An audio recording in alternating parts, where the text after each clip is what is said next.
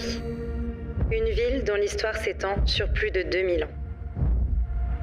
Les Romains, qui baptisèrent Lutèce cette ville située sur les rives de la Seine, y plantèrent leurs drapeaux et posèrent les jalons pour des années à venir. Elle fut d'abord connue sous le nom de Civitas Parisorum, puis simplement Paris. Puis vint le siège. Les Vikings ont pillé, brûlant tout sur leur passage. Pendant longtemps, ils ont semblé invincibles. Mais la ville allait grandir. De nouveaux monuments emblématiques ont été construits à Paris, qui sont encore debout aujourd'hui. L'église Saint-Germain-des-Prés, le Louvre, la basilique Saint-Denis. Mais au fil du temps, une classe sociale est restée au sommet. Elle a défini et ouvert la voie à un pays sous un empire qui semblait indestructible. Mais tout empire est voué à tomber et, grâce à son nouveau potentiel, la ville est devenue le cœur battant de la créativité, des possibilités et de l'art. Elle a fait découvrir au monde de nouvelles idées, de nouveaux monuments emblématiques. Et aujourd'hui, avec une population de plus de 2 millions d'habitants, la ville a survécu à travers l'histoire, même face à de grandes adversités et à de grands changements. Il n'y a jamais eu d'espoir plus brillant pour l'avenir. Un avenir que n'importe qui dans cette grande ville pourrait embrasser. La seule question est, qui écrira le prochain chapitre? L'histoire s'écrit ici.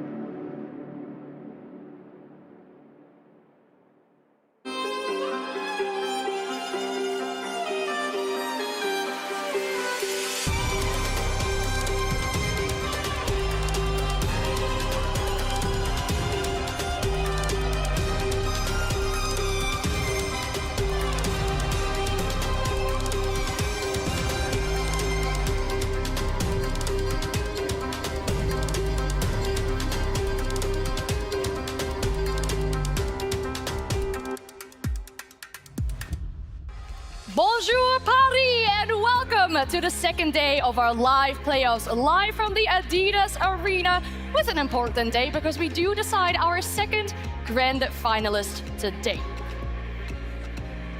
It is not only that, it is also Valentine's Day. We are in the city of love, and despite that, hearts will be broken today because two teams will fall just short of making it to the grand final. My name is Anne, I'm your host for today, and joining me in our studio, we have Fresh and Alfama.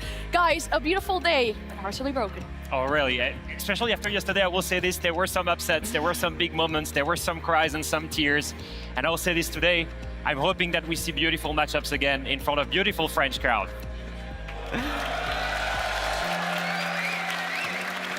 I hope they're not still bitter about Falcons losing yesterday, because of course they can make that lower bracket run. It was a phenomenal day of Siege yesterday, and it's only going to get better yet today. Hey, they might escape the curse with the way the bracket's folding out. Then we can have a look at our bracket as well. We have our best 4 teams in the world as of currently remaining. FaZe is already qualified to the grand final. We saw that happen yesterday. Means they have an off day today, and there's going to be an absolute brawl in our lower bracket. Yeah, if we look at these teams, I don't see any surprises, but I would say, before the event, we would have said maybe it would have been Falcons, Furia, M80, FaZe. 2 of them are missing the call. Furia was sent home yesterday, M80 before that, and that leaves spots for challengers. Fluxo W7M, maybe the Princes of Brazil, and Team Secret, the Princes of Europe. And those 2 challengers have both actually won events in the last 18 months. Of course, Secret winning Esports World Cup, W7M back in the day in Montreal winning that major as well. So even though they're challengers, both have got pedigree of winning it out on the main stage. We've had a lot here on stage yesterday. 3 important matches, so it's time to take a look at exactly what happened yesterday.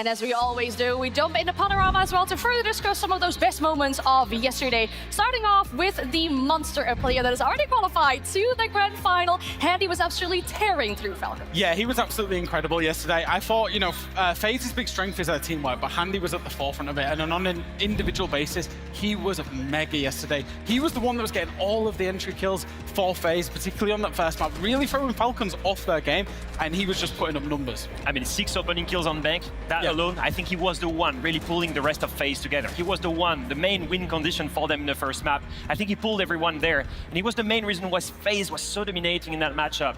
It took a lot for him to go and do that against Falcons, but what a player. That consistency on Handy, it's always so impressive.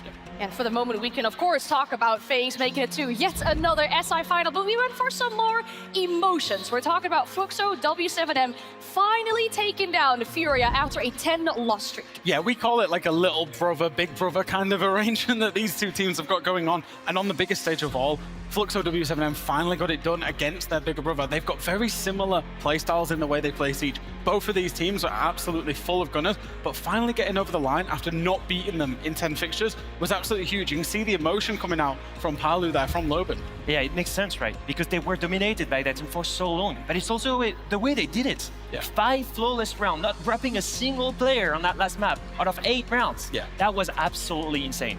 That means they're playing more matches today. We'll transition into our must-see, and we can pick their match that they're playing as the very first one here on the stage. But let's be honest, that last one though, the lower bracket final, whoever wins that matchup goes up against Falcons. That is our match of the day. Whatever happens, and we have beautiful storylines. If W7M and Fluxo win this, Palu may get a shot at a grand final. If Falcons win this, they get another shot at lifting the hammer, and maybe this time in Paris.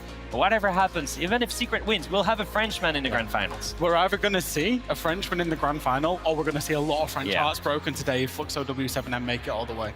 Well, whatever happens, we will decide a grand finalist today.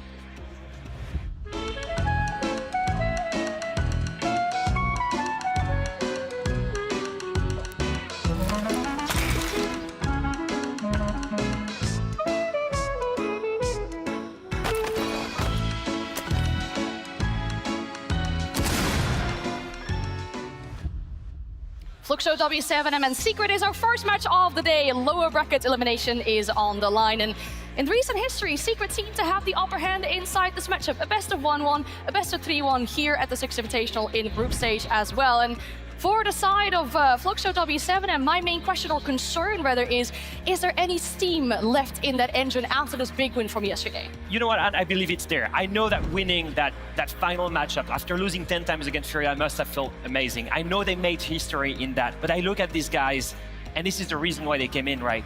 They're here to take down more Brazilian teams. They're here to prove that Brazil has a lot of talent. And they showed that yesterday. They're a team that has so much potential. Ever since the addition of Palu, they were built as a super team to go and reach a grand final and lift a hammer. I think they've got that steam in them. They've got that hunger. Yeah, Loban said to us all the way back in group stage, he said, actually, I think this is the final form of this team. I think we can go all the way. Yes, the victory yesterday will have been massive for their mental, but it's not their end game. It's not their end goal. That is going to be winning the hammer. And I know that we gotta stay unbiased here in the studio, but there's one player on the side of Fluxo W7M. When you look at the player, it's just that deserving factor. Yeah, the fact that he deserves this, why does it matter to him? Why does it matter to him to lift that trophy? And that player is Palu. I think if I look back at the last time he was in Paris, it was a very, very emotional moment in his career. He played in the grand final of Six Invitational just after losing his father. He chose to commit to his dream. Eventually, he lost that grand final, but still, it showed a lot of character from him. After that, he reached other grand finals, right? He tried it so hard. He stuck 6 years with Team Liquid. Yeah. And eventually, he jumped ships because he thought, with that roster, I may have a chance. And looking at those pictures, Jack, it's just so much emotion. Yeah, absolutely. Whatever happens with Palu, he will go down as a Hall of Fame player within this esport, within this ecosystem. He is, for the longevity reasons, he has been at the top of his game for so long. And he's phenomenal. Even, in this tournament, he's got the best KD, he's got the most clutches, the second best survival rate.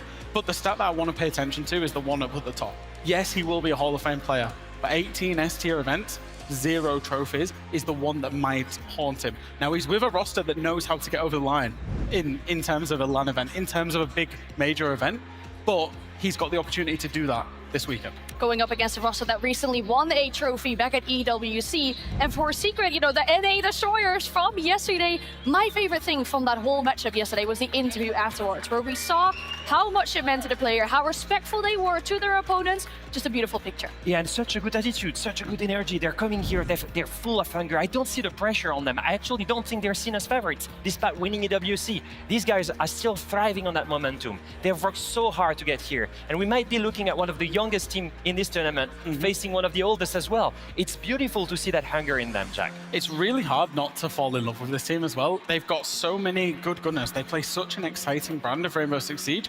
And realistically, they make you want to watch this game because of how they play, how confident they are, how humble they are. I think as a team, they are a very, very young team, as Leo just mentioned.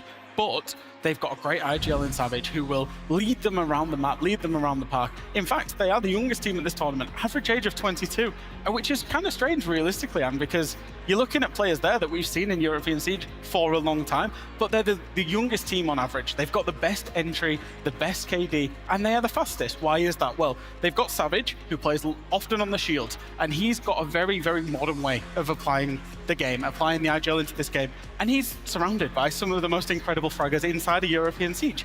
You've got Mowgli, frontman in a lot of his former teams, frontman in this team, the same with Noah, and then Doom and Adrian kind of filling up that middle line and the back line.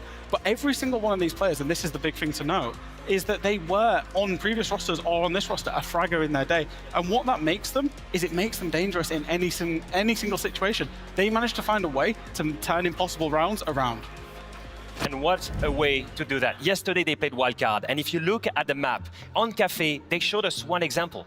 It was attacking the top floor bomb site. They only have 3 players alive, and 5 defenders are facing them. And if you look at this, they actually have a crossfire here into Freezer, another crossfire into White Hallway. In what world is Secret winning this 3v5? Let's take a look at real footage. Let's take a look at what happens in their heads. You see all of the defenders here, and the main thing is you look for weakness. You look for a gap somewhere. And so if we look at the position with the Azami here in Cocktail, we see the Wamai as well, we see the Warden hiding in tops, but most importantly, look at this. Jagger is isolated in Freezer.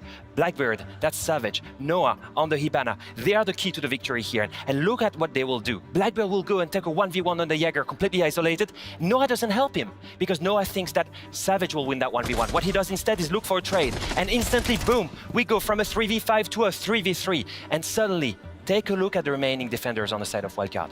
3 players, all grouped up. The Predator has become a little prey. And if we look at this, everyone on the side of Secret can now collapse Savage and Mowgli from one side, Noah from the other. From a 3v5 to a 3v3, it's now them that have the upper hand. Noah wins another gunfight. Mowgli can down, play aggressive, behind Savage, and take another one. And from a 3v5, we go down to a 3v0. That's what makes Secret so amazing. They've got great fragger, yes, but they will find a way to turn around a round that was impossible into a victory. Something we've seen time and time again from Secret here on the stage as well. And with this being a best of 3, a rematch, the last time they played, it was quite close on all these maps as well. That's why I'm really curious to see if we'll see similar maps as that matchup or new ones. Yeah, well, the map veto is a little bit interesting. There's a little bit of tomfoolery going on. We're going to see Fluxo W7M picking Nighthaven Labs, which is a map that Secret beat them on inside of group stage. But it doesn't stop there as well. Secret, they've picked Chalet. Even though they love the map, it was a map actually that Fluxo W7M yesterday picked up against Furia. And there's a little bit of mind games going on. And of course, if we get there, first time for Fortress on the main stage. Now this is going to be a big one. And I am just looking at the middle of this and I'm thinking of Chalet once again. I look at 2 teams that probably have some of the best gunners in the world. And what is the key word for Chalet? That Savage said all the way at the beginning of this event, gunfights. They have some of the best gunners, all about the gunfight. It will be an amazing matchup on that map. I feel like we got a bit of the crowd's response as well there when the map veto came on, and the potential of our first Fortress here to either upset or make the crowd very happy. Do you think we'll get to a decider? I think we deserve it. I think it's SI, men's stage. We need a 3rd map to make it epic. Yeah, both of these teams have got enough quality on their day to beat absolutely anybody. If both teams turn up, I don't see a reason we wouldn't go 3 maps. And if we do go to a 3rd map, or even if we don't, who's taking this matchup? Obviously, we've got to say Secret. Secret, yeah. We're in agreement with this one. We're in agreement. Maybe scared of the crowd in this potential as well. I totally understand it. EU versus Brazil is our first elimination match here at the Six Invitational, day 2 of the live playouts. It's time to welcome our teams to the stage. Joyeux Saint-Valentin tout le monde! Happy Valentine's Day, everybody. There is nowhere else we would rather be than the City of Love, celebrating the game that we love. 10 years of Six Invitationals, and this time we are in Paris. I'm so excited for this, Milos. The master, he is the man who knows about 1 million languages, but you're speaking French this weekend. Today we speak the language of love. Aujourd'hui on parle le langage de l'amour. Il n'y a pas de plus grand amour dans tout ce monde. Ce Saint-Valentin à Paris que l'amour qu'on a pour Rainbow Six Siege. Bien sûr, une belle journée qu'on a eue hier et on continue avec 4 équipes, une 4e qui attend à la finale et 3 qui s'affrontent pour avoir ce dernier spot demain. Now, of course, there's a lot to celebrate this weekend. And there are very rarely any certainties at a Six Invitational, but we do have one. We have some very dangerous Brazilians in FaZe Clan waiting in the wings, looking for a challenger for this hammer. Who will it be, Milos? C'est la grande question, c'est big question. Certainement, on arrive au Six Invitational chaque année et chaque fois, il n'y a qu'une seule qui est garantie. C'est le fait qu'il n'y a qu'une équipe qui attend dans la finale. Cette fois, c'est FaZe Clan qui attend demain pour pouvoir peut-être lancer le marteau. La 2e fois, back-to-back qu'ils auront fait. Peut-être, ça dépend des 3 autres équipes qui vont s'affronter aujourd'hui pour cet honneur dans la grande finale, ici en direct à Paris. For day 2 of the Six Invitational 2026, let's welcome our first team.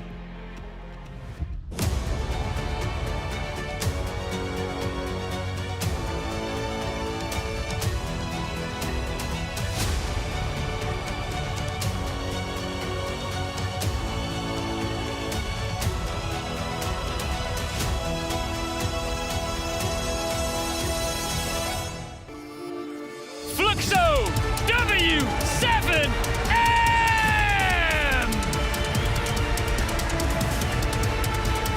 You can hear this crowd cheering this Brazilian team on. It's for many reasons, of course. They've been playing spectacularly so far here at SI, but with Palu, one of the greatest players to ever play, looking for his first major triumph here, and he's got this French crowd behind him. And their opponents.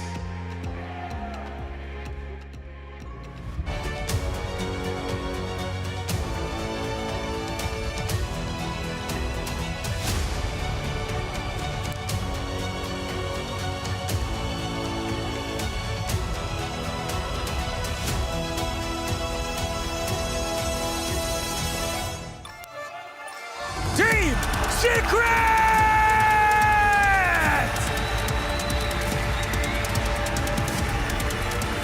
Ce n'est aucun secret l'amour que Paris et toute l'Europe a pour cette équipe. Que ce soit Noah, Mowgli, Adrian, Savajujum, ces 5 sont là pour gagner. Un immense effort à Munich. Ils reviennent à Paris, la ville de l'amour, la ville éternelle. Pour ce seul bout, peut-être qu'ils joueront en direct pour vous demain. It just got loud in the Adidas Arena. Noah, come and join us, and Palu as well. We'll have a brief moment together in front of the crowd and our audience watching at home before you get into what I know is a crucial and important matchup for you both, the best of 3 that will determine whether or not your journey lives on throughout today. Any final words from yourself, Noah? I don't really care about them. Just keep being an amazing crowd and we're gonna do good today. Ça m'est égal ce qu'ils font, Floxo. Pour moi, c'est le plus important, c'est vous, ici, dans l'arène. Vous donnez notre énergie et on gagnera pour vous. Palu, he's fired up. He loves the stage. You've been on here 1 million times. You're now an expecting dad. Anything you want to say to him? Just have fun. Like, it's gonna be a great match. People will cheer against us, but that's fine. It's part of the game. Let's play our best. It's a tough one. Les chants ici, the whole thing, the crowd. Ça leur est égal. En fait, pour eux, c'est juste le fait qu'il y a des cris ici. Palu, il est prêt pour gagner. It's a tough one to call. Can we get a handshake here? Go and take your seats. Both men and their teams want to keep the dream well and truly alive. Let's get into this first matchup on the main stage on day 2. C'est parti. C'est parti. Well, thank you very much, guys, over on the desk. This is a big one. It's a very exciting one for more than one reason. I'm Des, this is Tim. And Tim, we've got someone in the middle. There Who's is. this guy? We've added somebody, as we always like to. We got a special guest. We got Bolo. What's up, guys? But honestly, believe it or not, if you win an SI, you can kind of convince absolutely anybody to do anything. So here I am with the absolute GOATs, and I'm ready for an absolute banger of a match with Flux of W7M and Secret. It's going to be an incredible one. We've seen these guys play throughout the tournament. I think Secret, there's expectations here, winning EWC, coming to an SI. Is it their time to win something big? We'll find out. Tim, what about Fluxo? Well, you know, there's a lot of excitement around this one, Des. It's a game where opportunity and dreams collide for Palu. The opportunity to continue his quest for a first major title. For Mowgli, 2 more wins to make real the dream of a grand final on home soil. This one doesn't come much bigger, Des. This is Fluxo versus Team Secret, and we're ready to get underway right now.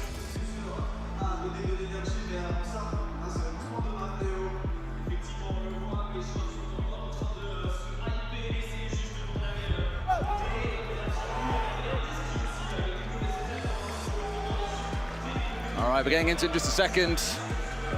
Teams, final handshakes, final well wishes. Because come the end of this series, Tim, one of them, unfortunately, has to go home. You've been here on a big stage before, and we were asking you before we came live, is it more nervous being stood here or being stood up there? And you said, well, this is the first time for everything. Yep. I think genuinely, I mean, I'm a little nervous right now, I'm not gonna lie, because we got parents of these players watching and waiting for their children to make their dreams come true, and they just have some old guy who won a tournament talking about their hopes and dreams, right? So I think the first time on a caster station, I'm nervous. The first time I ever played, nervous. But the thing is with these guys, they have all been here before. All these guys, seasoned players, won events, been in grand finals, absolute legends and veterans here. It was a while ago now, but do you still remember that moment of lifting the hammer? Oh, of course. You keep talking about it. I'm gonna start crying. Don't you do it. Don't you do it. Of course. I relive it every single second I get, especially when you're in Paris, when you're at the Six Invitational and everybody is fighting for the title. You know, you get a little goosebumps. You know what they're feeling. You know how badly they want this. And it's honestly quite an honor to be able to relive and say, I know what they're fighting for, I know what they're feeling, and you can see it from outside in. It's unreal, and I wish them the best. Aw, that's very heartfelt. Another interesting That was very angle. nice. Yeah. It was I'm not normally that nice. And to continue that, like another interesting angle here, of course, is Mowgli has got that added level of like trying to do it on home soil. You were in Sweden, of course, and it was a little bit of a different SI that year. I don't know any Swedes. Can you even imagine having done something like that back at home? Oh, that would have been absolutely amazing. I mean, I had the pleasure to play in front of my parents, my family, one time, USN 2019. Didn't do so hot, but you know, they had that happen at least once, right? And I think home soil, especially for Mowgli, would be like that's the dream. Top feeling. Top feeling. Did your dad come over afterwards and was like, I'm not angry, I'm just disappointed. Did it hit you with that one? No, because he doesn't even know what's going on. He's like, you shot people, cool. He's like, round one. He's like, all right, they got one. It's like, oh, wrong team. Wrong team, buddy. Wrong team. Well, let's talk more about this map as well. Of course, we're going into labs. You've seen the veto come through and heard the dev speak about it as well, that it's a really fascinating one. Fortress, I would love to see as that map that both teams have played. They've lost. We haven't seen enough of it yet. I don't think I really want to see more before the tournament is out. And we looked at it coming in towards labs. You know, great map coming out for Fluxo, Tim. They're off to a strong start if they can get this one over the line. Yeah, definitely. So I was looking at the maps last night thinking, as we always do, where are we likely to end up here? There's a few that I thought we might see that we're not. You know, I didn't know if we'd maybe get a little club thrown in the mix. Both teams have been pretty good there, but not so good that you might want to take it away. I was a little surprised to see Nighthaven, you know, making it in through that ban, but Fluxo W7M love it. And initially, I had a little bit of a feeling of a 2-0 Secret with that home advantage. I look at the maps now, and I think, I don't know, I think we might have a bit of Fortress on our hands here, Bo. I mean, I'm with Des here. I really hope for a Fortress, especially, you know, I never really even played it, so this is my chance to, like, really understand what's exactly going on Fortress. And I was agreeing with you. I still don't think any of us fully understand. We're not at that point. It's always evolving. It's always evolving. You know why he's really here? It's because we get the second monitor where we can see top down, so we get to really see Fortress now. He's here for it. That's why he's studying. No other reason. Yeah, a little insight. The casters have 2 monitors here. They have the POV of the observer that everybody sees, and then, of course, they have a top-down view. It's like your eyes in the sky, and that is an absolute dream as a spectator. But going back to the match, I was really thinking a Secret 2-0. And I think and I hope we make it to Fortress. And especially Labs to start this off, absolutely banger map. I'm a huge fan of spectating, and maybe I'll be a fan of casting. You never know. You really don't. And just a heads up to you at home, yes, we are doing a little bit of fill here. We've got a couple of lobby problems we're getting sorted out now with the admins. We'll keep you updated as we hear more about that. But this is my favorite time of broadcast because this is where you have to fill time, and this is normally where I talk absolute tripe and nonsense. Yeah. So what do you want to talk about, Bo? Oh, I don't know. I thought we were going to, start like hugging, maybe a little smoochy here. It's Valentine's Day. Happy Valentine's Day to all the beautiful people out there and spending that wonderful day watching the Six Invitational. Hopefully you get all cozied up, bottle of wine with your loved one, and ready for a great banger match for hopes and dreams of many players today. I'm not sure I'd get away with watching Siege on Valentine's Day with my wife, I'll be honest. I think I could convince it, it's my bread and butter, right? It's like, listen, I'll give you this here, and then we'll do all the nice fancy Valentine's Day steak dinner, everything else. I mean, it's, outside of the Siege, it's quite an interesting, because I haven't been at home for Valentine's Day for 8 years. But we are always having to make it up. I always send her a gift, I always make sure there's a card, but it's not really a thing. For sure. I'm always working. Yeah, Siege players, Siege casters, Siege talents, they know the struggles of the absence of Valentine's Day. It just comes with the life. You'll be really doing it to us, huh? Yeah. They're making our life back home hard. What are you doing, guys? What are you doing? We'll see when we get into it, of course, quite soon. Paris itself this year has been quite good fun. It's been a while since we've been back as well, Tim. It's been nice being back here this last couple of weeks. Yeah, I mean, obviously, we were fortunate enough to spend a lot of time in Paris through the ODUL days. And we, I can speak for myself. I absolutely love the city. I think it's a brilliant place, and being back here for the biggest tournament of all, of course. We had that Paris Major years and years ago, but being able to see the Six Invitational back at the home of Ubisoft in such a beautiful city, it's been a phenomenal thing. I think the staging that we've got, the Toile de Jouy hanging off, the sledgehammer, just everything about it is just chef's kiss. I want to be the guy flying the drone around. During rehearsal, we saw it just whizzing around the arena. Yeah. Real cool. Obviously a beautiful stage as well. Like, I promised we wouldn't talk about the flowers, but I'm going to talk about the flowers. Lovely stage setup we've got. I love the glass doors, my favorite. When we open those up, mwah. Well, it's quite interesting because I was talking to you earlier, but wasn't I? Because I took a photograph earlier when it was quiet from behind the doors as like a POV what it's like to walk out at the Six Invitational, and you said the players are being spoiled a little bit with the glass doors. Usually it's just a bit of a curtain. Yeah, back in my day, all I had was just behind the big screens, and there's just some Polish man saying go, walk left, and now we have stained glass doors. We have doormen in Paris. I mean, honestly, it makes sense. It makes sense. It really they're different because we've now got Danish people who say to us, okay, go. That's true. Producer Tommy and the team behind the scenes, of course, doing a wonderful job here. We'll get ourselves into it very, very shortly. As said, we're just waiting for a couple of lobby issues to be resolved, and then we can dive straight into this game. Of course, not forgetting that whoever wins this game has also then got to play later on as well. They'll get a little break in the middle to, I won't quite say rest and recover, but they've got to be ready, Tim. Yeah, for sure. How did you manage that kind of a day, boss? So you get up in the morning, and often you're going to play one game. You're focused on that one game. Like, particularly I'm thinking about the prep. So a lot of prep goes into a game from all the analysts, the coach, everything else for a team. How do you prep for that second game? You don't know who it's going to be. You've got a limited time to find out. What's the process I mean, that is all behind-the-scenes magic by the coaching staff, right? Every event, all the coaching staffs, they forfeit their sleep. They prep and prep and prep because, of course, you're going to prepare for the best case scenario. We're gonna win this loser semi. We're gonna play loser finals. Then the next day, we gotta play grand finals. So it's just nonstop. Every map, every variable needs to be accounted for so that the players can be rested, ready and prepared for their match, individually recovered, and of course leading into the next series is just a breakdown from the coach. So they kind of try to take as much of that weight off you as a player as possible, so you can just be focused. But I've got a question on that, because obviously then you as players, like, it could be very, very short time before that next game. You get dumped, okay, here's all the counter prep, here's how they play drones, here's how they play that map, here's what you've got to do to respond to it. How do you internalize and store all that? Because that's a lot of info to get dropped on you. Well, a lot of people, they're like, okay, is it a advantage by not playing and waiting for your opponent, or is it an advantage playing the loser bracket and winning? And I've always been in the side of, if you had a 100% guarantee that you would win the loser match and then go into the second match of the day, I would take that every day of the week, so you have the reps, you have the warm-up, you have the chemistry on the day, and you know you're battle ready. You feel like you're just going into that one. It's kind of like map 4. Yeah, it's like another wave. It's like another wave. Yeah. It's interesting, very interesting. It's a part of the game that we don't really get to see. Like, we know that analysts and coaching staff are absolute socks off at these events as well, because like you say, there's so many games they can come into every single day, but same for you guys. Yeah, there'll be times at events. You see your coach, you say good night, you come back in the morning, same spot, good morning. Well, we are pretty much ready to go, guys. Thank you for your patience. Labs awaits in the first game of this series. 9 for 1, can't wait to see how it's gonna go. Let's lock in. Here's Labs.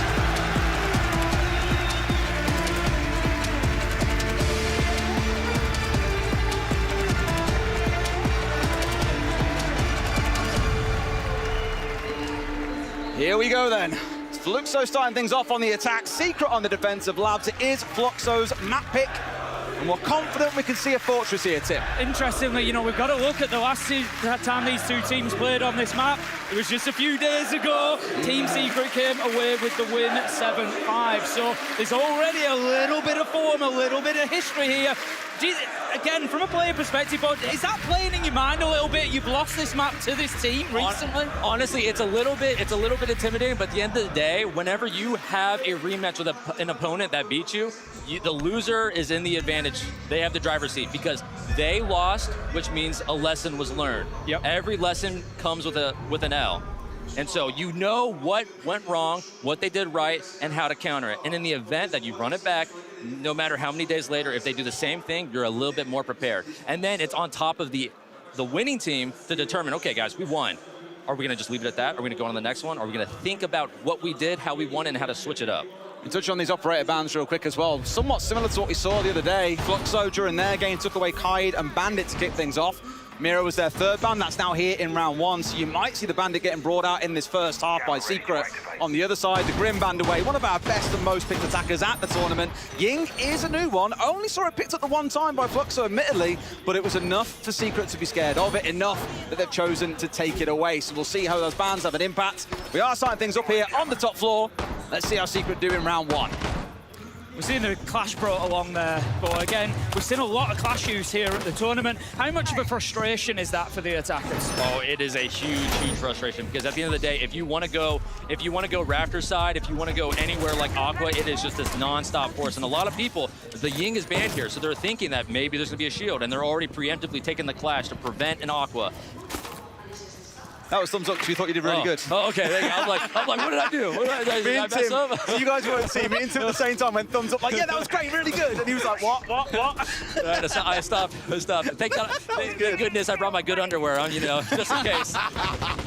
Lucky underwear for Valentine's Day and a semi-final. Who can complain about that?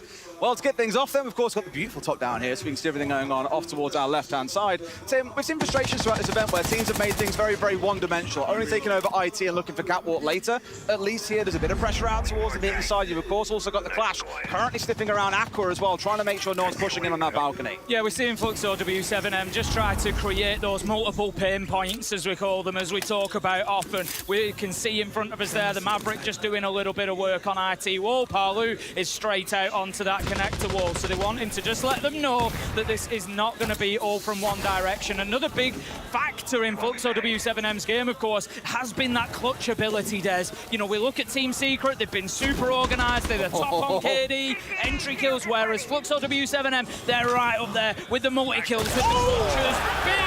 Big start from Savage, though, talking about those entries, manages to hit dots. It's an oldie but a goodie that Nitro finds him. I thought he'd get two then, Tim. I saw the rappel come down. I thought, oh no, surely not. That could have been disastrous. Yeah, Dots is going to be eating himself up because that wall is still banded. That Nitro, if it touches, it's gone. Dots made the hole that ended up in his demise. Wonderful stuff and a great start to it. Indeed, they can still get the wall opened up. They'll just take a little bit more time. Secret here, really trying to run that clock down and just see Fluxo struggle in the dying seconds. You've got Lobin now starting to pressure on Catwalk. This is going to be good for W7M because it's going to take a little bit of that pressure because Secret has to start fronting this up. And there you go, it opens up a little bit of space. Volks manages to pick up Adrian. That's the clash gone as well. That's a real big pickup for Fluxo W7M. Volks manages to take a quick peek and get another. Can he find a third? No, he can't. Savage steps out with the shotty. Even with the flash coming on through, he finds his man, and that takes away a lot of that IT pressure. They've now regained that ground, and 2 kills come out for Dodettes. Following for the last round 1 to Fluxo. Absolutely huge round out of Volks right there. Honestly, I was scared with this clash because it seemed like everything was kind of falling apart. Dots, opening kill on that breach, losing the map. They had to re-evaluate what they wanted to do. Nade the bandit, ace the wall. But if they wanted to go conside, which it seemed like they were setting up to do, that clash would have been a huge wrench in their plan. And Volps just said, you know what? I'm Volps. I'm going to just walk at these guys. I kill the clash. I get a great shot on a zombie, opening up more pressure into the pillar. Huge round out of him. I think Fluxo W7M again showing us that it's that ability, like I said at the beginning of the round. They are, when you look at the numbers to this tournament, Fluxo W7M are biggest when we're looking at multi-kills and clutches. It doesn't matter that they've lost that entry kill. It doesn't matter that they're on the back foot. This Brazilian side have shown such an ability through this tournament to turn those rounds upside down, particularly Parlu. I know it was Volps in this case, but Parlu's numbers for those clutches are top of the table. They're off the charts, and it's just, it must be difficult to play against a team like that, because surely you sat there thinking, right, yeah, we're 5v4, with, you know, maybe even 5v3, but in the back of your mind you're thinking, these guys keep winning these. Yes, for sure. I mean, that's one of the, to kind of tap into the Brazilian mindset. It's like everybody's a gunner, everybody can clutch, and of course you have. I mean, I'm gonna play on the Volps harp again here right now. He is such a smart player, but he will still make those plays. He will still play those wild card entries and just open up the round completely, and it's amazing to see. Let's see how this round plays out then. Looks off to a flying start. Secret, admittedly, yesterday, Tim, they clutched out a lot of man disadvantage rounds that came out pretty big. They've just been shown in round 1 that other teams can do exactly the same to them. So there's going to be a bit of composure required. Dots across onto the blitz in this round. Tim, when we've seen a lot of blitz throughout this tournament, it's because a team wants to go pretty fast. They don't want to slow it down. They want to be aggressive at some stage. It doesn't mean straight away. They can start slow and go fast later, or it can be an outright rush. That's it. It's not always, you know, necessarily aimed at sight. It can be aimed at an aggressive roam clearance. It can be, you know, aimed at, especially on a site like this, you're going to have those players up on top floor. Get in there and bully them away. Create that space. Straight in as well, Dots down pretty low as he takes frame with a nasty shot towards Dodettes, comes across for the second, almost finds the third, but Parlu gets him first, down to a 3v3, initial chaos started to settle here, and it's Secret coming out on top. The C4 meaning he doesn't find Logan as he retreats back or backward, but both Volps and Logan are low. This is looking bad, Tim. Yeah, it's not ideal for Fluxo W7M at the minute. They've got Volps just kind of wandering around site at the minute. He's just having a little look underneath, see if he can find anything, get anything going. He does manage to down Noah. That brings us back to a 2v2. Not looking too bad. Diffuser still to be recovered up on Cargos, we've just seen. Noah will get finished off here. Dancing around the pillar is very, very best as we come towards that latter half of the round. It's easy to forget. There's still 75 seconds to go. Yeah, I'm a little scared. I'm a little scared for Volps here. He is in a 1v2 inside. I think Lobin is just kind of waiting for anything to happen here. It's really on Volts to make it happen here. Flash comes forward to at least try and push the man away and does so successfully. They know that diffuser's up in cargo. They know they've got to fight for it. And really, maybe it's on Lobin here. He's still working his way up, as you say, on that first floor. He's not going to be able to assist his teammate here, trying to get a bit too much done. Does get the diffuser and has a minute to clutch, Tim. Yeah, I think the loss of that diffuser in no man's land there at the top of cargo has really cost Fluxo W7M here, because like you said, but Volps was in sight for so long on his own in that 1v2, and as soon as Secret recognised that, they just doubled up on him and got the kill. So now they're in a position that they can just hold their angles there. So smart as well from Doom and Savage that they realise as that frag crowd comes through, they won't have the 2v1. Back straight in towards Sank. Doesn't want to stay there for that engagement where the swing comes in from Lobin and leaves his teammate in a 1v1. Very smart close. Yeah, I mean, kind of what Ace was saying in the prep right there. When they have the blitz, they want to go fast. And on that lineup, you might have noticed no vert. So their intention that whole entire round was swarm the first floor, isolate the first floor, third floor doesn't matter, and just get kills. No matter what, get kills. We don't care about utility. Clear the map, fight the bodies. But the thing that sucks is that Volps continued that plan. He kept going through, hit the site, but he doesn't have case. He's like, where are you guys? Yeah, it's like, where is everybody? Lobin, I need help. There's 2 guys on me. What are you doing, man? Someone wrote that down wrong on the strat sheet. It was meant to be get kills, like you say, but instead it was get kill. Both players falling down so early as well. It's a shame because you could see again the brilliance of the plan coming together with the line, the blitz, but it did collapse in front of their very eyes. But Tim, my favorite thing about it, both teams have got a round on the board. Nice warm start for both. Yeah, we know that this is going to be a close matchup. I personally am very much looking forward to Fortress if we get there, and one start at least starts lining us up like that. What does the script say? What does the script? I mean, I'll Does just it say check, Fortress? but I can't reveal that. I can't reveal that. I actually see it right there, and I mean, This is it. You know, we're on a bound to keep it under wraps. We're contractual, we can't talk about it. You can leak. It's totally fine. Yeah, maybe we need a drone operator over here to do a flyby. Right, that's how things were back in round 1 with Adrian across on towards that clash. Slow start for him, had a brilliant series yesterday. Top rated for his team overall. Him and Mowgli absolutely lights out. And admittedly playing on a clash, you're not expected to walk away with tons of kills, Tim. But of course, we don't want to see him going down in the entry in this round as he was previously.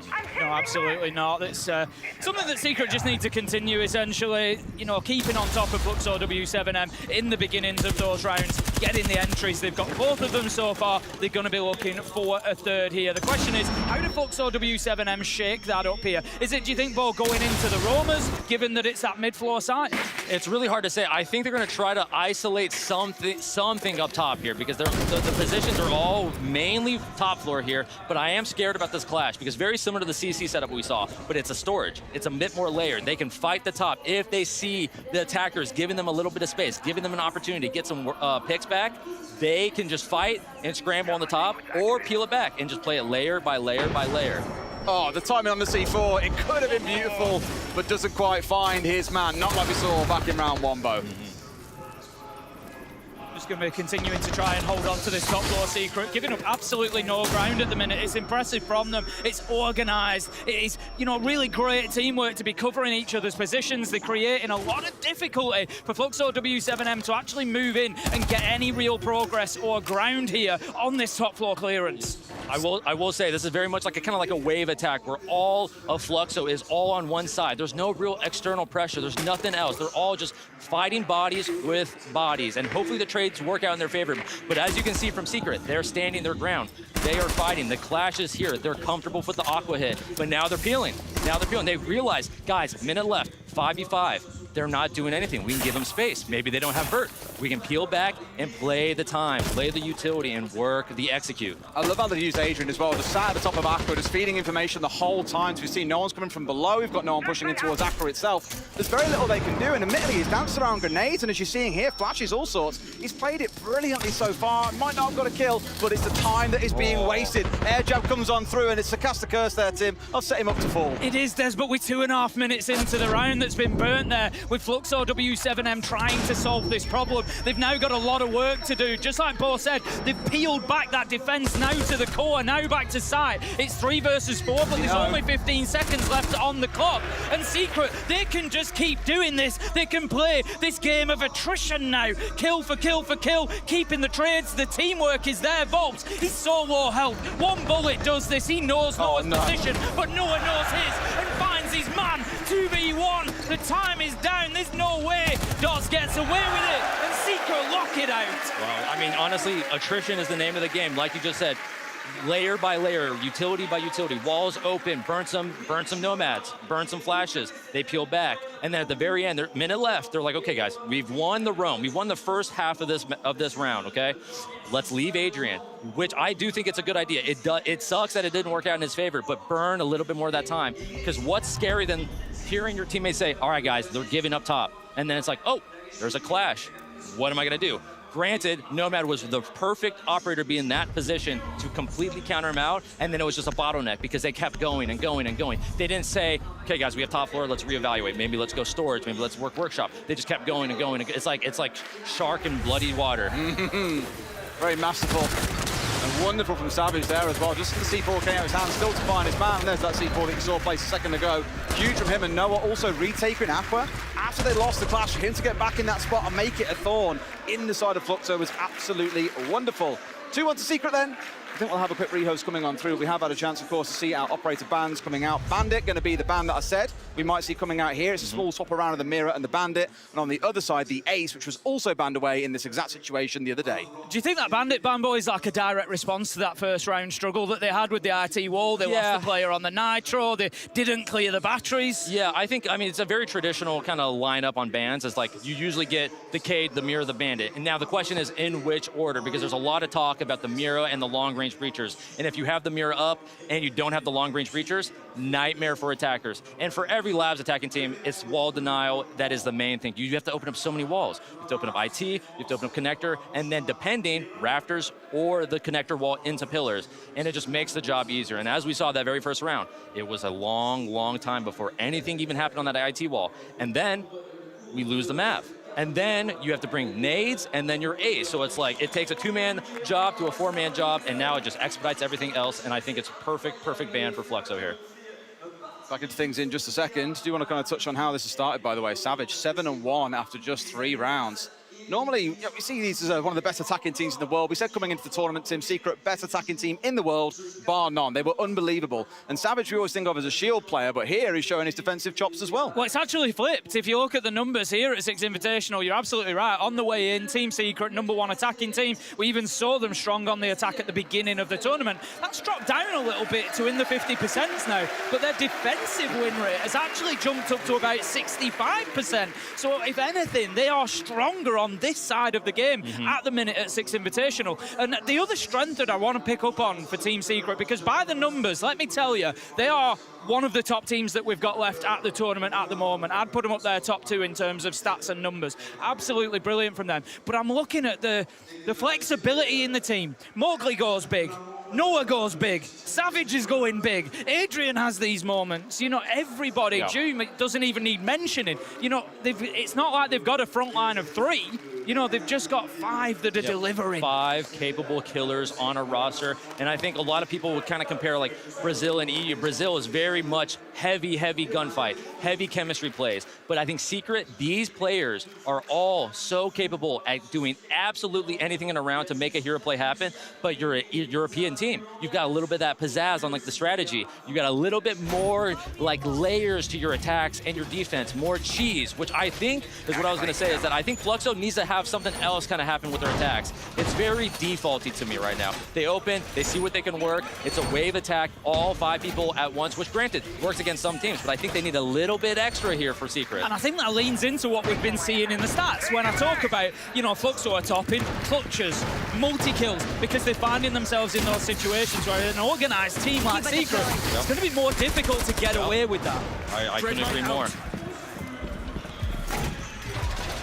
Okay, back underway. Let's see how things continue from here. Fair to say, Secret have shown a very impressive defense. We've seen some good ideas coming out from Fluxo, including that good start in round 1, but we've got to build on more and more off the back of that. It is their map pick. You do expect them to see struggling a little bit more on the attacking side rather than on the defense, Tim. As I always say, there are 2 halves to a game of Siege. It could be very different once we get to that round 7. Yeah, absolutely. I mean, we can see there's a bit of a switch up in the attacking lineup here.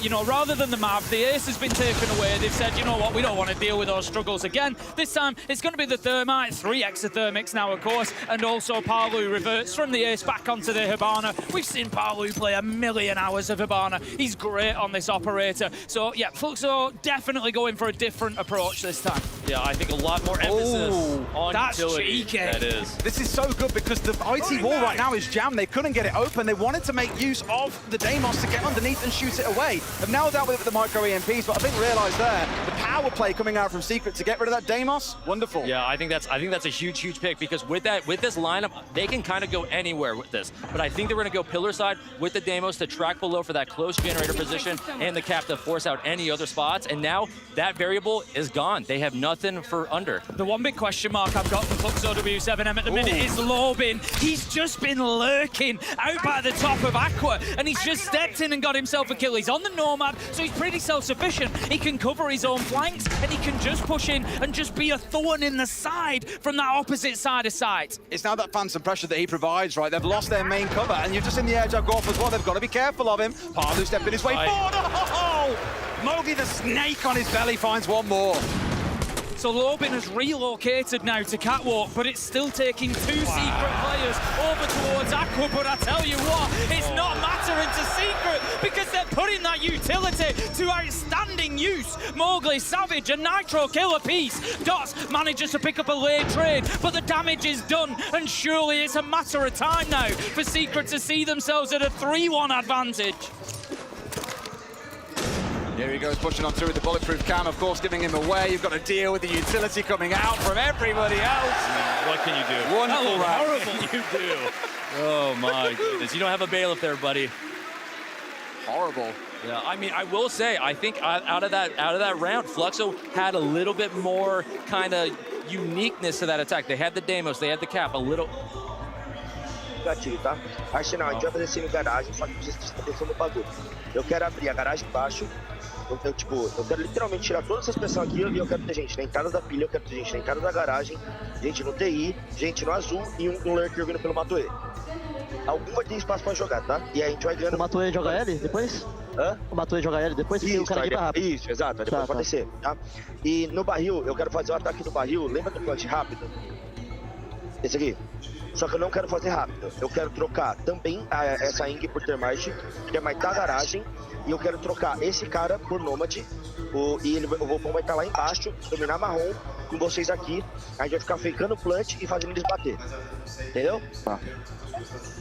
Bora caralho, vou trazer porra. I truly wonder what he said in that timeout, because what I was saying is that I actually liked that attack a little bit more. You saw them trying to do a fast play with that thermite on the IT wall, fast rafter door. In the end, it didn't work out because, of course, there was a jammer. The timing wasn't there.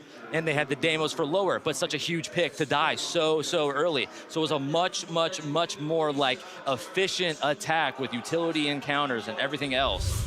I can't claim to speak Portuguese. That has not changed between our last broadcast and now, I'm afraid, Tim.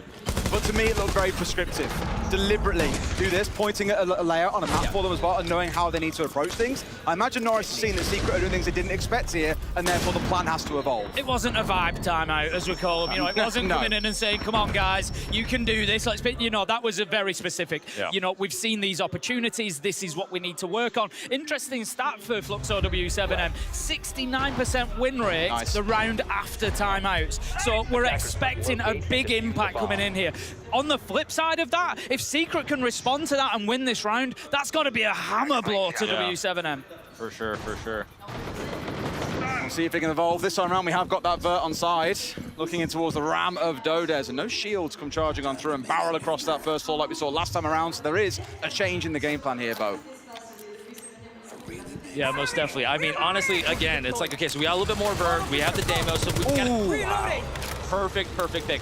Now they're aware of a Capcan. Honestly, it's so hard to get prep drones on Lab sometimes, so maybe that death saves his teammate. Even though they get the opening pick, that Capcan's presence is now aware to the attackers. Now they see the Legion, they're like, okay guys, these guys are running heavy traps. Be careful, let's clear the map. We have the Doke, we have the Deimos. Any stragglers left alive up top, we will find them. Once we find them, we have the ramp, and now they can end either side. They can go Animus box side, Pillar. They can go Assembly Exo. Really, this round is Fluxo's to determine right now. Especially with the amount of advantages that they've found so far, absolutely. Yeah, you're all right as well. It's again Secret leaning in towards slowing things down with the 4 trap operators they've got on side. Dodo's getting rid of Mowgli. This is the problem, I think, here, getting maybe a little bit too aggy here. Secret, it's worked well for them so far, but Fluxo found the answer. Yeah, they're starting to largely be forced back as well now, Secret. That top floor presence is gone. If we look across, everybody is now back towards that mid floor, and they're going to try to hold on from there. But Fluxo W7M can now, as you said, Bo, start to dictate the pace a little bit. They've got the top floor, they've got the Deimos tracks coming out. This is going to get real problematic for Secret real quick. Super low, but look at this. It is just suffocating Fluxo, finding anyone that is not in the bowels of this site and tearing them apart. The 9-1 Savage, all that stands between those 5 players. And Timmy spoke about that 69% stat. I think it's just about to get a lot better. I think it's definitely about to go up right now. Savage fighting back. He's had a big game so far, 9-1, but can do nothing about that.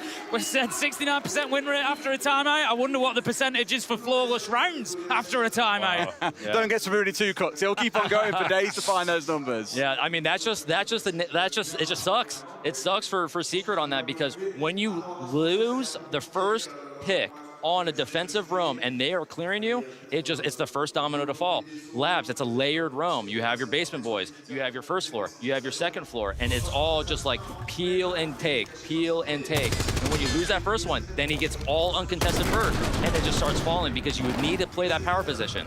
You want to play storage. If you're playing a roam, there's a storage player, and he wants to play there to die.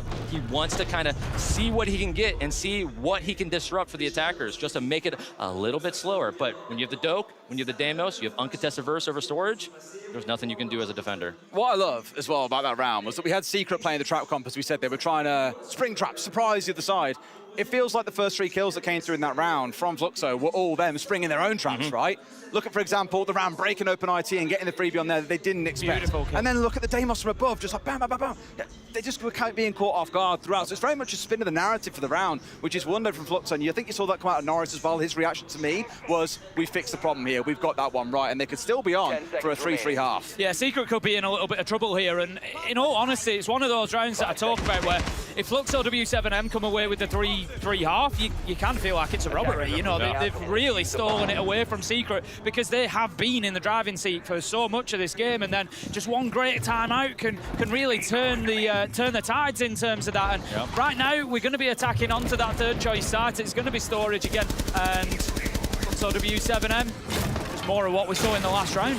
Yeah, I think kind of what you were saying is just the importance of a coach is just like it can really turn the tide of a game, because at the end of the day, one round can win you championships, and it's amazing to see that we have so many amazing coaches that have the stats to back up their performance. Well, last time around it was a big 3K from Savage on this site to keep them going, but I'd say it's pretty comfortable overall in terms of a round. So if you look at history, you probably say Secret quite looking likely for a 4-2 here. But as we've seen after that tack timeout, Fluxo can change things up. That 3-3 could still be on the way. We've got Dots going across on towards the shield. We spoke about the threat of the clash in previous rounds, Tim, but here the shield is on the other side. It's a really nice team performance from W7M at the minute as well. If you look across, there's Dordes on 6, everybody else has 3 kills, everybody's chipping in, whereas Secret have got a couple that are just a little bit quiet coming into this one so far, and if they can get that extra little bit of juice squeezed out of them, then it again is going to catapult them into a couple of rounds, might get them that advantage, that breathing space that they had back.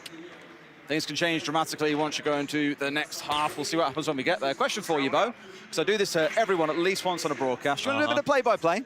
A little play-by-play. You want to do that? Honestly, you can take the round-ending moment. It's about to be a fast one, so you better get ready, because we are stacked up on forklift window. They looked at top and they said, we're not doing this, guys. We looked at Raptors, not doing this. So I think their best avenue approach is Volps in from the basement, coming up barrels, huge power position. Control has no idea he's even there. June taking the shots from the back. Mowgli trying to assist, but both the damage game is being won, but it's traded out immediately by a beautiful Nitro, but there's so much control. Dots has this guy cornered. Monty ADS, a little scary, but Mowgli in a corner. The Frenchman backed up. What will he do? He's getting tracked. He still barrels, though. This is still such a dicey play for the attackers, because there's still back pressure from Aqua. Monty's pressuring. That was good. That was very good. Like that? And it's still the pressure. Oh, I love it, man. Don't fall asleep to that. That was incredible. But here we go. 2 kills out. Mowgli getting rid of Dots. That was the pressure building up. The shield was the big one for them. Lobin in on the backside. Gets rid of Adrian. Converts onto a second onto the Frenchman. We're into a 2v2. Yeah, this crowd here in Paris needs absolutely no invitation to cheer every single secret kill and every single one that Mowgli finds as well. That's going to give them something else to shout about. Savage continues his great game, takes down Palu. 2 versus 1 now. Secret, 15 seconds left to go. They can use that third man, the clock. Wow. They can just let it tick down. They know that the push has to come, and Savage is going to pick up that final kill. Beautiful stuff from Secret. Yeah, as I was mentioning, like, they opened up IT. They were droning out Rafters. They have the Deimos, which is a perfect Rafter counter because Azami, the easiest operator to ping on that. Deimos, he loves that. Monty, he's looking around. He started to op IT. Then he went mud. They're like, okay, guys, this is a little bit too sketchy. Let's rotate this around. Which I think is a good play, but at the end of the day, they had no map control. They wasted probably, what, a minute just working and seeing what they could work, and then Volp's working basement, up barrels, which is a great hinge. Forklift jump, up barrels, outer pressure 90 side, or maybe even a lobby walk. I'm unsure exactly where the positions were. But at the end of the day, the trades looked like it was going in Fluxo's favor. That damage out of Volps, absolutely huge. But 1 Nitro, Mowgli, a huge, huge throw to help his boy Joom secure the first floor. Gigantic, and the trades just worked out in Secret's favor. What I love is it was a repeat. We were speaking about it at the start of that round. Oh, last time we were here, Savage got a 3K.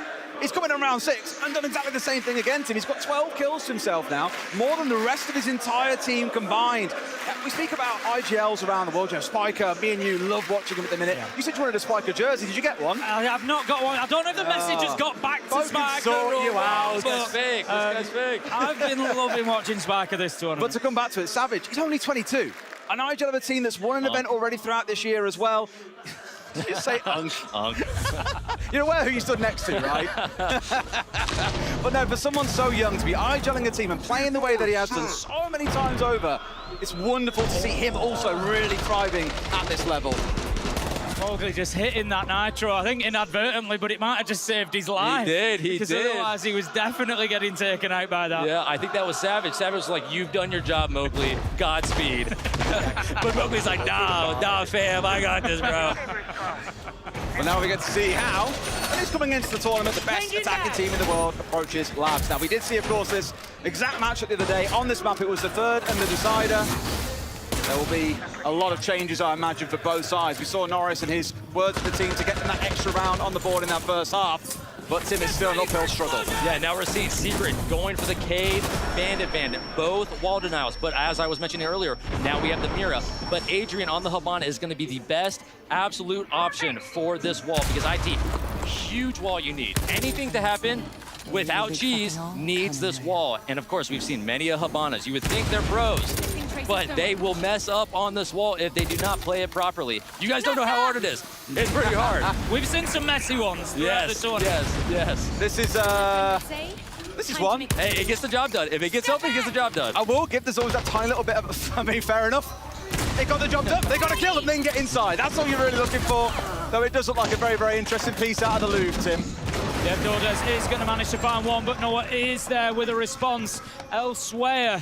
We've just got Savage kind of floating around on that Monty. He's a little bit undecided as to where this push is going to come. Looks like he's going to use that shield to try and take the ground on Catwalk, which is going to affect Palu in this position. He can't continue playing. IT door if that Catwalk is taken. So right now, this attack is kind of waiting for Savage. Yep, and I think honestly, Savage is going to play the Monty a bit more efficient, a bit more by the books rather than Fluxo. They're going to take it a little bit slower. They're going to get that Raptor control. They're going to open up. You probably use the last 2 Habanas on one of these walls for Raptors and then just pinch out CC. But of course, the picks are just not working in their favor. No death falls to the IT wall. It's a 1v4. You just have to see what you can get. Peek and peek and peek and peek. Smoke is the best operator for this. But you have such long angles. The attackers know the aggression is happening. They know trying, man. This is the only opportunity for Volps to win, but he falls. Secret just so good at not giving up those clutch situations. We saw this yesterday. And where it made me a little bit worried for the series coming into is Fluxo, they're a massively clutch team. They've been so reliant on it. You know, like I said, coming in at the beginning, I repeated it for it. That is their biggest stat. That is their biggest success at the Invitational. And as much as it's impressive. You get the clips, you get the plays. Yep. But it's not something you can keep relying on to win a championship. Will it win a championship? Yeah. A great team wins championships. Great players. They don't, not so much. You might get the Twitter followers. You might get the cool clips. You might have Ace and Dez scream your name at the top of their lungs. But at the end of the day, if you don't do it as a team, cohesively, you will go home. And this is a testament. This is a testament for Fluxo. Have you got that as your wake-up alarm each morning? Me and Tim just going, Bolo!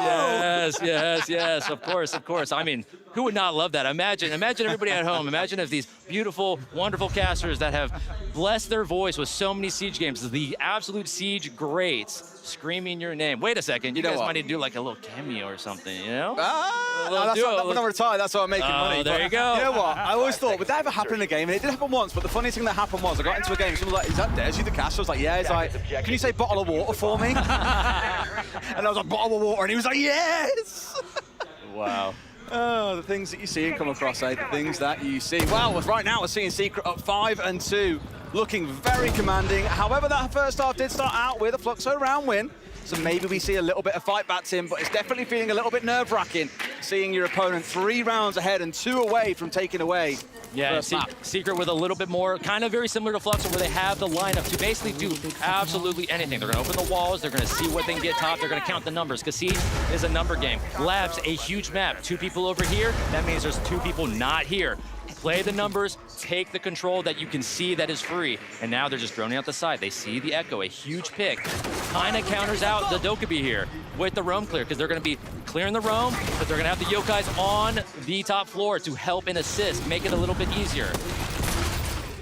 You've got Lobin up on top floor. He's going to come under some pressure at some point. He's at the top of Akko's stairs at the minute, and Secret are very much looking like they are intent in taking that. We've got Savage just holding the angle there. They know it, that there's a little bit of presence. It's going to be Doxo that manages to punish Noah. A great Nitro to pick up the opening kill, and look who he's got. He's taken the Dokkaebi offline. You've just lost that roam clearing ability with those calls.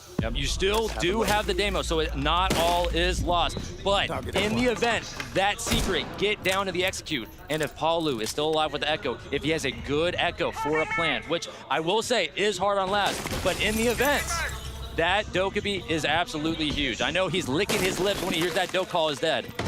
Not very much more they can do except try and recover at this point. Mowgli's certainly helping out with Dodes being taken down. Still going to worry about Lobin above though, Tim. They're starting to look towards site, and Palu is still going pretty big here. They've got the right idea, but Palu's just too good. A 2K in the round, assist with the Echo as well. He's doing it all. He's doing it absolutely all. And now, why not? Well, that's a Palu round. You're going to do it all, you might as well do it all. He started the round with the pick, he ended the round with it, he was droning, he was shooting. I mean, that's Palu, right? He's been in the game for so long, and he's about to be a dad. I'm about to say, dad to be buff. Yeah. Did you get better or worse? Well, I mean, I hung it up. I hung it up, right? Before you can find out. I mean, nobody can ever prove that you didn't get better. You're right. I mean, my rank stats are looking pretty good, right? So I think there's that. There's got to be something in that. I got to have something here, guys. I got to have something.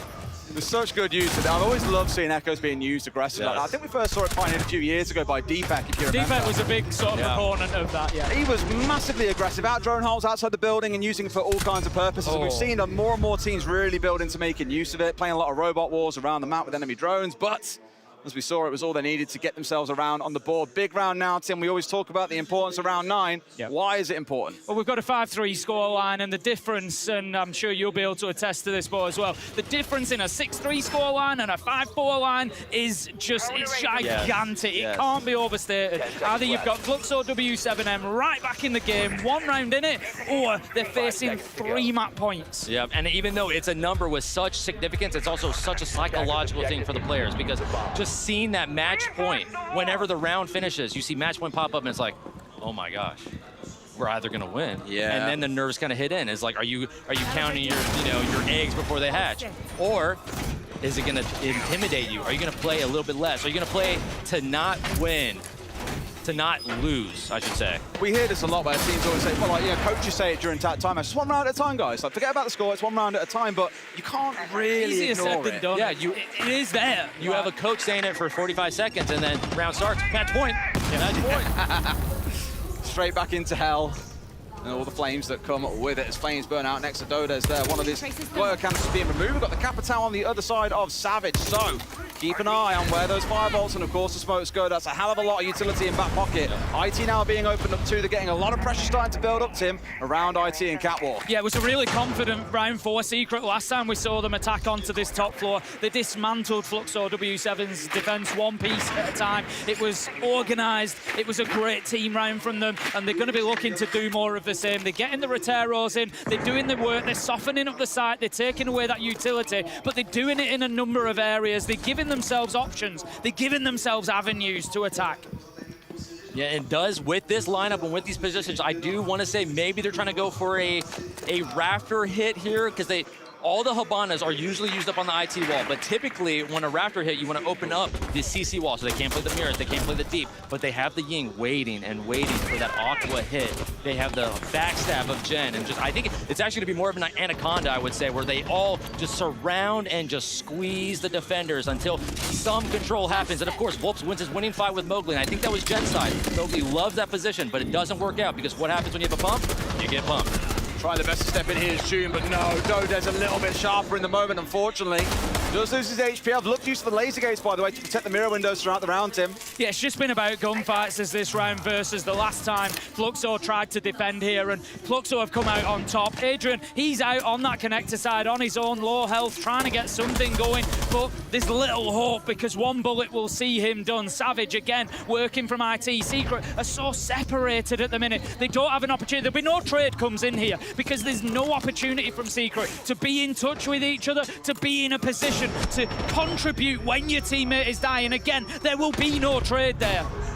They certainly tried, but Fluxor looking a bit different gravy in that round. And I will say that's one of the downsides of the Anaconda, right? Like, I mean, maybe that's not a common term. Maybe I made that up right here, right now, right? I've never heard it in my life. Well, we're keeping it. Yeah, there we go. Yeah, I'm going to use that for the next year. Write that down. But anywho, that's the downside because you have one all over the map. And as you saw, Mowgli was the first to fall. And usually Mowgli is the one to kind of open up that space. He's the one to kind of chisel away the defense and say, guys, I have an opening here. This guy died. This means space. This means overreaction. But he lost. And then the other guys on Aqua side lost their fight. Pillar lost. And let's listen to the timeout. They just started the mode extra swing, and that's the only way that they saw that they can win, so they will be trying to extra that one. You guys are okay with just holding the angles and try to play to punish them, or you guys just give away your lives over there, like not holding that much aggressive, and just wait for the execution? Because both of these could work, you know. The round wouldn't go to the execution if they are extra swinging, or the round can go to the execution after if we allow to, but then we cannot be trying to get the kills. You know, you guys decide which one you guys want to play, and we play out together for that one thing. Okay. Just fight them with the resources here and take a big DMR and just to show them up. Use the time, guys. The time of the round is ours anyways, because they're playing that aggro. So let's use it, okay? Yeah, just don't make mistakes here, guys. We also good breaches, guys. It's good. Which do I hit there is to swing or not to swing? That is the big question. Yeah. You're saying just do it as a team. Yeah, I think that's the main thing is like, you know, if you're going to play stupid, play together. If you're going to play smart, make sure there's no stupid players, right? Ape strong together. Yes, ape strong together. You can do whatever you want. Make that decision in the round. The coach is giving the players the freedom because he's not in the lobby. He doesn't know exactly the emotions and what is being faced with the players because we see all. We have the all-viewing eye right now. But the players, you don't know what's happening. You don't know how many you're being faced with. And if you just do it together, no matter what you do, your success will be higher. It's a nice attempt on the 2 versus 1, but I think it would have all been futile there towards the back end of the round. Fluxo starting to cook across these last 2. Gee, I wonder which side the crowd are on, Tim. There is absolutely no question of it in the Adidas Arena. Let me tell you, it only gets louder when Falcons play. Did you say Adidas Arena? Yeah. 5 seconds left. I swear we say Adidas in the UK. I know. I got told... You're not one of us. I keep You hearing say Adidas? I say Adidas. See, We're in the Adidas we were having Arena. this conversation the other day. Is it Adidas. What did Parker say? Parker said they said it in a really weird way, like Adidas or something. And I was like, no one else in the world says it that way. You're a special breed if you say Adidas, because no one else does that. Parker, I'm really sorry if I'm cooking you here without you being able to defend yourself. I can't remember What the heck is a kilometer? What's a kilometer? What is a kilometer? Adidas. Adidas. All right, let's get back into it then. We had that big round 9. Fluxo are back within touching distance. They are 1 round behind. It isn't so far-fetched to imagine that if Secret win this round, Fluxo can win the next 2 and take us to OT. Yeah, they've moved on to storage now. It's the first time that we've seen them play this site because they kind of muddled up their rotation a bit by going top, bottom, and then back up to top. They obviously thought that they had the answer to that top floor, which they did. So let's see how they do on the mid floor. A lot of the time, the defense here is all going to come down to the top floor hold. We've got Lobin, Carlu, Dordes all up there. There's 3 of them to support each other. They need to make sure they're covering each other's angles. Don't let Secret pick them apart. And by contrast, Secret need to go in and disrupt this top floor defense. 100%. I mean, again, you see all these traps, and the execute's already kind of happening. Lobin losing such a crucial spot, and now they give so much space to the attackers. IT wall, gen control, and now it's just going to be an absolute flood from the attackers once they get this pillar wall open. And I think Adrian is here right now, and now we're going to see whether or not Fluxo says, are we fighting? How important are we going to put value on this top floor? If they open this wall, do we peel? Do we stand our ground? Do we fight? Do we trade it out? And it doesn't matter because June is taking control. But a triple kill from Jen. And now I think Volps is going to give, but he's going to wait for his moment to try to strike back and try to get some of the picks back because it's been an absolute slaughter top floor. That's all it's going to be sometimes. Someone walks in, has a life round. He had 1 kill prior to this point, but finds 3 in the round. And what a critical round it could yet prove to be. Volts and Dots with a lot of recovery to do, but I don't see Secret giving up a 5v2. No, I really can't see that happening. Volps has dropped back down to that ground floor put. He's on a flank desk. He's going to try and move up meeting, but it's going to be too late, surely. He's going to move cross through connector, but Doom has done the damage, a 4 kill. It could be an ace on the Blackbeard. Volps moving across. Plant is down. Now's his time. He's going to have to just ace, clutch this. No other option. Sees the burst, can't get him. And the problem that he's got now, they know exactly where he is. Hit by the air jab. The challenge was a little bit slow from Adrian. He's let him get back to his feet. 20 seconds there's for Volps to do something. He's coming. He's coming. They're trying to give him the ace and he's chasing him down through this top floor. About 10 seconds to go. Here he steps and June gets the ace. I absolutely love that. Not a lot of players would do that. But what's a better time to get an ace in a semi-final loser match? I'm sure Joom is feeling himself so good. He's already been playing such a good tournament, and another ace to just make him feel even bit more warm and fuzzy, especially on Valentine's Day. We gotta love that. I mean, I take it all back. I said Adrian was a little bit slow on the challenge. Never for a second did I dream at this level they'd be like, no, let's get Joom the ace. That was more about, we know where he is now. Come get him. Adrian, our humble king, he is 1 in 8. He has flashes. He has a shotgun. This guy is right on top of him. He says, Joom, you've done so much for us. Let me pay you back a little bit. Let me give you that ace. I respect that from Adrian a lot. Like, this 100%. Way, my king. Through you come. 100%. What a great way to get it done. It isn't map over yet. It's 6-4. 2 rounds of Fluxo to find in a row. But like I said, Tim, if we're following our pattern, these next 2 sites could be the ones that Fluxo get over the line and take us to OT. How's your Tim impression, by the way? As you say the line. I would not even dare. He does this to everybody. I would not even dare. It's a trial by fire. You've got to do it. Really? Don't worry. Fett really messed it up, so you can't do any worse than that. You'll be all good. Let me talk to production real quick, and I'll let him test it out real quick. Is it valid? All right. Can they do it, Tim? Do you think they hold on here, Fluxo, or do you think this one's going Secret's way? Well, I really think this is going Secret's way at this point. Fluxo, I think, have adapted well throughout the game. We've seen a couple of key moments, the tactical timeout, and then we've seen a change a couple of rounds ago that have got them a bit of momentum back.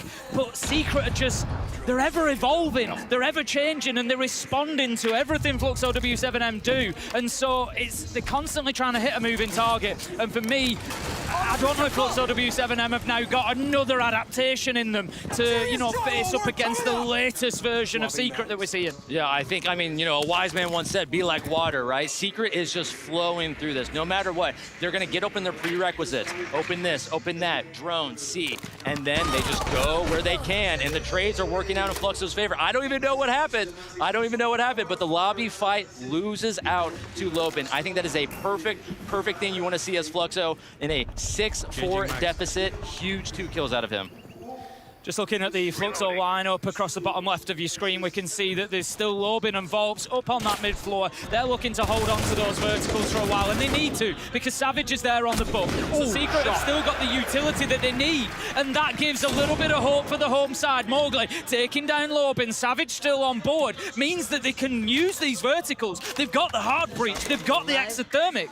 There's plenty of work still that Secret can do. If they get the kill onto Volps here, there's big trouble coming for Fluxo W7M. They've almost reversed what Secret are doing to them and trying to pressure them around the map, run that clock down, but in the process of trying to waste time, have wasted 3 players on the other side. Everybody from Fluxo W7M has just recognised the situation and gone back to site. They've decided now is the time to turtle and hold on, and it's working perfectly as Parlu manages to take down Savage. 3 versus 1, and Mowgli, he's got his work cut out. He'd love to do it, but Parlu says, no, not today. That's not happening. And I love that moment from Fluxo W7M. In the 3v2, they recognise now is the time, and you see them as a team just collapse back to site. We're just going to hold the angles. Yeah, I mean, the thing is, I love 3v3 Siege. 3v3 Siege, to me, is much more entertaining than 5v5, because 5v5 is a chessboard. All the pieces are on the board, but what happens when you lose your queen?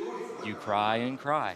Guess what? 3v3, you wait and see who the third guy is. They saw Volps, cargo side. That's one guy off. We can assume that after this roam clear has been won by W7M, which is already a huge fight, that they're going to be back to side. They're going to be layering it back. The first guy we see is cargo side. That means he's on his way. So that's a hit. That's a call to hit the site and just try to take our chances. 3v2 the guy's side, wait for the straggler. And I think it is a great choice, but at the end of the day, Fluxo was already ready, because when you kill so many guys on the roam, when you win that first half of the round, you say, what are they going to do? Very much similar to the attacker mindset to a 3v1, they're gonna get aggro. They have to flood and flood and flood. Their only chance, and they were ready. This is one of my favorite stats. I spoke a lot about clutch, but I'm also looking back at the number of 3Ks we've had from players throughout the tournament. In our top 6, we have 4 players from Fluxo, collectively with just shy of 60 3Ks or better at the tournament. No team is even close to that number. Parlu has found 2 in this game. We have seen that Secret have got a few of their own, 4 throughout the game so far. They've been doing very well, and that entry could be a good starting point to slow that down, as Lovin's the first to fall. This is where they hold on. They've lost the DMR as well, of course. The Aruna, the laser gates will already be deployed, but that DMR offline is a big bonus to Secret. We know how quickly those guns will race through fights. Why we're seeing so many of them brought along. So big start for Secret. They're going to get that RT wall open, and what I like here is we've got Mowgli out by Electrical, we've got Doom out towards Aqua, we've got the RT wall open, we've got Adrian over by Connector. They're in the Anaconda again. That is such a comp, it's staying. I love that. Oh, Mowgli into the second! What a better time to win it. He lost it earlier, but not on match point. He finally wins it. Jabbing off IT, secures the aggression IT, because again, 5v3, what did the defenders do? They get aggro. Mowgli containing the aggression. Huge impact, makes it a bit more available. When the team played the other day, it was 7-5 to Secret Team. It looks like we're lining up for the same scoreline again. Dodes or Parlu, massive clutch to this event, Tim, but they've got to do it bigger than ever. Mowgli just got a little bit lucky there. He switched to the air jab. There was a little look around the corner from Parlu, but he wasn't quite ready to take the challenge. So Mowgli survives for at least a little bit longer. 5 versus 2. Parlu, Dodes desperately trying to hold on to Fluxo's map choice here, but you just get the feeling that Secret are circling. They are looking for the fight that is going to end this one. Parlu, though, fights back, manages to find one onto Noah, but Savage is there with one of his own. Mowgli backs him up and gets the second, and Team Secret, they take map 1, and here in Paris, the crowd goes wild. I mean, that's a bar burner. That's what we're all here for, and Labs is a perfect map for that. It's battle of wits, it's battle of mechanics, it's battle of everything, and right now is where Fluxo really needs to dial it in on Chalet. Granted, they just had a perfect, amazing match versus Furia, sending the previous world champions home, but now, can they survive? Can they do it on Chalet and bring us to Fortress? Well, that's the big challenge, and is the answer that we all need. So let's go to break, and when we come back, map 2 awaits.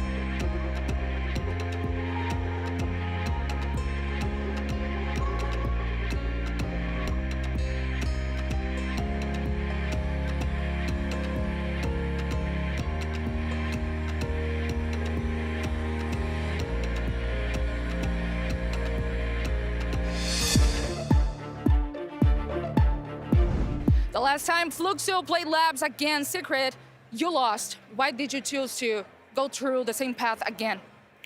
After we lost to them, the map, we kind of revealed everything and we kind of, let's say, we fixed a lot of issues. But on the match today, I think that wasn't the issue. They were getting kills that we were like misplaying some things. That was the thing that kind of made us lose the map. Talk me through the gameplay to be able to beat them again in Labs, but not being so predictable. I think we had a pretty calm game plan. Like in the beginning, we kind of knew how they were going to play. Our prep was really good, and obviously Savage was playing out of his mind in the first couple rounds. He was just going so crazy with the kills. And then once Savage kind of brought the energy, I think everyone felt the energy. So after that, it was just a dominated game. Secret find themselves up 1-0 in this series, and I feel like we have to agree with what Noah is saying. With how this map started here on Nighthaven Labs, Savage is bringing the fire on that defense. I think it's so important when an IGL starts out strong is that they know, they feel it, they get into a flow state, and it makes their IGLing better. Savage particularly, you know, great C4 kill to start us off. He got quite a few of them across the defenses, but when he's playing well, he inspires the rest of his team to play well as well, Leo. If you look at most of the replay package, by the way, most of the time it's very critical kills. It's 3v4, 3v3 is the one guy that puts the man count back to a positive for Secret. If you look at this, he's the real king of the defense. So many C4 kills, so many important kills to try and get the last bits of the round. The shotgun plays as well on the surrounding of the bomb site as the anchor. He is the one player that I think was keeping everyone together. And like you said, as the IGL, it's just something else. When he's doing it as a team captain, it brings everyone up. How often do you see a team have a really bad performance and their IGL is shut down? He's gone a bit white, he's like 0 and 7. When it's the converse opposite, the team feeds off that energy when the IGL's doing so well on a personal level. But then Fluxo came back, and I think they had a great read on the attacks from Secret. The thing with Secret, and I know Bull mentioned it, was saying the Anaconda, or he was saying it's all a split take, right? They're all individuals on one side. So Fluxo started being aggressive. And what was their answer? Joom was the answer. Put him on Blackbeard, put everyone behind Joom, and they will go and get aggressive. And this is the turning point for me, round number 10, when Joom gets aggressive with that grenade, and then will push with the Blackbeard. He gets multi-kills here on the room. Look at those flicks. That was a Joom that was 1 and 6 before the beginning of the round, and he comes back with an ace, 6 and 6. At this moment, we all knew. That's it. Secret has won. And they let him come and chase that ace, which I thought was a really nice touch. Obviously, the crowd absolutely loved it. They were chanting for it. But it was what that round represented as well. Twister in the timeout had just spoken about how they needed to do things together. It didn't matter whether it was, you know, just one player, you know, doing a silly play. They had to all do it together. Or whether they were trying to be a bit smart, it had to be together. That whole clear was all of them going for the top floor at once together. Yes, Joom got the ace. He was the one who got all the kills, but it was a real team effort. Sometimes you're going to help your teammate collect that ace and lock that in. The most important thing was for them to stop this comeback that Fluxo were almost on here on that first map. We're going to talk about the second map as well in just a little bit. That is Secret's map pick. We're going to go on to Chalet. What do we hope to see for that? Well, the main thing for me is one player right now is the one that's stepping up, and it's Palu. He's the only guy that's double digits on the side of Fluxo W7M. The only one that's positive ever. Yeah. He's the one player that's stepping up here, and we've said it's so important for him to maybe reach a grand final tomorrow. So I think I'm looking at the other teammates and I'm wondering what's going on. Because you need everyone to step up here, especially the IGL in Dots. If the IGL in front of you is stepping up, Savage is doing double digits, then Dots needs to step up as well, especially on the shield game on Chalet. There's a redeeming factor here, actually, for Fluxo W7M, in that the map pick that they're going on to is a map they absolutely love. It's Chalet. It's a map that they picked yesterday when they were going up against Furia. You know, they're not going onto an unfamiliar map. Sometimes you go 1-0 down in a best of 3, and you go onto your opponent's map pick, and it's a map that's maybe a permaban, or you don't really like, or you know your opponent's got a better style on. That's not the case for Fluxo W7M here. So as much as, yes, there is pressure now, they are facing elimination from this competition, it's a comfortable home ground for them, just as much as it is for Secret. Things top 4 would still be an incredible achievement for them, but of course Paulo is chasing that top 2 finish just once again. I mean, potentially a hammer lift as well after those 18 S-tier events. It's quite clear as well that when we're seeing the crowd's response, they're very much behind Secret. I mean, there is a chance, there's still a chance to have at least one French person in the final. And I don't think it's ever been a problem for the Brazilians to face an opposite crowd. They actually like this. They like the crowd that cheers against them, and I think they thrive onto it. And if you look at the experience on the side of Palu, maybe it explains why he's the only player that's performing right now. He's been there so many times, so many more times than most of these players. Yeah. Maybe he's the one that needs to be vocal, not only in the game, but also bring that energy up for the rest of his teammates. I just hope that thought isn't creeping into his head of, oh, not again, I'm in this situation. I don't think it will, but there's certainly the potential for that. This is where the pressure does get real. You know, in reality, W7M Fluxo, they can't make any mistakes now. They do have to be perfect in the next 2 maps to get through. They do, and we've already heard of some of our players. They were speaking their thoughts. We also have Maria standing by to check in with our coaches. You have the best entry, the best KD. You are the fastest team in the tournament. You just won a map. What do you feel the need to tell them to adjust for the second map, if that's possible? I think it's just a contention of damage over there. We throw a little bit some rounds over there that we shouldn't. So we are playing a good game. I just help with the confidence for the players, but watch out into the small details, into the mid rounds, you know. But very simple stuff. They're playing great, so nothing much to say. Chalet is a really good map for Fluxo, but it was a map choice from Secret. What can we expect from it? What do you expect from it? Eu acredito que eles tenham planejado algumas playzinhas counter, focado na nossa defesa, só que a gente tem tanta vivência no Chalet que eu acredito que é muito difícil surpreender a gente. Então, se a gente estiver atento, comunicando bem o que está acontecendo durante o mapa, acho que a gente não vai ser surpreendido, não. Okay. I think they have some really plays prepared for us for our defense, but we play that map so much that we just know how to do it, so it's not going to be a problem for us. But some very open-minded people in these interviews here, really, putting up for us what we're going to see and what to expect on these maps here. I feel like when we were listening to Twister, you were just nodding, yes, about those mid-rounds. I think it's spot on. I mean, the only win condition for W7M and for Fluxo, the entire map, what was it? They lost most of the entries, but in the mid-round, when Secret is setting up for that execute, when they're all spread around, they get aggressive. They go and find a pick. They bring back that man advantage. It's been the same case again and again, and that was the only recipe for success from that comeback. So he just wants to abuse that, make sure that doesn't happen again. Whenever you have the man advantage in that mid-round, close everything and wait for a gunfight because they're going to come swinging. And then what we heard from Norris as well, I mean, there is a tough task ahead of them. We saw them actually have a pretty interesting pre-game ritual, right? Yeah, for Norris, yeah. I actually do like it, and I did want to talk about it. Norris, very often, he will meditate behind his players as they're setting up. And I absolutely love that, because I think what it does is it instills some confidence and some calmness into the team. He anchors them down. He literally sits down behind them and meditates. And I think one of the things that will do as a player is when you're up there, when you're on the main stage and you're seeing all these faces and you know, right, we're under pressure now, he will instill that calmness in you to allow you to go on and perform. Is the confidence going to help W7M keep themselves in the competition, or will Secret just clear this at a smooth 2-0? Map 2 is with us. Thank you very much, guys. Yes, we are back again for another map. Chalet awaits to see which way the series goes. Is it a 2-0 going the way of Secret, or the Fluxo fight their way back in? You can speak now. I'm excited. Well, yeah, I was like, this is abnormally large here right now. This is a long flower, so I had to really prepare for that one. But I'm excited for Chalet. Ace and I were talking a little bit behind the scenes, and of course, Chalet. Fluxo went absolutely crazy versus Furia, but all on the table now. That was all hero plays, and I think Secret might have the advantage on this one. I'm thinking it might end 2-0 right here, right now. I was thinking about your playstyle name, the Anaconda. Oh, yeah? Sure, we go for the Bow Constrictor. Oh, I like that. I like that one. That'll be a good one to roll with. That'll be a good one to roll with.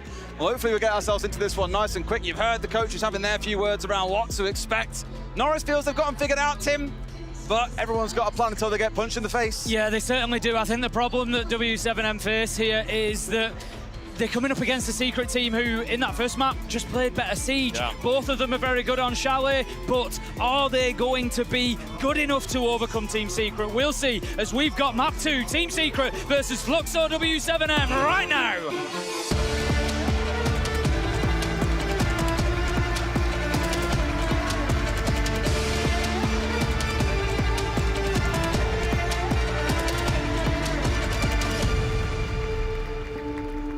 Here we go then, Chalet. It stands between Secret and a spot in the next round, and Fluxo and a flight home. It also stands between us and Fortress, and I really want to see that third map, so let's see how this one boils down. So we're into our operator bands to kick things off. As much as I would love to see Fortress, and even though I said Secret, I really hope Fluxo comes in and upsets me again, because it would be a shame for a loser semi-match to go down 2-0. Like, we gotta we gotta really live it and have every little round and detail come through to really experience the Six Invitational. And we've got Fluxo banning the Line and the Doke, and then Secret with the Azami and Thorn. So I'm excited for these bans. I'm excited. A little bit emphasis on map control for the Azami, and still with the Thorn, you can kind of, you know, make it a little bit faster. We've seen a lot of Thorn play recently with this addition of the buff. I'm just really hoping this goes the distance, because I want to give Bo the true, it's not really a true Designates SI experience if we don't have overtime at some point. So I'm just even if it's just in this map and Secret, we were close in the last one. I'm just hoping that we get that overtime moment. I'm really hoping for the same. I want to ask you more about the Thorn, because I found the Thorn so interesting. Obviously, pick rate through the roof, seen it banned a few times now. What's your take on the, I don't want to call it a rework, but the changes? Yeah, well, here's the thing. I might have been in the minority on this, is that I enjoyed Old Fortress. Granted, wasn't a pro league. Thorn, sorry. Oh, Thorn. You said We'll Thorn? talk about Fortress after. Thorn, the operator. You said Thorn. Yeah. It's noisy, man. What can I say? Well, that's a little bit different.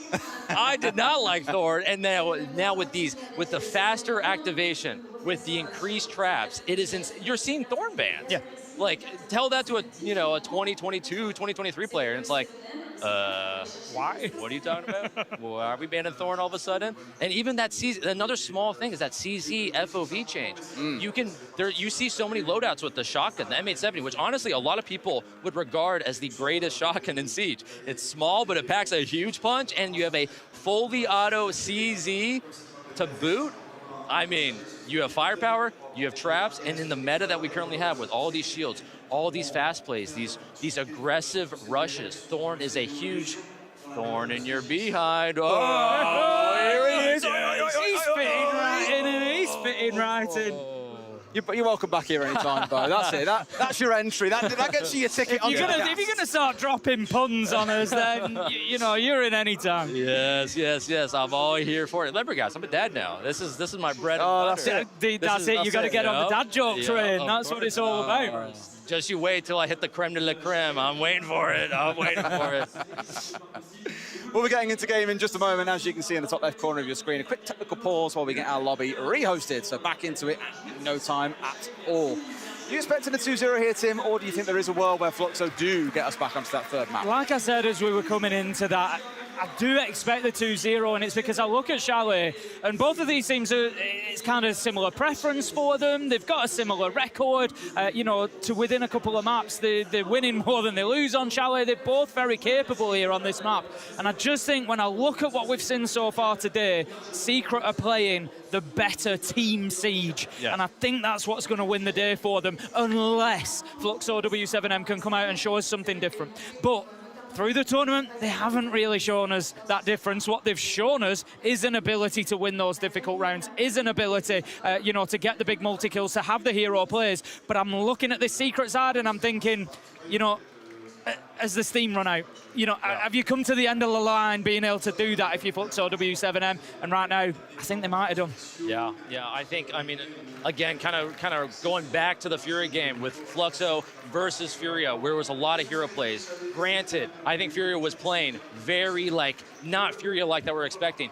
Fluxo, still the absolute better team, and it shows that because they won. They beat them. They sent Furia home. And I do think what you were saying is Secret is playing a better Siege. If you look at it all on paper, if you look at it top down, it looks so clean. It's in unison. It's cohesive. It looks like these guys have been playing forever together. And Fluxo, I still see that, but not as much. And I actually would want Fluxo to win. I would want them to win because I think for Fluxo to win, they need to be playing good, but I think one of them has to have a sensational life game performance here. And I'm all for it, because I feel like as a caster, it probably makes your job easy if one guy's dropping 20 kills. Certainly does. Let's watch this guy. Let's watch this guy. You used to watch this guy called Bolo a lot, actually. He was amazing. Yeah, he got one or two. He clutched up on the Goyo, on the mirror, that Vector, he was a bit of a demon with it. We need to get the Bolo spin lessons in while we're here. I can't do that. I can't do it on a trackpad. Bring me the mouse.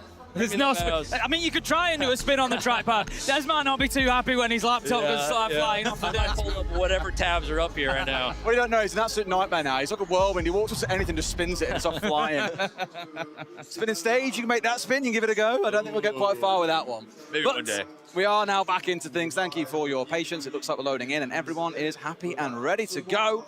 Secret start on the attacking side, and one thing I'm looking forward to with a little bit of trepidation for Secret and their fans, is they did not win a single defense against Falcons on their game on this map the other day. So we hope there's some work that's been done because they've got to be better than the other day. I mean, luckily for Secret, they are starting on the attack, so, you know, at least they might be able to get a few rounds before they have to face up to that difficult side, you know, where they struggled. But Flux or W7M, they are a side, as we've said, that can turn over surprises quite easily. We may well see them come into this, and, you know, we certainly don't want to make it sound like it's a write-off. They could come in here and just thoroughly surprise us. You know, they've got the capability, like you said yourself, Bo.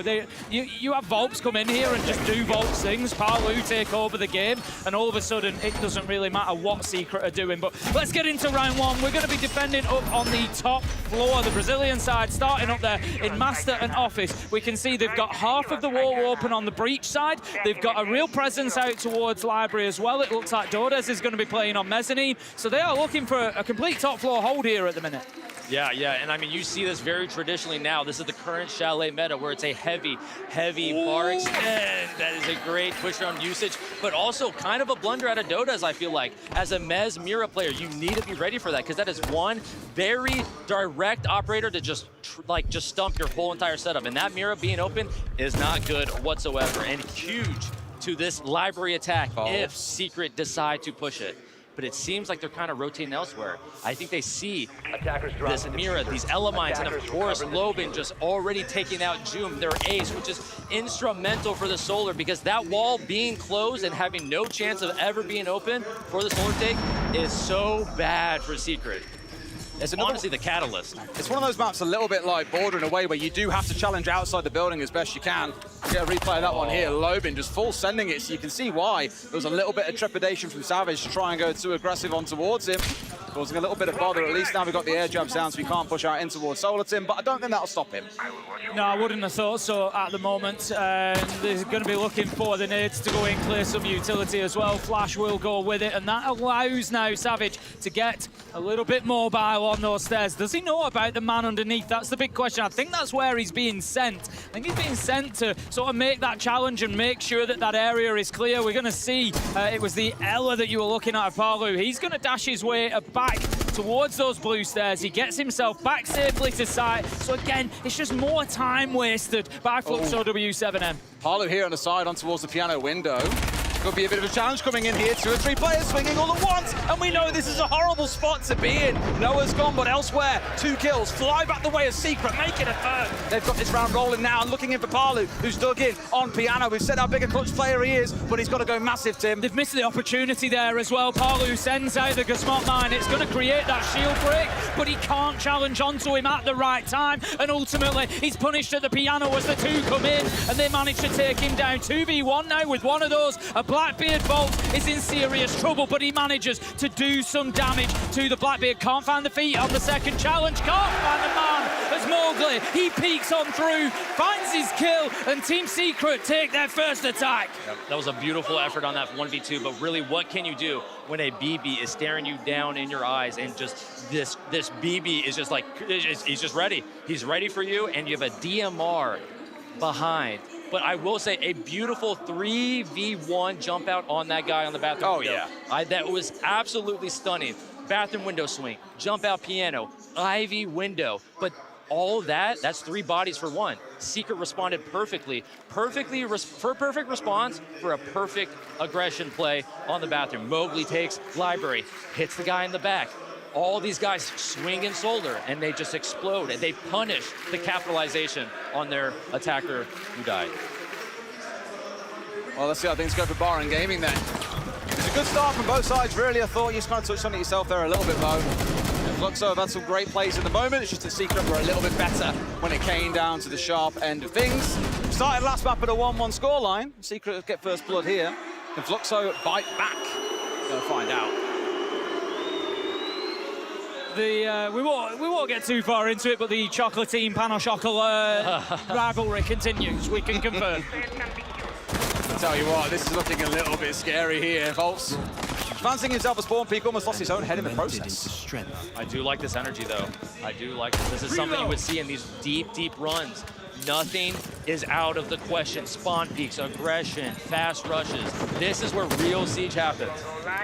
looking at the vigil on board from Dordes there, we often, we talk about it being quite a selfish pick because you're not bringing much utility. It's all about getting out there, wasting time and finding kills. Is that kind of the role it's seen within the teams as well? Yeah, I mean, at the end of the day, if you really break down Vigil to its core, he is the best roamer, and there's a fast jump out of Savage, but there's 2 defenders waiting for him. The pressure's there. Slaughter, perfect sync on the defenders, Lobin and Volps, and Mowgli.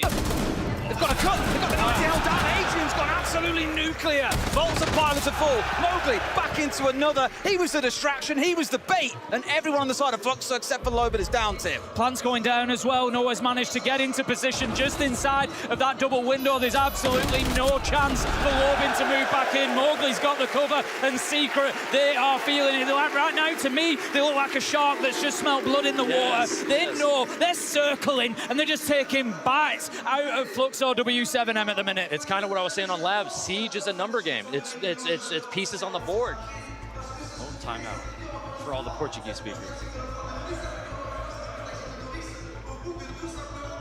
Imagine we'll get that restarted in a second, as you can't hear them at the moment. But what does that say in terms of panic stations when they're already slamming the brakes on Tim in round 2? Yeah, exactly that. You've got a really early tack time out there, which I don't hate, by the way. If you can, if you can see that you're off the tracks, you got to try and put it back on. You got to pick it up and sort it. For sure. And I mean, again, it's like, I feel like Fluxo is playing good. They're doing the 2v1s, the 3v1s, but maybe their backline is like not holding it together. Maybe their side players are straggling a little bit too far away, which sometimes is a good thing. But if fire is matched with fire and you aggress and they react with aggression, and you can't hold your back line, everything falls, everything crumbles.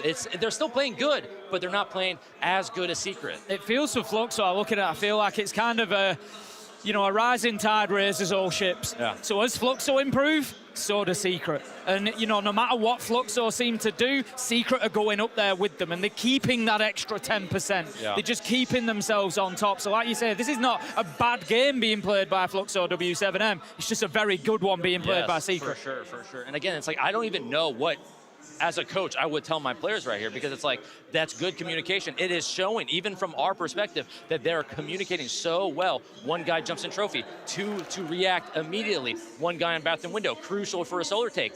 1, 2, 3 involved in the kill to give space to the defenders. So it's like, what do you say? Hit your shots, run back to site. Don't do these aggressive plays and overextend your hand. So this is a tough one. I think Mowgli's soaking up that time in front of the home crowd. Him and Noah especially have been very vocal up on that stage so far. And if that momentum can carry them all the way through, then what is the complaint? The big question comes from a lot of this crowd, Tim. These guys are getting a bit like a following behind them, but let's not forget, they've got Falcons waiting. They are the French team. This is the problem for Team Secret now. They're looking at potentially facing off against Falcons, and they've had so much support so far, and that will continue. Yep. But it will also be tempered when they go up against Falcons. We can hear the timeout now, I think. Lobão, eu preciso que você vá de Denari e faça aquela Denari que a gente viu no treino, que os caras estavam zaralhando a janela do Solário, tá ligado? Ô Lobão, a gente vai voltar para aquela tua antiga que você joga de Castle. Tá? Não tem recurso para quebrar isso daí e a gente vai pegar e tampar. Vai tampar saguão, etc. A gente consegue jogar full unilateral, peitando só uma área deles. E realmente, guys, desculpa, é muito mais atenção e comunicação, muito mais proativa de onde eles estão. E se não tomarem moscando, que a gente não toma essas porra, tá ligado? A gente não tá com novidade nenhuma. Então não desanima por causa do primeiro round, não, porque o primeiro round vocês jogaram pra caralho, os caras tiraram o round. Então bora, caralho. Bora. Bora, energia, caralho. Mas é muito bom a gente pegar lese. Eu acho que vou pegar as ligas, Lobo. Very silent timeout from the players. It's just coach had the floor. But honestly, it kind of sounded like he was a bit frustrated. It sounded like something that he noticed was very, very crucially wrong with their defense. And again, this is the 3rd round. 2-0, timeout off the rip.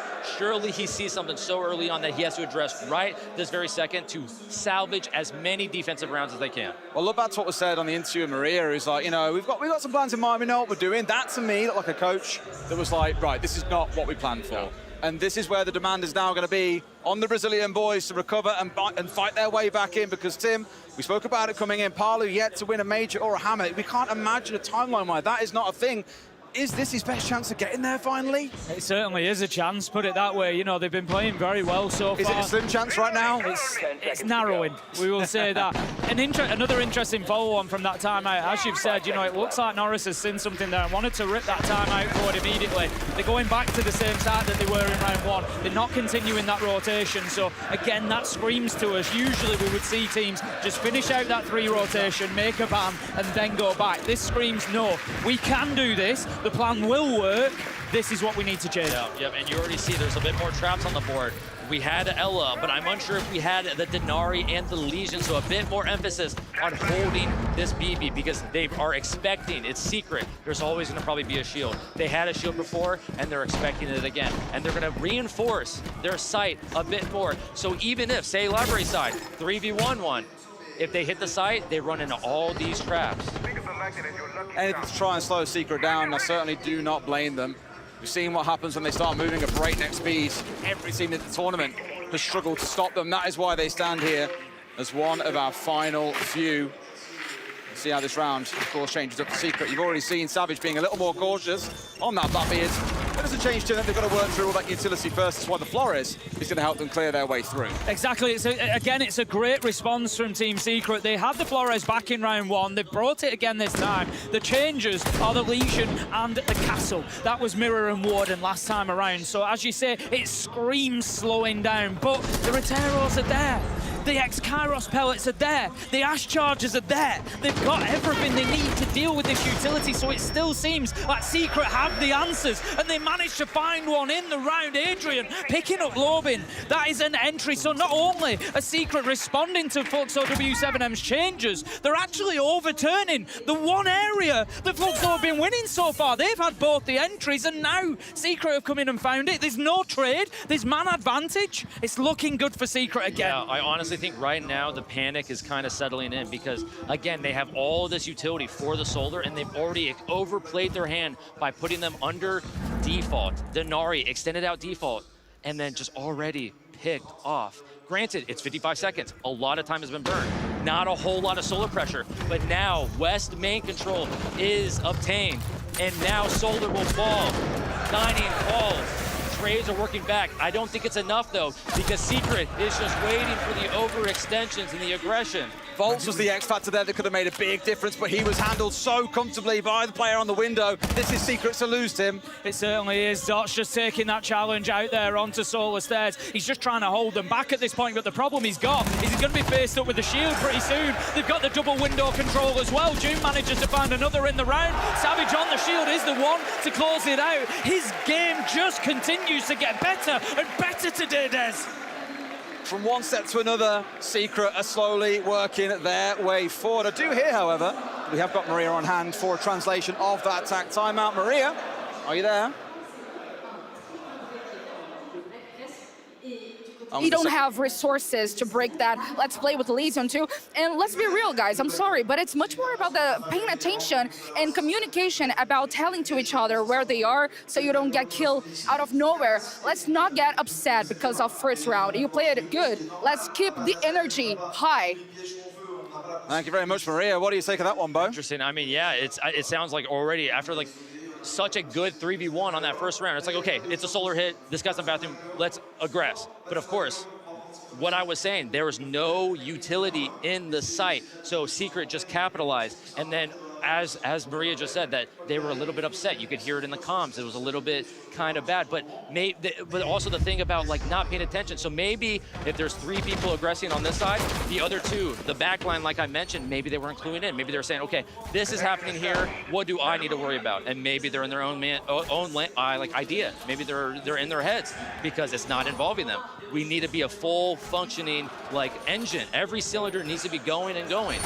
But if 2 aren't, you're misfiring. And that's what Secret are doing right now. I was about to say the same. Yes, because Secret, they have the front line, the 3 on the windows. They want to do a Solar, they have the 3 pieces, and then they have a little bit of back pressure here. Under and up, taking Dining, taking Solar, working the pick, working the over-aggression on Fluxo's hand. And I think it's not looking very good, but I think it's salvageable. playing into the trap operators again, playing into a hell of a lot of stall with the Kai and the Tub on side along with the Clash. Now on the other side, what is their game plan going to be? It's going straight towards Ivy, and hunt down Volks. The Denari is gone.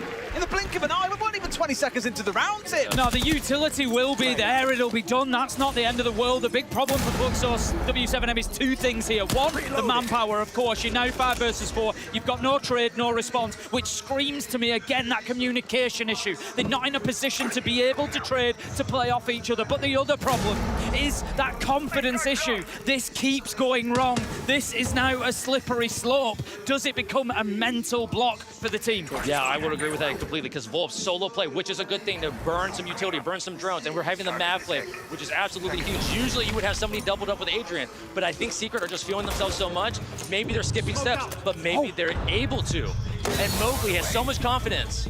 Bait building up here as well. Forget about upstairs. We're going straight in towards site here. Shield is in with Doom, looking for his man. Misses out on the flash. The flank gone towards the side. He's just better. Mowgli in for another. He is absolutely flying this map. Dodes now to try and recover along with Parlu. They get 2 down, so it's a 2v1. Can Mowgli clutch up big?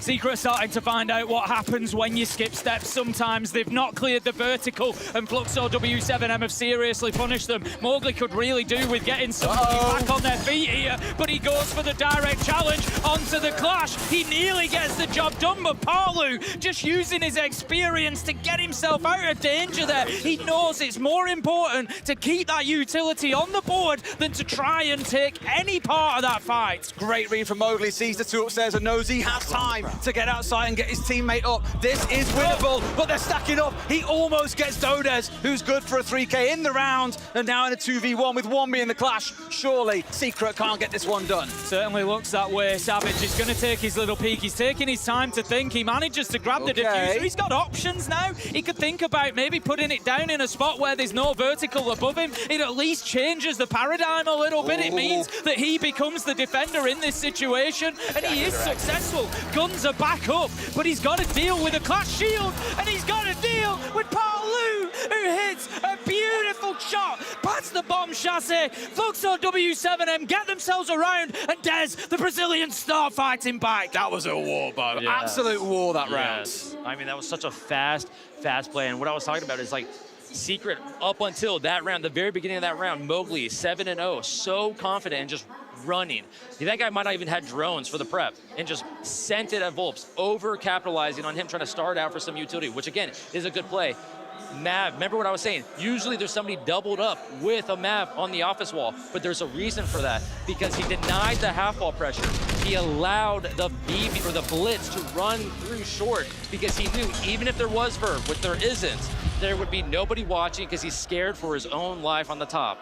That was a beautiful, beautiful play out of Secret to gain the site control, but in the end, Fluxo's trades just worked out in their favor. Here we go for Baron Gaming again. I think we almost got teased a little bit during the prep phase last time round, Tim, but we could see a fast hit coming in for the Execute itself. We did see an Execute in the end, just not quite in the fashion that we expected. The cutoff at 90 was absolutely beautiful out of Secret. Really kept Fluxo guessing the entire way through. Could yet see the same again, because Fluxo jumped back into a similar setup to last round, just as Solus being brought along as our new operator. We've got some really nice counterplay coming in here. We've got the Brava being brought along, who can deal with those gadgets, of course, like the Clash, you know, the electronics that we're going to see on there. We've got, you know, plenty to go at with the Denari, with the Kaid, lots and lots to be looked at. Secret, though, they're going to be looking at the main execution coming alongside that Capitao and the Glass. That's going to be a big focus, and the Grim in addition to that. That's going to help you control all of that site area whilst you go in and get the diffuser down.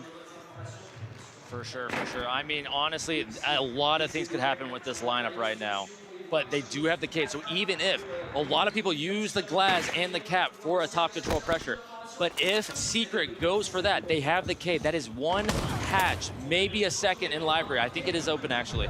One hatch completely denied, and they can't open it up. And Savage with the opening kill onto Bar. A huge, huge pick on the Cade nonetheless. It's very much the spine of this defense being broken now that it's been moved out of that spot. And it's not that we won't see a Fluxo player stepping into the grave of Dots, but still means they're down a man, and now Secret, by the looks of it, are getting themselves ready. This is that set-piece play that I was on about. Here we go with the smokes going in. Jumon towards Lovin. It'll be a nice shallow plant, and nothing coming out to stop him at this point. There is no one nearby to stop this from happening. They're going to completely crumble here. They at least managed to get the down, but the fuser sticks on the back of it. It's a 2 versus 4, Tim. They've got Mowgli on the top floor window as well, looking through library. Secret are ticking all boxes here, but this is a beautiful attack. They've got the cut-off from above. They're not going to get hurt on the verticals like they did before. No, they've got the plan down, and now they just hold the crossfires. This, for my money, is one of the most difficult retakes inside a siege because you've got those external positions. You've got to go out of the window here. You've got to win those fights, and this is what happens. They are ready. Savage, he manages to get the first. There is redundancy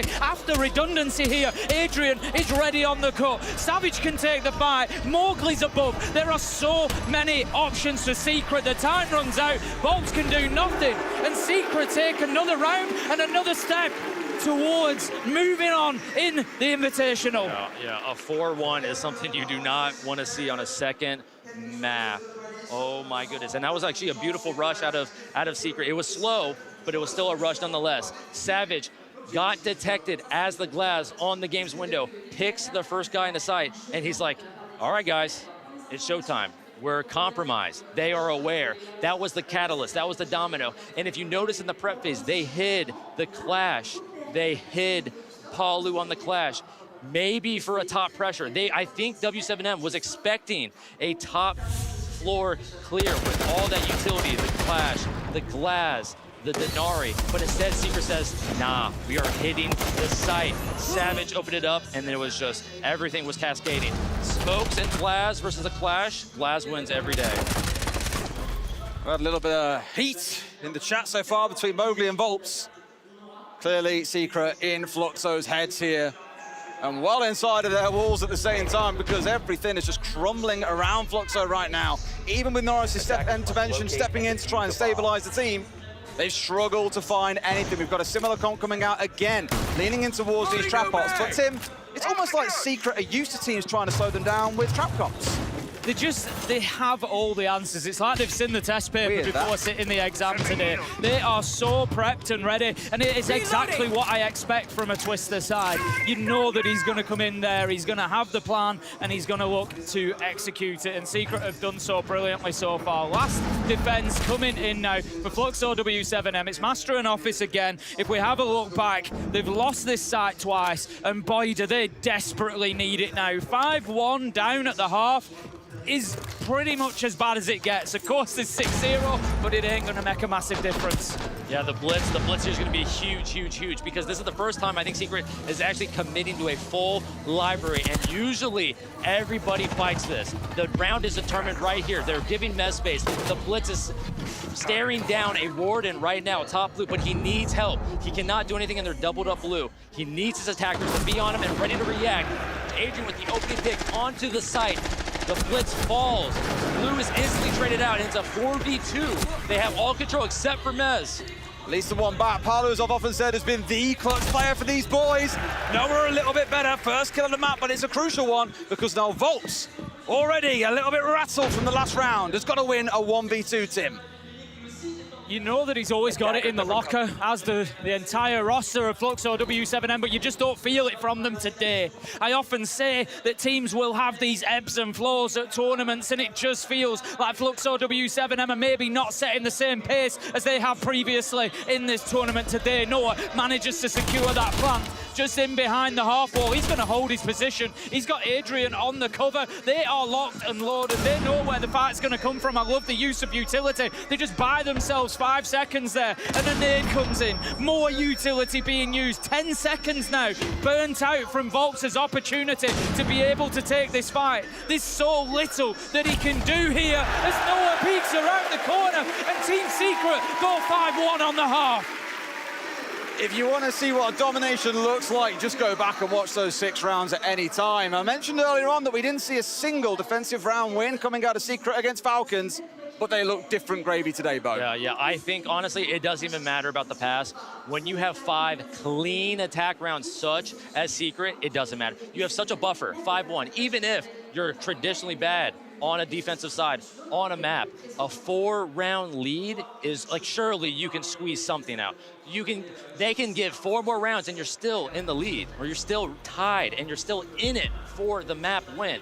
And I'm scared. I'm scared really for Fluxo, because again, I do think though, with how I saw them playing in the early round, I think actually after like the first 3 rounds, they started to falter a little bit more, or maybe Secret just kind of ramped it up. Say, okay, I see your timeout. We're gonna increase the dial. We're gonna hit harder and harder than ever before. But now it's Fluxo's time to see if they can match what Secret did and explode on the attacks and overwhelm Secret.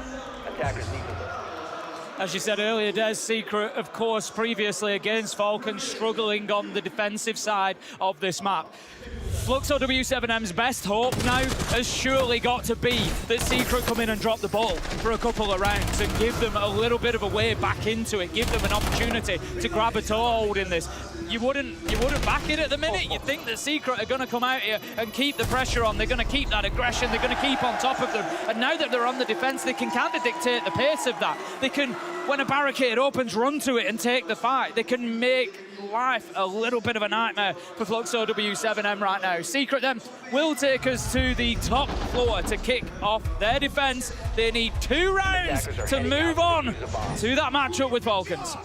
Won't that be a bit of a spectacle, Tim? We've seen that matchup so many times, and it's a rivalry that is only increasing intensity over time.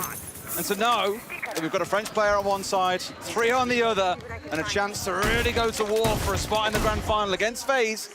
Don't really fancy anyone's chance there. It's going to be a hard battle against FaZe, but maybe it's just what they need. A little European showdown to see who might take down the reigning world champions. Yeah, and I think we have another little bar extend right here, right now. Very similar to Fluxo, but I think it's a little bit lighter. But Secret is always known for their 2 Mez guy, their Mez and their bar guy. If they have any sort of pressure, if they have contact, the defenders will run and assist. And that track is the first identifier that it is a library.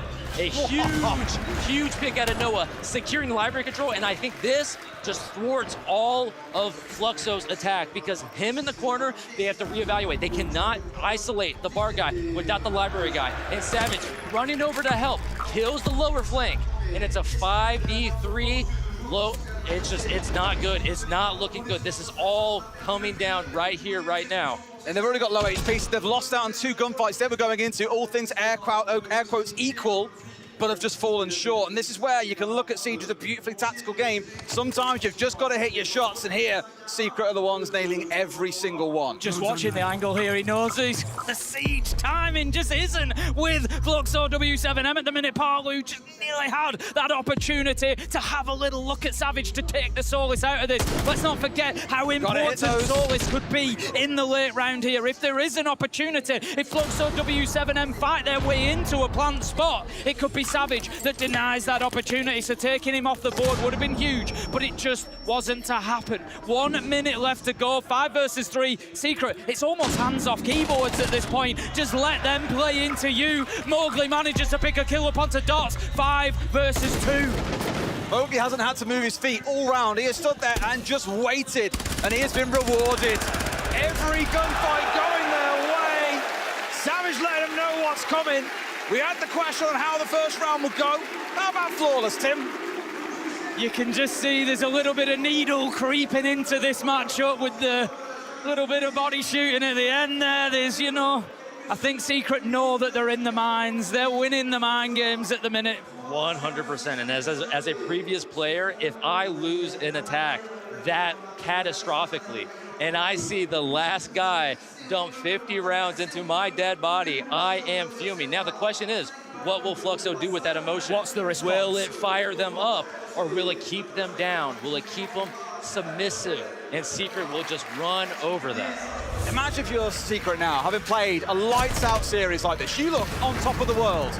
You're coming into that game against Falcons so on it. I'm scared for Falcons at this point. These boys look so good. Yes, and one of the side effects of a 2-0 on a loser semi is you get just that little bit of extra time to prep, to recover, to rest, to recollect yourself, because it is this is a huge match right now. But A couple hours later, There's an an even bigger one. larger match for a chance in grand finals. The blessing for them almost is, if this does end now, it's been a quick series. They haven't exhausted themselves out for 4 hours playing a series. It's half-hour almost rest, perfect. because that adrenaline does come plummeting down after a game. So it'll probably be a good thing for Secret. They haven't had to expend all the energy at this point. And like I say, I can't wait to see that next game and how it plays out. Fluxo, they've got one hell of a recovery mission to pull off here. 5 rounds in a row needed, and then they have to win OT if we're going to see map 3. At least finding their way forward is Logan on towards 1. Doesn't let go of that left mouse button, gets rid of 2. Great start for them. Absolutely love that from Lobin. Little bit of intel there, just telling him there's another man coming. They're coming for the trade, and he punishes Secret. I've talked about Secret's team play and trading throughout the game, and it's been one of their strengths, but I love what Fluxo W7M have done there. They've taken one of those strengths, they've reversed it, and they've made it a weakness by getting that second kill. Brilliant stuff, 5 versus 3. Trying to do what they can though. Volt's marching his way forward for 1. Part of also is getting June. The team play is looking good in this round from Fluxo. But as I often say, Tim, when we're at these kind of score lines, Fluxo have got to be right every single time. Secret have only got to be right once. Yeah, I mean, what do you even do in a 1v5 at this point, right? You just have to get aggressive. You have to see if Secret messes. It's not you playing well, it's Secret messing up. And of course, Noah could be the one to do it with a Scorpion, the best gun. Oh, the best gun for that situation. But Noah was not able to do it, which, although it literally impossible, but Noah could have been. For a second there, Noah just had this crowd in Paris on the edge of their seats. You could feel it, it was palpable. The tension was rising as those first couple of kills come in. They look like there might just be a moment there, but there's going to be a moment here for Team Secret. Everything that I want to say is so good. Guys, the thing is about this round over there, let's try to see if we can focus a little bit more to cutting their drones, okay? They're trying to replace those drones so they can have the info in the early round to make this fast plays. If we cut it, it's half of the round done already, you know, because they will need to move in blind. Also, if you guys want to put layers into that with more traps or everything, make them clear stuff, you know? They need to clear out positions and be more focused onto you guys. After that, round by round, okay guys? Focus on round by round, you guys got this. We need to rotate to it down ribbon. You guys got this. Let's go. I always talk about the next round. Yes, I'm playing yellow top fire. Yeah, friends. Yeah, I mean, he finished up and he still had 10 seconds to spare. So Twister is still so confident in his players. But the one thing that he knows, and again, that's how Lobin got the first 2 kills right here, right now. And it had to have been off a pre-placed drone. And so Twister says, guys, the only way they're gonna really scout back these rounds and try to save the game is by these fast, unexpected plays, although off info, so we can counter it and just be mindful, be ready, even if you probably have to forego a rotate, a wall, maybe a piece of utility, just be ready. You know what I love from Twister? Because you and I shot each other a look. We know what that timeout was to do. They were just there to just chalk the mental a little, make them sweat a little bit on the other side, knowing, okay, they've had a timeout. Are they going to rush us now? Are they going for something crazy here just to break it over the line? Because like I said, Secret have only got to be right once. Fluxo cannot be wrong at any point throughout the rest of this map. It'll just take something a little bit cheekier, C4, spawn peak, you name it, and the game can be done. I mean, on the entry, Lobin getting that was massive. It is the first one in 6 rounds that Fluxo W7M have been able to get. You just have that feeling that Secret, again, just need to fall back to what they've been doing, what they've been working. You know, if it ain't broke, don't fix it. Go in there, get the entry, and then bully Fluxo W7M with that man advantage, the way that they've then been able to dedicate pairs to play together, to play off each other, to ensure trades, and to keep grinding the Brazilians down. That is, you're just waiting for that round where they get that opener, but Fluxo W7M, that's going to build them some confidence at least a little bit now. Getting that round, and it was in, you know, very confident fashion. They can carry that forward into this. Going to be another one of the slow comeback from W7M. They expect some aggression to come out there as they're getting themselves ready. It's going to be a fast plan. In they go, trying to look for anyone. No one's home. They're not even here, Tim. Scattered out to the high winds. This is their chance to get a plant on down, but Volts, I believe, was the one with the diffuser. That's now dead. They need someone to step back in, but Dodez goes absolutely nuclear on the Zofia. 2 kills to him, and it's a 4v2. Surely Surely they don't start a fight back here. I wouldn't have thought so. I think, you know, Noah's the one at the minute that's preventing this plant going down. Luxo W7M aren't really moving him at the minute. They're not positioning themselves to do so until this point where one gets onto the library window. Noah is going to need a little bit of help. They go jumping in. I'm not really sure. Lobin was looking for the kill there, but it might have been a bit of a big play. Parlu, however, does back him up, manages to get the trade. Dordes with the final one. Fluxo W7M, they close it out. There was another second there where you thought Noah might have an opportunity, but no, the fight back could be on. Well, at what point do you start dreaming? At what as Fluxo? Are you saying as Fluxo? Well, they'll be believing from minute one, course. but we as the casters, as the viewers, as fans of the game, when do you believe? This round is going to be crucial, especially for Fluxo's motivation. Well, yeah, if they lose and their it, then they're out. Well, obviously. Yeah. But what I'm saying is that overall, I think that's what Secret starts feeling it. Yeah. Because 6-3 is still you're double.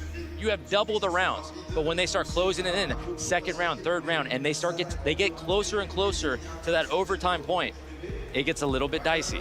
It really does. And I really do love how Fluxo attacked that. They wanted to run the blitz and isolate somebody off site, and they were targeting the dining guy.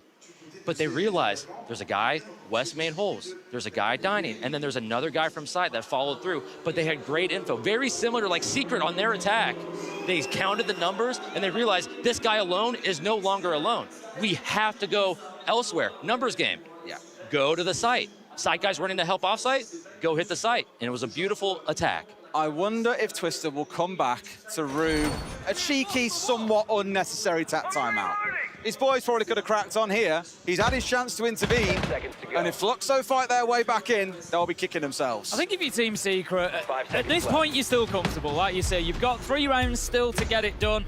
For me, 6-4 always feels like the threshold, because it's then like, you know, if they get one more, they're back in touch with, you know, really facing down overtime. I think this is the round for Team Secret to get it done. If they don't, we start looking at Fluxo and thinking, you know, this is on here for a little bit of overtime. And it's going to be the basement side, which we haven't seen yet. It's the lineup that I'm excited about here. Seeing the Finker on side, of course, the Rowell to lock down a bunch of doors while the Blitz charges them down. They've got a lot they can do here to hit Secret fast. I think Secret have got great tools to hold on. The 3 C4s, the traps, the Malusi is going to help here, but it is enough to stem the tide, Bo. I'm unsure. I mean, the Mozzie can definitely do some damage up top here with his guy in library. Mozzie pests for the drones, but the Blitz is coming. It doesn't matter. They have the Finka, they have the Blitz. All this side of the map is clear. That's a huge win already with no bodies. And so now they have basically confirmed this half of the map is secured and is ours. And now this is like our operating base. We can keep going forward. Continue to hold the aggression, hold the stairs, and now let's see, do we want to clear the whole map? Do we want to go all the way to blue? Do we want to kill the Mez library guy? And do we want to walk into the site with a 5v3 advantage or hold the flank and work a 5v5? But obviously, June is pressing this. He doesn't want to do it. Rauer for the flank, but he's already pressuring it, and only the guy on Ego Balk is holding this right now. It's a 1v1 if June commits, but I think he's going to play a bit more reserved and wait for that final window of opportunity to really pressure and really kind of disrupt the execute for Fluxo. Wage is feeling so cheeky here. Of course, that's that C4 we've already spoken about, but does Volps know? He has been rattled so often throughout this game, and it could yet happen again. Slowly steps his way forward, sees the gun, but not the man, and he manages to get by. He steps in and wins the fight. There is a trade there coming in as the Blitz goes in deep at the same time. In classic fashion, explosion between the two. June turns round and Dots deleted. 3 versus 3 then as Secret just try to hold on. They've got a couple of important kills there because they haven't given away that man disadvantage. If we have a look, they've still got Mowgli up in dining as well, looking to play around and hold on to that hatch area that we know can be so important. 45 seconds left for Fluxo W7M to keep themselves in this and find an answer. Adrian is going to take a fight on blue. Is he going to lose some health? Yes, he is. Doesn't lose his life. Will continue to hold them back. 30 seconds for the Brazilians, Des. We've really got to see Adrian go big here. Absolutely no C4s to play behind as flashes come on through. It could be a freebie, but no. Parlu, the one taking a couple of shots off the back of it, finds June just when his team need him to. Last 15, Adrian, Mowgli to get Secret through and have this one done here. And now, can't quite find his man, but Mowgli gets rid of one. Parlu, diffuser in hand. He refuses to die.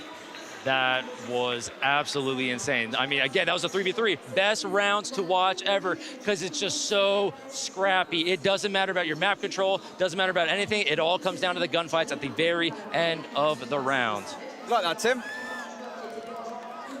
Is that another cosplay of me? Yes. There's quite a few of them. A few weeks ago, we were talking on WhatsApp, and I said, just That's remember phenomenal. you said this. I love that. And I love the shirt as well. The thing is, I think there's about 15 people that have the bald caps. You've seen 2, but there's a lot more for you to find out, so, really. Do you remember a few weeks ago, we were chatting, and I said, just remember you've said that. I don't want to get emotional on stream, and I'm not going. No, but I'm going to make. I'll make a serious point here. Like, you know, genuinely, anybody who watches this back, if you've been here and you've done that, like, that's genuinely mind blowing. Like, you know, I picked up a game and I started playing it 8-9 years ago, and to have people turning up and cosplaying and like, you know, it's all a bit of it's so much fun. You know, personally, I really appreciate it, and there's a lot of thanks for that. That's unbelievable. One of the many reasons of why we siege, right? Exactly that. It's phenomenal. It's Hashtag we siege for Tim. It's very humbling. It's very humbling. So thank you all if you've, you know, done that. A bit of fun, a bit of, you know, whatever seriousness. It's all good. I love it. It is, mate. It is. You'll see many more later. You'll be mobbed outside. Yeah, we'll start dishing them out. Get a photo. The Tim army has arrived here in Paris. It's crazy. It's crazy. I just love Siege. Well, this could yet prove to be even crazier. Fluxer starting their battle back. They've had 3 rounds on the bounce now. Last round was a bit close. It required a moment of magic from Palu, who said that he's been the most clutch player at the event so far, winning out the most 1v1s, the most multi-kills, the most clutches overall. He showed it in the previous round, but his team will ask from him once again, maybe even twice, that they need these next 2 rounds to get us to OT. Yeah, I mean, this is it. I think if Secret does not close it out right here, right now, it is so rough. And the ever-looming comeback will maybe happen. And I think the Secret players are starting to work it. And I don't know. This is looking like a pretty good solo take out of W7M right now. They're pressuring this bathroom guy. The wall is open. They know that nobody can be closet. Savage is in a real key position at the minute. He's playing underneath in Kitchen. I think he's keeping himself off the radar. He's got impact nades, so he can, you know, deal with that press underneath. If Lobin wants to get in there on the Deimos, he's going to have to deal with Savage first. But with 1 impact nade in pocket, he still is in a position to play that plant denial as well. So Savage is ticking so many boxes for Siege right now. It causes multiple problems for Fluxor W7M. But the thing is, there's one solution to all those problems, and that is to go and take Savage out. He could well feel under some heat 100%, in the next 30 seconds. 100%. If you look at all the attackers' positions, they're all scattered. They're just waiting and slowly chiseling away and see what they can get. And like you said, if they see Savage, that is the prime target to really get them into the driver's seat of this round. And you already see Volps. Lower Mez, Fireplace, that's huge. He's running around uncontested. Savage, his presence is aware, and now he retakes Solar because he knows if he's stuck Dynasty side, it's now or never to cross the Solar to help the defense. Well, here we go. Gadgetry coming out from the Capital Fire to make sure that the Solar player can't step on 4s. They know that he's here, but they need him gone. A flash coming on 3, pre-fires, and still wins out the fight against Nodez. Adrian going big. There is a kill on the other side, though. June back the other way. It's looking like it was good for Secret for all of the few seconds, but Tim, there's 30 seconds left.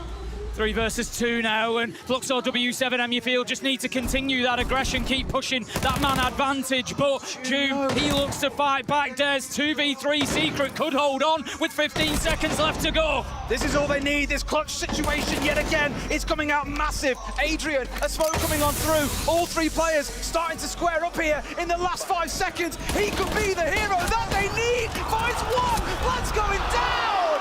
Palu! It is that name once again! I mean, I'm speechless. Once again!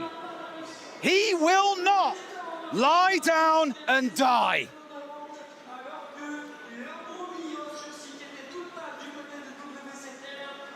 What a phenomenal end to the round that we see there from Fluxor W7M. The tension right now is off the charts. They have got themselves back to 6-5. They could do this, Des. We wanted Fortress. It might still be in the cards.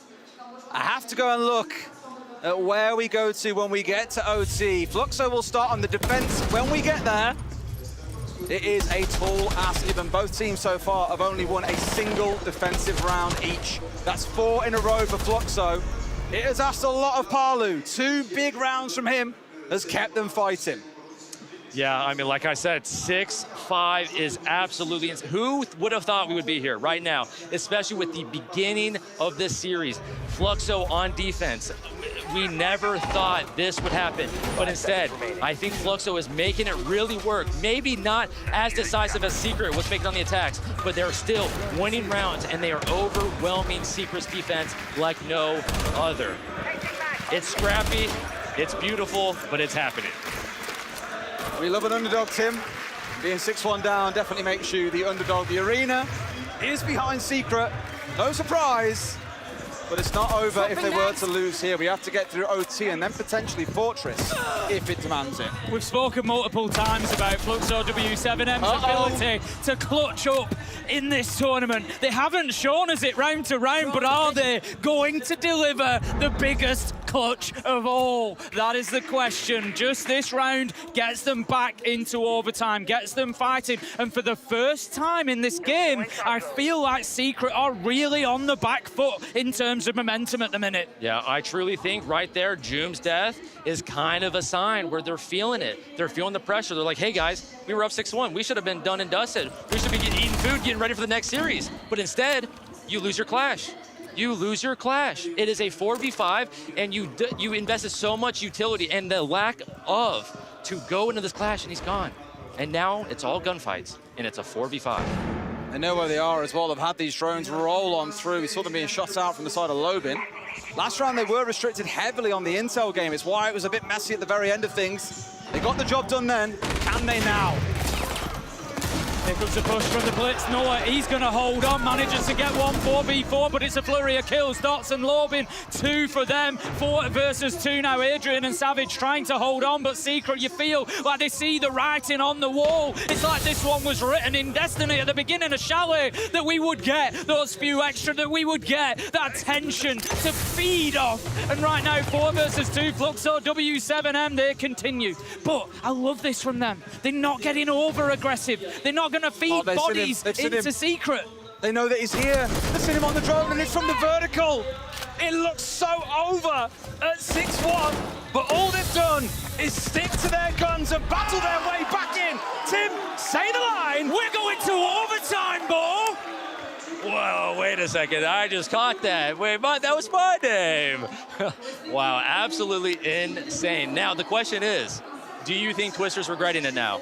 Like you 100%. Mentioned before, his 100%. Little chuckle at the beginning, say, guys, let's just shoot some drones, closes it out, 30-second timeout, and say, you know, basically just have fun. Yeah. Shoot some drones, boys, have some fun. And now, overtime. Set this picture for you. We're in OT. Fluxo actually starting the attack, sorry, so my sheet I was looking at was wrong now. That is very interesting. They've got the favorable side. If they come on to win this, and then push us to Fortress and win there, that will be the turnaround of all turnarounds. A team that looked broken, battered, bruised, mental, completely chalked, couldn't win a gunfight to save their lives. They've got the opportunity to do something really special here in Paris. The crowd won't like it, but my God, will it deliver some amazing siege. I mean, you know, as an org, there's, you know, W7, Fluxo, W7M, they know a little thing or two about comebacks in Siege. You might remember a little match back in 2024. You know, it happens. Oh, was that a tournament called Six Invitational by Could have been in Sao Paulo, I think. Oh, no, we're at the Six Invitational now, Tim. We are. Oh, that's so weird. It's almost like it's a coincidence. I told you the script was good, we just couldn't tell you what it says. I mean, if there's any event to have a monumental comeback, when would you ever want to make it happen than right now at the Six Invitational, the World Championship of our beautiful game, Rainbow Six Siege? Good question, Bo, and I ain't got the answer for you. Let's see if they can get it done. They've been on a roll, 5 rounds in a row, and they stay on that attacking side, as mentioned. It definitely favors Fluxo. See, this is what happens. You get tongue-tied. It's okay. It definitely favors them. see I'm ready if for the flavor train right here, right now. and that gravy train just keeps on delivering. We've got dots on that shield once again. Admittedly, a really quiet game overall in terms of KD, but you've seen the impact across those last 5 rounds. He's played Blitz for the vast majority of them. He has caused chaos, and this is why you can't always look at KD as the answer. In he goes, trying to show some tension, pushing the Mez player back here into the waiting arms of a teammate. No one was there from the office. Balcony did not get a freebie tip. Mowgli's going to take some damage there. We see the bullets raining down from the piano window, but Doom, he manages to pick up Volks with the first. That's the Twitch down, but he's going to be pressured. Dordes is there for the trade, and this is something that Fluxo have started to do better as the game has gone on. They've been in a position to impact on their teammates' deaths, and we see that beautifully as they keep themselves now in a 4v4. This is the top floor that they're going to be attacking onto, and all that work that they've done has basically given them library and mezzanine. So now it's a case of foot off the gas and continue building, redrone, clear utility, and prepare for an execute. Yeah, I feel like this is one of the only times where Fluxo has had like a reset point where they have 4v4, not a 3v3, not a 2v3. No, it's an even spread. They have great map control, and it's almost like they have a blank canvas. They can determine what they want to do.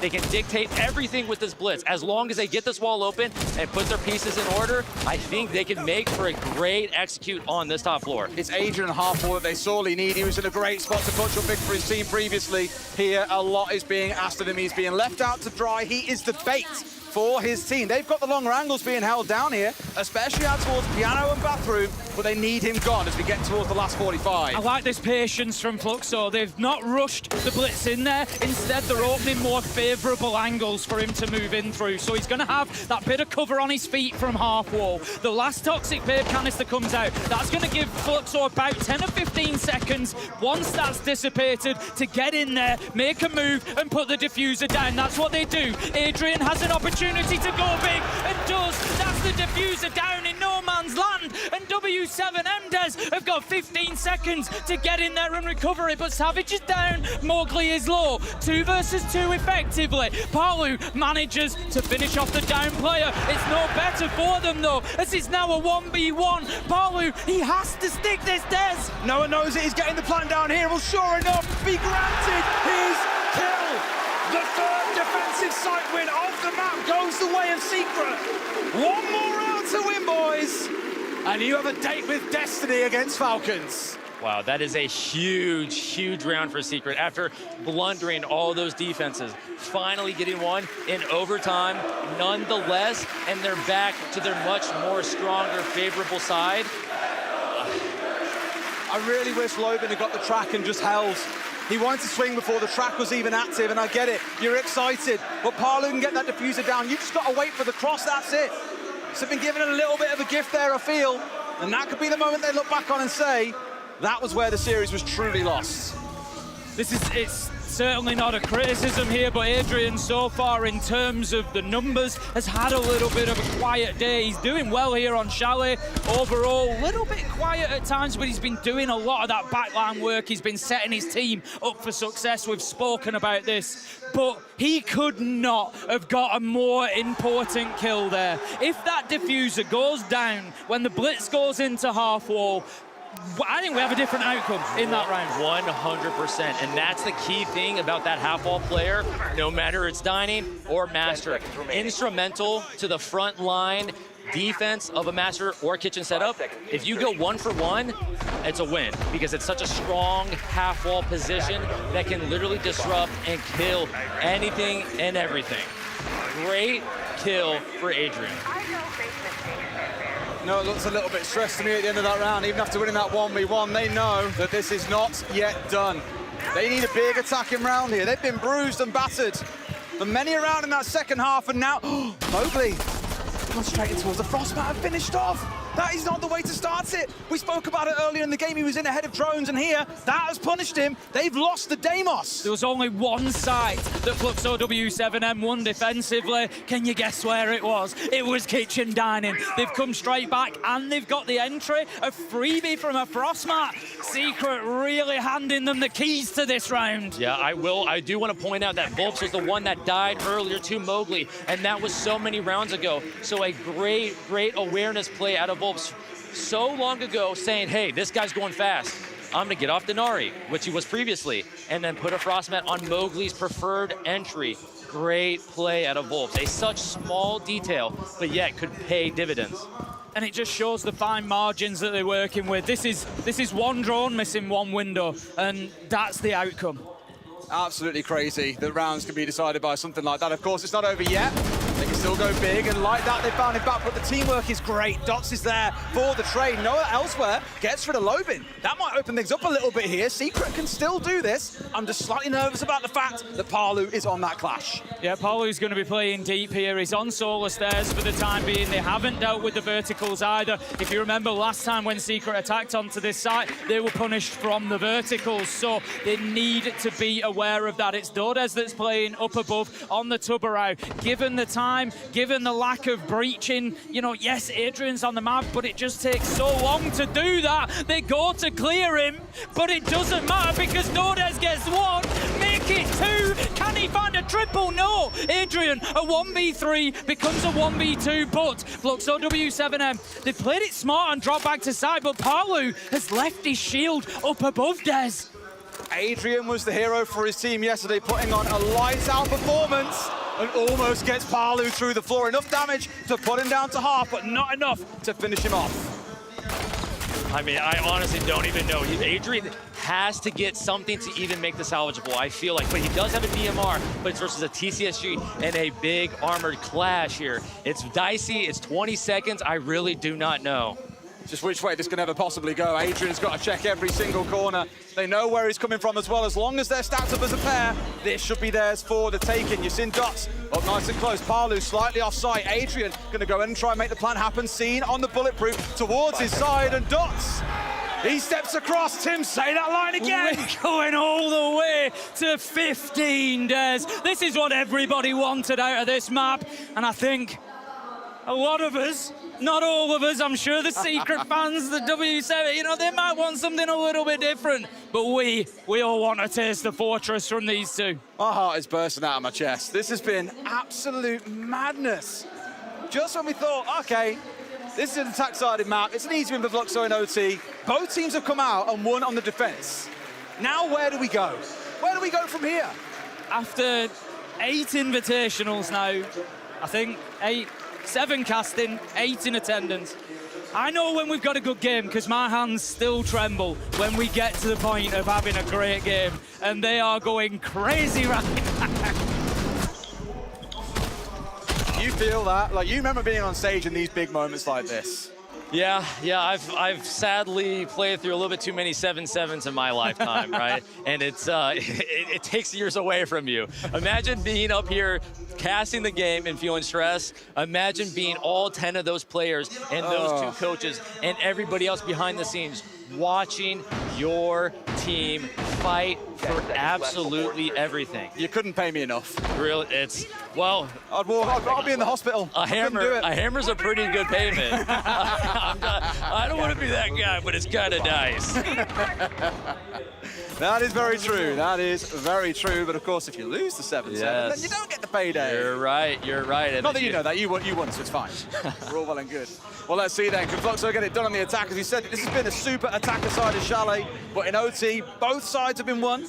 But on the defense, this is where Secret can put their flag in the ground and say, this is our statement map, because, Tim, there'll be some doubters if they get this one done, that they've always got the composure to see it through to the end. It's such a funny turnaround in overtime that we so often see, and I think it speaks to the stress and the nerves of the players that you get a game that has been so one-sided in terms of the attack, and then all of a sudden nobody can win an attack on overtime, and things just drastically change up. Yeah, and I mean, against all odds, Secret won the last defense, but now they have to do it once more, and can they? Milk with a huge pick, a survive out of Noah. Getting rid of 2. That is absolutely enormous for them. They had a chance to get one back there, Fluxo, but it just did not go their way. 2 minutes to recover, and it's not a 3v3 like you love, Bo, it's a 3v5. I mean, honestly, really driver's seat position out of Secret. A good funnel on this Ivy Hall. E-Box Mez, it doesn't matter. Trades are working. Into a second. The 1v5 for Palu. The most clutch player we've seen in the tournament. He cannot make it happen. Secrets are often whispers, but these boys roar their way into a dream day with Team Falcons. What a result for the European side. That is also going to guarantee, of course, a European team in that grand final. There is going to be plenty for this crowd in Paris, not only to cheer about right now, but to continue cheering about throughout this tournament. What a result from Team Secret. I mean, yeah, an absolute beautiful matchup of Fluxo and Secret. And I don't think any of us were expecting that. Even in the beginning, before the map started, we were both thinking a Secret 2-0 pretty dominantly. By the time the side switched, it was so clear that Secret was just playing lights out. Absolutely perfect game. And then Fluxo switches to the attack. They did what Secret did. Some might say better, some might say worse, but at the end of the day, they brought it to overtime.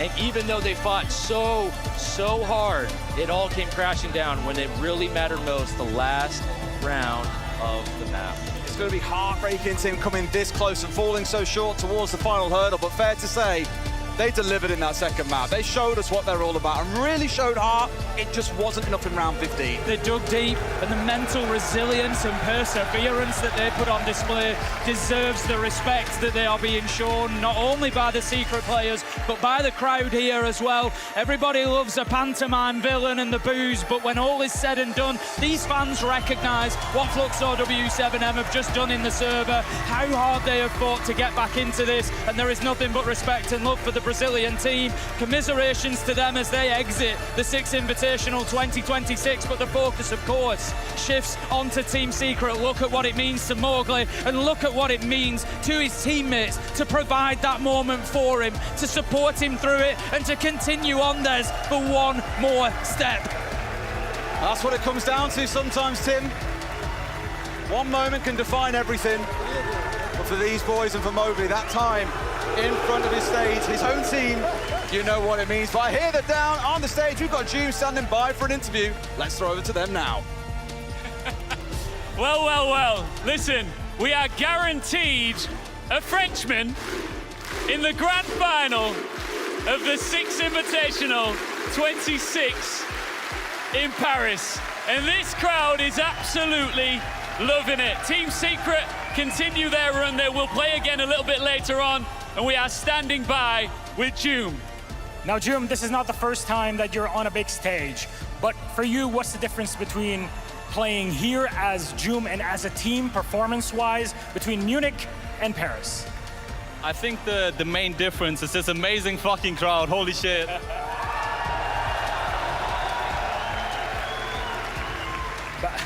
Pour le traduire, en fait, je ne peux pas tout vous le dire, mais la grande différence entre la performance à Munich et ici à Paris, c'est fou, c'est ici, les Français et toute l'Europe à Paris. Now, I don't want to be the potential bearer of bad news here, Joom, but I think that this might have been the last time today that you'll experience that level of crowd support. Because up next, you will be playing against Team Falcons. Now, you in Munich, you were used to the home support. Do you think you'll be able to handle the heat of potentially the tide turning against you from a fan perspective here? Easily. Sure? Yeah, for sure. Bah en fait, bien que dans le match suivant, on va jouer contre Falcons, je suis prêt, même si toute l'arène ici va crier pour les Falcons seront derrière eux. On est prêt, Joom et Team Secret. One thing though, you're known for one specific evil Joom face. Can you give us that to the camera? Just down the line, on the red. This one. Yeah. Oh yeah, that is scary. That is scary. Ladies and gentlemen, parry one more time for Joom and Team Secret!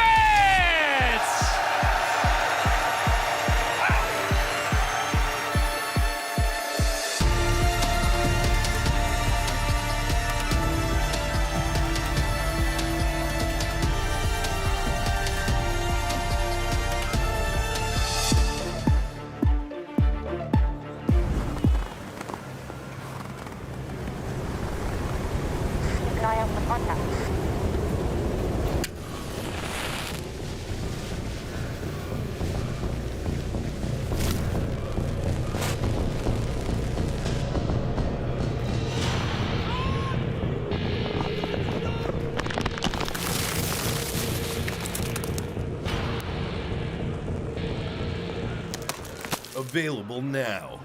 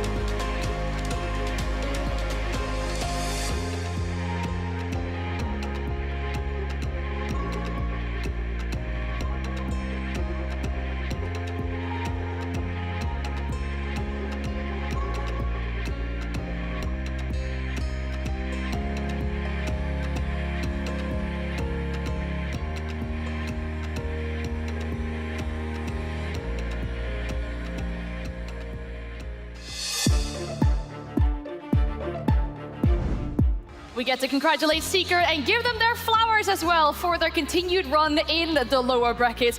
What an incredible matchup, a 2-0, but let's be honest, it got a little bit close for Comfort at the end. I mean, it started off the right way. If you look at the round one, Secret was pulling a usual clutch. Yep. An impossible round to win, and they still managed to do it. It's the beauty of Team Secret. They're in a 4v5 because of that incredible shot from Lobin. And then look at this. Savage once again leading on the Blackbeard, gets aggressive, sends a nade, gets a first pick. And then at the same time, Mowgli is hitting the backstab. He gets another pick, and boom, it's a 3v3. And look at Adrian. He pushes at the same time behind the Blackbeard. Beautiful pinch on the Ela over there onto Piano.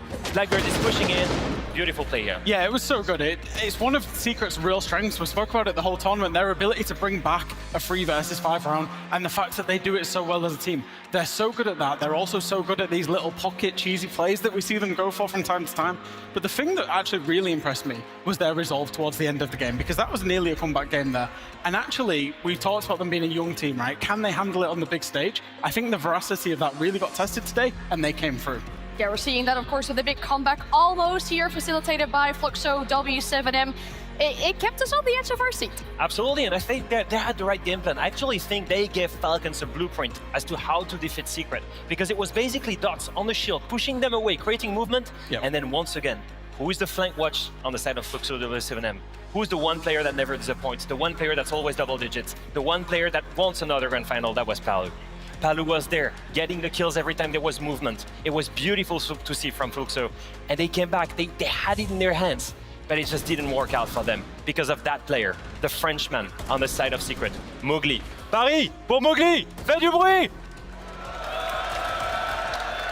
That player made sure there was gonna be a Frenchman in the grand finals. And that is the beauty of it. Whatever happens, it will be Secret versus Falcons in the end, but we will have a Frenchman on that stage tomorrow. The one thing I love about Mowgli is his unwavering confidence. It doesn't matter. The very final kill that we saw there was a kill that he got in Library. That was after Doom had started in Library and was being Deimos tracked. Doom dropped off. Noah then runs in, gets Deimos tracked, drops off. Mowgli was the third player into that room, and he just has the confidence. He has the balls to go for it. His confidence literally carried Secret through it today. Yes, beautiful performance there. We saw it again afterwards as well. You know, speaking to the players, they've been giving us some really good interviews, but some beautiful moments as well. We talk about Mowgli going off the stage afterwards to go and hug, I presume, his family. Yeah, it's an incredible comeback story for that player, and look at how much it means for him to be there, to be doing that in front of his family. You know, I got the chance to go to see him in Morocco, and he bought his first place thanks to Siege, thanks to the cash prize he won at EWC. You know, it's incredible to see what this passion can do for you as a game. The emotions that you get, you know, many people will say it's just a video game, but for most of us, it's our life. And so for him, it is a dream come true. And you know how much sacrifice happens, you know, when you're a pro player, when you're on a team, you give your life to this game. You're 6-7 days a week working. Like you say, it's not just a game, it's a whole way of life. And to get there on the main stage in front of your family, to be one game away from a Six Invitational final, so much emotion. And then for Fluxo W7M, they now are eliminated from the Six Invitational. But I feel like it's fair to say that they maybe defied their own expectations. Yeah, they went further than I think anyone expected from them. I think that they had a year that was full of stumbles. Yes, they were consistent. They made it to multiple events, but they never really went as far as winning the major like they did the years before, right? And so for me, it is still a resolve. They can be happy about this. They can be happy about the comeback. They can be happy about the maturity on the stage here. Never giving up. Even down 6-1. And there is a beautiful story about these Brazilian teams when they led 6-1. They can have a great comeback. All right, we saw it happening almost twice inside this matchup. Now, for Secret, after this matchup, especially with how close it got near the end, you'd wish for them to have a peaceful afternoon, relax a little bit, but unfortunately for them, that is not up on the schedule. They have another match. Do we feel like this 2-0 is going to help them, or do you feel like they might have run out now that they've already played such an intense match? I think we normally see the teams that are in the lower bracket carry that momentum through. I think for Secret, it's about bringing that energy back down a little bit after a big win and then going again so they stay in the zone. Inside a Six Invitation, I've also seen a lot of beautiful cosplayers so far. We get to send it to the stage to celebrate them as well.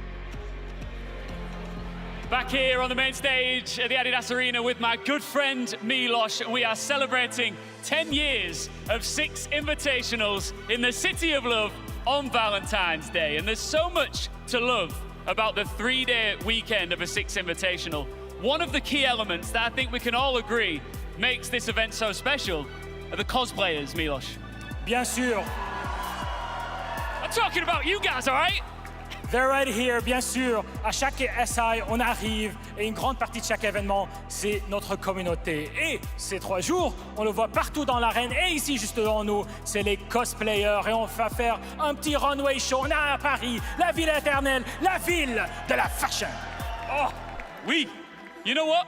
Because we are, of course, with a catwalk behind us, let's put it to good use, highlighting 5 cosplayers right here in Paris. Let's do it.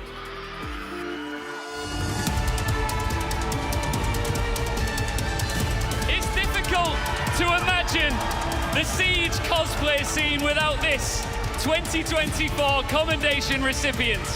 Andan supplied countless events and fellow cosplayers with his 3D printed designs.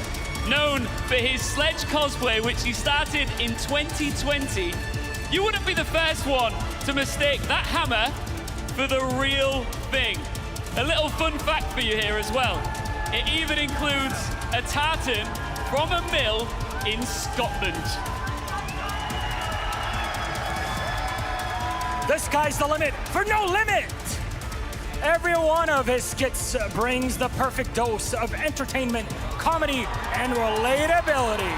He's here today as Doc, which was originally created as an homage to a friend and fellow Siege player that has since unfortunately passed.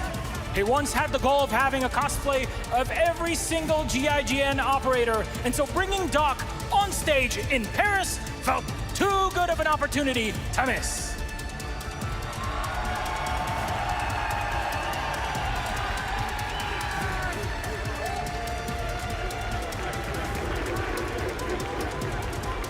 Please welcome Cam Zorro. Cam Zorro recently showcased the love she's put into her many cosplays at the Montreal Siege exhibit in December. Today, she's here as Paragon Valkyrie. After 2 months of working on it exclusively, it marks the first time she's included lights and her own 3D designs, proving there is no operator too tough for this veteran to take on. Dawn of Shadow fell in love with cosplay after the very first major at Paris in 2018 and has recreated many operators since then, but none more iconic than Ram. To recreate Ram's boogie, Dawn's mechanical engineering background took center stage. Over the years, Dawn's been a welcoming face at countless Siege events and has participated in many community projects.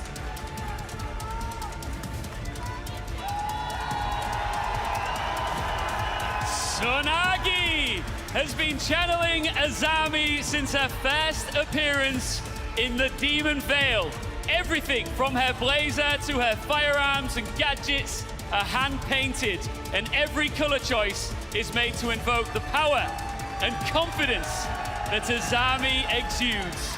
Tsunagi's biggest highlight has been getting the seal of approval from the dev behind Azami's creation while in the cosplay.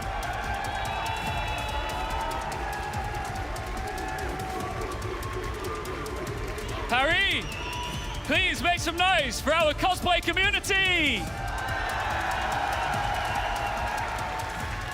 Love that.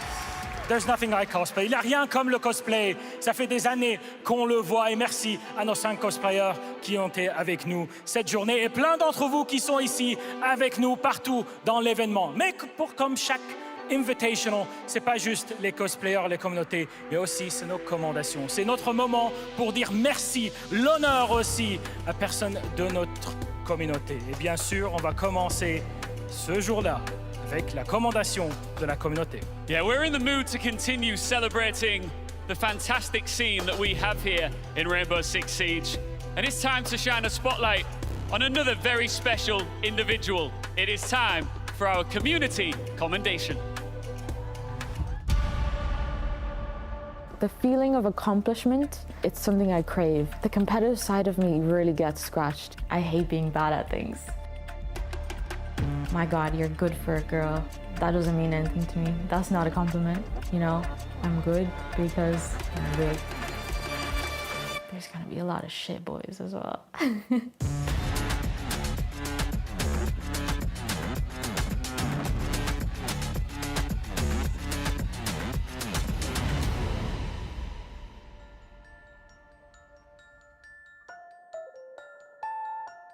My earliest memories are Nintendo, learning how to read through video games. I think I was 3 years old talking about my Animal Crossing mortgage. It really started like one Christmas. I remember I asked for the new Nintendo, and Alicia was only 3 and she just took it away from me, and I think that's where she kind of got her love from gaming. My sister is my biggest advocate. She's always just encouraged me from day one to really do it, you know? I'm her biggest fan and she's mine. I wasn't familiar with the Twitch platform, so I'd done my research and I said, you need to download this, like this is what you have to do. That's how she started. I kind of started off streaming Rainbow Six Siege during COVID. That's where the magic happened, and I haven't stopped since, not at all. I just downloaded Rainbow Six Siege to hang out with my friends. It's all they played, and I was like, I want to get in on this action too. You know, I was gold with a 0.3, 0.4 KD for a long time. They would stop playing, but I couldn't get enough. Just because of how ambiguous it can be. There's so many different sides to it, and so many different sides that suit so many people. It's an expression of creativity as well. You know, every round is different. Every game is going to be different. Every squad you play with is different. At least if this is correct, he might be the best player on this team. All the way now. When something goes right for you, your adrenaline is like no other.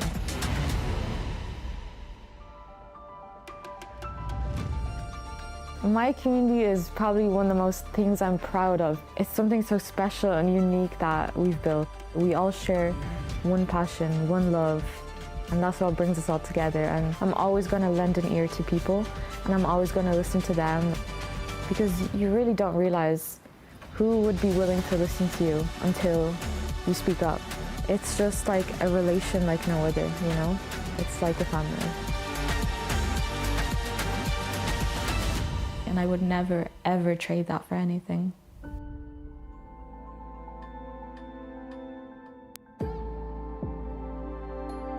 I had that hardship when I was younger of being told, you know, you shouldn't be doing this, this is for boys. But you really learn to not care what people think of you.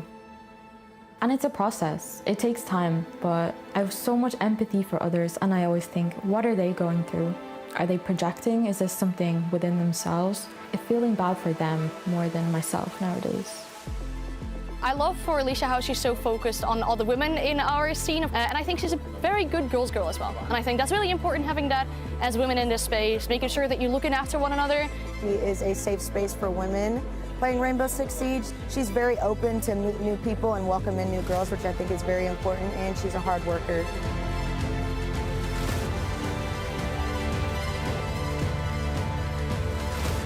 On the back of my charm, you'll see the number 7. What 7 means to me is the name of my old duo, who unfortunately passed away. You know, even on days where I just, wanted to just give up, he would say, no, you're gonna do great things, and here we are. I've always been someone with big dreams, crazy, unrealistic, but I really believe if you truly believe in something, it will happen for you.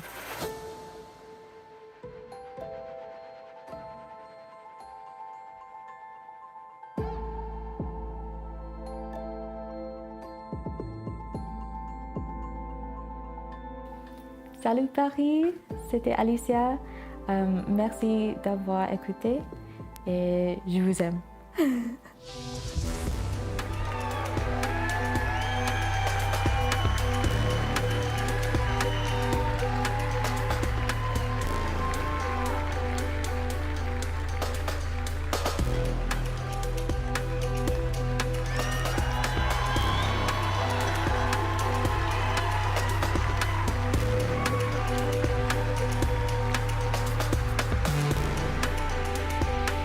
Paris, make some noise for Alicia.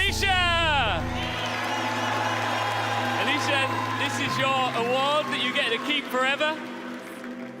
Forever. Forever. Oh my God. Thank you so much, Ian. Thank you. Thank you. You guys are looking absolutely delectable tonight. And yeah, I still can't believe I'm here.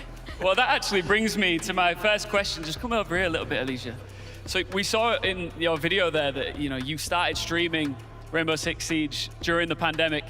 If I would have shown you this scene the first time you streamed, you'd be standing here in Paris in this situation, would you have believed me?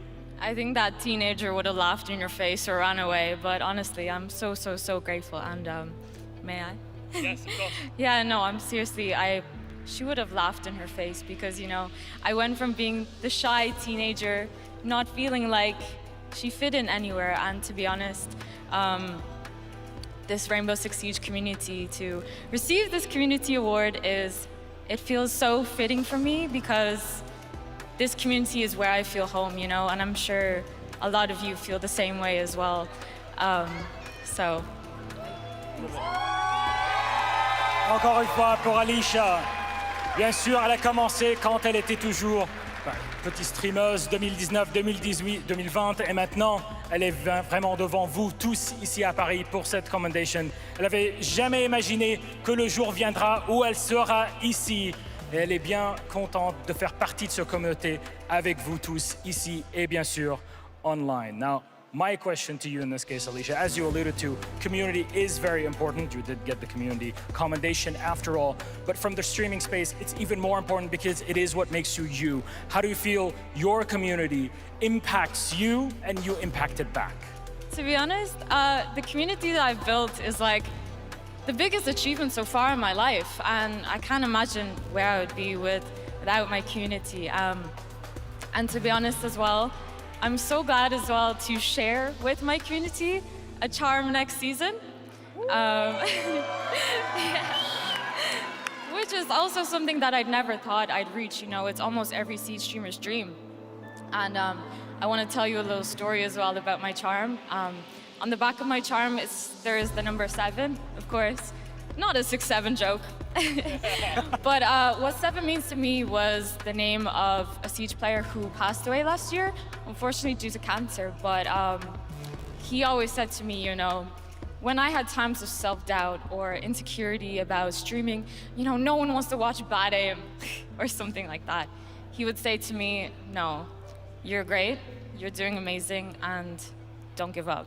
And if I have a message for anyone here today is, no, you're great, you're doing amazing, and please don't give up because you can achieve anything. I was just a teenager from Ireland on our Xbox, and now we're here in Paris on Saint-Valentin. So yeah, I also want to say that he really, really inspired me to keep going. And in regards to community, it's something I fell back on during those hard times as well. My family as well, who are here in the arena. There's somewhere here for the first time. Yeah, so a special shout out to my family, to my best friend Erin, who I met on a custom in Theme Park 7 years ago. My mother, my father, sister, Dylan, Nick, everyone, thank you so much. To all the girls of Siege as well, I love you all. To the whole Siege community, the girlies, and the whole Siege community. You are all so beautiful, so kind, and you all look like stars today. So, merci beaucoup. I love it. Milos, that's a lot to translate. I mean, It will be. You can pick out some highlights, right? Merci beaucoup à tout le monde ici à Paris, merci à la communauté, à ma famille, mes parents, toute la famille qui est là, mes meilleurs amis et aussi un ami très cher à moi qui malheureusement n'est plus avec nous. Comme des fois, c'est comme ça, le cancer, ça fait ça. Mais il m'a toujours motivé, il me dit « Hey, t'inquiète, les gens sont là pour te regarder parce que c'est toi, c'est ta personnalité, bad aim, tout ça, on s'en fiche, on est là pour toi, tu dois juste continuer avec ce que tu as en tête, ton beau rêve. Congratulations, Alicia. Paris, one more time for our incredibly worthy Community Commendation recipient, Alicia!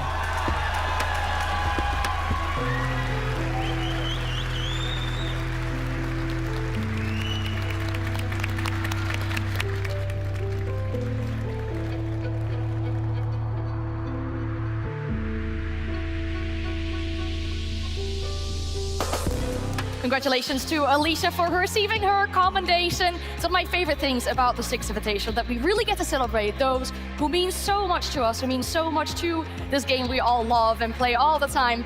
And that's why we get to talk about them as well on stage. A beautiful speech. She looked incredible as well. Yes, but for the community, and also for speaking for myself, for the Siege girls, she has done a lot for us, but in general for the community as well. It's so important to be able to have safe spaces, and when you're able to find a community member that you relate to, that you're able to share stories with, have fun with, and create a family, a bond. It's something that every viewer at home, I'm sure, understands. It's something that is very touching, and a lot of us fell in love with Siege, fell in love with creators just because of that connection and that safe space. And I think that's something that everyone that can resonate within them, that, she didn't feel that she had a home somewhere, and then she made Siege her home. The community made her feel like it was home, and that's something I think really we all can agree with, which is why we're here, why we love Siege, why we like supporting each other from across all angles, whether it's players, community, devs. This is a moment of SI where we celebrate it, and it's moments like these where we give these commendations to these individuals who are so deserving of the award. It's with every speech that I try so hard not to get emotional, because you can really feel how much this game and the community means to the people that get on stage and get this commendation. And just before the commendations, we've also had a beautiful catwalk session with our cosplayers. I've seen some incredible cosplayers all throughout the venue as well, some really unique ones as well. First day I saw someone cosplaying the hostage, which I thought was very funny, very clever. Never seen that before, but also for that, people take this game so serious and hold it so close to their heart that we get to see the operators truly coming to life at an event like this. Being able to have the creativity, I'm not creative at all. So when someone is able to, out of thin air, create something out of a video game, especially the Paragon Elite character, that was so sick to be able to see with the lights. So someone using their creativity to create life out of something that we've all fallen in love with, and being able to find a home in Siege is something that everybody here essentially has been able to find, and it's something that life, the way, the ups and downs of it, sometimes you need to be able to find an escape. And it's so beautiful that we've had such a good game that has such good creators, good essentially cosplayers, artists that want to fall in love with it and just create more life and beauty for everyone to enjoy. And then just for you two, of course, having sat at the sidelines during the first game, but having watched it behind the screens, how are we feeling? We've got a pretty tense matchup coming up after this. Yeah, it will be. Yeah, honestly, I wasn't sure what to expect going in today. I was kind of curious how Fluxo was going to manage, and sure enough, Secret, there's no secret there. They understood what the goal was, how they wanted to get to that semifinal and make their appearance, and I can't wait to get on and see what these next matches look like. That map 2 was close, though. It was close. Yeah, I'll give it to them. That map 2 was close. So that being said, I think the next match will really be a lot closer. It absolutely was. Of course, with our Six Invitationals, we have really tense matchups. We celebrate the community, we celebrate the people that are so close to us. But as it is the end of our competitive year, that also means we get to look forward. We've had a fun announcement yesterday about the addition of a new region, the CNL, but there is more to share. Hey Rainbow Six fans, I'm Ollie, Game Director on Rainbow Six Mobile. For the past few years, our team has been hard at work bringing the Rainbow Six experience to mobile. Built by a dedicated team, Rainbow Six Mobile delivers the tension, the strategy, and the PvP intensity you'd expect. You'll recognize iconic operators, familiar maps, and new content created specifically for mobile, all built on the same tactical foundations. In just 1 week, Rainbow Six Mobile launches worldwide on February 23. And if you play Siege, you'll be able to unlock cross rewards in both Rainbow Six Siege and Rainbow Six Mobile. Until then, here's a glimpse of Rainbow Six Mobile in action. Here we go. Time to ring some ears. Hostiles in sight. Watch your backs.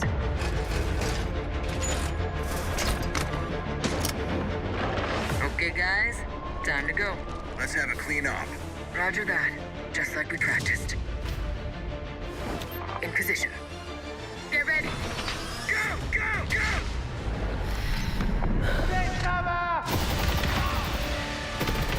Get your game faces on. Show them what we can do. Tango located! Time to armor up! Take some place! Knock, knock. One shot, one kill. Shark drone going live. Targets in sight. Stay clear of the blast! Charge ready to blow! Let's go! Stay with me! We have to make a run for it! Cover me! user. Stay frosty. Fire in the hole! Race the go!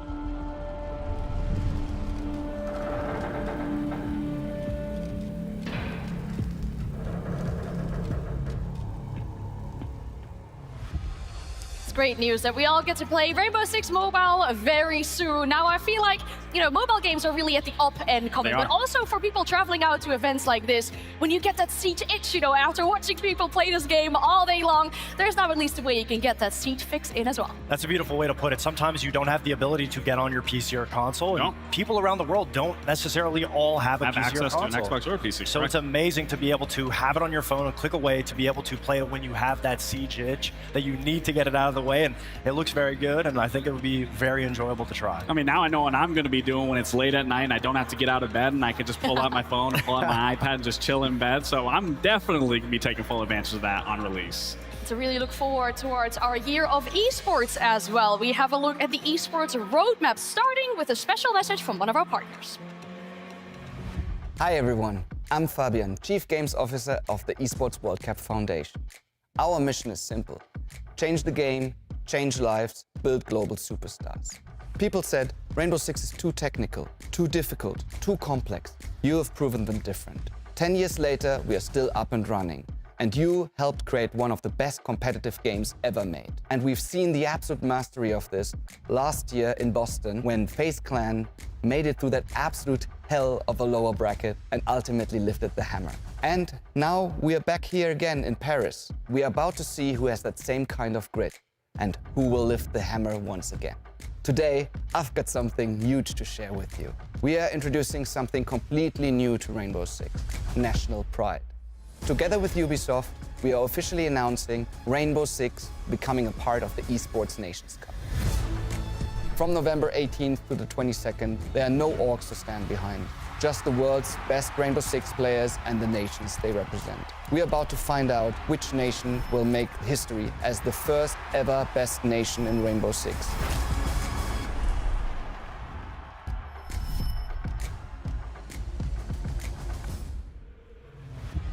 Now that is incredible news, of course, to look forward to near the end of this year. Here are some chance already of specific countries, specific players that might really take a big role inside of that. I mean, from the Netherlands, I don't have much to hope for, I fear. We might not even get a full team together. But I look at the UK, I look at France, I look at the USA as well. I mean, there are so many players to pick from to really form that perfect 5 team. Yeah, it's going to be interesting to see what teams come about. I mean, you got to understand a lot of these teams are from different regions, so they won't be able to play with their teammates. They're going to have to make a brand new roster. So it really is going to introduce a plethora of players, a plethora of teams, a plethora of nationalities that we've never seen in Siege before. And I am so excited that we're going to be a piece of this history. That's the beauty. You're able to root for your own country to be able to participate.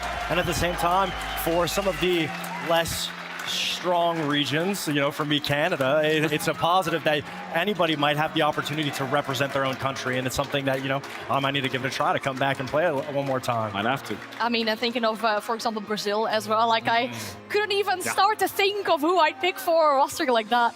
There's a lot of names. I think you could go with a lot of different options and still come out on top. Now, that's when you start picking in the US or somewhere outside in Europe. That's where it starts to get a little more difficult of picking teams, but I think Brazil's going to be pretty stacked. The creativity that you can make different teams, different rosters, whatever avenue they want to be able to play, it's going to create so much innovation amongst the teams in their own inner region to be able to elevate everyone's competition going into the next major, the next tournament in the regular teams. Now, I know that we're still about half a year away from that competition, but I want to get your early predictions just so later on you can aura farm if you do get it right. Who are our favorites to potentially win the ENC? Oh, it has to be Brazil. Honestly, I want to say Secret. Just based off that performance and that ferocity that they had in that matchup, they can carry that momentum. From what we've seen, the lower bracket run has pretty much determined every single SI winner. If they can keep that exact same pacing, I could see Secret taking us all the way. Ooh, all right. Well, of course, we have a look at this, one of our events coming up in the upcoming year, but there's so much more to share. Let's take a look at the timeline of what is to come in 2026. The 2026 season of Rainbow Six Esports marks the next evolution of competitive Siege.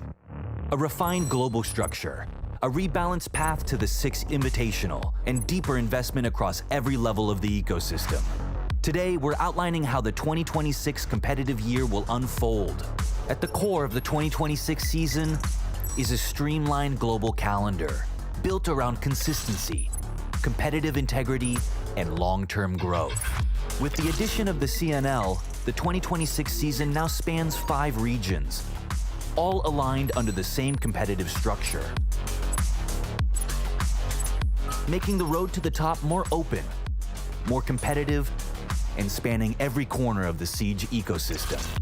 The season begins shortly after the Six Invitational with the Challenger Series, opening the door for new teams to enter regional competitions, with top teams qualifying for all stages of their respective regional leagues in 2026. In April, each region starts off the year with a season kickoff stage, a short and high-intensity opening phase that sets the tone for the year ahead, where teams will earn the first SI points of the year. From there, the road to international competition begins. The first Blast R6 Major takes place in May, bringing together the top teams from each regional kickoff to compete for international glory and crucial SI points in the race to the Six Invitational. Following the Blast R6 Major, the Stage 1 runs throughout June and July as regional leagues battle for standings, momentum, and SI points. In August, top teams return to the Esports World Cup, which has been integrated into the Rainbow Six Esports circuit as the mid-season competition. While the event does not award SI points, the winning team will become the first of the season to secure direct qualification to the Six Invitational 2027. After a brief reset, Stage 2 begins in September, continuing through October with SI points and qualification on the line for the final Blast R6 Major of the year. The final major arrives in November, where teams battle for one last shot at international success and a decisive SI points boost before the road to the Six Invitational comes to a close. At the end of the calendar year, SI Last Chance qualifiers return, giving teams one final opportunity to secure their place at the Six Invitational 2027. In February, the world's top teams, based on the SI points rankings, will meet at the Six Invitational to compete once again for the Hammer and Siege immortality. But the 2026 season is about more than just the top. We're excited to introduce the Challenger Circuit, a unified competitive ecosystem designed to spotlight the next generation of R6 esport players and teams worldwide. It will include all official Tier 2 tournaments, organized by Ubisoft and partnered third parties. We'll have more information to share with you in March. From grassroots competitions to regional leagues and global events, the ecosystem is built to support long-term growth at every level. And this is just the beginning. The road to the Six Invitational 2027 starts now.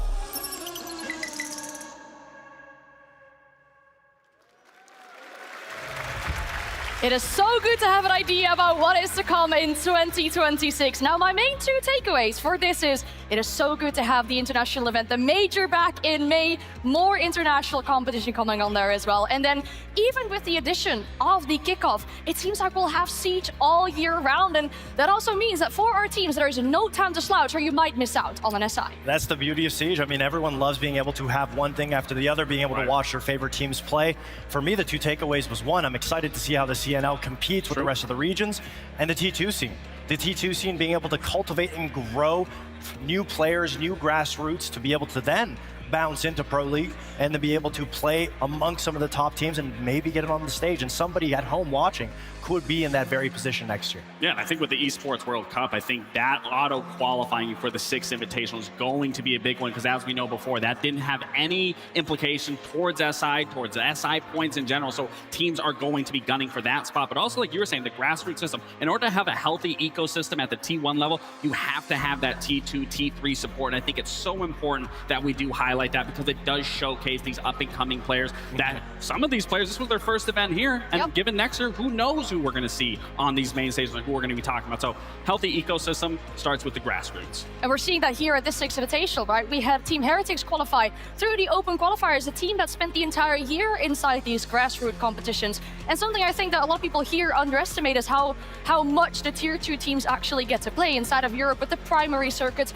the secondary circuits. They all give you points, and even for aspiring players that might be sitting here or might be watching from home, it is a very healthy competition and a clear path to make it at the top and potentially lift the hammer at some point. I mean, it's so important. You have to start somewhere, and if you're someone at home watching and you don't know where that is, the T2 circuit, finding yourself on a team, making it a friends, trying your best, even just getting noticed by the other teams competing, that's how you get your name out there. That's how you're able to progress and get into the right rooms to be able to maybe approach a main stage like this. But you're right, anything can happen. You know, there's teams, there's players every year that are brand new, and it's something that's so important is up-and-coming spirits to be able to raise the next generation of Siege players. And just really quickly to touch upon the CNL as well, they're getting a lot of spots inside these international competitions as well. That's going to force that region to, from the get-go, be super competitive. Yeah, and like I said, if we can get players like Reaps that we know is absolutely dominant against these regional matchups, I mean, they are going to be a threat for sure, but it also is going to be a testament to their own to see how well they can fare up against all these other regions, and I think it will be a slow progress over time, but hopefully I'm wrong. Hopefully they just come out the gate swinging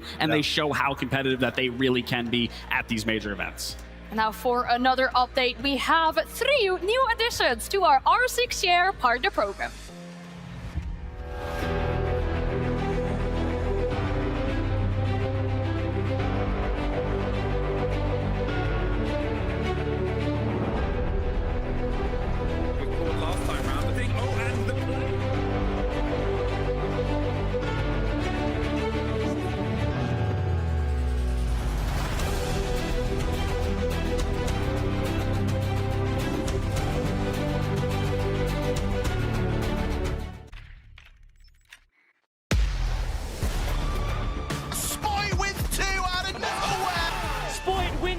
Every day of the week.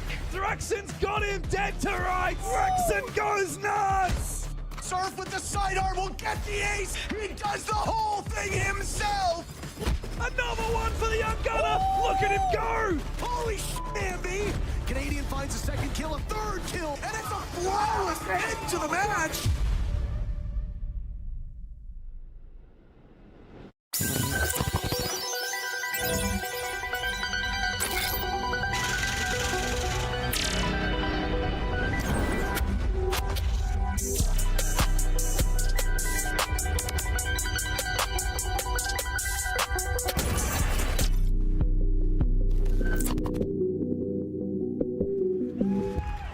Wow, that was incredible to see. We gotta be super happy for Virtus.pro having been in the esports for so long to be part of the R6 Share partner program. Shopify Rebellion with so many fans, but the last one, 100 Thieves, part of the R6 Share partner program. That is incredible. Way to make an entrance too. Might have been the coolest intro video I've ever seen. You guys are wearing red. And well, I was going to say, I think we kind of got the theme going for LA Thieves if they're watching. Yeah, it makes me very excited. The 100 Thieves is one of my favorite orgs, and so to see them join Siege, I'm sure brings a smile to a lot of fans' faces, but at the same time, Virtus.pro, Shopify Rebellion, being able to have something in the game that represents their history in the game is something that is beautiful, and congratulations to them. And now, because of the SR video, none of those players can get dropped. They have to stay at roster forever now. No, I think it's important that we acknowledge these rosters, these organizations finally getting to be able to rep their skins, rep their charms, rep their drone skins. I think that's important. But again, LA Thieves coming into it, I think it's something even for us that when we see new organizations join this league, it really motivates everyone across the board to watch, to participate, to cheer for a new team. And who's going to be on that team? We don't know who's going to be on that team, so I'm super excited for all 3 of them and the entry of 100 Thieves. With all these announcements, we've really set ourselves up for an exciting 2026. We've given you so much information, but there is one more exciting thing to share. 2026 is off to a great start here in Siege Esports, but our destinations continue. It is time to announce the announcement of our next event, the May Major. Spit it out already, come on. The fuck? What? He's taking way too long. We've got a point, you know. Milos loves to yap.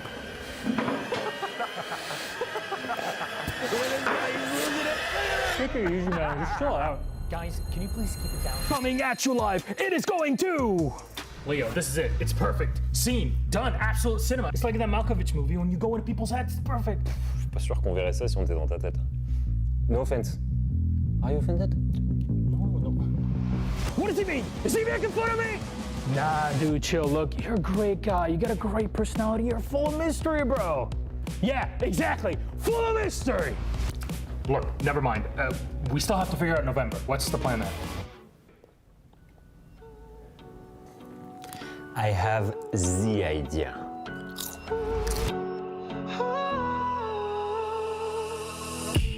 You wanna know what I'm into? We can start with a blindfold. You know to wash it away. Tell me if you looking to stay. Yeah. Now we can get it in through the daytime. It's hard kept, but it's more than a promise. The way you move got me leaning all on it. I wanna see you tomorrow. Talk to me. Maybe it's not 100% ready. The most important thing, Six Invitational. Yes, Six Come Invitational. On. Where are we going? Okay, we need to call him. No, absolutely not. No. He's always like this. It's just too much to handle. Listen, it's the dude.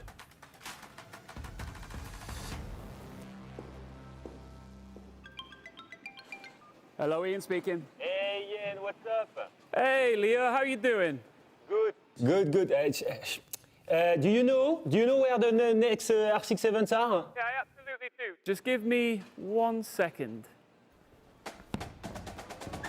Get ready for the first major. Salt Lake City, USA. For the November major,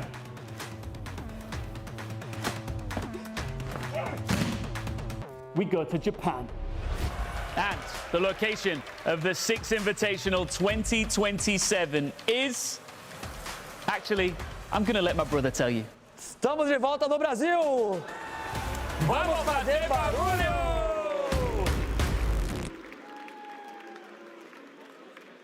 Okay, he's on it.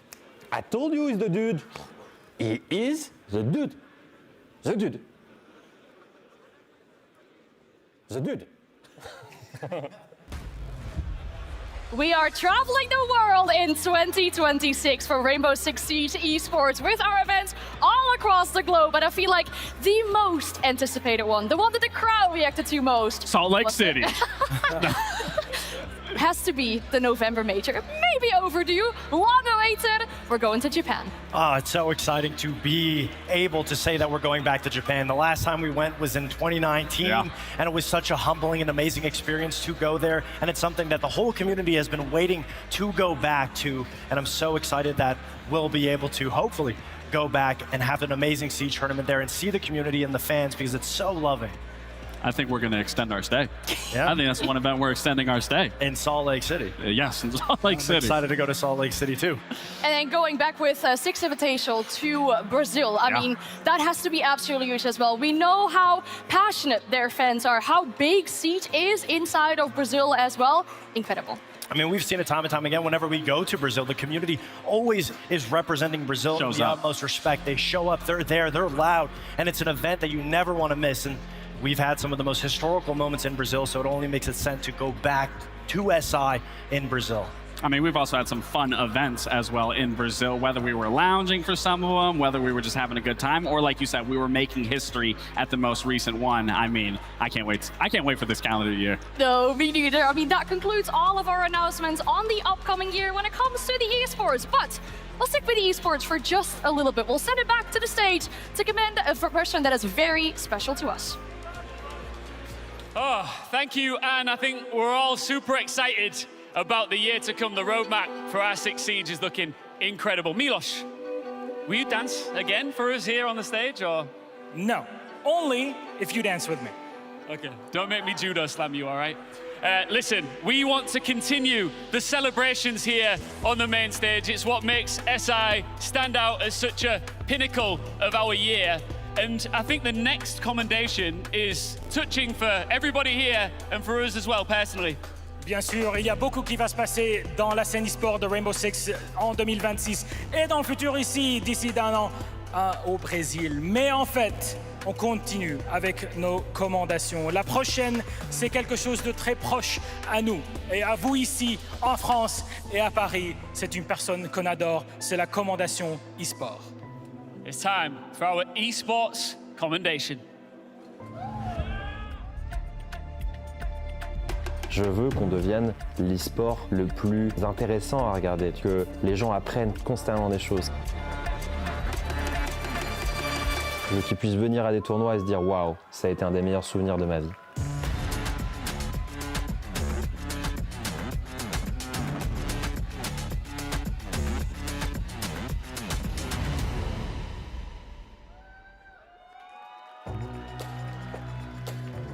Moi, ça me faisait rire de jouer à la guéguerre. Je jouais tout le temps. Et quand je pouvais tirer en jouant à la guéguerre, c'était fou. C'était le max. Rainbow Six sort. Moi, j'arrive là-dedans. Je retrouve exactement ce que j'aime dans l'aspect shooter que j'adore. Et en plus, il y a des opérateurs qui ont des gadgets, donc je peux faire de la stratégie. Je grind le jeu tous les jours sans m'arrêter pendant 10 ans. C'est R6 pour la vie. Non-stop. C'est mon jeu de cœur, je vais devenir joueur pro dessus et j'arrêterai pas tant que je serai pas joueur pro. En fait, quand il a commencé à entrer dans ce jeu où ça tire de partout, etc., je lui ai dit, écoute, ok, mais surtout, ne perds pas ton lien avec ton cœur. Et il l'a pas perdu. Donc la meilleure chose que je peux dire, c'est se défoncer, travailler à fond, se donner les moyens de réussir et surtout, être juste quelqu'un de bien. Ouais, c'est trop cool d'être joueur pro. Mais les gens, rendez-vous compte de ce qu'il y a derrière aussi. Il y a une pression mentale de dingue, on est tous jeunes, on vit des choses de fou, mais on vit aussi des choses négatives. Arrivé au bout de ça, j'étais lessivé, et arrivé en Europe, je me dis soit je retrouve une équipe top européenne, soit j'arrête, parce que c'est trop. Puis à un moment, il se retrouve, voilà, c'est fini, donc il revient à la maison. Donc c'est là un moment où il se pose beaucoup de questions. Ouais, en fait, je rentre chez mes parents, j'ai en fait 9 mois où je passe de « je suis une star internationale sur le jeu où je jouais » à « je suis le fils du paysagiste et je vais l'aider à tailler des haies ». Ça remet les choses en contexte. À ce moment-là, j'ai rien qui me garantit une place sur le desk. J'ai pas fait d'études, je l'ai arrêté. J'ai 22 ans, il faut que je fasse quelque chose de ma vie. J'envoie des messages aux gars que je connais chez Ubisoft en disant « les gars, je suis un ancien joueur pro et j'aimerais beaucoup faire des choses sur le desk ». Et donc Ubisoft France m'embauchera. D'un seul coup, j'ai devant moi une plateforme où je peux vraiment raconter ce que c'est qu'être joueur professionnel. Et à partir de là, ça a été un terrain de jeu incroyable. Et depuis 3 ans, j'essaie de construire là-dessus, de toujours arriver avec des nouveaux segments et des nouvelles idées.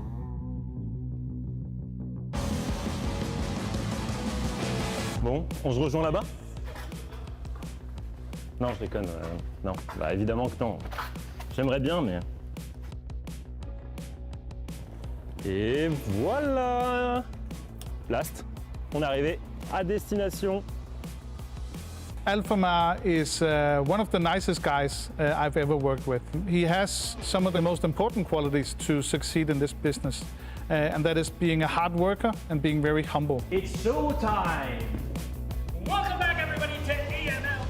I was watching his growth as a player ever since he was just a rookie. And then he finds 2 kills! Alphamar, what an excellent play! So getting him now with all of that experience on an analyst desk is something that you will rarely ever find. We'll see you all in Munich. It's going to be a hell of a time! Mon premier major que je fais avec Blast, j'ai Bertrand et Nelson qui sont des personnes qui comptent beaucoup pour moi parce que c'est eux qui m'ont donné ma chance sur le desk.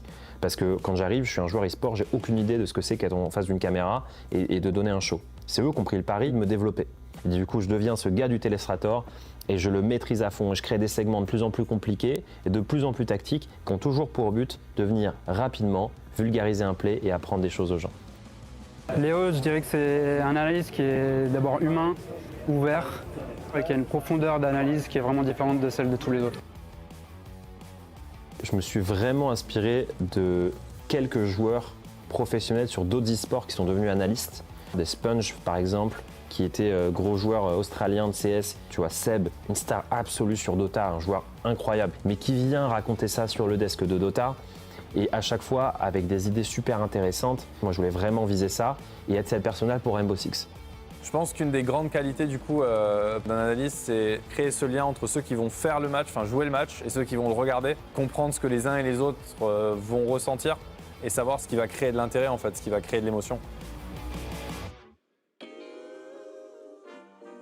J'ai eu beaucoup de chance. d'avoir une bande de potes aussi profondément ancrée. On se connaît tous par cœur. Et du coup, c'est des gars qui m'ont poussé à fond, quoi. Et ouais, c'est vraiment mon noyau dur, quoi. Il fait des trucs de ouf tout le temps. Il y a une semaine, il va être à Copenhague, l'autre, il va être à Rio de Janeiro. On sait jamais trop où il est, mais quand il revient à camp, c'est toujours le même. C'est une personne qui est hyper attentionnée, il prend soin de tout son entourage. Je dirais que sa principale qualité, c'est d'être bienveillant. Alfama is the kind of guy when, whether he's playing on a team or he's here on the broadcast booth, he makes everybody around him better. I think he's very passionate. You can see that in people's eyes when they're really passionate about something. I think he is the hardest working member of talent I've ever met in my life. C'est magnifique comme métier. Ton objectif, c'est de parler du jeu qui a changé ta vie et de convaincre les gens d'aller le tester. Il y a quoi de plus, franchement? C'est incroyable.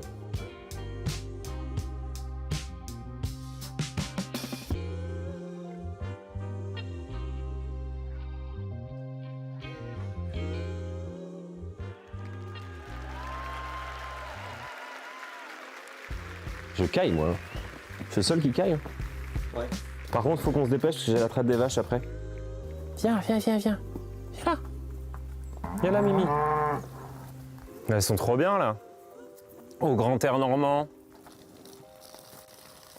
Là, c'est la petite pissouille.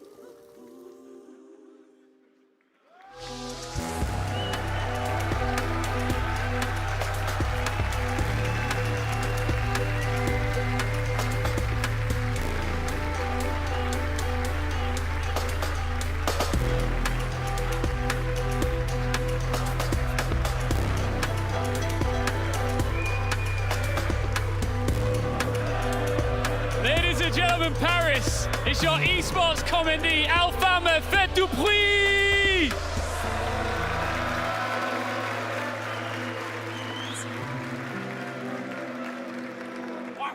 Congrats, Leo. Leo, this is, I mean, just standing here next to you, I can't imagine how it must feel to be stood on this stage in front of your home country, friends and family here. Does it feel like a dream? It feels like a dream. I will say this, the last time I stood on the stage in Paris was, I guess, during the French League finals when I won my first event. And the French crowd was there and they were always cheering and they were always full of energy. And it is amazing to be here in my home country to celebrate Siege. En fait, je le sens comme si c'était un rêve. La dernière fois que j'étais à Paris, c'était là, à la PGW. Je jouais, j'ai gagné la Coupe du 6 en France. Et bien sûr, c'était toutes les personnes françaises qui étaient avec nous. Et bien là, je suis de retour comme membre de talent. I never thought I would need a French translator. Wow. It's my honor. Really good. Well, Leo, I have to ask you something myself, because for me, you're Mr. Worldwide. You've been all over the world. We've seen you as a player and now as part of the on-air crew. How do you feel that has changed you as a person and impacted you to get to where you are today? I guess when I left, I was 18 years old. So I left quite young and I went to live in the US. I was 19.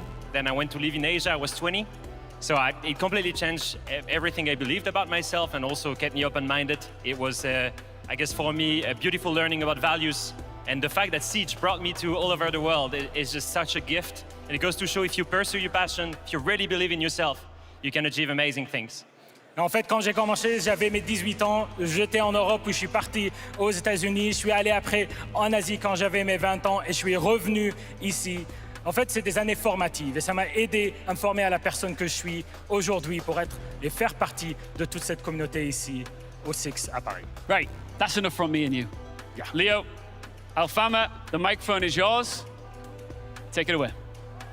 I just want to say thank you so much for everything you brought to me through the years. I'll say first a few words in French because you guys deserve it. Je vais passer en français parce que c'est grâce à vous que je suis là aujourd'hui. Merci d'être vous. Merci d'aimer ce jeu. Merci de montrer à tous que la France est un grand pays sur Rainbow Six. C'est grâce à vous que j'ai commencé sur ce jeu. C'est grâce à vous que j'ai été joueur pro sur ce jeu. C'est grâce aux premières LAN françaises. C'est grâce à la Ligue française. C'est grâce à toute la commune française. À chacun d'entre vous qui aimait ce jeu. Merci beaucoup.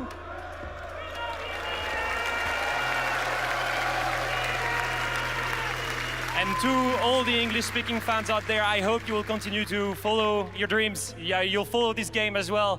your passion. I will say this, thank you so much for making me live from my passion. It's been 10 years, absolutely crazy. I got to travel the world, meet amazing people thanks to you. I made a family here with these guys, everyone on this, the guys on the studio, Jack, the production, the teammates, the former coaches, the former players that I faced. All of that to me is a family, and I will forever be thankful for that. Amazing. Leo, I know that right now, in this moment, it's about your commendation. You're not technically working, but I'm just going to be a host for a second. You're going to be the analyst. Who's taking home the hammer? Either way, it's a Frenchman. Good answer. Ladies and gentlemen, Paris, please make some noise for your Esports Commendation recipient. One more time.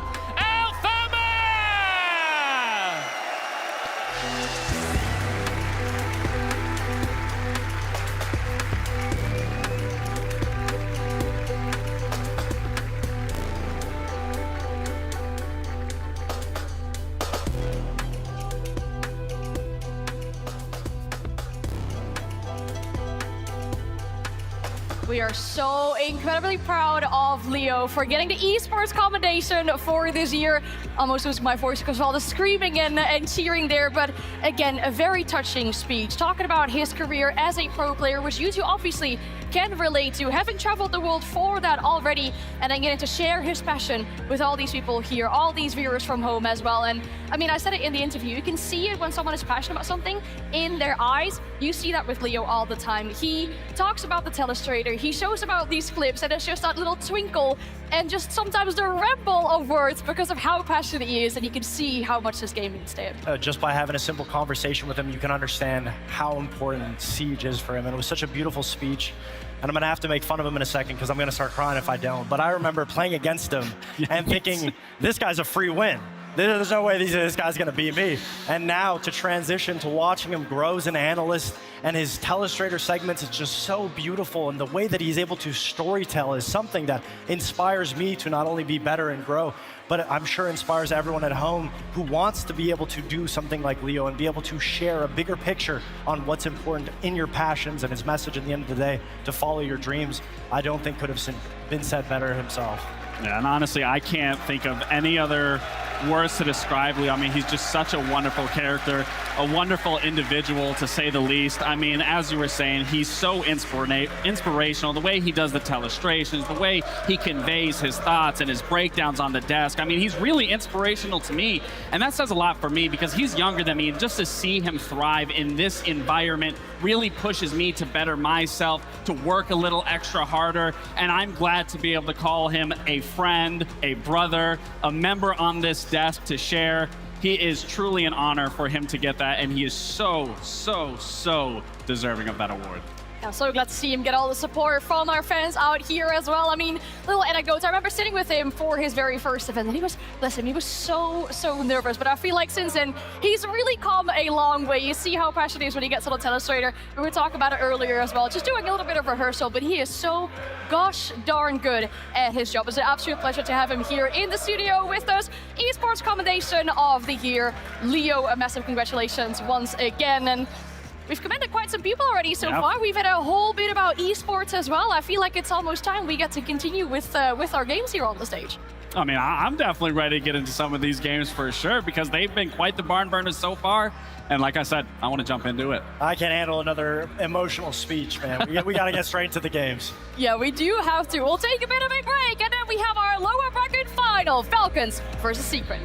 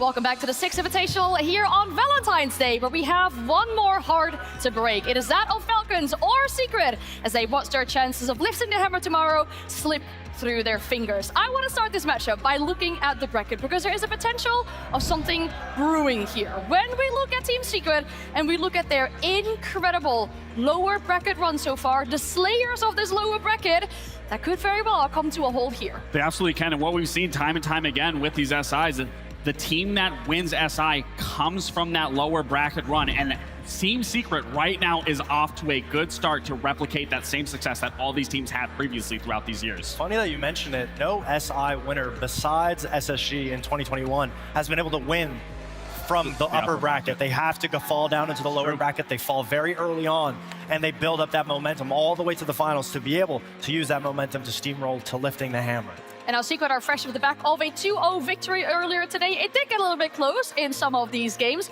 They must have got some energy though from that game, despite that second map especially almost slipping away from their fingers. The fact that they've made it so far must bring them energy. I mean, the way the Secret have been playing, you can really tell that momentum from being in that lower bracket has been carrying them relentlessly, because not only have they been playing so strategically throughout the group stage and fundamentally sound, but individually as a whole, we've been seeing Noah becoming alive. We've been seeing Savage, everybody on the team, Mowgli, has been performing exceptionally well individually. So not only do they have an amazing young IGL and Savage to be able to lead the team, but they're able to individually show up when it matters most and have those hammer lifting plays that a team needs to be able to make it to the final. I mean, that was a beautiful ace from Jim, but we do talk about their individual prowess, and they absolutely have it. They have that teamwork, but the clips that we're watching here is just big heroics from individuals on this team, being able to get 3Ks, being able to get 4Ks, that were just really carrying that momentum from round to round against Fluxo, W7M in that matchup. And this is what we're going to need going into this matchup versus Falcons, because you're going against a familiar opponent. You know their idiosyncrasies. You know everything that you need to know going into this matchup, but you need to deliver on that same firepower that they had against Fluxo Esports. Now, we commended Fluxo for being such an aggressive team, the most aggressive team in the tournament,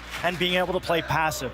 Now, what happens is Secret, being one of the slower teams that is able to be methodical, out-aggressing Fluxo and being able to show that a team that can do both is so dangerous to play against, because they can flex whatever they need to do. And again, it's safe to put your faith in Savage's hands. Now we've heard the fans in the arena get loud, and there is good news, because regardless of the outcome of this matchup, there will be guaranteed a French player in the grand final tomorrow. That'll either be Mowgli with the side of Secret, or Shaiko, another Frenchman, with the side of Falcons. I mean, you can't even compare the two at this point, at least when you're looking at it from a statistical standpoint. I mean, 200 kills already. Mowgli's on a tear. I was talking about it in the series with a couple of the guys in the back. Mowgli is so scary as a player because he is a risk taker, and that is someone that you need, especially in moments like this where big risks make history and can make you an SI winner. And he doesn't care if he's on 1 HP. He's going to swing you. He's going to challenge you. He's going to bring it into your face. The ferocity that he brings on this Team Secret roster, that's exactly what everyone can get behind. You see players like Noah, you see players like June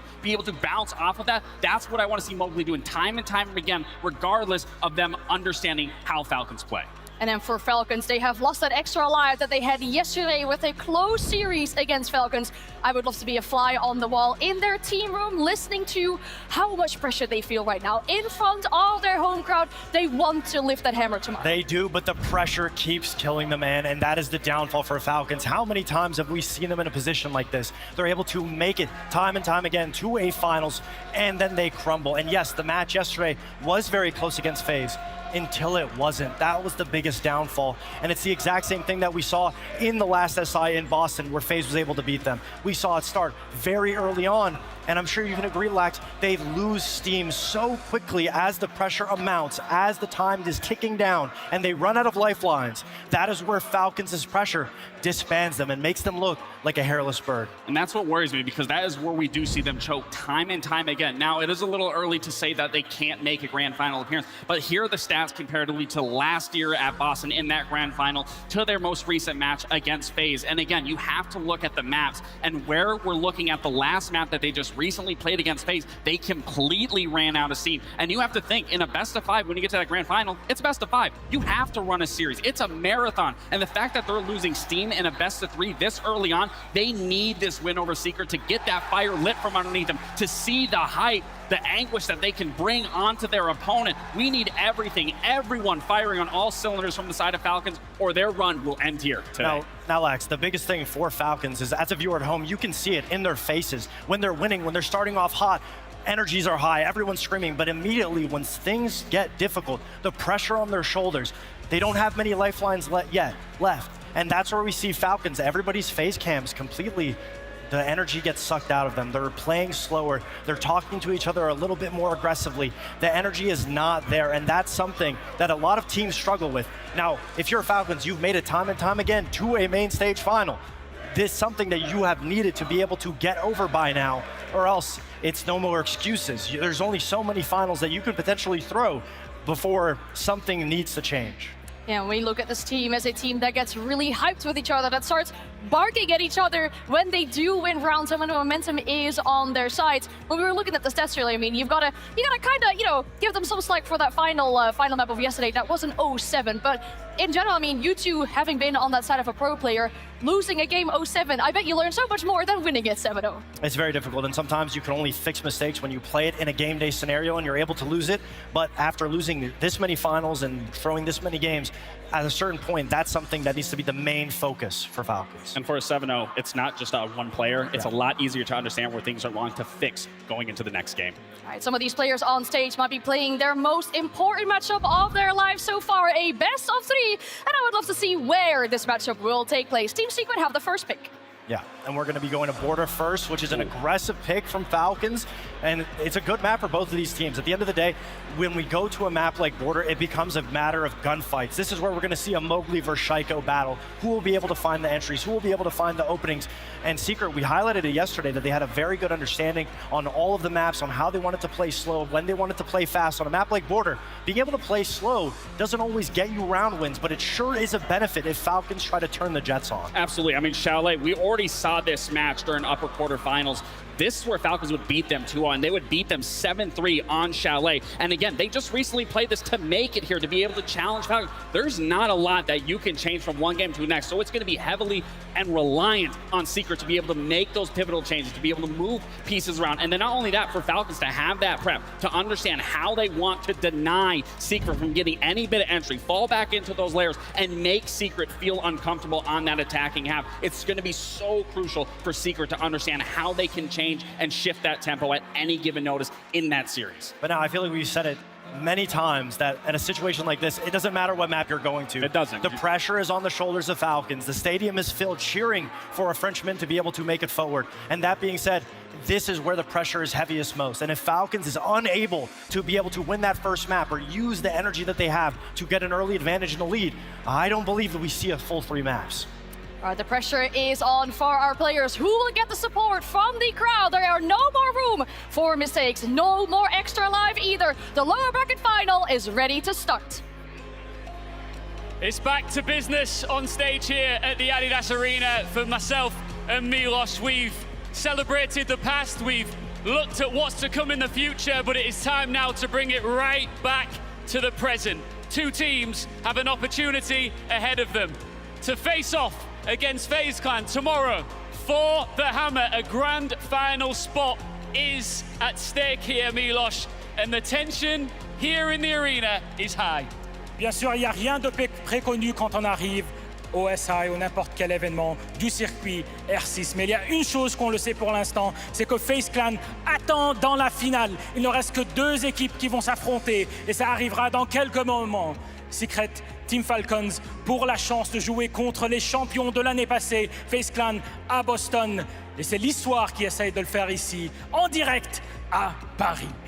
Paris, this is my first time in front of a French crowd, and I've heard a lot about you guys. I've heard that you are incredibly loud. So listen, you've got Team Secret and Team Falcons waiting behind our beautiful stained glass doors there, and I want them to hear you scream. Paris, on a 2 équipes, Secret Falcons qui attendent derrière notre très belle porte ici. Mais il y a une chose qui va les faire sortir, c'est tout votre bruit. Donc, tous les deux, how about we do it together? On 3. 1, 2, 3, faites du bruit!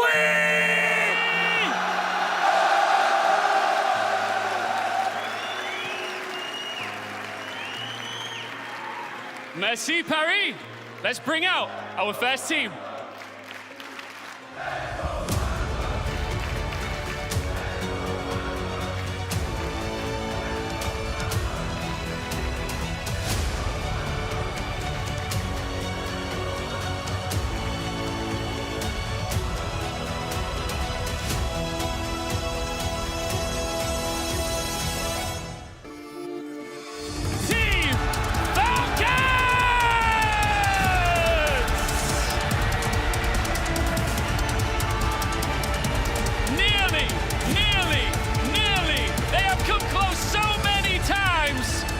To fall at this hurdle would be devastating for Team Falcons in front of a home crowd, desperate for them to make it for another shot at victory and another shot at the hammer.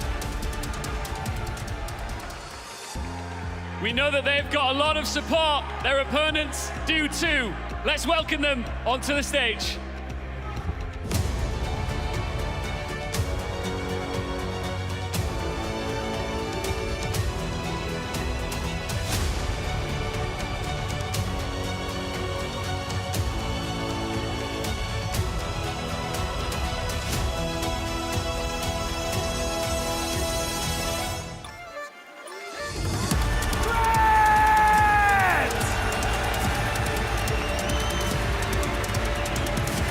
Ils étaient à peine connus il y a un an, réformés en 2025, sur les grandes scènes du monde, gagnant à l'IWC.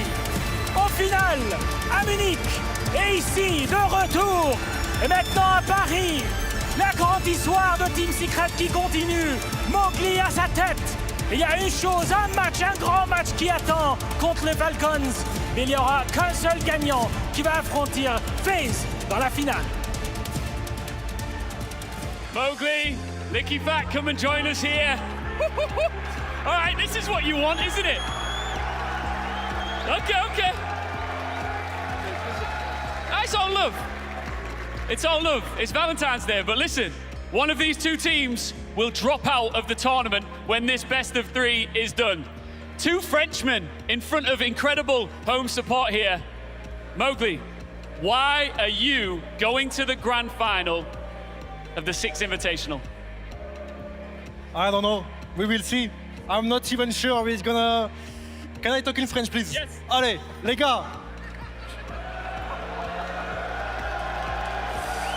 Quoi qu'il arrive à la fin du match, il y aura au moins un Français en grande finale, c'est le plus important.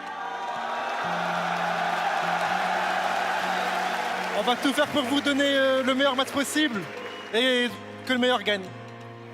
No matter what happens, one of us, a French player and French team, is going to make it to the final. And I want you to cheer for us. No matter what happens in this game, we will give you our all. That I can promise. Very hopeful words from the other side of Mowgli. You've faced off against Secret a million times now, Likefag. What do you have to say before we get started? Yanis, il a tout dit. Je suis très heureux de jouer Secret parce qu'au moins il y aura un Français pour représenter la France en finale. J'espère que ça sera nous, mais que le meilleur gagne et que la France gagne. Like Mowgli said, it's guaranteed no matter who takes this game that there will be a Frenchman in the final. I hope it's gonna be us, but regardless, we will give you our all. May the best team win. Paris, are you ready? Let's do it! Thank you so very much. There are 10 players on stage, 2 European teams, and just one spot in the grand finals. The loudest this barn has been all weekend, and they are ready to blow the roof off the place, even though they seem to have chosen their favorite in the Falcons. By far and away, not a foregone conclusion that the Falcons will make it back to the grand finals, Jesse. Yeah, Parker, the Falcons fans are out in full force here in Paris, but of course Secret have their base as well. It's always special to be playing at a Six Invitational, even more so in the lower bracket finals, fighting for that spot to go up against FaZe Clan. But when it's an all-European matchup here in Paris, it means so much more for these players.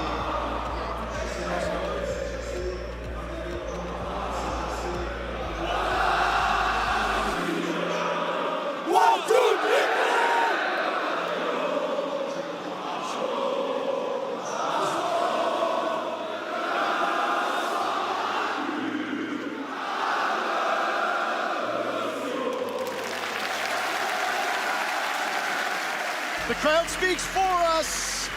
There's nothing we could say to take away or even add to that moment.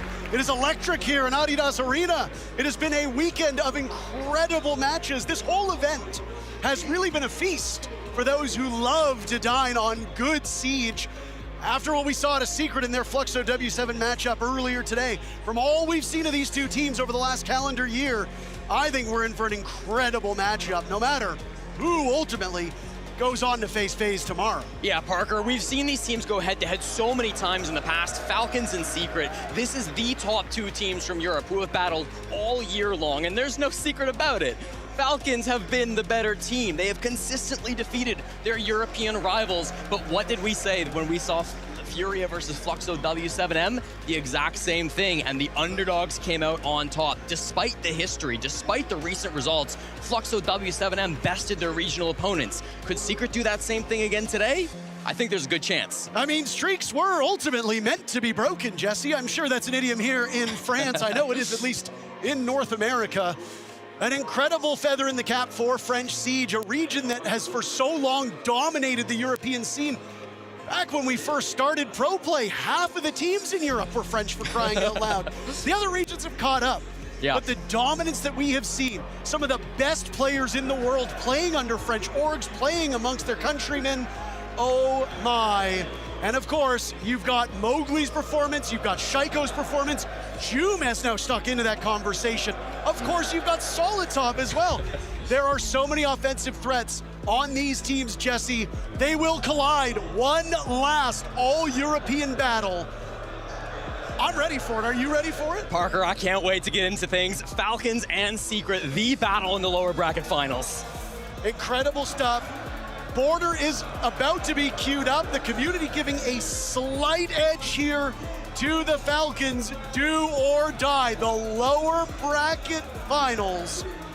They're heavy. There is an expectation on your shoulders. There is a weight on your shoulders, and you have to shake it off. If you have not played in front of a hostile crowd, if you have not played in front of a friendly crowd, you are not prepared for what that adds. It's a variable that you really can't predict. Yeah. And teams will tell you after events are finished. I mean, hell, go back and talk to the teams that were not from Brazil, who played in Sao Paulo 2 years ago.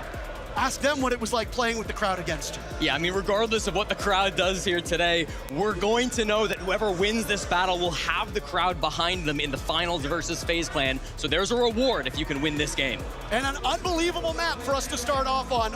Very affectionately referred to as Hell in a Cell.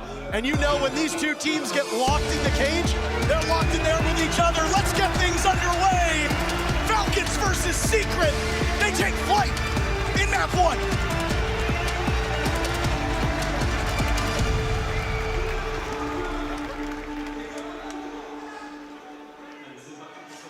Parker, it is Valentine's Day in the City of Love, but I promise you, there will be no love lost between these two European rivals. We start on Border, one of the most attacker-sided maps that we have in the pool. Now, mentioned on the desk, this will be Falcons starting on defense for all 3 maps today, so they will have a bit of an advantage in that attacking can be a bit harder with the nerves. It can be a bit more awkward sometimes if you have that pressure, which certainly the players will be facing today.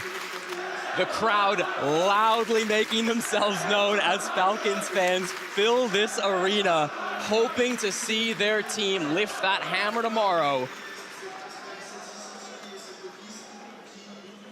Border has long been one of these maps where Falcons have found success. They're 2-1 here at the Six Invitational, beating Elevate and FaZe, but a 7-0 loss to Wildcard might give them a bit of pause in this match against Team Secret. It's not a bad map for the mixed European team either, 2-0 at SI, but both games were close with wins over Weibo and Wildcard Gaming. Border will, of course, be the first of our 3 maps, followed up very shortly by Chalet, and should we need it, Cafe Dostoevsky to finish things off. We got to see the operator bans very quickly. Parker, the Azami are removed immediately by Team Secret. That is a favorite of Shaiko on this map. If it was left up, he'd be playing it for sure.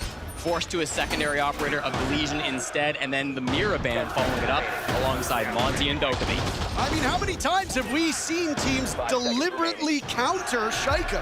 Yeah. If you can nullify one of the greatest strengths and advantages of your opponents, you will take that opportunity every single time, and I do not blame them one bit for doing that. Legion, of course, is a great operator from a utility perspective, brings a terrifically good gun. I mean, Joom got that impressive kill that we saw over on Chalet in their previous matchup against Fluxo W7M earlier. Action can happen at any time on a map like Border, so you need to be prepared to grab it and harness that energy. And it's gonna happen, and it's Shaiko to get the job done first. Who else? Of course, it's going to be the top player from France that this game has ever seen. Gets things going, taking out his regional rival of Mowgli.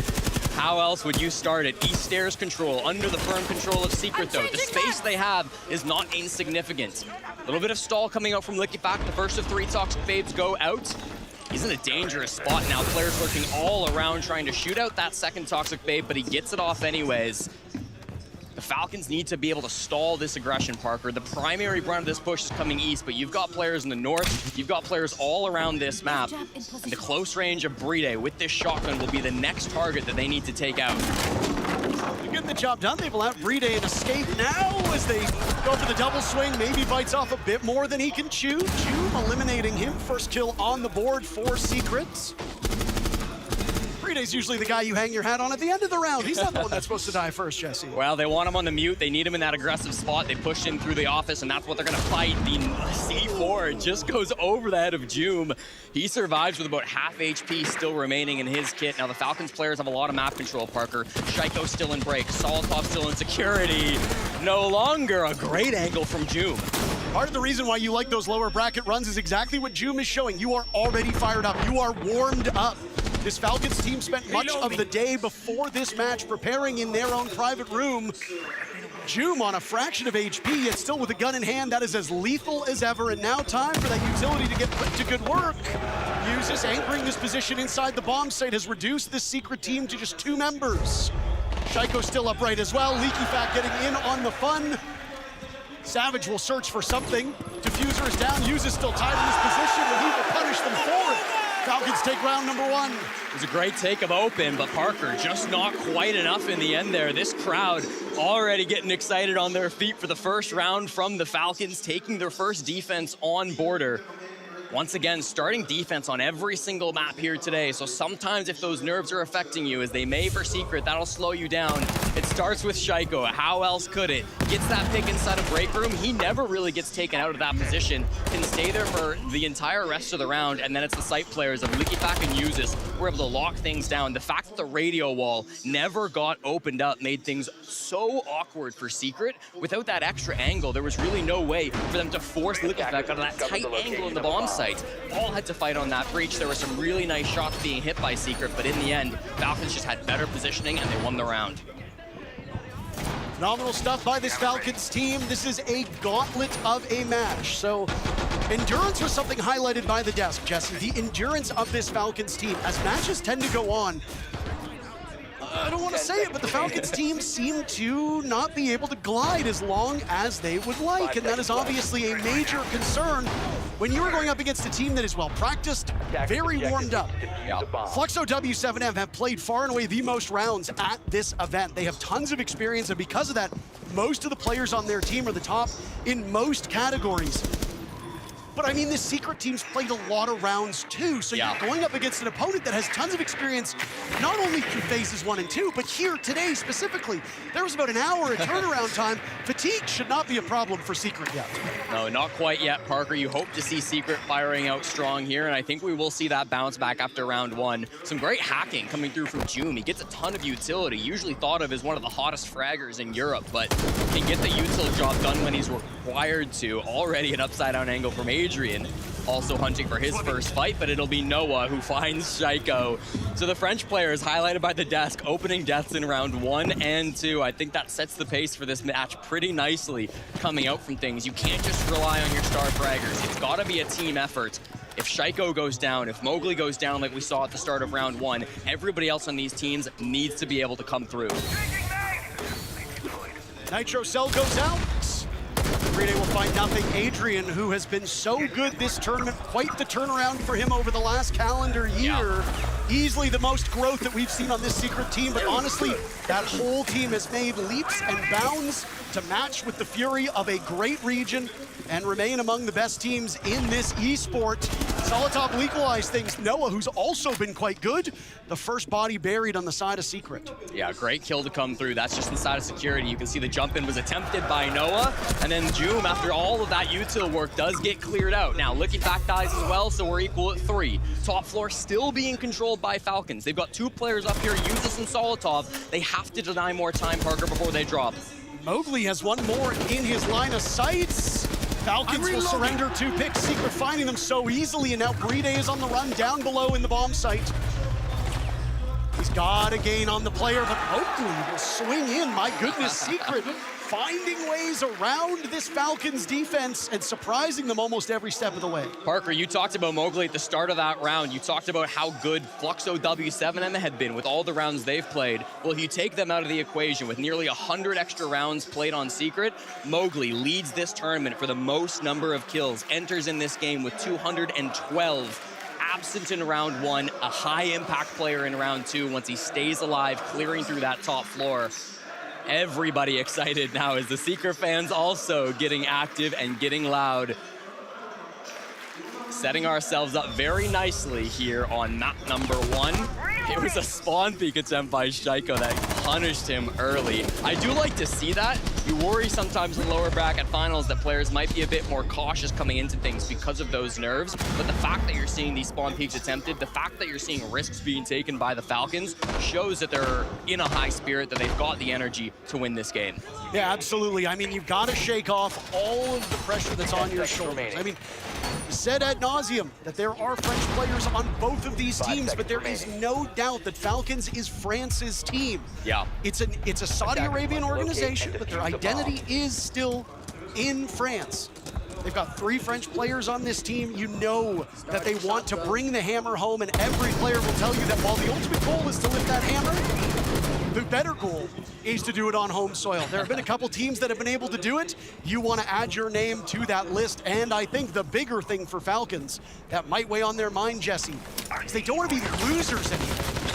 Sometimes you get tired of losing, Jesse, and unfortunately for Falcons, they have done an awful lot of it recently. Yeah. Expectations are going to be high because of it. Well, trying to stop those Selmas from going through, but they can't quite find it. But Mowgli continues to find value on the score sheet. That's a second opening death in a row from Shaiko as he goes back-to-back as the first person down inside the server. Mowgli now 3 kills straight for the last 2 rounds after being the first player to die in this series. I mean, Mowgli himself has had consistency issues. The highest rated player, or the highest rated and the highest kills on a player who isn't on Fluxo W7M, by the way. Once again, going back to how they've been topping the charts because they have played, Fluxo W7 has played over 100 more rounds than Secret. Crazy stuff. Mowgli has been sensational, though. A good game from him, well, that's going to be hard for Falcons to grapple with. It's already hurt them this round. Licky back, hoping to get into a gunfight here, equalize the numbers, just playing towards the top of Break Room, and it's the Nitro cell that does find Mowgli. A late answer, but an answer nonetheless.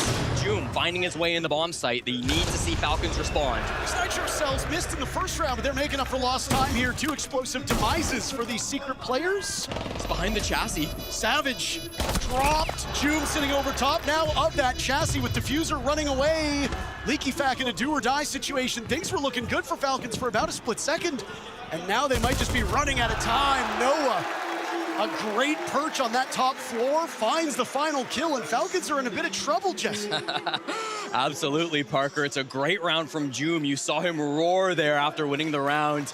In his signature hoodie, he runs hot. He likes to sweat in these games. That's what he said earlier last week in the great interview that we had here on the broadcast.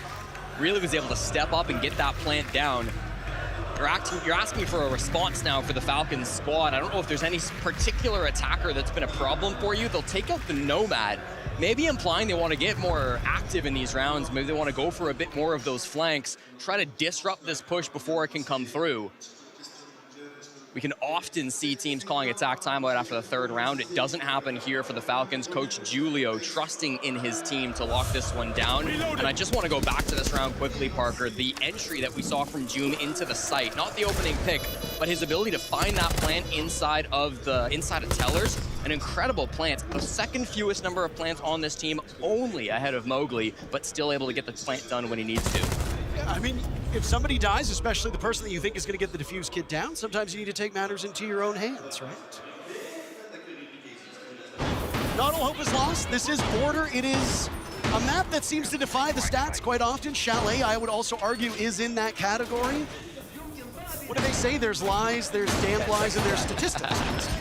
Chalet and Border are both very unpredictable maps. Lots of soft destruction, both vertically and horizontally. You can take a lot of engagements on both of those maps from the outside. You saw so many great examples of that on Chalet, with Secret going up against Fluxo W7M on that final map just an hour or two ago. Now here we start on Border. There are a lot of similarities between them. You can go for aggressive clears, but both of these maps are going to be very good for direct site hits.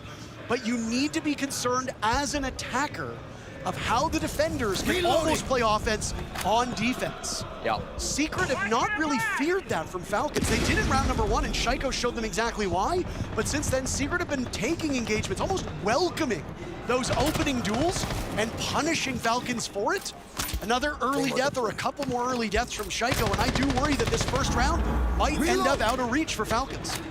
Well, Noah's been on the Nomad for the last 3 rounds, Parker. With it banned, he goes to the Lion instead. So we're starting to see a different look from Team Secret. Unlike the office clear we saw earlier, they're going relatively direct. A couple of players down below, including Joom here in office and Adrian already creeping into archives. Do they know he's here? And on Ash, sitting on that mute jammer while the gas lingers in front of him. He was hoping for clear passage from those Grim Bees that were used. Savage using most of his utility at this point in time. Noah dies to use this, so first blood struck by Falcons. A little bit over half of this round to go. That's what you like to see from the team in green. Yeah, slow start beginning here. We thought might see a rush from Team Secret, but it didn't come through. Now they're calling to back off, Parker. They were going direct to site, but as soon as they lose Noah, they can't keep that up. Now Soltov, a great shot with the Scorpion, finds the head of Mowgli. They've yet to win a round where Mowgli dies early in the round like this. It happened just the same back in round number 1.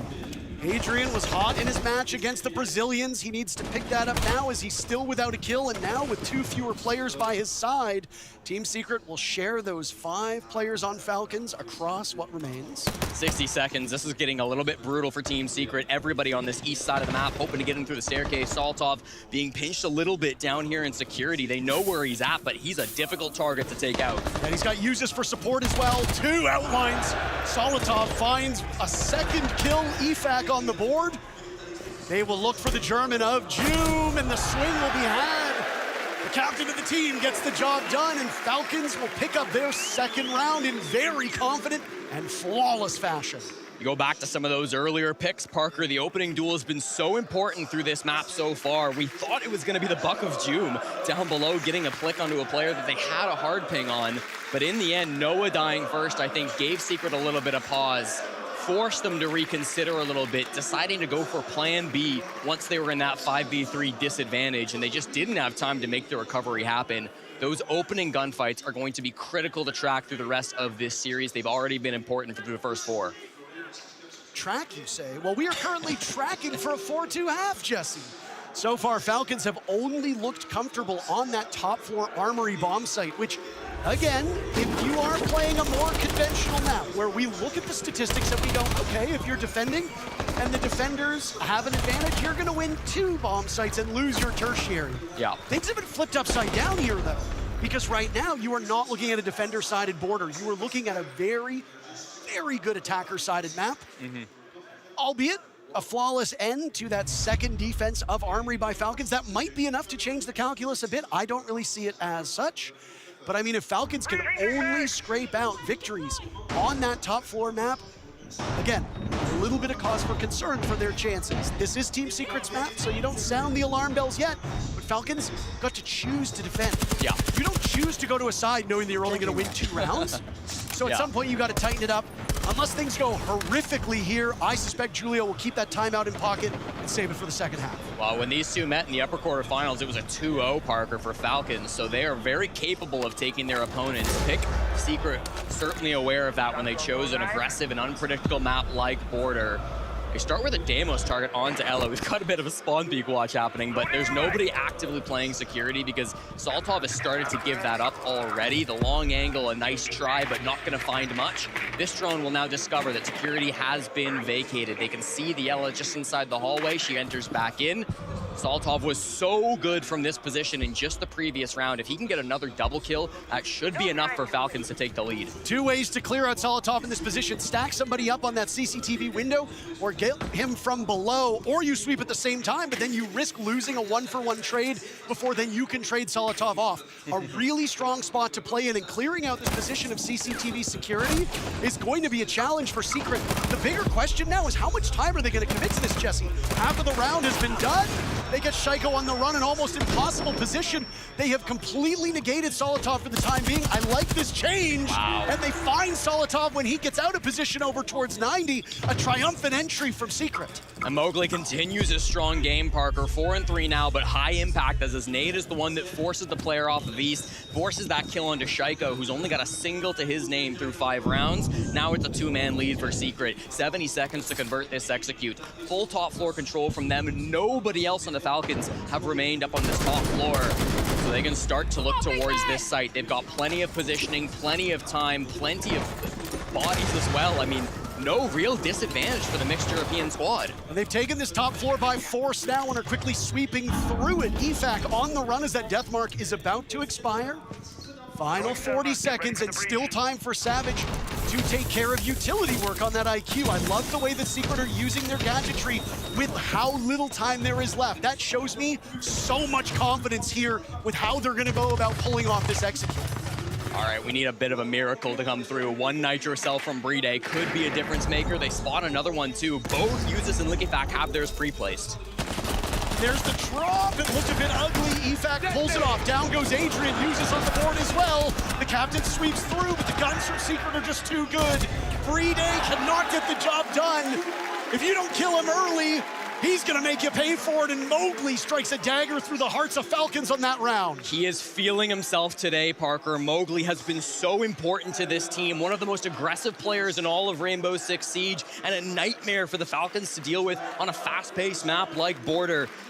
Comes into this with a 0.9 KPR, one of the highest in the tournaments, and having more than 200 rounds played, a ridiculous stat to be maintaining all throughout SI. His consistency here in Paris has been something to marvel at. The French player on Secret has a lot of fans here in this crowd. Oh boy. They always dog on the North Americans for the let's go chance, but I mean, hey, you bring people at SI from all around the world, and well, they're gonna default to what they know. Team Secret have just been improving, like a fine wine, just getting better with age, and the deeper they go into this event, the scarier they get. There is a feeling, I don't want to say of inevitability, but there are times where you see a team and you just think, there's something in my gut that tells me this is gonna be a miracle run. Now, obviously, oh no.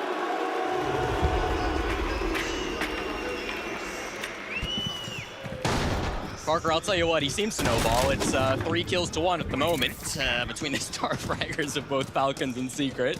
Joom did enter with a higher, the exact same EPS, but more kills. But again, kills are not always the be-all, end-all, because if you play way more rounds, you're probably gonna net more kills. Again, nobody's gonna look at Fluxo W7M, who've played over 100 more rounds than Team Secret, and go, well, why do they have fewer kills? Yeah, of course. I wonder. Well, we're gonna have to see Falcons battling back against that. Secret have had a long run through the lower bracket just to get here. Falcons a little bit easier, only dropping down to the lowers yesterday in that upper bracket match against FaZe Clan, now fighting for the rematch. We've got our first shield coming through from Savage, who has often relied on these operators through this event. He's farming through the top floor now to hopefully get an early pick. He's disoriented for a bit by that Fenrir gadget. Usus not active in the engagement, but he has slowed down the shield for now, and that's good intel for Falcons to have. They're still fighting their way in, though. EFAC gets baited into an engagement. There's no help from Usus. himself playing quite a bit passively, missing most of his shots. Joom still posted up now, sitting at 4 kills for the German. Mowgli shutting down Usis. What did I say again? You don't take out the Frenchman early on the side of Secret. He is going to ruin your day. Just such a threat, Parker. In with that Deimos pistol. His util's been amazing. Now we've got kills of Fury on both sides. Gets things a little bit closer for Falcons. Shaiko doubling his kill count and retreats back to the bottom floor. Bride. He had 1 kill. Doubles nonetheless. Could go for a triple or even more. Adrian will need to be perfect here as Shaiko and Bride are boxed out. Savage shield on his back, getting this one down. Shaiko swings for the fences, but he misses completely. Secret allowing this Falcons team to pick the side, and yet Secret still take the first half.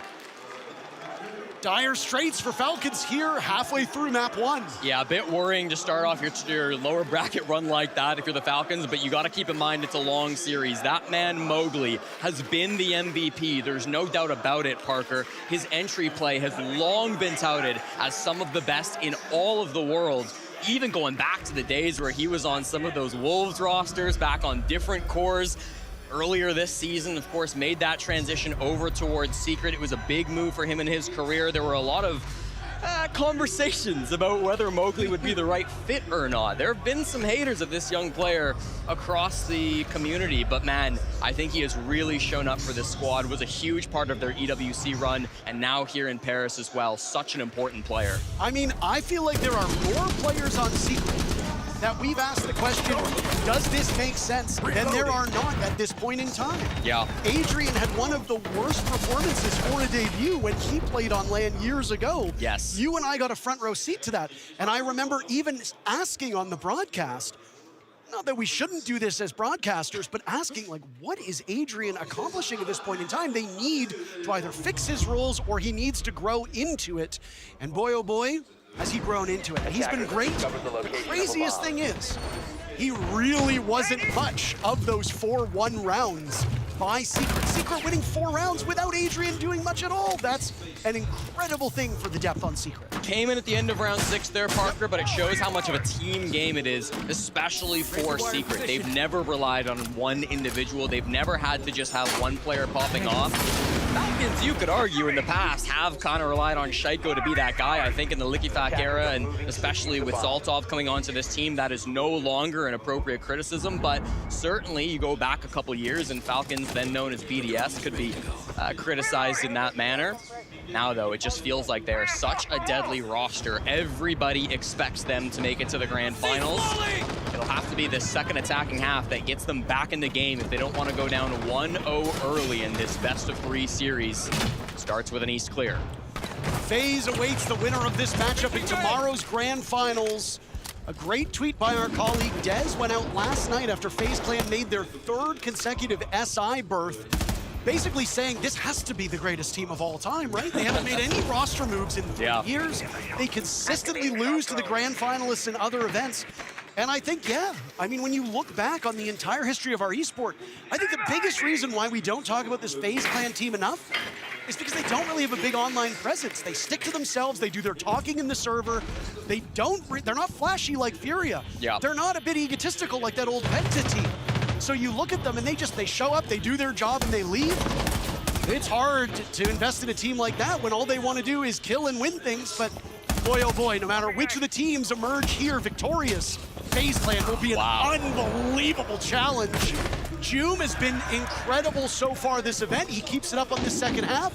He guns down Shaiko, who's having quite a poor start to this map. Yeah, what a delay from Joom. Wasted nearly half the round and takes down Shaiko. You can't ask for much more than that on the East Stairs player. Had Mowgli supporting him a little bit from up on that top floor, but will retreat now back towards 90, conceding a bit of that ground to the Falcons, feeling good about the time they've already wasted. Noah, a bit of a rat spot you can see inside of security. Might not engage with him on the side of Falcons. They're going for an office side take, but Solotov drones him out now. So the information is there from the Falcons. A missed drone is averted. They'll know his position. They don't need to go for a clear if they don't want to. Of course, with they siege control, but the options are there. The time is running out. Time and time again, we see these Scorpions in close quarters engagements and how much they shred. Add a T5 to the mix, and you're not having a very good time, but Mowgli reads the room wrong. Noah is there to salvage things. Noah looking for more. Adrian suddenly finds his own double kill, and Falcons are in free fall. The Brit of Uzis now to hold this one together as Noah bleeds out. Only 2 targets to find. Will they show some patience here? Oh my goodness, goodbye to Savage. This is eminently more winnable. A missed opportunity onto Noah, and now he sets himself up for a 1v1 engagement with Adrian. 2 kills so far in the round for Adrian. Searching for Uzis, case in hand. He will try to bait him out. Adrian taking it. Uzis goes off, Nitro Cell goes, and the explosion gets him. A 3K from Adrian. The round goes to Secret. Their lead grows ever more. And what confidence, what composure coming out from the youngest player left in this tournament, just 20 years old, and Adrian, once somewhat criticized for his play internationally, will step up and be that player. Okay. I think what to do was fine, to be honest. I think we should just keep with the plan, stick with the plan. For me, the problem is the first step, you know. They're not putting a lot of problem in the first step, and we're taking too long. Like clearing this guy is, you know. We are gonna isolate kills. We're gonna play mode for the next round. I think it's good plan, okay, guys? Yeah. And remember, mid round, okay, the full retakers, okay, the full refrag. If they keep playing like this, you can even rotate. Remember what we see on the prep. But for now, I think you just follow the prep. Shoot down, guys, but be objective, you know. Let's isolate kills faster, okay? Especially with Ponte. Let's push with Ponte faster. Let's isolate kills faster. Let's take hits faster, okay? Because they can have time mid-round to... So they can retake. Running out of time, a bit of miscommunication there. Nowhere near the fury that we heard from Julio yesterday in his timeouts. No, I think that's intentional though, Parker. I think the first 4 words of that TAC timeout were the most important. Stick to the plan. He wants to calm his players down. I got a great chance to chat with Julio a little bit earlier in this event, right after the group stage ended. And we started talking about how some TAC timeouts, you hear Bobby and you hear some of those coaches get very active, get very loud, get very animated. Julio says that's not my role. Even if my heart is pounding, even if I'm nervous and freaking out, when I'm in my TAC timeouts, I want to be calming down my team. I don't want to let those nerves be shown to them. I've got to make sure that their mental is under control. Just hoping, I think, refocus things a little bit for the Falcons. Let them breathe for a moment. Get them back into this game. Even if he didn't get everything out that he wanted to, I think he got that message across and hopefully can calm down the Falcons for these next few rounds. I mean, obviously, Julio is an incredible player, former SI champion himself. Yes. He's been very good at diagnosing the problems for this team. He's been all around the world. He's seen different eras of Siege. If there's ever somebody you want to rely on to right that proverbial ship, it's going to be Julio. Now, to that point, if you think the structure makes sense, but your guys are just not warmed up yet, just keep going. Not cause for concern yet. Yeah. You're gonna wake up. Again, Secret's already played 2 maps. They are warmed up. Falcons are coming in cold. It might take a couple more rounds, maybe even a full map, until they're fighting on the same level as their opponents. Now the problem becomes, when do you start to run out of time? Yeah. You've got your map up next. That's a bit of a saving grace. But you know how momentum works in these best-of-3s, especially with this much pressure on their shoulders. Well, the goal is always to win every map you play, Parker, and for that to happen, this kind of feels like a must-win round for Falcons right after their TAC timeout, down 5-2. Going for a bit of a direct take, it feels like there's a lot of pressure just outside the Vets bomb site, but Likifac now here inside of Tellers as well, hoping to hunt down the player on East Stairs. This is Joom. He was so good at wasting time and killing Shaiko last time he was in this position with a Nitro just under the doorway. There's no way for this Monty to walk in. That threat is so strong from Joom, and the reason why it's been pre-placed is just as a warning. Do not try to walk in. You will regret it. This is an interesting spot for Joom at the moment, as another logic bomb will go out from EFAC, and they will know that somebody is very, very close. Joom still persisting on this angle, waiting for somebody to walk through that passport door. Nobody from Falcons will give him the bait, at least for the time being. Parker, I think they're giving up on East. They're all rotating off. I think they are. They realized a minute and 40 seconds, and then they just give it up. That is not the start Falcons needed for this round. They've got to switch to a plan B ASAP. And they've been a terrific attacking team. They've been very quick with their execute, so the fact that they've been bogged down and are now letting the clock go away from them. They've allowed Joom to scare this entire team. And he just took 50 damage from Liquefact, so now he knows the Dokabee's position. Joom has just done so much to help Secret in this round. Bride has to worry about Noah, who's watching from above. There goes Shaiko. Shaiko putting up one of his worst performances so far at this event, and it's the worst time for him to do that. Now it's Efak under fire. Joom gets dropped, finished off. Good patience from the captain of Falcons. Only 30 seconds remain in the round, and back to even footing we will go. 4v4. Solitov walking in, murders Noah. Down goes the Swede. Adrian looking for a potential follow-up. Flashbang will go out. A pre-fire, but it finds nothing for it. Falcons still worried about this clock. 10 seconds to go, Jesse. Adrian dies. Efak with yet another. Now down in the bomb site. Mowgli will need to keep this one together. He almost gets it. But it's the captain to save the day and throw out a life preserver for the rest of his teammates. Give this man some help. It is not clean, it's not easy. It takes them almost the full 3 minutes. What a ridiculous round to come through from Falcons. We'll get a tack timeout from Secret. Hughes. We've got a call in actually coming in from Laxing and Hot and Cold. Howdy, gentlemen. Yeah, I want to take a look at what Falcons is doing because, Matt, both me and you were talking back there. When you're down in this situation, you see a team is playing similar to what you were doing on their attacking half. They're slowly taking control. They're trying to isolate these players. They're getting these picks, especially when you're down in the round count for the side of Falcons. What do you do to maintain this position, to regain this lead? What do you do in these moments? I think in these moments, one thing Falcons doing very well is they are using the Montaigne to push, people out of positions very slowly. I think Secret is also, they're just holding their spots. I mean, that's kind of what you have to do against like slow takes like that. So I think one thing that Falcons need to do a little better is just pick a position and just go for it. Get a 3-2-1 going. It doesn't seem like they're really doing that. They're pushing a little too slow, in my opinion. Thank you very much, guys, and good to see Hot and Cold's expertise and knowledge brought here onto the broadcast. He himself, a champion, a major champion, not an SI champion, but a major champion. They did have that fabled run at Boston just a year ago where they made top 4 on the unwanted team after they'd been dropped from their organization, now finding new life with M80, and of course winning the Munich Major just a couple months ago. Yeah, and of course, Manchester before that. Hot and Cold has accomplished a lot over the last couple of years. Early exit this event, so he's just on the sidelines, but so much still to play for. Falcons and Secret now. We're hoping to see them just go for something. That's what Hot and Cold want to see. Pick an area and take that map control. They've still got Bride playing here on the Monty, just as Matt was saying. So we can see if that slow pace continues from them. So far it has, 60 seconds deep. But you can also see the focus here, right, Parker? They want to get in through security, they want to get in through break, and they'll find their opening with Mowgli going down first. Many of these rounds, Jesse, how Mowgli goes, so goes the round. Yes. Take him down early. This is a huge boon for Falcons.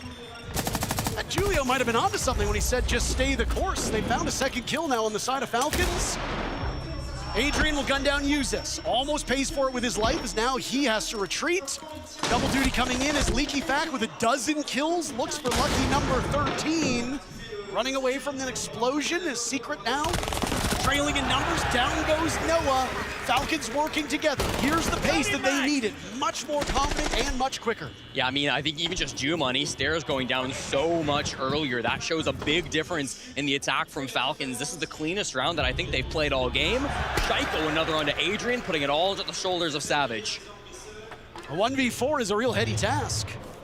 Savage is a great player. He's not usually the person who's relied upon to get the most kills on this team. He does enter with the lowest rating and the least kills, but that comes with the territory, that comes with his role. A little bit under a minute to go, and he has to play his targets so well. Solitov shuts him down. Falcons ever closer to tying this up. 2 very good rounds in a row. Really nice start to come through from Falcons. They've bounced back in this series. They are very much alive on border, hunting for that 2-0 and giving a bit more life to this arena. Adidas Arena filling up quite nicely, Parker. We had probably above 50% capacity on Friday. Usually that first day is a little bit lighter. Today it is really filled out, and it has been loud for this all-European matchup. I suppose if you're... Oh, Never mind. Let's hear what Secret has to say. Summary right now, nothing much, but for the other rounds, just set the priority through the verts over there, you know. Instead of playing to hold someone else into other area, you guys that are playing on CC or other areas of the map, play to for Adrian to be able to play only onto verts, you know. Remember guys, if they want to do a horizontal or direct into site, they're fucked. We still have top floor and we can abuse into that, okay? And again, same thing, they need to enter the map to kind of fuck us up, you know. So just play into these mid rounds over there and it's been perfect. They are even trying to abuse the Monty, but right now they can't, so they're fucked. Just watch out, guys. I think Lick Effect is gonna want to switch up the pace and maybe go for a rush or something like this. Maybe. Yeah. But you guys do anti-rush and you guys are good, honestly. You guys are just playing better. Just don't need to move, guys, too much. Twister may be paying attention to that hot and cold call out as well. That's call-in we got, mentioning that Monty and focusing about how it can be so important, but reiterating that space that they can hold on to, right, Parker? If they've got the top floor, use that. They're still in the lead on this map. They're still in a strong position defending here on border. It's been a couple of clean rounds, and it feels like Falcons have done a great job at problem solving. Security used to be a big issue for them, but they cleared it out with the Monty. East used to be a huge issue for them, but Joom ended up dying so much earlier that time around. These are the adaptations we're seeing from Falcons that are starting to make an impact. It's up to Secret to give a bit of a response. Jesse, this isn't really related to the game, but the audience is doing the wave? Oh yeah. 10 seconds remaining. I thought I'd seen it all. I'm sure somebody will have a video of it as the wave sweeps through this arena. To your point, usually Fridays are slow. I was quite impressed with the turnout. For those of you that are watching, I suppose many of you that speak French and are watching from France or surrounding areas, probably watching the French stream, but in the odd chance that you're watching or listening to us, Ubisoft did announce, along with Blast, that there are last-minute tickets available. So if you do want to make it to the Six Invitational tomorrow for the Grand Finals, FaZe Clan awaiting one of these two teams. Check online, see if there are still some available. We would love to welcome you here in this actually very well air-conditioned arena. Yeah, it's a great vibe here in the Adidas Arena, and it's been a ton of fun with every game delivering so far this weekend. We are once again focused on East Stairs, as we have so many times before, with a lot of these Falcons players trying to make their move. Lickyfact not really with his team. He often plays this lurk role on the opposite side of the map from everybody else, trying to find a bit of a gap, trying to find a bit of an entry point, already with 13 kills. But the East clear remains the focus. They are desperate to take down Joom, and ideally do it before that 1 minute mark hits in the round. Joom now falling negative. That is a rarer sight than me getting out of plat, Jesse. Bit of a missed fight. They do see him for a moment. His position has never been a secret. It's all about rooting him out of this tough spot. Nitro Cell will go out Solotov, shutting down Noah. Joom playing this very tight angle, but he's overpowered by Lickyfact. And Falcons ever formidable on this entry. They are just getting better the longer this matchup goes on. That's a scary thing. Falcons pushing you to the brink of your own map when Falcons still have Chalet to come. I'd be a bit worried if I was Team Secret at this point in the game. Oh, the nade just forces Mowgli out. He was so good at the start of this game, but he hasn't been there the last few rounds. Breeday will find him, and Adrian Savage, the support duo for Team Secret, are the only two that remain in the 2v5. Falcons threatening this 5-5 scoreline to tie the game, and it will just be Savage, just like it was before. Lickyfact carried them to a flawless round just in the earlier first half. He won't get it this time. He was the one to get the final kill. He'll be removed from the equation by Savage. Hold on. This is doable. 3 down now for Savage as Solotov and Shaiko still remain. Breeday left to hang. Solotov almost goes by the wayside as well. Savage still has the lineup here doing more damage to Solotov. You've got Shaiko in reserve. Things are a little bit tight. He had a slow start, but Shaiko has found his footing, and we've got a tie game on map 1. And now things are really starting to heat up on border. Secret, their attack timeout, it has no effect. They've been unable to stop Falcons from getting key areas of the map, Parker, over and over again. We're seeing Mowgli on we're seeing Joom on East Stairs getting cleared out faster and faster every time. We're seeing Noah inside of security cleared out faster every single time. Secret are giving them many of the same problems, the same operators in the same positions being played by the same players, and it feels like Falcons have cracked the code. While the call-out coming through earlier from Julio said, stay the course, I wonder if plans need to change on the side of Team Secret, if something has to be different for these last 2 rounds of regulation. If not, a 7-5 for Falcons seems like the direction we're headed. One thing we do know is for certain we will need all 12 rounds. My favorite round coming up, Jesse. Winner of round number 11 will move to map point. Yes.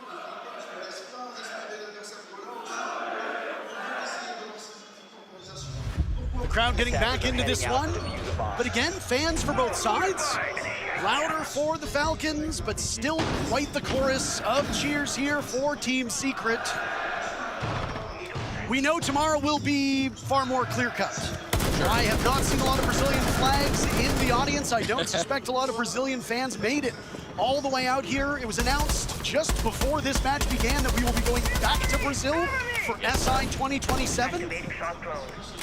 I would argue the most passionate fan base in this game, and I mean, SI in Sao Paulo just a couple years ago was so legendary. Why not run it back? We don't know the city just yet.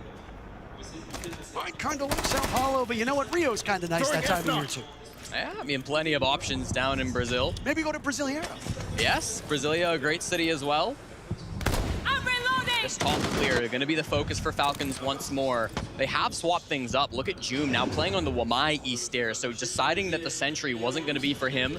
Doesn't need to keep playing that same operator. This is the mix-up I was asking for, Parker. It's something new being tried by Secret, but Falcons, potential for something new as well. With Ligifak on this Capitao outside the sandwich window, it opens an opportunity to go fast.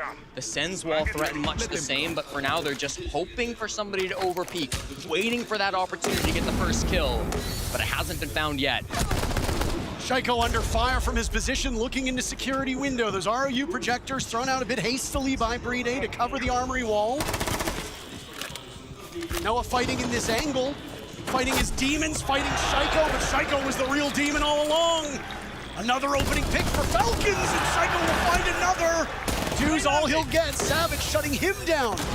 3 remain for Secret. Falcons with a single-man advantage. Shaiko's been so good, Parker. He's come alive. Joom has to do the same now. He hits the pipe. That will stop the aggression up the east stairs, but he's still got a 1v1 to the north door. Uses on the other side of things, holding the AK, hoping to be able to hit that shot, but it's not being given up by Joom. He knows he doesn't have to take this fight. He's managed to evade those flames. They will pay for it. Kill 200 from Joom as he and Mowgli combine. Tying things up in terms of man count, still fighting from this position. Joom will now turn and look towards 90. Solotov now on the run. Case in hand for Brede. Falcons cannot lose the clock. It's been an incredible 3-round run. Back-to-back-to-back victories. Reloading! Of course, it's a very tight round. Map point on the line. Who moves to it? Brede, last one standing. He gets shut down. He was the one who killed Solotov. A huge blunder. And it's an opportunity that does not pass by Secret as they move to map point, breaking the round streak that Falcons were on. It's only a single team kill, Parker. It happens, but why did it have to happen now? It gives map point over to the mixed European team. They will take that every day of the week, that 2v2 that we were seeing coming out from Falcons as they rotated off of East over towards the Lockers bomb site. It felt like the right decision, it felt like the right call, but it was also read so beautifully by Team Secret, understanding what the Falcons were trying to do, clawing back that man advantage. It was a patient round from Joom. Joom has not been the kill leader through this lobby. He's got the fewest frags of any player on his team, but his play East has been so instrumental in giving them these rounds. Shaiko seemed like he had found the answer. He had destroyed the bomb site. But as Falcons readjusted their focus, as they all went over towards East, it delayed that time. Things got messy in the execute, and a team kill is their undoing. One more round to decide between overtime or 1-0 Secret. And with that round, I said it in the midst of all the kills that happened, but Joom will break 200 frags on this event, joining a very, very elite set of players. I believe he's only the 6th one to do it so far, but again, kills are sometimes just the amount of rounds you play and the role that you play on. Joom has been very efficient, and his rating has always been sky high, so you know how good he has been. We don't need to say it all that much more. Next in line is Noah, actually, just 2 kills away from himself breaking 200, so we'll keep an eye on that, but Noah's been a bit stuck. Yeah, I mean, Noah's had to play the security position. It's been a really tough one from him. He's back there now as the clear comes east side from Falcons. They find Joom one more time, playing the same spot as he has every single round. Over towards east, now towards the bottom. He has been pressured by 100 different angles, it feels like, across the map from this spot. But the mind games, the chess pieces continue to move, and he will sit still in that eastern position, trying to work with that player of Noah who's in security. That's what Saltov is hoping for a pick on now. I would say the security spot from Noah's been a little bit less successful. He's been a little bit less tight. Has died without getting kills a little bit more often, but so far has been able to hold on this round. Mowgli, the link between the other 2 aggressive players on his team, trying to protect them as the site players continue to put up reinforcements. This push from Falcons, so focused on the east, and it pays off. Brede, the opening. So badly did Falcons need a motivator in this round, and they get it. Brede consistent as ever, playing that thankless role, showing up huge to give a bit more breathing room. Half the round already gone by. Things will quicken from this point onward. Yeah, and you start to wonder who's going to step up from Secret if they want to win this map here and now. Who's going to get that man count back? Bomb site's a floor below, don't forget it. So these top floor players, they can fall off, and many of them have already chosen to do so. Noah still in security. Shaiko was looking his direction, but Noah will go and meet up with Adrian to hopefully try to play a 2-man hold just above the bomb site. There go the logic bombs. You can feed off this if you're the Falcons. Noah will finally find his 7th kill. Adrian jumping over, immediately looking for a second fight. 200 kills for Noah now. They heard us talking. Jesse, Noah taking quite a bit of damage. Solitov maneuvering from his position. A 3rd kill for the Swede. Leaky Fact with 15 kills. He's been carrying this team on his shoulders. He'll stare down the shotgun. This first map on the line for Falcons, and they are giving him so much space to work with. Secret have backed away completely. They likely know he doesn't have that defuse kit, and he is running out of time. Falcons are running out of time. Adrian will swing, but still, Leaky Fact just simply will not be able to get this done. Jesse, seconds remain. Whatever you do, don't tell anyone. Team Secret are 1 map away from the grand finals. And a crazy round to end things out from Noah. He stepped up exactly when he needed to, Parker. Wasn't a player that had a lot of impact early in that series, but then going up to link with Adrian, so incredibly important. From Stockholm to Paris, Noah gets that done. He gives them the map lead, and he puts Falcons just a single map away from elimination. It was a valiant effort to close the gap, but in the end, it was ultimately Secret to take their own map. Job's not done yet. You're expected to win your own map at this point in time in a tournament. Now you look towards Chalet, map number 2. It's the favored soil for Falcons. Can they start the reverse comeback? We'll find out after this break.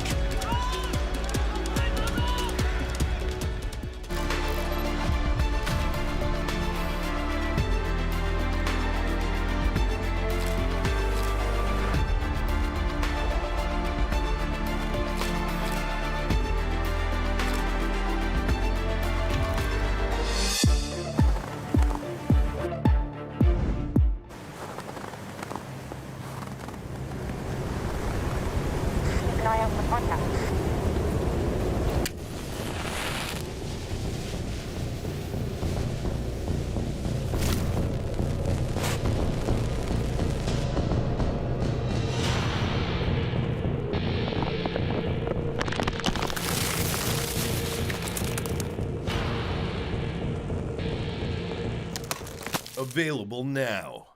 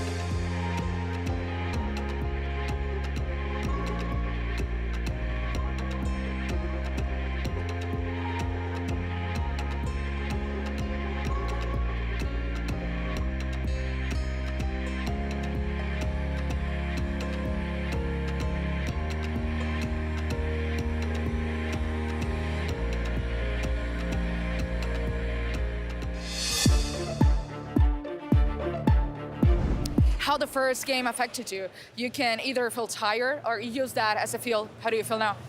I think we feel confident. I feel like we are getting these rounds closer because of our mistakes. Like I think we are playing really good Siege as a team, but we are still making small mistakes individually that are making the games closer. I feel like the games shouldn't even be this close. So I think this next map we're going to fix like these small mistakes, and I think it should be not even as close as the last maps, hopefully. We need to say that Julio's timeout made the difference at some point, but that wasn't enough. If you had to put the blame on something, what would it be? Just ourselves. Like, we lost ourselves that map. It was a very, very close map, but our team play wasn't as good as theirs, so I think that's what cost us the first map. Valid points here coming from the two teams after this first map here in the series. Secret currently on map point 2, make it to the grand final tomorrow for the Six Invitational.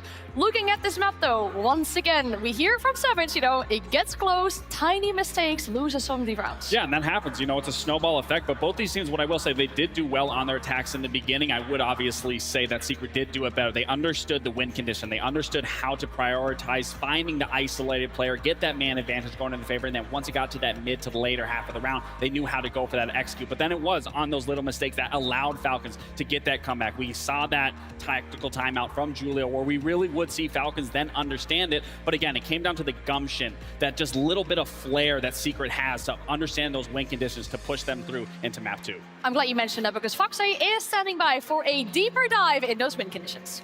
Win conditions is the name of the game. It was a great back and forth between both of these teams, and both teams have win conditions in this round, and I'll break down exactly what that is. A win condition is essentially a position that you want to die for or send everything that you can to be able to take it to give you a positional advantage to take the site. So let's look at what both teams' win condition is.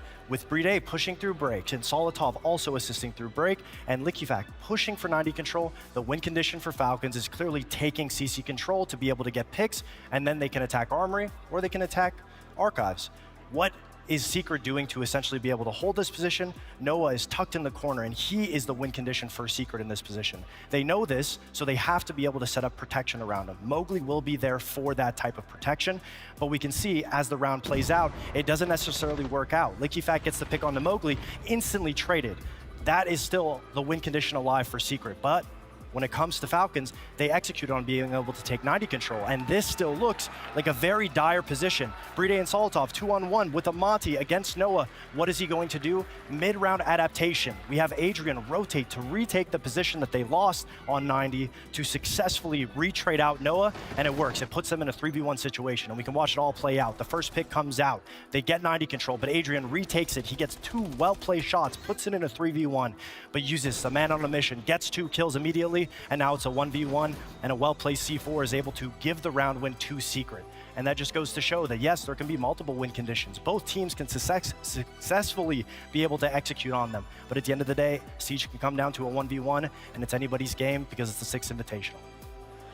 Thank you very much, Fox. And I feel like we've highlighted so many rounds in Secret this event where they have that mid-round adaptation where things might not go to plan A, but they do find a way to fight themselves out of there. And that is very memorable thing with such a young IGL. We talked about Secret being one of the youngest teams here at this this tournament, and they are just one map away from making it to the grand final. Yeah, they absolutely are, and I think if they keep on this pace and not allow Falcons to find any bit of momentum and constantly constrict their movement, whether that's on attack, whether that's on defense, that's what they need to do. That needs to be the main priority, but it's also the heroics from these players. I mean, we talked about what got them through that Fluxo W7M game was it was big individual performance. It was big 3Ks, 4Ks, aces coming out of these players. Now, that's not something you totally want to rely on in this series particular, but it's what pushed them over this edge. And getting into this map too, that's where we're going to need to see more team play happen. That's where we're going to need to see less mistakes happen. And as we said, the last time we saw them play Chalet, Falcons did have that over them. It was a 7-3. So coming into this matchup, typically when you're the loser in that series, you're going to be the one that takes the most from that. Now, however, they did recently play it against Fluxo. There is a lot of information. You can't switch on too much, but it is about adapting. I think what Fox covered beautifully was them understanding the win condition, how to adapt, how they can turn a losing situation into a winning situation. And that's where they're going to need to be so pivotal on their starting half on attack. Looking at the faces there of the Falcons players, trying to, I guess, see what the vibe was coming out from them. Some seem to be frustrated, others seem to have things a little bit more under control. I want to talk about that next map a little bit further. Chalet is the map pick. That will be Falcons' map pick as well going into the series. What can they do to bring the series back? I mean, you got to breathe. You really have to breathe. You have to focus on what you can do as a teammate to make yourself better, what you can do as an individual, because at the end of the day, this is it. If you don't win this, everything that you work for the entire year is done. And the last thing you want to do as the Falcons is the brights are too light. You've been here many, many times. You know this opponent. You know what you need to do to get over your hurdle, but you have to look at each other on how you can assist each other, whether that's just hyping up the simplest kill. And I've talked about this before. It can be the most simple kill, but with a lot of backing behind it, a lot of just constant hype, energy. People need to be able to feed off of that and build that momentum. We did see that momentum start to happen, but it's even more imperative that Secret shut that down immediately once that starts to manifest. All right, now we can talk about it a lot about what's going to happen in this second map, but we have some inside information as well from the coaches about map 2. You just played Chalet against Fluxo. You showed so much game, so much strategies. How risk is it for you to play again? I think like right now, at this level of the tournament, they know everything that we do, we know everything that they do, so it's much more about who puts the better game into the server, you know? Nothing much about like counters and everything, because they barely had time to prepare anything for that specifically, that game, so I don't think it's a big deal. We spoke about Falcons having the habit of losing this team throughout the game series in a best of 3, best of 5. You just lost a map. How do you work and deal with that? I think border started slow, but to be honest, we are pretty confident. The feeling is different from like yesterday, last map against FaZe. Everyone's confident, we trust the game plan, and we just have to play our game, but I think it's different from yesterday. That sounds promising if we hear from Julio going into the second map here. Now, Secret have already played that map, of course, earlier today. Again, Foxy, I feel like things got a little bit close there. There are opportunities for Falcons here. There absolutely is. I mean, we saw how the last map just went when it comes to Falcons. They have a good game plan. If you're Julio, you're not going to be worried in this situation. Sometimes you just lose a series. It happens. Little details can cost you a game. That being said, they have a good game plan. Secret has looked human today on this map exceptionally, and we saw Twister say it's not going to be a matter of counter strats. It's not something that we'll see. When it comes to Julio and when it comes to the IGLs in the server, it's the little adaptations, again, the minute details that make good players to great players. Yeah, absolutely. I mean, even just looking at bans, how you're going to switch this from the last time you played it. You know, they banned out the Monty. Are they going to ban the Blitz? Because the Blitz was a formidable opponent this time. So do they get rid of both shields? Because that leaves the question, because then Blackbeard's up. Ying is still available. There's still a plethora of operators these players can play, especially at this level and caliber of these players. But the bigger question to me here is, yes, Julio might seem, you know, more calm in that nature, but we know how the players are. They are very mentally driven, and we've seen time and time again when things are stacked up against them, LickyFact does tend to lash out and let his players know what the frustrations are, what they need to fix, how they can address it. And again, are we going to see that side of LickyFact? And typically when we do see that, we do start to see them gain that little bit of momentum. But again, is that going to happen? You gotta hope so for the sake of Falcons, because it is do or die here. They want to make it to the grand final tomorrow. They got to win this map too. Well, thank you very much. One map might be all that remains before tomorrow's grand finals. That means for Team Secret fans, you are over the moon. If you are Falcons fans, you are in the depths of despair at the moment. This has been an incredible one-map affair. You heard it from the coaches. We know how they play, they know how we play. You're gonna go to a map that was just shown by Team Secret moments before, Jesse, and then was actually played earlier. So who matches up well against who? You have seen this Falcons team battle back from worse. They had a slow start to map number 1, but they finally took flight, but a bit too late. Now it's do or hopefully not die. Is this the end of the run for the hometown heroes? Do Secret go up to the grand finals tomorrow? Chalet awaits.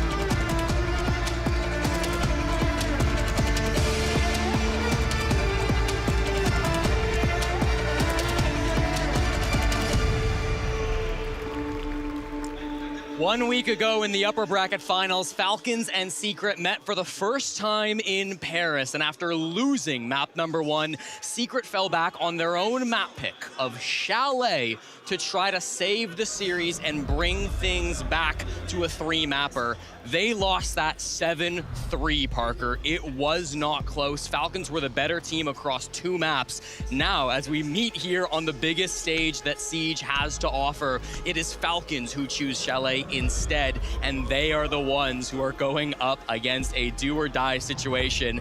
but there's no more lower bracket. We're already in it. This is going to be the game where if you lose it all, you will regret it for the rest of your career.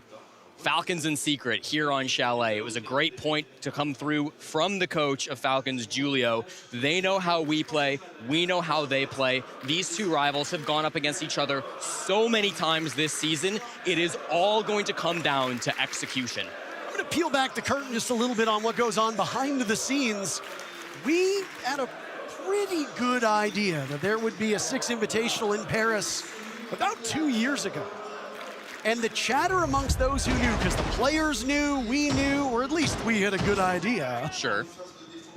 Every time it came up, people would say, yeah, Falcons have only won one major. Yeah, they've lost in a lot of finals. Yeah, they're always the bridesmaid, never the bride. But wait for SI in Paris. Yeah. This has been the expectation for 2 full calendar years. Falcons in their own country, lifting the hammer. Now it's been memed into oblivion that they are the team that always finishes second. But that might not even happen at this point in time. Secret have an opportunity to put them in third and secure a berth up against what might be the greatest team we have ever seen play this game. 3 continued years of dominance for FaZe Clan. You know they want another hammer. Secret might be able to stand in the way of them, but first, they got to get through Falcons map pick. I like the Capitao bans from Falcons. It's been a big operator for Mowgli over the last couple of months. He really does seem to thrive on this operator when playing Chalet. He was so important to start strong from Secret on map number 1 of Border. So slowing him down early could be the key to bouncing back on map 2. Falcons have chosen to start on the bottom floor as well. This is unorthodox. Most teams at the tournament think that this is the worst site on Chalet. They do not tend to play it. Falcons are an exception. They will always play this site over the top floor. The middle 2 sites get seen quite often from Falcons as well, but this won't be a surprise to Secret. Once again, they know how each other play, and there's no new strats coming out from Falcons as they rotate back down to the bottom floor for the first site. Noah and June both eclipsing 200 kills at this event, joining a very elite set of company. I don't know if there's opportunity for anybody else in the lobby to get there. If it goes deep enough and Shaiko is a good second and potentially third game, maybe he reaches it. But you're just running out of rounds played. Opening pick on this map, by the way, goes in favor of Adrian. He was a bit quiet through the first half of Border.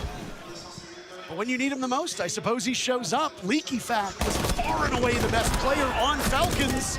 He's the first to die. Usus will join him as Joom gets on the board, punishing Adrian.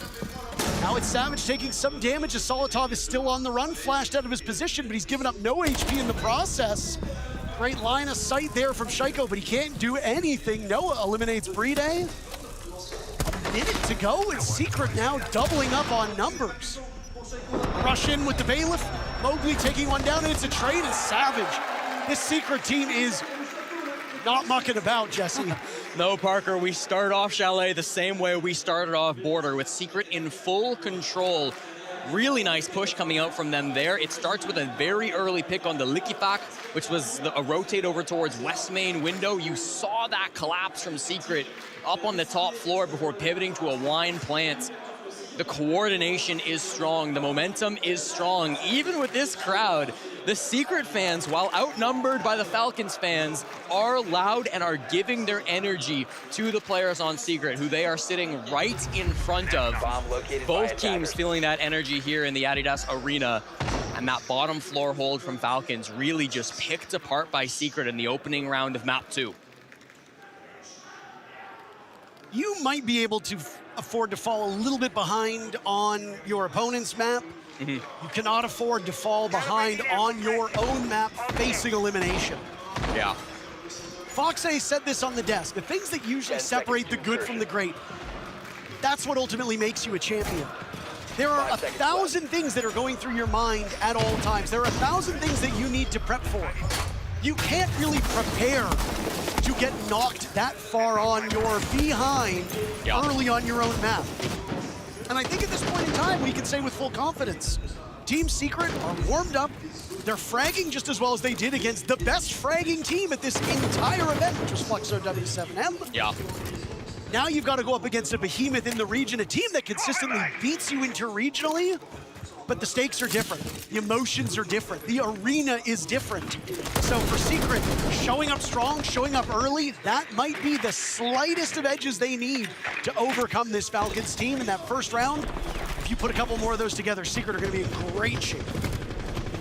It's big if, Parker. Solitov playing up here in the Mez position. He's, of course, got a friend in library. That's Uzis, who's playing just on this Wamai, trying to support his teammates with the Jaeger-Wamai combo, combined with the Mira. This should be very difficult for Secret to clear out. There's a lot of util they got to work around. They do have the Twitch drones piloted by Adrian. The goal is to get that in behind the Mira window, but it's so difficult when it's being defended by Uzis, diligently holding on to this so that they can have that good angle onto the Ego window.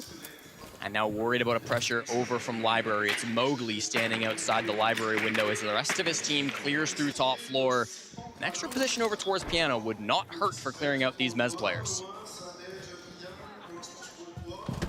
Oddly quiet second round here, as now you can hear the lumbering Blackbeard looking for an odd angle. Noah continuing his strong start as Secret are surging through these 2 rounds.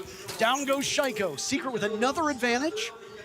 You have to watch the clock, but again, a lot of comparisons between our first map of Border and here on Chalet. A map that is favorable to the attackers and one that you can pull off and execute quite quickly on if you manage to narrow down those defenders. In fact, knows there's one outside this door, but he's just been droned by Adrian, which could put a timer on his life. Solitov strikes back, but Noah gets another, and he hits the shot straight onto Adrian. Great read from these Falcons players. Noah and Savage, the last 2 standing. Noah has been mighty good. He's going to continue to do so. 4 kills through 2 rounds, and we're not done yet. 2-2.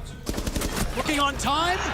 EFAC continuing his own incredible play from that very first map, and now Savage has his work cut out for him. 30 seconds to go, holding that defuse kit, unsure of where these defenders are, using the utility to their advantage. One will ascend from the basement, the other sitting in that back bar position. They know Shaiko's inside. I'll need a drink after that one. Bride shutting him down, and 1 round apiece for these 2 teams. Yeah, we're seeing that bounce back a lot faster than we did on Border, Parker. It's going to be 1-1 apiece, just like we saw previously, but you can feel the energy is a bit different from the Falcons. They don't start that round strong. They lose the opening pick. They fall off without Shaiko. It looks dangerous from the window position from Noah, but in the end, their hold is very solid. They rely on their util, and they rely on their guns. Likifac down inside of Library felt like the most important play, down in Fireplace, I should say, making some aggressive moves, and despite being caught on a drone, this shot was so clean. He didn't have the information, the attackers did, but he's still not afraid to step up and take that fight, finds another on the blue stairs onto Noah, who was such a menace in opening that round and giving the opportunities to Team Secrets. You have to rely on guys like Likifac. If Shaiko is going to be going down early, if Uzis isn't going to be active in some of these rounds, Likifac needs to be the guy that they rely on to step up and make those big aggressive plays. Yeah, I mean, Shaiko right now bottoming out compared to Solitov and Likifac. If you consider that most teams do have those 3 points of the spear, as we often refer to them as, with then 1 flex/support that can do what's needed depending on the map and the side that they are attacking or defending on, and 1 support player. Shaiko being the weakest and the dullest of those 3 points is not something you really want.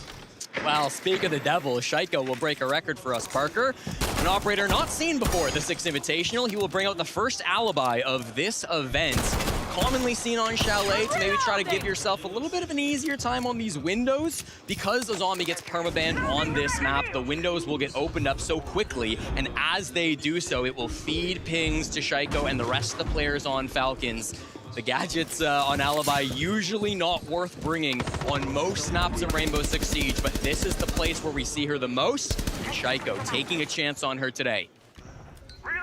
Back in that 1.5 meta, she was one of the most popular operators on this map, and I said it on Border, I'll repeat myself as I often do. There are lots of ways for the attackers outside of the building to kill you. Ditto the defenders, because it does work both ways. So if you are worried about getting killed through walls or windows, you're absolutely spot on. Those gadgets from Alibi are instrumental at not only keeping yourself alive, but gaining some intel in the process. More good drone work from Mowgli, too. This Twitch has been a big problem. Could be the target of the ban after this round concludes for Team Falcons, but for now, it's just been finding utility. The position's still mostly unknown. They go aggressive here on the Mez window, hoping to find somebody rappelling their way up, but it'll be Mowgli taking the ladder, the safer route, and a sound cue. Shaiko hears it and goes for the jump out. A brilliant play from the star player on Falcons. Do I say the baguettes will clash? Am I allowed to say that? I think that's fair. I think that's fair to say. Mowgli and Shaiko on that collision course. Shaiko winning the duel, and again, another slow round from Secret. They're grappling with the better side of this map. The familiarity should be there for both teams again. This was spoken of by Twister when Maria did the interview earlier. We know their game, they know our game. Now it's just going to come down to who lands the more and stronger blows. Shaiko picked off by a great read of Juve through that soft wall. Bit of a janky bit here as Savage is boxed out of this site. He can't get through. The ex-Kairos not giving him passage. Keep in mind they don't have top floor control, Parker, nor do they have control down below as Likipak will set up a C4. All the map control is favoring Falcons at the moment. Savage shrugging off the damage from that Nitro Cell, unsheathing that Scar. He's not the one finding the kills, but Secret is. All the same, you trade those around, it doesn't really matter. This team wants to win, kills, stats, etc. Be damned. Briefly, users will give his position away. That's more information for this Secret squad. Nice read from EFAC, now on the run inside of West Main. He will not get out with his life intact. Wow. Job gets much harder from Usus, staring down the Blackbeard. Impervious to damage as those bullets shrugged off by the shield, and Adrian will send that round away. Secret regain the lead. And Parker, I have to stress how good of a round that was from Adrian. His decision-making and positioning in that round was so strong. I mentioned they didn't have top floor control, and that was true for the majority of the round. But after he got a pick on the big window over inside of Master, Adrian retook top floor control, immediately found his way over to the solar stairs, and was able to get 2 picks at the tail end of that round, which really catapulted Secret into the power position and able to win it out. Some really nice early kills from Falcons over the last few rounds, but it just doesn't seem to matter when Secret are able to come back like that. The awareness to take certain parts of the map when they get given up has been perfect. And the Secret fans feeling quite good about themselves now leading on map 2 and in the series. It was a good run out by Shaiko, almost loses his life in the process. I feel like sometimes negativity takes over when we're talking about the way teams play, but I honestly cannot point many fingers at either of these squads so far. And when you get down to the final 3 teams at an event, you're going to be getting close to perfect siege. Nobody's perfect, no team is perfect. Everybody will make mistakes. G2 Penta did when they went on their Reign of Terror, Furia did when they were on theirs, and FaZe certainly is doing so now, even though they've got 3 back-to-back-to-back SI Grand Finals under their belt. Whether they come away with a second hammer tomorrow or not is something that remains to be seen, but in this Falcons Secret game, we are being treated to a beautiful thing. It is a shame that one of these teams have to go home, but that's what happens. We've already said goodbye to 17 squads here in Paris. A lot of good teams are sitting in the stands or are sitting at home watching this game. I'm a bit, I don't say this often, I get a bit nervous with some of these games, and I'm feeling a bit nervous right now. This is a heavyweight bout. Well, Parker, the Falcons seem to have an answer. They will run the exact same bomb site back from 3 to 4, deciding that it's not the site that's the problem, but maybe the setup. All 5 operators change round, and Secret will get another shot at attacking here through the solar side. That's where their players are currently positioning themselves. I thought we might see a Twitch ban coming out from the Falcons, but they go for the Grim instead. That's been an operator played a little bit by Noah, and we saw it earlier by Mowgli too. But the Twitch gets brought out one more time by Noah, so we can still see that utility coming out. No mirror windows to target this time for Secret, but those Kaid claws could be impactful. Some of those Fenrir gadgets as well. Very easy to clear out with the Twitch drones, but not if you're getting caught jumping into the building. The utility hasn't been so successful from Secret through the first 90. Sluggish attacks from Secret have worked out more than they haven't so far, but you cannot allow this clock to get away from you. Hello? A jump scare there from Mowgli and Likipak on those library stairs. 3-day Nitro Cell, but the guns for Secret come out ahead. They will barnstorm on in, shredding this Falcons defense. I feel like a bit of a fool saying this was a sluggish attack. They were just setting up to burst through the gates. On Parker, now these last two players were disconnected. Licketback drops down to the bottom floor to play alongside Brede just inside the site, but 60 seconds to go, a man advantage, and all the positioning they could ask for. Secret have an easier time to win this round compared to what we just saw in round 3. Brede surveying the hatch, completely unaware of the presence over by Westmain. Leakyfac has his teammates back, but damage has already been done for the Falcons, and it won't get worse. Joom shuts it down. 3 rounds for Secret, 1 for the Falcons. And everything seems on track for Secret. The pacing of these rounds, it can be a bit slow, but you're right. They are setting up. And we may get a tack timeout from Julio. When we are playing, it's fine. I will still it's not fine. Play close to each other. No, I mean like they threats, you know? I feel like we should just play close to each other again. We put traps, for example, for wine, you can put the goyos. I still feel like these fallbacks are fine. It's just the way we are dying, you know, mid-round for these gaps. Because I don't think the solution is just play aggro, just play crazy. You guys can. If you guys are confident, you can do it. Just pick the fucking solo, pick anything good and do it. But I feel like no, I wouldn't. If you just shoot the fuck down, put traps and put goyos for late round and put the traps for gaps, we can still win these 2 rounds and we go attack in the mid map, okay? Just shoot it down together again, like I said. Okay. What you are going to do now? It's Brede, you play bandit, Farty, you play Checo. We do basement. That's another calming tack timeout coming out from Giulio Giacomelli, who has been really stressing how important it is to calm down the players. Doesn't want them to get crazy. They're down by 2, and Chalet can be attacker-sided, but don't feel like you have to throw yourselves out windows and make crazy plays just to win this one back. The Falcons know if they can set up these traps, if they can slow down the pushes when they come through, they can win this largely off of time. Secret had a fantastic push in through the bathroom window in the last round, Parker. It was really led by Savage on this Blackbeard, who has played so many shields at this event, the second most highest percentage of shields of any player here in Paris. So he is well known as a strong shield player. The Blackbeard makes the space, there's no answers from the Falcons, and if they can get some traps in, if they can find some way to slow down that burst of aggression that we've seen round after round, there's still hope for the Falcons. This is nothing really related to the strategy, but it sounded like somebody burped. Did you hear that? In the tack timeout? Chat, did you hear that? It did sound like somebody burped right as he finished. Okay. Sometimes people are gassing. There's no evidence. I had a bad oyster. I understand what that was like. Yeah, you were pretty knocked out, Parker. We're glad to have you back. It's like the Michael Jordan flu game. I'm giving the flu cast right now. There you go. So I'm not quite as, not quite contagious. Nice little nade being used there just to stop any tricking from Brede, forcing the Bandit to back off so that they can get this wall open without any issues. Savage makes sure that that is a prime priority, and they get that open immediately 30 seconds into this round. Now, the last time we were on this bottom floor site, it was a real fast push from Secret inside of Kitchen, inside of Wine.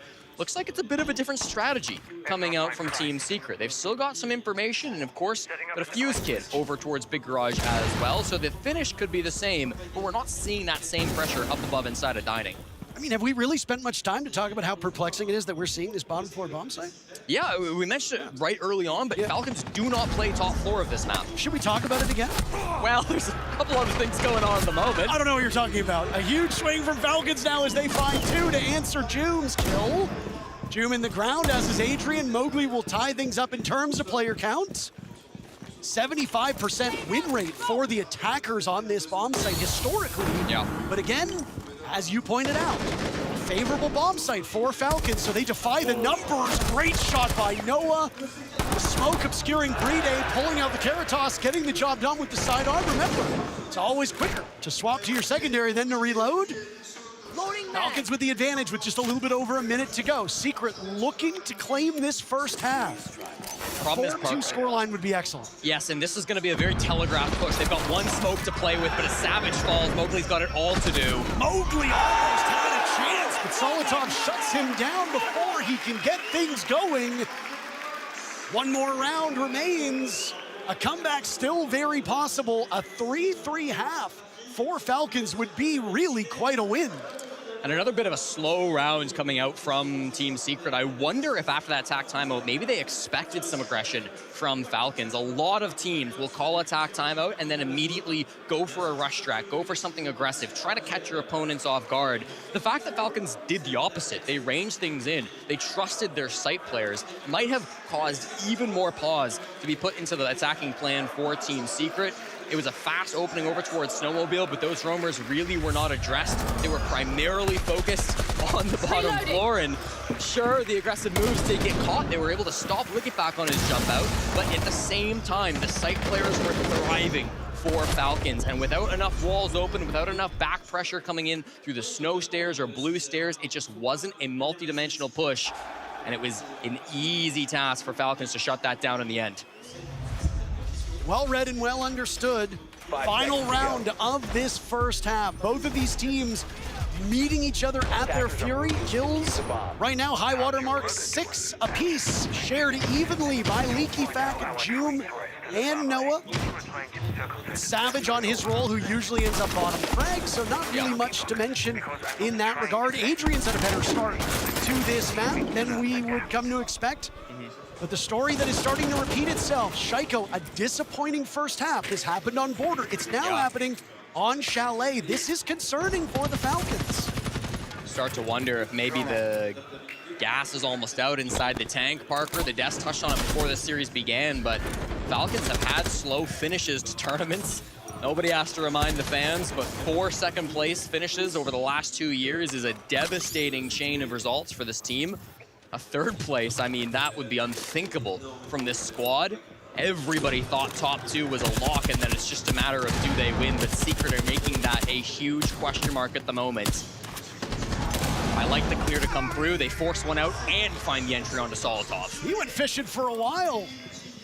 Good patience from Mowgli, just tapping away on that angle. Solotov showing some frustration on his face after that one, and for good reason. The comeback is still possible for Falcons, but surrendering that first pick, not what you want. Now with still lots of time on the clock, Secret can play with their food. The drones are strong. Licketback is forced to move in multiple directions. He finds a Blackbeard replaying the window, but even he can't punish it. The hatch is open. He doesn't have a wide enough swing. And now being tracked by the Death Mark, he has to drop surely, Parker. He has to do all this himself, dancing around the nade. Not quick enough for Secret to follow up on this. 3 different sets of eyes staring in his direction. That one-tap jiggle peek with the SMG-11 has killed many a great player. Leakyfac is hoping to do that at least once. He's got a good read on this Blackbeard, harassing him with both yellow pings and the red marks, so they know exactly where he is. What can users do? Bride is there for the assist. Down goes Mowgli, and the drop from Leakyback does finally come in. Yeah, they take down Users though, Parker, trying to assist his captain in the blue stairs, but it's caused chaos as Noah's finding a multi-frag. Licketback and Bride in the 2v3 as we go for a brief pause. Leakyfac wanted another. He knows how damaged Joom is, and a single shot will fell the Blackbeard. Take advantage of the fact that they've given up this library control. Leakyfac, look at the balls on this guy, trying to retake blue stairs. No. Look in the wrong direction. Shut down as Bride's Nitro Cell finds 2. Noah versus Bride. For 10 kills on the side of Noah, Bride has all the info and all the advantage. Noah does not have the defuse kit, and he is being harassed by these pings. Bride just needs to wait this one out. No chance for Noah, right? What is wrong? What was that from Noah, my God? Oh, Bride, he just peeks at Parker. He doesn't have to, he's inside of storage. He's got every chance to win that round, but it's the hero from Border. It's Noah silencing this crowd. Adidas Arena was ready to erupt after that Nitro Cell clawed it back from a 1v3 to a 1v1. But Noah is just too good. He does not stop fighting for that kill. Of all the rounds, of all the moments, that might be the one that sends Falcons down a spiral.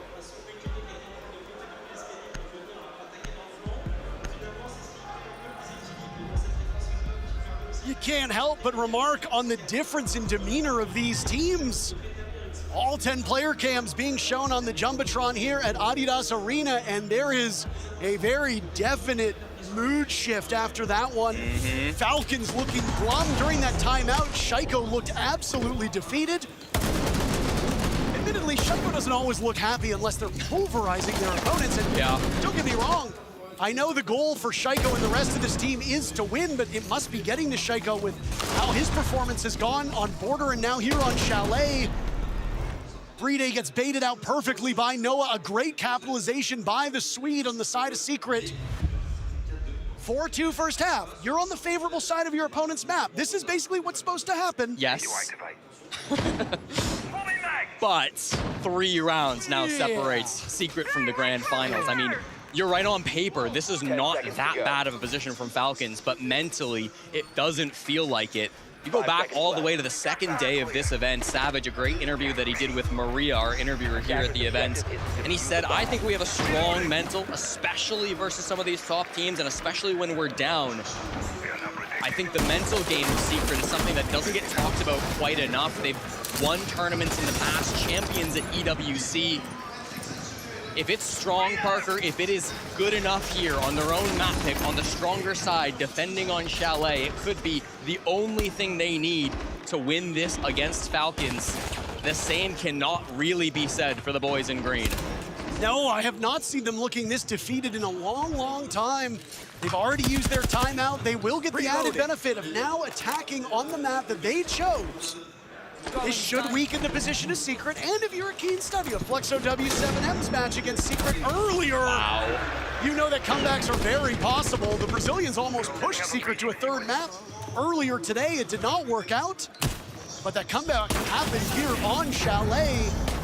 Shut down by Secret in the final round of overtime, but still, maybe some panic had set in for the European fans. It's a great shot to say to Noah, cool down, buddy. 10-5. He has been lighting up the scoreboard so far on Chalet, but they put him to bed at least for 1 round now on the defensive side. It puts more pressure onto Mowgli. He's fighting players out the window. He's getting blown to bits, and now it's a 3-man lead for Falcons with still over half the round to go. They're still repelled. They're not in the building. Oh my, Chalet, what a beautiful sight you are. Secret having some troubles on this very first defense of this Falcons map. June will find his footing. 7 kills for him. He and Adrian will now have to work together for the remainder of this round. Falcons without their main hard breach. Still got 2 can openers. Whoops, never mind. Bride just died with them in pocket. June finding yet another. A little bit above the head of the third. Squaring himself away onto the Capital. Oh my goodness, he takes down the sledge in the process. Shaiko and Salatom are there for the final 2 kills. Okay. Deep breaths, Falcons fans. An impressive run. Getting those picks. Joom first shutting down that cap, shutting down the sledge, shutting down Usis. That was a great play by Secret. It wasn't ultimately close enough, but it was a good bounce back from how bad that round started. Yeah, I think starting off with the opening pick in the second half is so important for Falcons. Get that mental back up. We always talk about the pressure on a stage like this at the Six Invitational in Paris, the hometown of Shaiko, the hometown of Likipak, the hometown of Bride. They're clean kills. Frankly, the shots are brilliant to come through, largely outside the building. The DMRs sing, and even when Joom makes things scary, even when Joom says, hey guys, you haven't won this yet, the composure never breaks for Falcons. They close out a round that they should be winning and bring this game to within 1.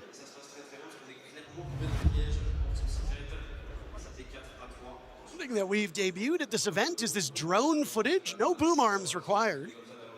So you've got a drone that's been flying around the event, taking great crowd shots for all of you.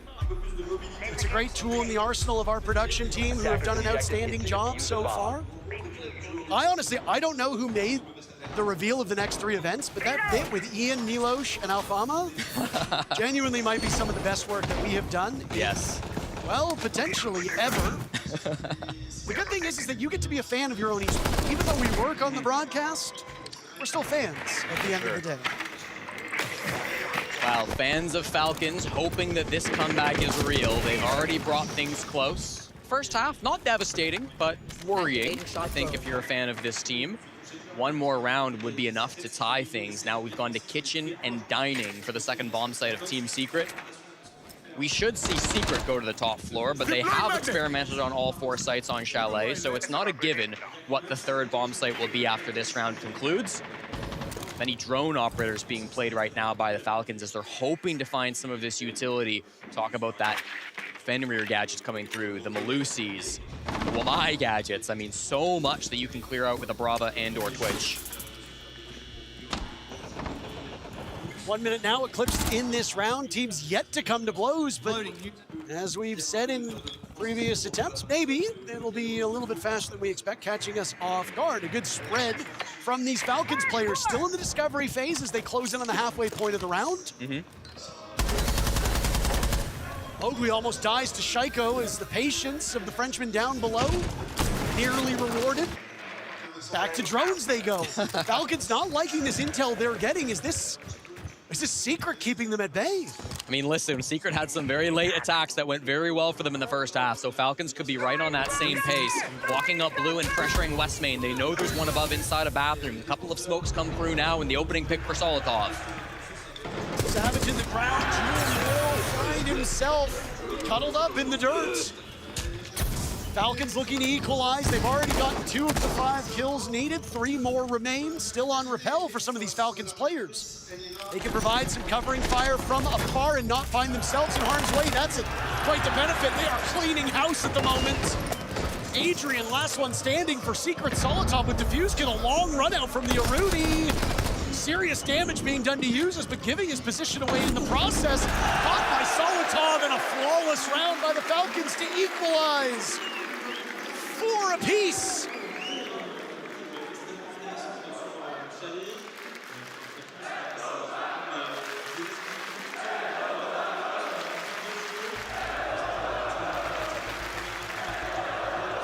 You can bring more students because of the nuclear damage in their homes should be good. Second thing about the comps, I need you guys to be responding to each other. Savage was calling for us to make a play on the mud another round, and I didn't even hear an answer from you guys. So instead of trying to look for your plays or whatever in the middle of the round, if nothing's happening to you, listen to the comps. And then if you guys want to go kitchen again, you guys can try to just maybe give them trophy and play for retake top solar later by reinforcing the 2 walls onto towards trophy, you know, just to make it harder for them, because they will be trying to do this attack again and again and again. I'm pretty sure focusing on Savage. So if we can start, just take a one on the side here, like we take solar stairs there, then we just need flats, guys. You guys need to make the flats there, and I need you guys to. The beginning of that timeout almost indecipherable because of how loud that crowd got. One of the easily the most deafening roars for Falcons we've heard in this series. You couldn't even hear Twister's opening remarks. I mean, Parker, these Falcons fans are hungry for a victory. They watched their team lose the upper bracket finals yesterday. They watched their team lose the first map of this series just an hour ago. Now, after a slow start, they are starting to get some life in them. We've tied things back up 4-4, and I honestly think it all comes down to the captain. Liquefax plays such a unique style of Siege where on all of these pushes, he's not with his team. Everybody else is showing pressure Solar. Everybody else is showing pressure Trophy. Everyone else is showing pressure on the Master window. But instead, Liquefax is not with the squad as you'd often expect a captain to be. He's lurking it through, up the blue stairs, through the kitchen hallway, finding that gap to take site control away from Secret when they're not expecting it. Twister hoping that an improvement in communication can result in an improvement on the scoreboard as well. They have yet to win a defense, and they will go back down to the Bar Games bomb site to try to lock this one out and get themselves more momentum through the second half. Hope is the great killer, and I mean, in map number 1, the Falcons gave their fans an awful lot to hope for, and it didn't end up coming to pass.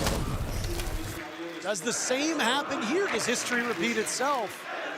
I don't know. I think Falcons are on the better side. I have seen more brilliance from the Falcons through those last 2 rounds than through that first half. That is confidence-inspiring. Cafe is the tiebreaker if required. I know that we as broadcasters, I know that the fans, and I'm almost certain you as the viewers, would love a third map to see a conclusion here, a best-of-1 shootout. Give me it. It's been calm so far. It's been threatening on those library windows. Falcons have been so good at hitting the shots onto the Mez players. But as they're not getting an opportunity up on the top floor, they can instead try to work towards the site. Now on the other side of this breach, we are gonna see Adrian have to vacate bar storage. He backs up into bar, knows that that's no longer a position he can play, but it exposes him to the hatch. If they can get control of the top floor, they could get a kill, or if they burn him out, this could be the frag. And they flush him out perfectly. Look at that coordination. The Nitro set caught as well. Everything working so effectively for this Falcons team. A well-oiled machine as the captain drives it in, but hold on, you haven't cleared out the top. Suddenly, Secret has turned this round on its head. Brede and Usus now find themselves close to this bomb site. But Secret now will retake with a numbers advantage. Joom was the heartbreaker up top on Valentine's Day, Joom. How could you do this to the French fans? Brede now last alive in a 1v3. Falcons struck first, they struck fast. He almost had the 1v3 last time he was on this site, Parker. Back on the defense, hit the Nitro, and then... Don't remind me. Couldn't close that out in the end. He's got the shadow, he knows that there's one there, but he can't aggress. He doesn't have enough intel on Chimney. He will decide to do it. And Mowgli reads that so well, aided by the alarm. Secret will pick up round number 5. And Jesse, in just a moment, we're going to hear from our own experts. Howdy, gentlemen. Yeah, I mean, that was a wonderful defense from the side of Secret. Matt, both of me and you were talking about what do they need to do. They needed to slow down. They needed to not be isolated. They need to be able to find those trades, hold their position. What more do they need to do to push that envelope even further to close out this map? One thing Secret needs to do, in my opinion, is bring out more of the K-tube setups. Play a lot more bunkered, a lot more just crossfire. Set up together. Don't let Licky Fact just go around with his lurks, get the 1v1s. I would love to see some Clash come out too, because I think Falcons are going to pull out more shields. Clash is the answer.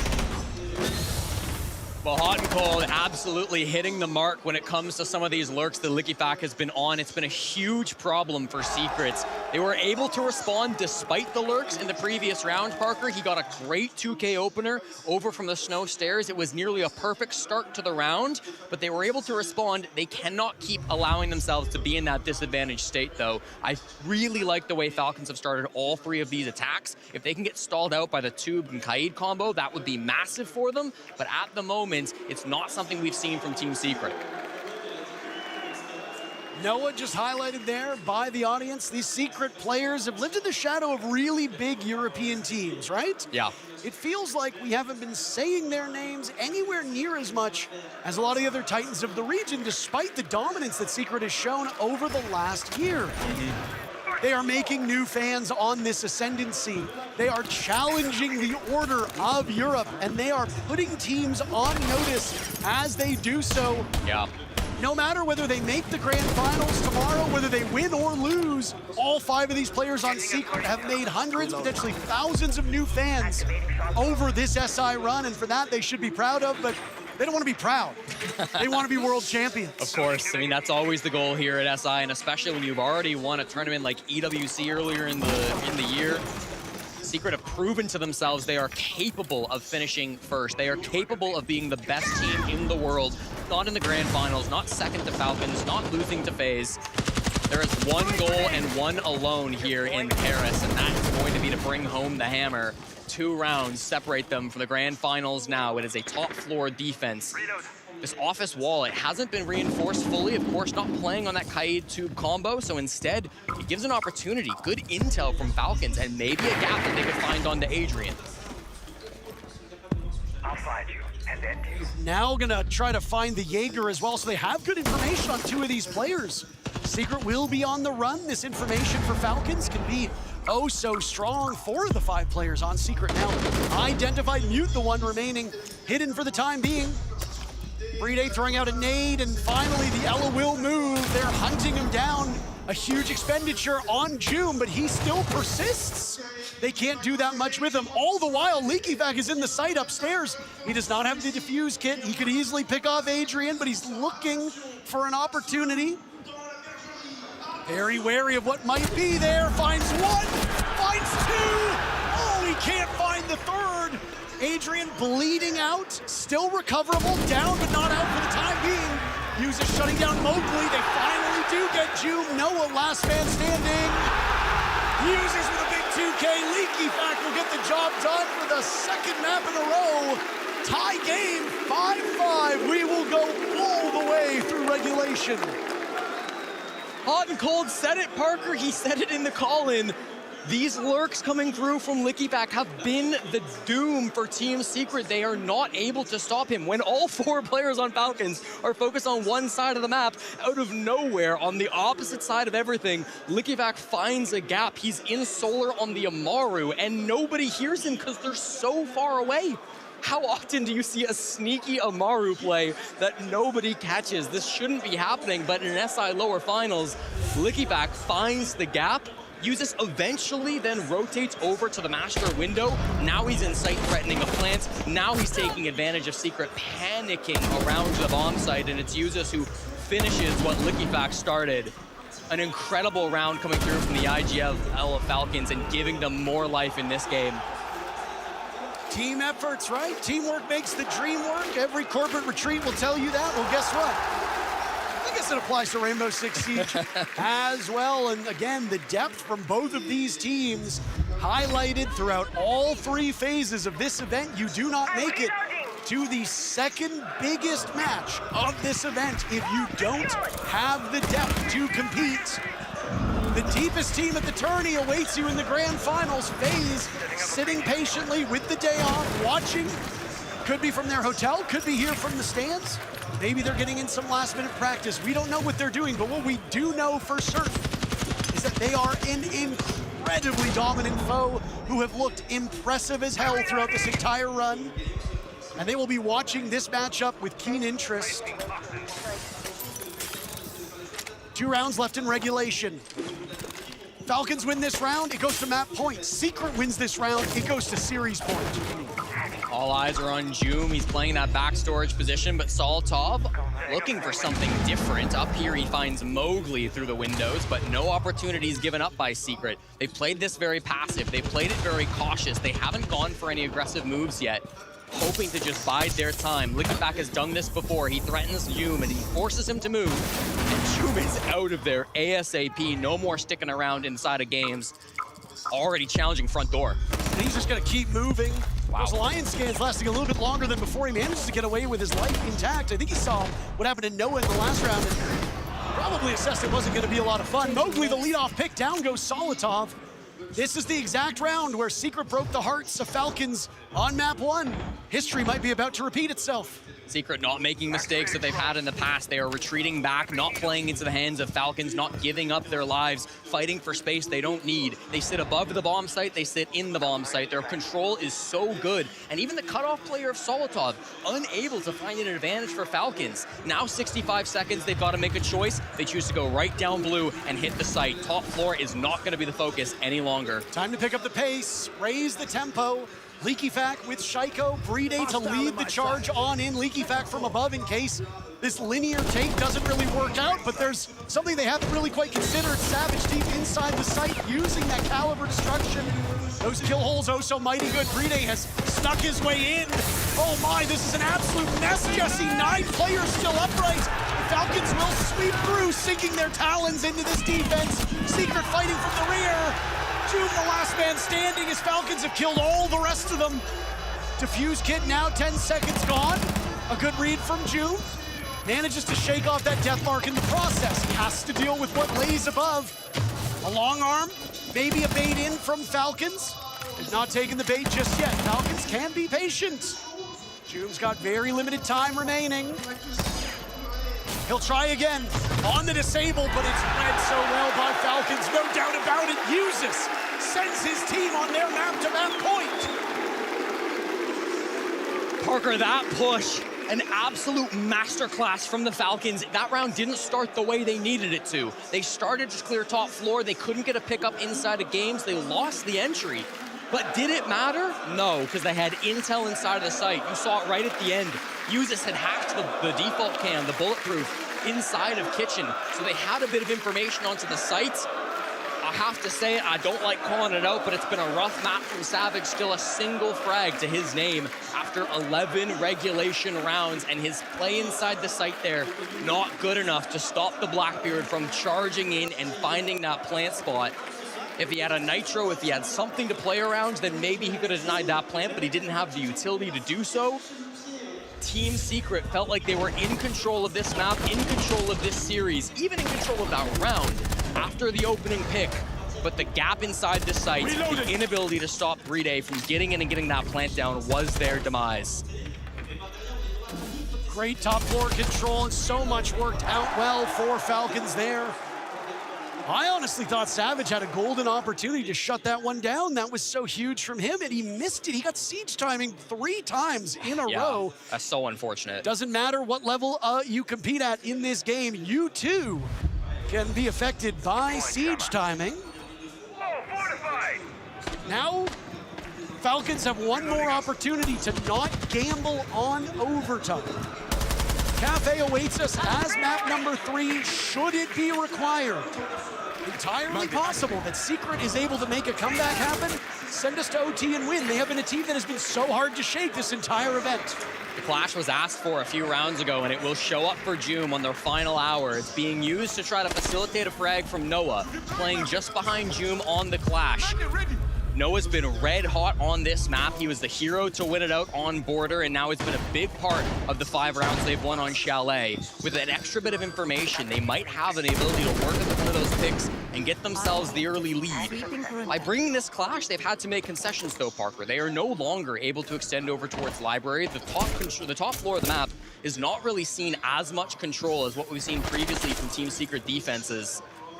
It's really going to be about how do they get past Joom on the Clash. He's got his power position just inside of the Cases Hall.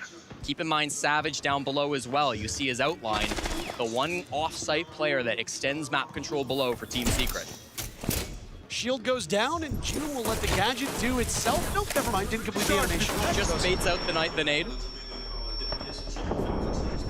Big brain plays. Yeah, exactly what he has to do.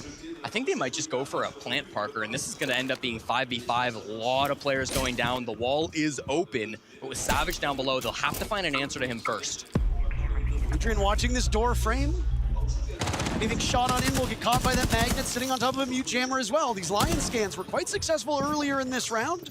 The follow-up, not so. Leaky Fact still with 1 in pocket. Top frag in map number 1, doing the exact same thing here in map number 2.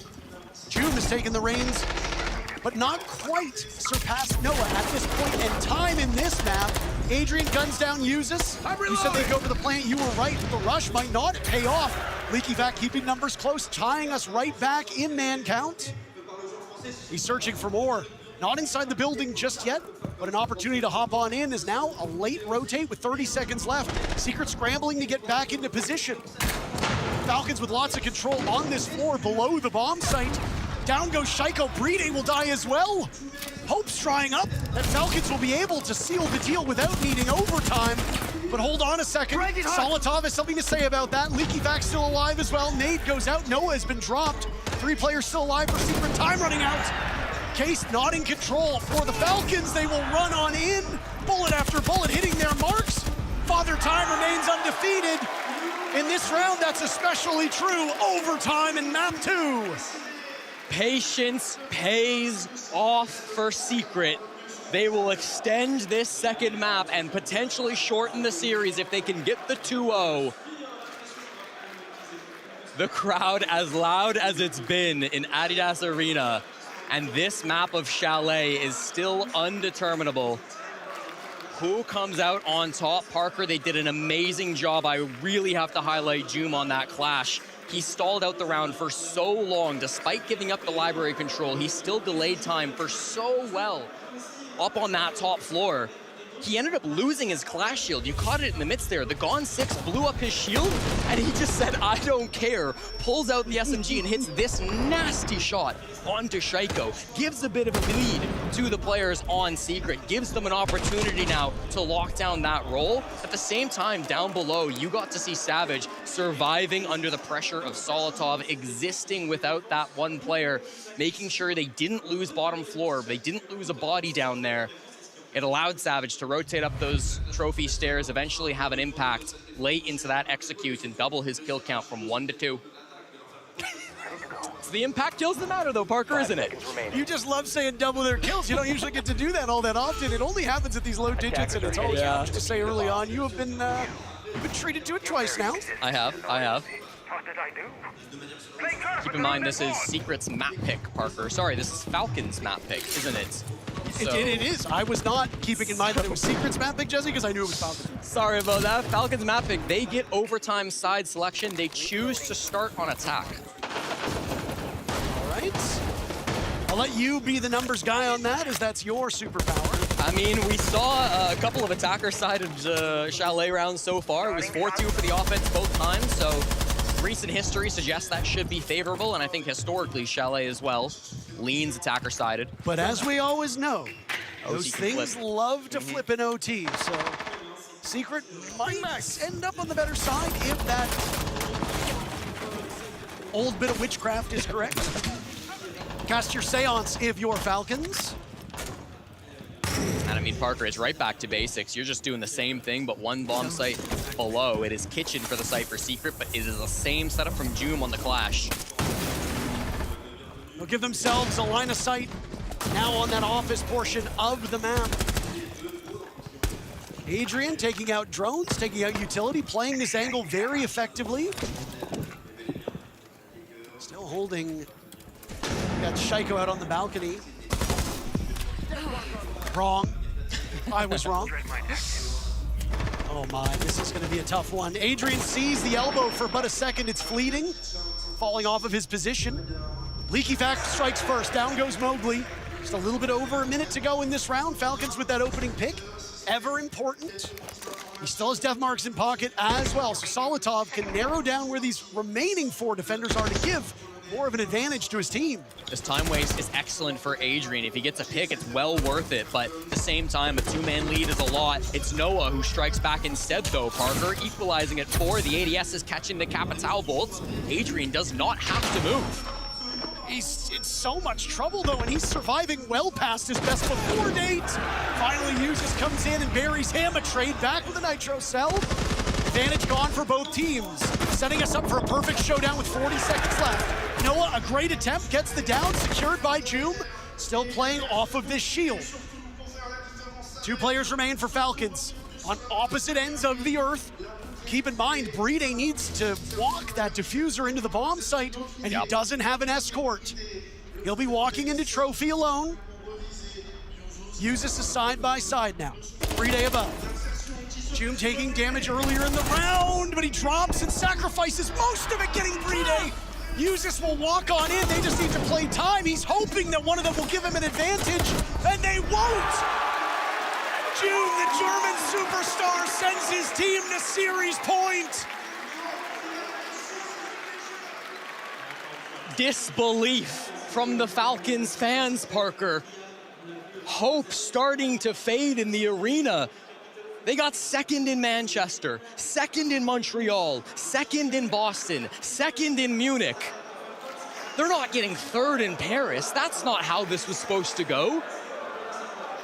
2 rounds is what they have to win back-to-back to avoid such a fate. Secret has been the one team that they have dominated for years at this point. Their regional rivals who they always manage to top. There was jokes in the community that Falcons needed to let Secret get to the Grand Finals so that they could finally win the Grand Finals. Well, we're meeting them in the lower bracket finals, and it doesn't seem to be playing out that way. The adaptations from Team Secret have been so good. The stall capability coming out from players like Joom and Adrian. Adrian in that round, Parker, not getting frags, not finding impact on the scoreboard, but wasted so much time by just sitting still, wasting the clock away. 20 years old, playing for his first SI Grand Finals, and he just looks calm as a cucumber. Attackers are heading the crowd might be solidly on the side of Falcons, but Secret will likely inherit all of them tomorrow if they are the team that ends up squaring off against FaZe Clan. Yep. Could be Rainbow Six, could be Counter-Strike, could be football. Europe loves rooting against the Brazilians. It's a tale as old as time. Uh-huh. And they will unite under that secret banner should they need to, but there is still 2 minutes and 30 seconds for Falcons fans to cling to hope. It's time to be a hero. It's time for Falcons to show why they're often talked as the best team in the world by many experts. Haven't been that today. Secret has been the better team. They've won events in the past. Falcons have too, but it's been a minute. You look to guys like Saltov, you look to guys like Uzis, originally playing in that library position, dropped down very early in towards the bomb site. Bar Games is where we're located. Still 3 players on the top floor, potentially 4 if Uzis walks up the blue stairs to join them. And it is a risky gamble that Noah just barely can't capitalize on. Almost 30 kills between the aforementioned player and June. When you add them together, they have been just an unbelievable dynamic duo through this entire event. We haven't really said Mowgli's name all that much this map, but he just struck first. Falcons, with 90 seconds left on the clock, will fight from behind. Correction, Noah goes down at the hands of leakyfac himself with 17 kills. These giants colliding over and over again in this series. Time ticking down, but it hasn't stopped Secret in the past. Here comes a move from Shaiko. Sees the Blackbeard at the last second. Chooses to retreat, just avoiding the bullets as they whiz past him towards the blue stairs. Now 70 seconds. Team Secret have an entry into the map. 3 players over towards that office side, 1 outside the balcony, over towards library. That's Mowgli hoping to find a cutoff. They're tracking Uzis at this point in time. leakyfac is there for some coverage. Fighting over towards Chimney, Mowgli will find his second. The Frenchman desperately wants to represent his own country. All of a sudden, Secret swept through. Falcons have just Brede left. Secret will hunt him down. A date with destiny in the city of love. Team Secret move to their first SI Grand Finals.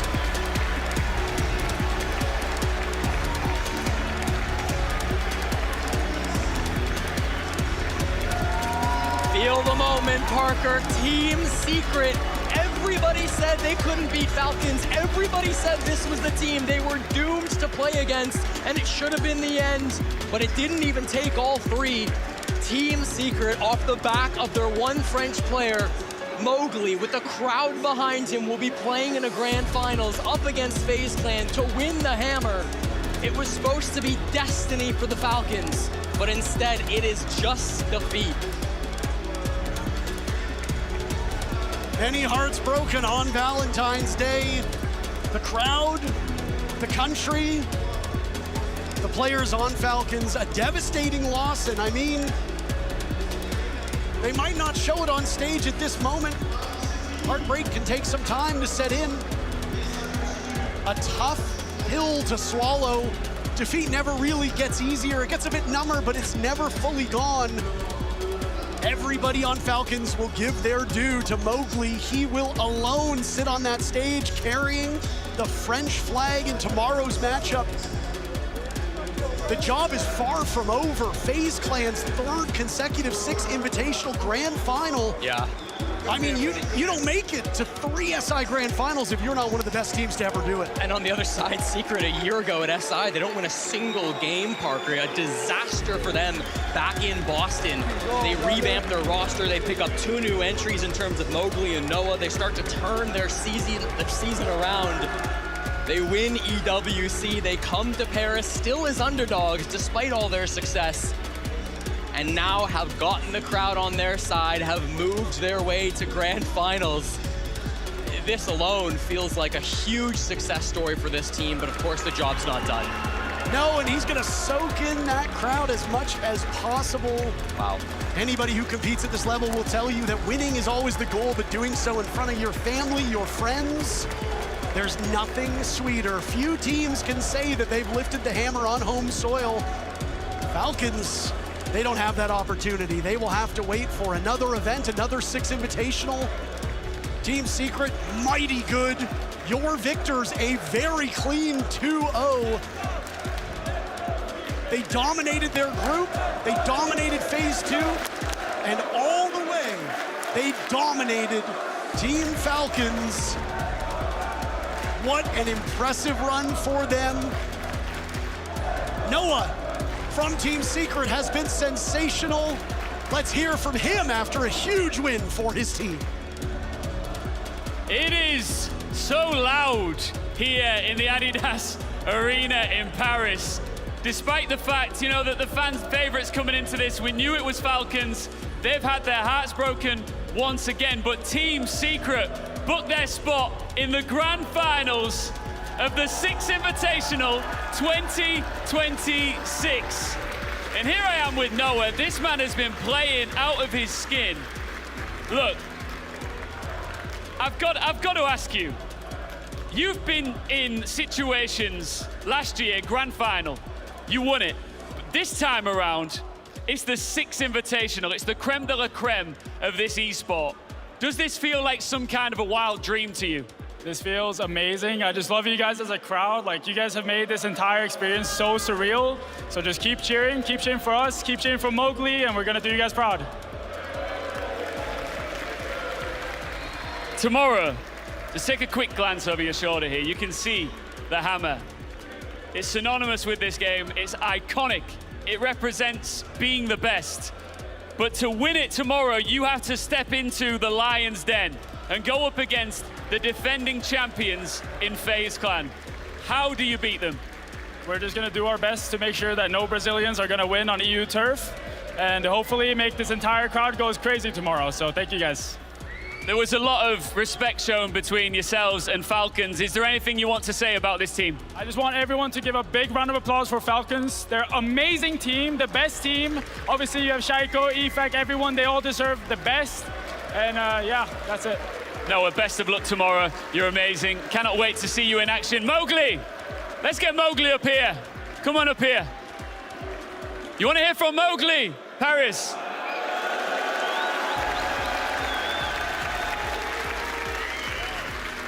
Congratulations. You're an SI Grand Finalist. You got a French crowd here. I can see you're emotional right now. What does this moment mean to you? Can I talk French? Absolutely. Je suis trop content, les gars. Je peux pas décrire ce que je ressens. Les gars, faites du bruit pour Liké, s'il vous plaît. Faites du bruit pour Liké parce que... Bien. Liké, il a fait un BO de fou, les frères. Il a fait un BO de fou, c'était une épine dans le pied. Il voulait pas s'enlever, frère. Merci pour tous les gars. Franchement, je sais pas quoi dire. Merci, les gars. Mowgli, I think we can make the fans here really happy. Just briefly, you did it earlier, and I'm not sure we caught it on camera. For the fans, can you give us a soon?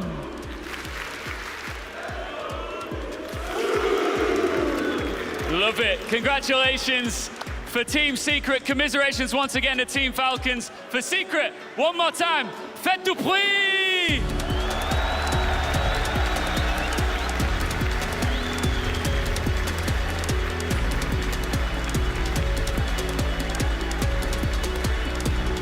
A massive congratulations to Team Secret. They punched their ticket into the grand final. It'll be EML versus Brazil all over again, and in what a way.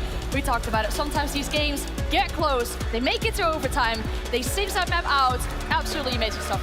It's a matter of inches when it comes to these games. Two amazing, formidable opponents. The back and forth between Falcons and Secret really just defined by a few well-placed shots, good strategy, good adaptation, and it's something that Secret that has displayed all throughout the tournament, all year long. They deserve their spot in the grand finals to be able to compete for that hammer. I've said it, they have that little bit of gumption that Falcons just don't have, and it's unfortunate for Falcons because this was their time. This was everything that we built up for them, that this was going to be the moment.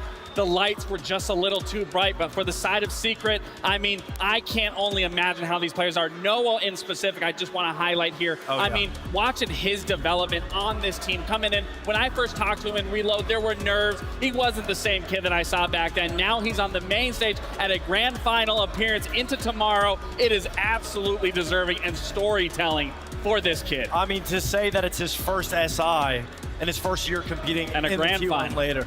And yeah, in a grand final for Noah, I mean, his individual playmaking has been amazing.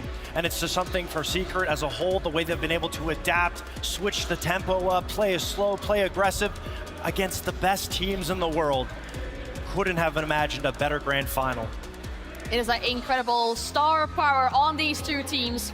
and especially on the side of Secret. And the one player that you two have been talking about, Noah, we have some clips as well to once again highlight his performance over the course of this series, because yes, it is his first SI. This will be his second S-tier final as well.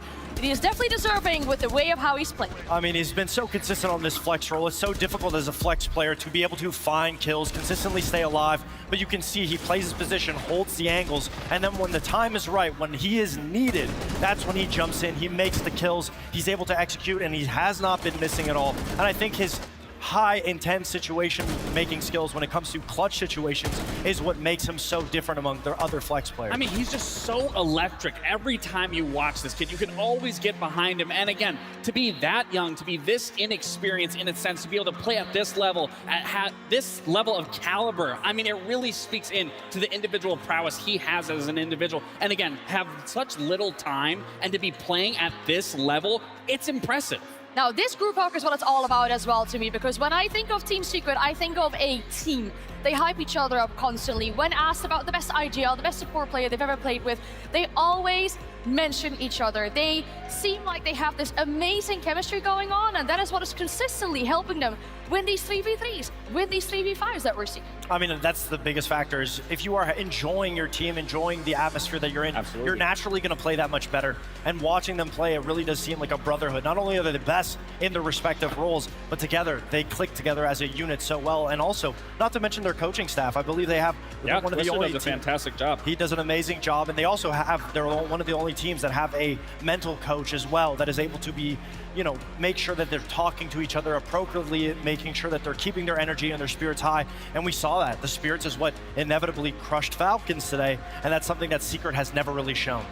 Yeah, we're gonna look back at a clutch from round 13, one of the most important moments inside of this matchup. Yes. Eventually helped them get that first round inside of this overtime. Yeah, I mean, Joom was so instrumental for this round. Had he not had this clash earlier, had he not been able to play this and delay the time that made Falcons have to read position, but then that 1v1 engagement there, if he loses that, that puts even more pressure on Savage to try to win a 2v1. But because he played that so perfectly to get that kill, then to follow it up to close out that round in particular, that's the emotions that we're talking about that leads into that last round where they shut it down so convincingly, so effortlessly, and the reason why we're seeing them make a grand final appearance. That clutch start to finish was amazing, especially in the 2v1 where Joom hides and waits for the time to be able to dwindle down. But when we look at the whole game, Licky Fack did his absolute best. It's a shame for Falcons to go out this way again at another invitational, to be able to find themselves going out early on with doing as best as they could have possibly done. But that being said, Secret deserved it all that much more. It is always rough to see the MVP on the losing team really putting in a fight for this crowd as well as been supporting him all along this journey. But it's become clear that Falcons will not be lifting the hammer this year on their home soil. They fall short just before the grand final. We already saw FaZe make it through that upper bracket, but looking at our bracket just now, Team Secret with a 2-0 earlier today against Fluxo W7M. Another 2-0 here against Falcons. Another 2-0 they had earlier against Wildcard. This lower bracket run starting in round 2 of the lower bracket, by the way. The lower bracket is just so dangerous because if you're a team that's building up steam like Secret has been, you get to the finals, you've been able to play together, and then FaZe is just sitting there watching. And of course, you're gonna feel confident that you have the VOD review time, you're able to go over footage to be able to prepare for Secret. But at the end of the day, this game is about inches, like we said, and you cannot stop a moving object like Secret. I mean, that was a beautiful way to put that. It is truly, but it is just one more day inside this beautiful arena that is still left for us. We can take a look at the schedule for tomorrow because it's not just our grand final that we have. We also have the 1v1 now finals as the very first thing of the day. The show match, as you can see, Team Baguette versus the rest of the world. And then at 6 p.m., FaZe will be going up against Secret, a best of 5 finals. A panel as well, something we always look forward to see on a Sunday. The Invitational Final is always one of the most exciting days to be watching because it's jam-packed with content. And that being said, yes, everybody wants to see FaZe versus Secret, but the 1v1 final, I love being able to see 1v1s, the innovation, the amount of nice, well-placed shots that both players have to be able to endure, and doing it on a stage like this is something that I'm excited and I can't wait to watch. And again, the show match. I mean, that'll be super fun. We see our content creators. We're going to see Team Baguette for the first time be able to compete, and then it's to get into that grand final that we're all looking to see and how that's going to shape out. Is FaZe going to take home yet another hammer, or is Secret going to bring home their first? All right, well, speaking about those show matches, the 1v1s, in fact, some of these 1v1 games will be played out very soon. Once we end things here, we'll send it over to the late show with Milosh, some of those 1v1 now games as well. That is it for us, though, from the arena. We'd love to see you again tomorrow. For now, have a great rest of your night, and thank you so much for watching.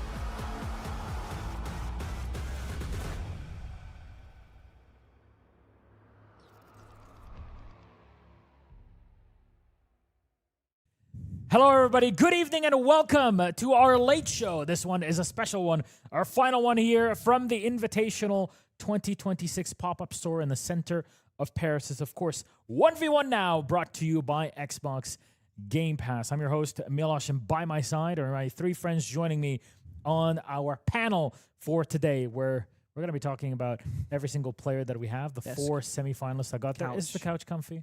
It's pretty nice. Yeah, it's great for me. Yeah? Yeah. How are you over there, Fat? I'm in a chair. What kind of chair is that, huh? I call it it's a certain kind of chair I called it earlier, but I'm not sure if I'm allowed to say it on broadcast. No, don't think so. But yes, let's welcome our wonderful guests in here. Pengu, how you doing? Hello. Been a good You day. had to do the Newt voice. Hello, guys. Newt. It's my my Gollum voice, I call it, actually. When you speak on here. Hello, guys. It is me, Pengu. Demo does a better voice. Anyways, welcome to the show. Thank you. Pengu, I know you're known for some 1v1s that happen in there, in the game, Oh, okay. right? Okay. Everybody has to be ready for it. Yeah. I thought you were Iconic referring to the moment. 1v1 Shaiko, maybe, you know. I can't talk about that. Let's move down the line then. For the first time here joining us, Mad Duck Ranger. Yes. Mad Duck, how are you doing today? I'm pretty great. Yeah, sure.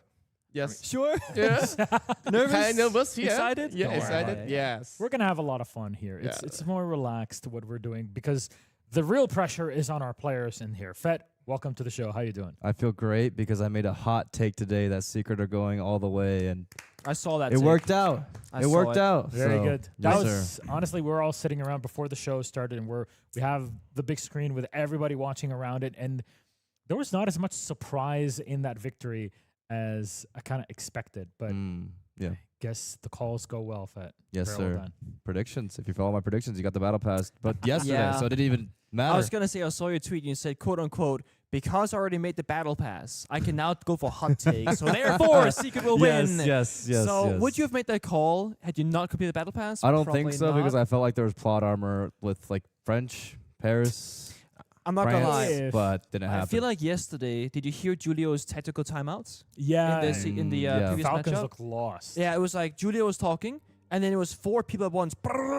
Most chaotic tag timeout I've ever heard of in my life. That's when I knew they probably gonna struggle today.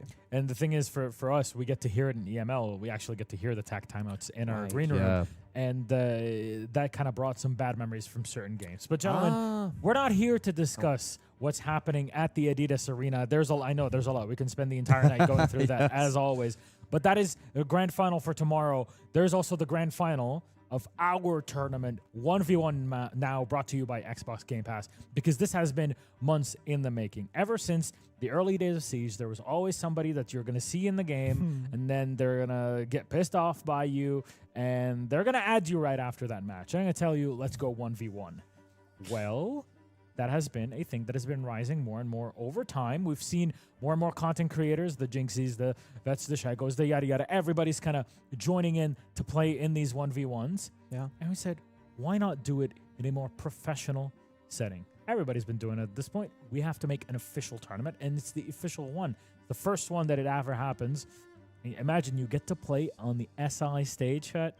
That's your reward for making it, on top of a bit of cash also. Yes, and it's really crazy because I mean you mentioned Jinx, and I don't want to like gloss over that. That is the biggest platform he brought to Siege, where he 1v1 celebrities. He brought together pro matchups we've never seen before, creator versus pro, himself versus Bolo. They would break the internet and bring an insane amount of tension to our game. So praise to him for that, and now it's made its way to the competitive circuit, and we dipped our toes in it for a little bit at Reload, right, with those elimination. Really very fun kind of style, but the progression of it truly now to here in the World Championship main stage, man, what an honor it must be to get flown out to 1v1 someone. Very much is. I think a lot of us, when we were watching Reload, be it at home or a place also in Brazil, saying, damn, I wish there was more of this. Yeah. These 1v1s that entered, they were only available for one of those competitive days within the format of the event. And I guess the spark of the idea happened. Some of our friends over at Ubisoft said, why not actually do it? And thank you to Game Pass, Xbox Game Pass, that is, for joining forces with all of us here to make this show happen. Now, there's been a lot, really, to get to this position. We have 4 players that are competing today in the semifinals, and I guess each one of you has a hand, I guess, in a different part of the world when it comes to this competition, Nick. Yeah, so I had the pleasure of covering EML, where, of course, Salim ended up qualifying, which was a big surprise because Naekyu from Gen G was playing in that qualifier in the top 4, and somehow the active Tier 1 Pro player actually lost up against the Tier 2 player in Salim. Wow. So it's a big upset. And then myself and Mad Dog as well, we covered Yes. Labyrinth from APL 2. Yes, the Labyrinth here is like a play style for the Kiri Esports. Yes, but I would have a little bit from dropping, but the players still hold together. Labyrinth have a chance coming here for 1v1. Just so we bring their team style to 1v1 style. So we can take a look that it's gonna work or not. Because 1v1s work very differently, right? Yes, Compared to playing exactly. with a team. It's not the same sort of mindset that you have to have. And as you saw in our graphic, there's around almost 1,500 players that signed up to compete in 1v1 now, which is pretty insane. Over 6,000 games that were played. That's just in phase 1, of course, to get to phase 2 in the official bracket and get to the 4 players that we still have left in here with us. And to me, that is pretty crazy. And I want to kind of go through because personally, I'm not a great Siege player. I'm just going to lay it out there. Oh, man. Sometimes it's good to admit your L's, take them as they are, and move on. And I will take it. That's However, maturity. Thank you, Nick. When you hit 30 plus, hey, you 2 more years. you start to admit things that happen around in your life. Right. But what's this biggest difference between 1v1s and pro plays from having seen all of it in so many different versions, Vet? It's truly the dominance of space that defense versus attack has when you have 5 people on the map. I know that, like, so many times my chat has argued with me about, like, you know, how much does a 1v1 translates. And 1v1s do happen in game, but it's different when you start off the round in a 5v5, a strat versus strat, at, you know, initial game state versus an initial setup. There's reinforcements and holes everywhere versus it's you versus another person, start of the round. If the defender's not on the right side of the map, attacker just take all the way in on that entire half almost instantly. It plays completely differently. Is there a meta? There's absolutely a meta. There's absolutely a meta. Deimos is completely insane. It's almost always going to be picked. And as a result, what counters Deimos, the Vigil, the Mute, is always also almost always going to be picked. I mean, it's really crazy. The best I would describe it is if you're in a basketball game, right, and you ISO with someone. That's different in a 5v5 ISO than when you're playing, you know, on the court, outside with your boy, me and Pangu, backyard basketball, and we play 1v1. That's more what it's like. Yeah. I want to see that. Maybe one day we'll have that. I cannot hoop, by the way. I cannot hoop. But I'll try. Thank you, Nick. But I'll try. Thank you, Nick. That is of it. Now, when it comes to the APAC and APL scene in general, how are we rating the kind of aim and game sense skills from your experience? From my experience, from my like caster analysis and like coaching, I see that the best of the player of APAC is based on the gun skill. Yeah, purely, like 90% at least. And then up to 100 to 200%. Yeah, that's what the unique and different from the other region. Has that been your experience, kind of Mr. Pengu, now as you kind of dip your toes in both EML and APL? I had the pleasure of actually 1v1ing Salim before coming here for a little content piece that we did for YouTube video. And I learned a lot from that single. It was my first ever 1v1. Like you said, Fed, I've been watching the sport, the Jinxie, the tournaments, the 1v1s, etc. And I was thinking, that's not really for my playstyle. I like the 5v5 setting, but I thought to have a good shot understanding what these players go through, I gotta try it myself and play it out.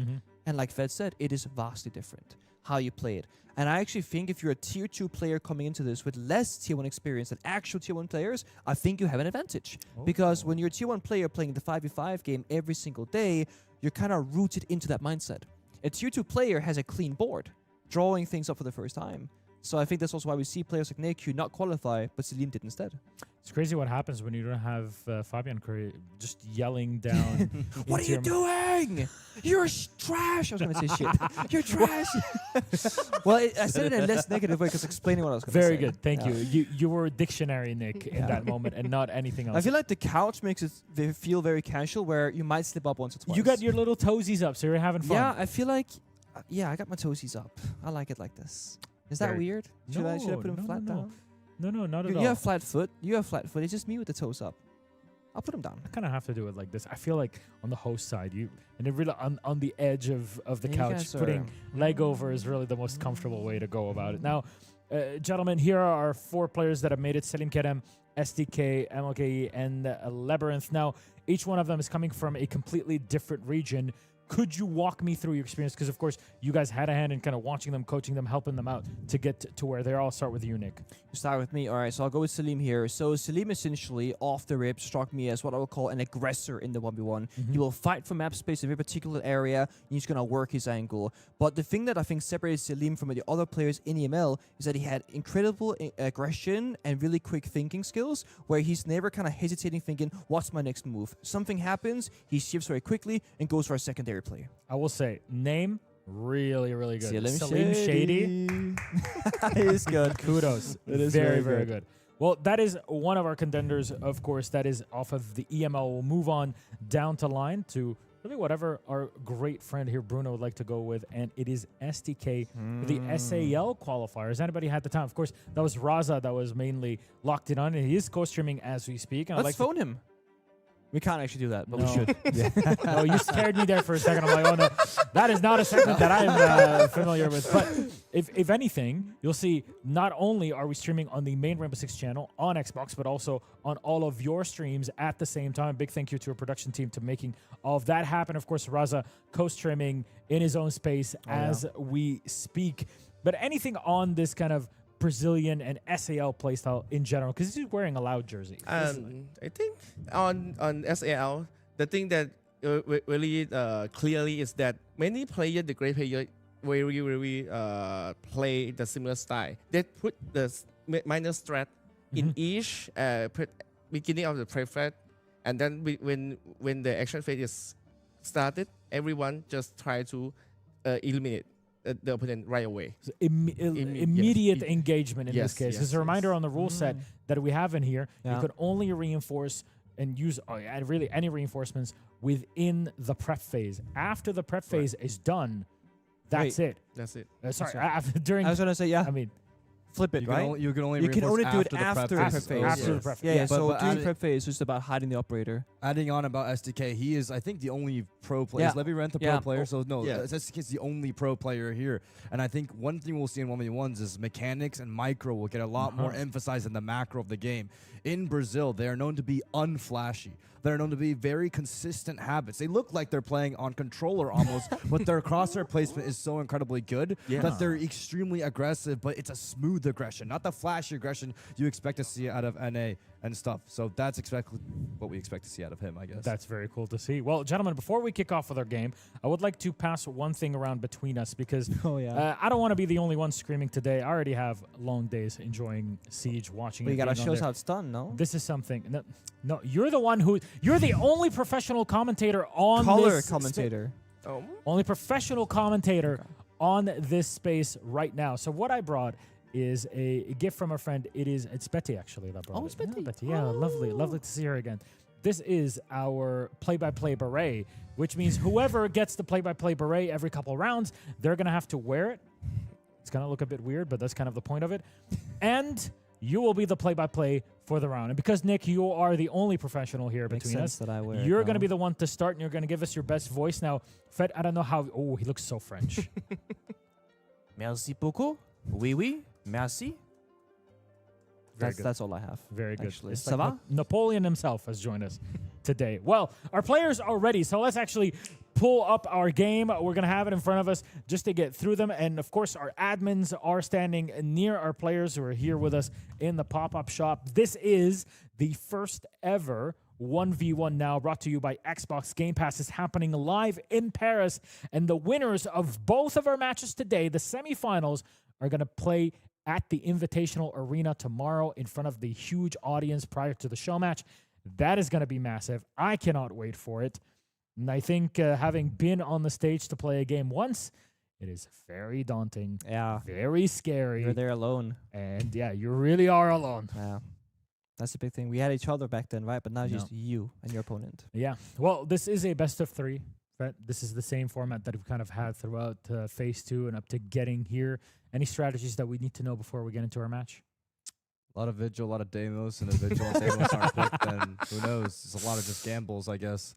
You see a lot of counter picking, a lot of strategy, and you see two very, at least from what I saw in NA, is two very like polar play styles. Of one's very slow and methodical, and another's super aggressive. Take space, immediate engagement, catch them off guard. I don't know what counters what yet. At NA, the slower play style actually won, but we'll find out today. I think it'll be a great stylistic matching between regions. The map may have a lot to play in all of this here, and I'm looking around to see our players are behind our wall here, so we can keep an eye on them, but they cannot keep an eye on us, because that would be very distracting. Yeah. How difficult is it for you to not get distracted when you're in a 1v1? I mean, I think like if you're ready to play at the highest level, everything else in the world should be tuned out. I mean, Pengu can tell you. Yeah. It's about hitting that. What have you done? What have I done? So obviously the ultimate goal for a player in any game, I believe, is to hit flow state. And flow state is basically a state of mind where you're so intensely focused on one singular thing that if you can recall anything from the game after the fact, you are not focused hard enough. You are living in the very present right here, right now, and you are super focused. Is there anything that you think, okay, to ground myself, I'm going to bring like a teddy bear or something to really kind of hold on to, and that's going to give me that grounding space, physical piece next to me? There's many different rituals. I know, some people there are superstitious. I think Fabian, he played regular sports before. He was like, always tie your left shoe before your right shoe type of thing. This is the man that warms up playing Hearts of Iron. Yeah, don't question Fabian's methods, okay? They clearly worked. But people have their different ways. I haven't seen these players' methods yet, but I'm curious to see if they have any. Well, they are ready, so we can start things off here. Admins will give the okay to get our players in the game. Our observer is all set and ready. And we're going to throw ourselves into our first map in the series. We're going to go to the border. We're not boarding the helicopter in this one. Right? Do not attempt to board the helicopter. Well, you're the one with the play-by-play beret. That means, guys, for these first 2 rounds. I speak when the action happens. You guys are my professional tier 1 analysts breaking down all the strategy, the operator picks, and the playstyles. So you get the good moments, and they get the boring stuff. You guys get to fill. That's what you guys get to do. Okay. There you go. STK versus Slim Shady. So mind you guys, there are no operator bans for the people watching at home, and there are no shields allowed. No clash, no OSA, none of the regular shields. That's like pretty much the bare bone rule set here. And then it's no reinforcing in prep phase, but rather in active phase. So take it away, guys. What do you see right now? It's pretty crazy to see that you don't really have you don't have any of the operators, any of the other players in there. That's the first striking thing when you're observing this, right? You're just 1v1, but Boss G is immediately out. That's the play. Yes, I'm very happy to see the Boss G because it's such a good gun for these 1v1s. It's one shot, a lot of damage if you don't get a one shot. Pixel fights are a huge thing in these, and I didn't see it a lot in NA actually, so I'm glad to see it being brought out from the players from the other regions now. But yes, Dokkaebi versus Vigil. Vigil, presumably to counter out the Deimos pick. Yeah. We're already seeing a good bit of aggression, Pengu. Yeah, I gotta see the door being broken first. You see the prone here from SDK just playing the sound game as well. Man, the sound is so effective in the 1v1, so there's no distraction in the server. A flash pop, push the corner, Wising from Slim Shady by the half wall. Here comes the push, and one tap, like you said. The Boss G, one shot, one kill. SDK takes the first round lead. Damn, you're... Why do you cast with Dev? Why don't I cast with Parker? Yeah. Oh my whoa. There, you got it. You've been practicing. That was a very good round from SDK. Moved around on the Dokkaebi. The flashes, knows what's going on, flashes in, gets the proper position, and just because you have the Boss G, one shot to the upper chest, and it's all done and dusted. I guess that's kind of the reasoning behind it, eh? And it wasn't flashy like you said, Fed, but it was very much clear, very precise, and you said how there's a lot to happen in both the micro and the macro, obviously. Yes. Macro gameplay in 1v1, probably not tons of it, but those micro decisions, when to go in, break the door, flashbang, push, etc. And then according to the thread say earlier about that, that the progression that you can take the space and time and try to appraise it. Yeah. So this one, I think the SDK right now for the defense, they try to save the space for sure, and try to slow down a little bit, try to kill time, and after that, just pull back, play safe. Yeah. It's working so far. Boss G versus Boss G right now. And again, so the Dokkaebi pick is basically, if you pick Deimos right now, you're useless because the other person is playing Vigil. So Dokkaebi is essentially like Buzz Buzz, you can kind of buzz. find out where Buzz, they are buzz. and take fast. If you hit that call, there's no mute jammer to stop because there's no more teammates on the map anywhere else. Boom, this map control right in this 5-meter radius is completely free. Now that being said, STK really aggressive at the start because you can kind of deny an entire spawn off rip. But those shots are going to give each other away, and they're going to play around now with sound and info. And you say peel back and play the timer, Mad Dog, but there are 3 minutes and only 2 players in the server. So, I mean, we see them peeling back and back and back, but now we're by the bomb site. 2 minutes to go. Yes. You can't go much further back than what the current position of STK is right now. And what's going to happen next is try to find the opponent, the position, and then try to press them, clear space, and push. Comes the first flashbang. Mind you, no Dokkaebi call left here for Slim Shady. So playing off just the in-game sound cue, so he knows Vigil's by that box. Last flashbang has to make that one count. Here comes the push. Pre-fire successful. But STK, the same story once more. It's about that one bullet, the only one necessary. And the pre-fire, if it hits the head, you win the round. If you hit the shoulder, you lose. See, this is the bit where, like, okay, you got Bossy. Why are you swapping an SMG? You got just the right thing for it. Now, because we just finished our second round, we're going to rate Pengu's play-by-play. We're going to rate before it. we swap to our play-by-play beret. We rate it out of 10. What do you got? 10. 10 out of 10. No room for improvement whatsoever. No, perfect. I am disappointed. You're perfect. Thank you so much, Fed. No notes. Now, do I get to choose who gets it next? Yeah, sure. Okay. I want us to do a fair comparison of a person who once was and a person who currently is. Mr. Loge has the beret.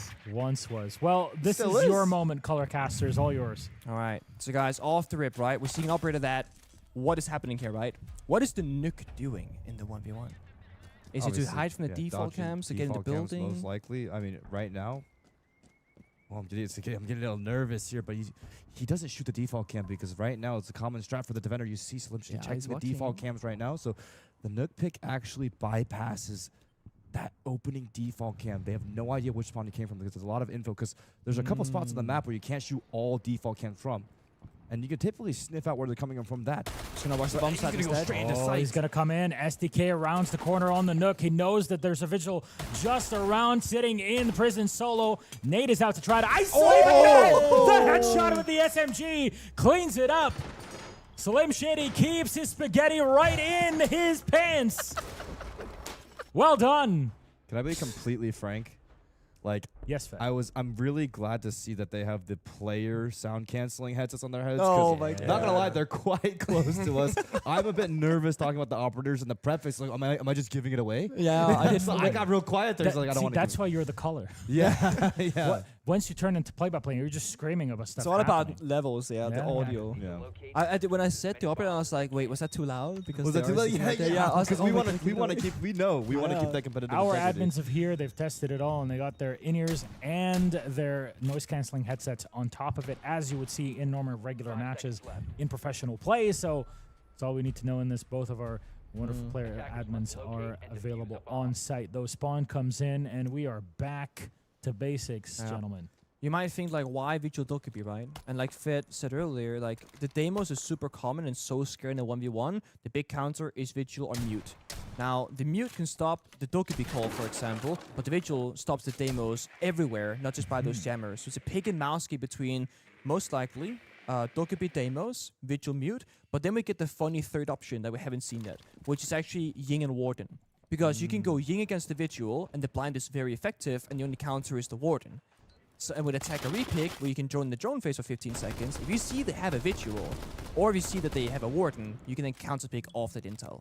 Is that what you were seeing in your own region? Because I was seeing a lot of Grim, actually. Really? I was seeing a lot of Grim. I was seeing a lot of Striker. I was very surprised by it myself, but Interesting. Hey, it was crazy. Very slow in North American comparison. Then there is the Bossy! SDK from downtown hits the shot. Very good play. Nice shot. Is that 100% bullet act? No, it's not, because there were a couple of warning shots fired the other round. But I was going to say, is that like 100% gunfight first shot Bossy accuracy for STK so far? It seems feels like it. This guy's basically an opera. Except for the one round, last one, where SMG12 just kind of fired all around and connected to the head. Gentlemen, I will have to forfeit my play-by-play beret. I'm a little bit sad that there's no SDK. Are you ready for this? You know? Yeah. But, Hey, we got all night, brother. Oh, okay, might happen. We got all night. It might All right, happen. Mad Duck, I'm gonna give it to you. Yes. Go ahead. With pleasure. You're our play-by-play for this one. Okay. Remember, it's all about just getting loud. Getting loud. Okay. Yeah. Wow. You think it's that easy? No. Have you heard our current play-by-play casters? They don't even say words. They just say very loudly. I don't know. I think I was saying a lot of stuff when you were losing to Team Liquid. back Okay, then. relax, buddy. Okay, that's the one. Deep pulls, deep pulls, deep I will pulls. try my best. Okay. Yeah. That's all we can do. Hey, we're here. We're here. You just have for fun? you. Yes. Yeah, Okay. Exactly. We're here to support you through With it. pleasure. Maybe one day you'll be co-casting with Pengu instead of Dermarda. Very good. Very excited for it. Sorry, James. We love you. Yes. One interesting thing about this rule set is that there's actually the repetition of sight is unlimited. So no matter how many times you can win, and you can run it back over and over and over.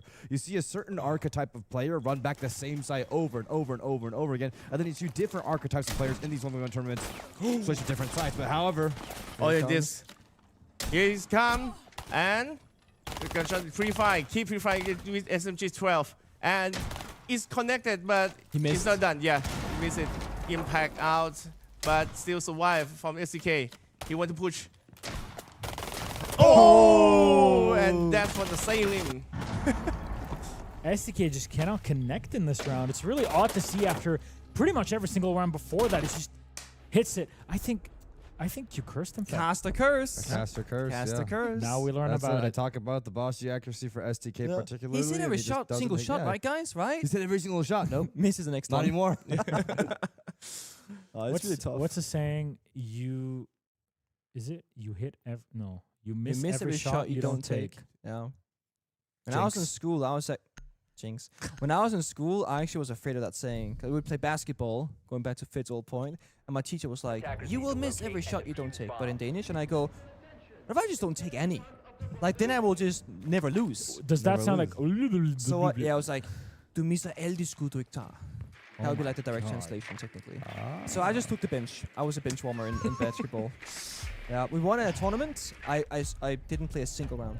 Is that why you love playing smoke on everything you want? I'm sorry, why am I roasting? It's simple. No, when you play smoke, it's like half the rounds you don't get to play the game because you're waiting for them to plant the diffuser, right? Oh, very good. Whereas here, if you're the vigil player or Dokubi player, you're in the battle. You're in the roam clear, on the flank. You know, you're getting stuff done.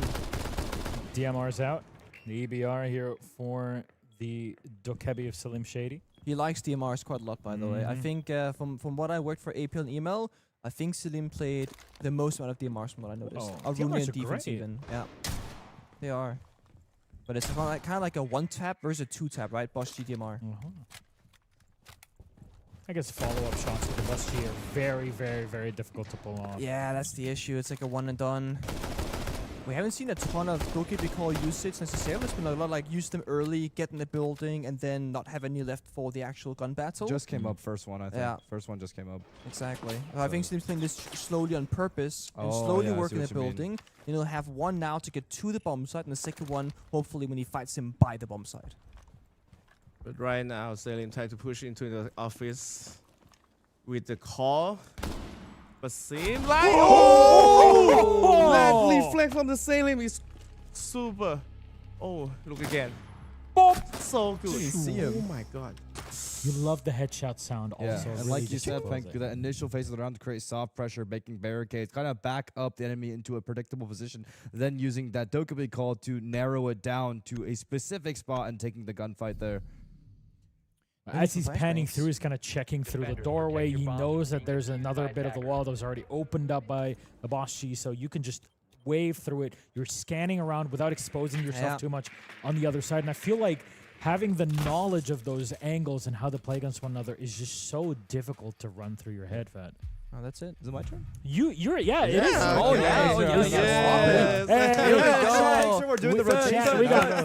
We got Fett on play-by-play in this. I've heard him scream a lot. I was gonna say, So he bro's can do got it. energy. I don't know if co-stream play-by-play is necessarily the same as casting play-by-play, Hey, but we'll give it you my were best so shot. loud one time that you bled into the main live broadcast for a second. Oh, yeah, Remember I that? apologize, You too. came I was over and like, I'm I'm so sorry. sorry, guys. I was like, no, People you came got into my it. chat. They're like, I could hear you on the main broadcast.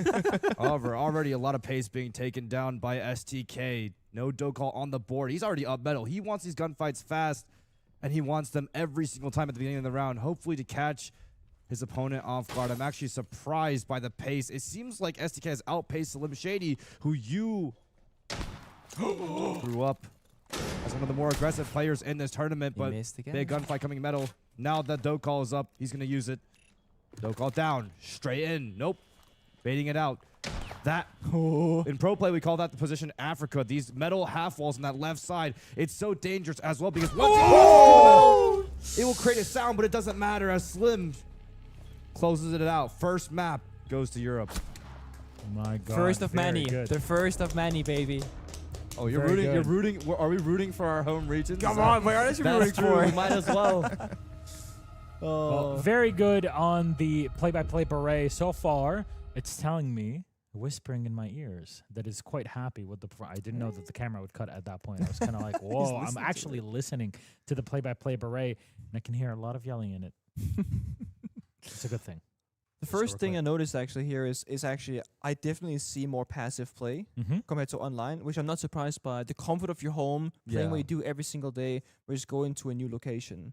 Much slower paced rounds than what I saw from both EML and APL. How do you adapt to that in your own way, Nick, whenever you're traveling around for events? You know, some players, we've seen them bring out the measuring tape and try and get the exact 1-to-1 conditions at home.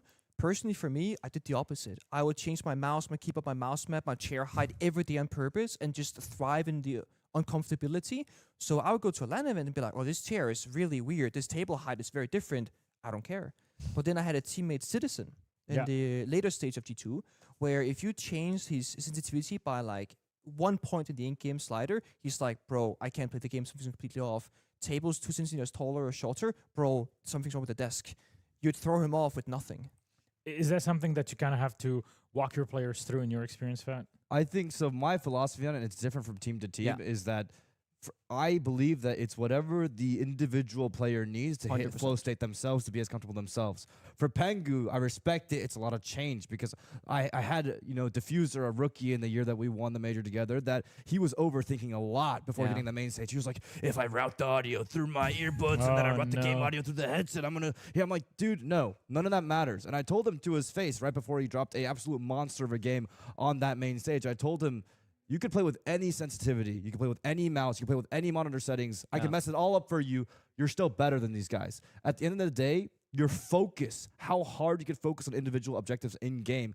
Hey, instead of saying, I need to win this round because that's abstract goal. I need to win is an abstract goal. I need to make this play on this part of the map in order to get this guy. Mini objectives, you focus on the next one, and the next one, and the next one. Tune everything else out. The score melts away. The crowd melts away. Everything else around you melts away. Boom. You're in flow state.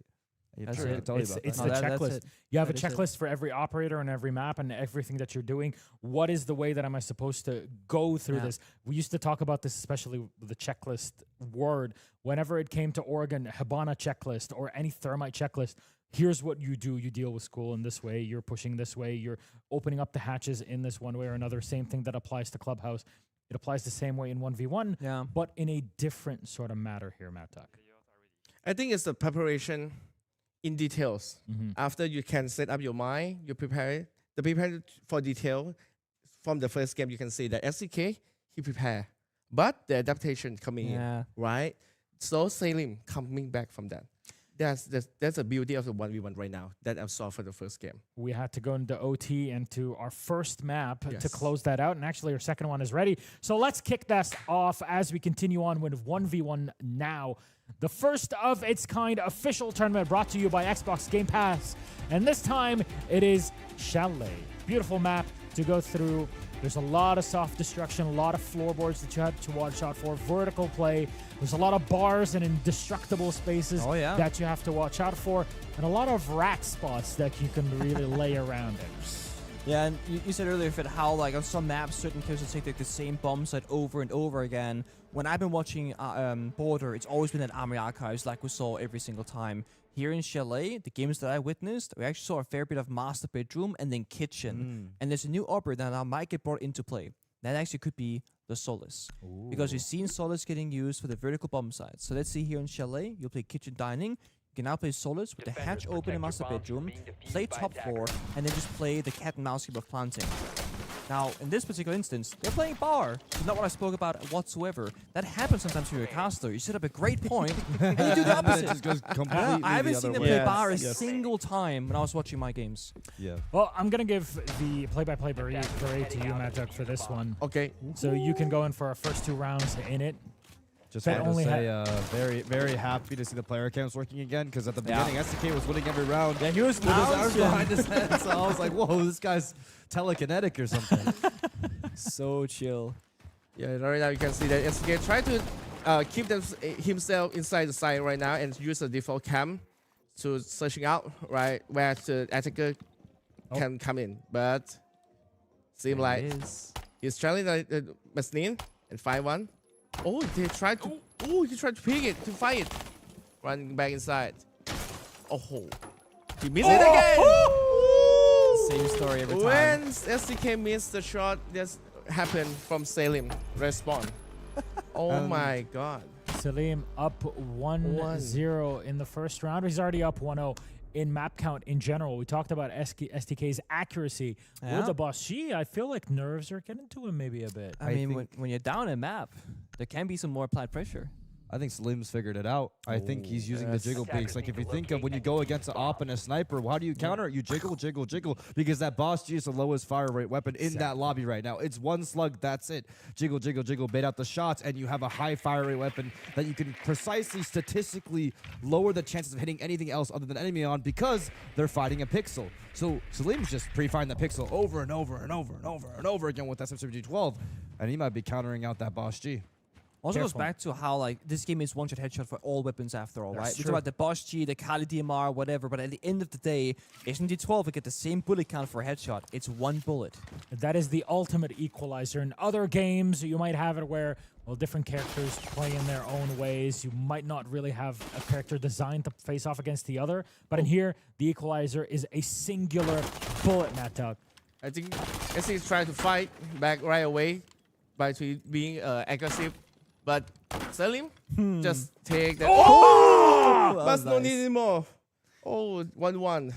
Back to 1-1, back to back. Right. That's the funny thing about the player camps in 1v1s, right? There's no one to celebrate with. It's just you being like, that was a nice shot. Like, high five. I mean, if you were playing, would you phantom boom boom? Honestly, boom, for the vibe, wait for the coach never comes.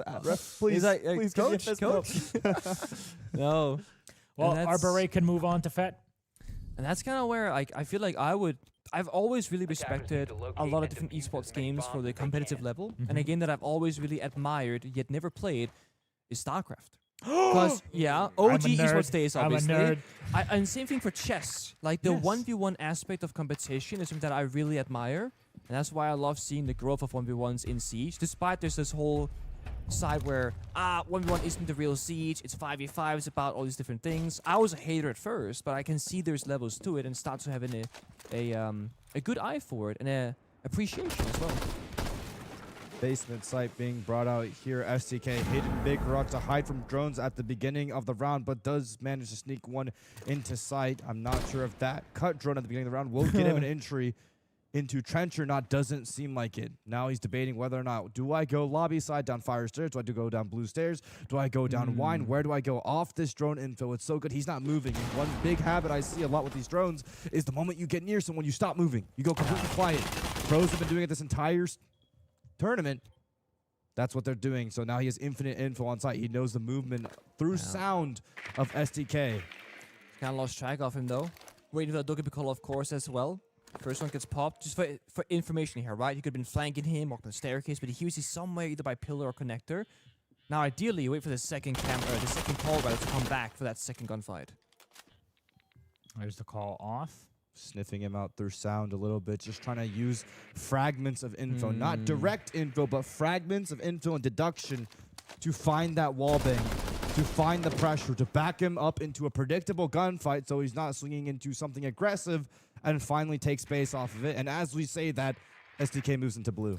Opening up different avenues, right? Now you got hatch, blue stairs, and fireplace staircase. So more pressure for SDK. Final call. I feel like this right here should be the go button. Because once that call expires, you have nothing but just your actual gunfight and 2 flashbangs. Just as you say that, he is going to go down fire stairs, right side of blue. A classic gunfight in Pro League, but what will you do when you're only in a lobby with one other person? Yeah, maybe plan.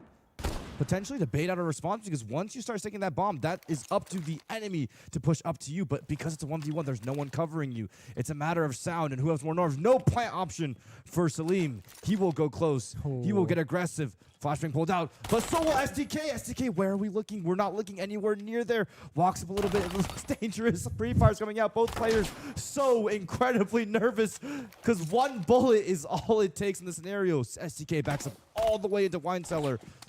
5 seconds. Gets a jump on it. Wrapping around connector. Oh! SDK hits the shot. That's such a complicated shot to hit. At distance with the SMG-12. Look at that control. Bam, hits right in the head. Closes it out. That got real tense for way too long. I'm not gonna lie, planning is hard on 1v1s. It takes 7 seconds, it's the same rule set, but if there ever was a case for it, that first flashbang, when you buy the box, that could have been a successful plan, maybe.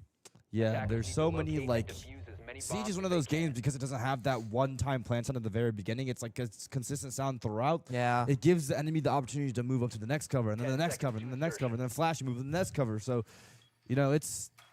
Man, it's tough. You never know when to make the right call with that or not. But if you do get it down, it's really hard for the What do you guys call yourselves? A planter or a fracker? I'll go with Milos first here.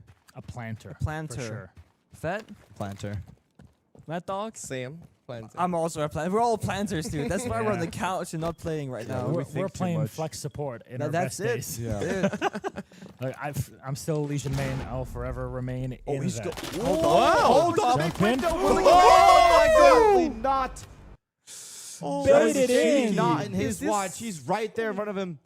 That's a first. Yes. Careful. Is that out of his character for STK? No, I think SDK's anticipating that Salim will go for something aggressive to expand out onto the library or to get some more space at the beginning, but he doesn't. He sits right in the middle of sight, which is, I guess, SDK tries to go for the surprise factor. Huge gamble, but gambles are gambles. That's why rushes are always 50-50 on game day. That's just how it is. Very good. Now we're 2 rounds done. We're not only swapping sides, we're swapping who gets the hat. And we tossed it. Thank you very much. So sorry. I'm getting the hat. Don't worry. Don't worry. My hair has gone through a lot through here. Don't worry about it. It's wearing thin, to say the least. Hey, I'm right there with you. Yeah, high five, brother. Hell yeah. Anyways, here we are then, droning around, preparing to start off. And Boschchi in. Is he going to go for a little cheeky spawn peek here, maybe? A little bit of early action. He broke the window, but he sees it.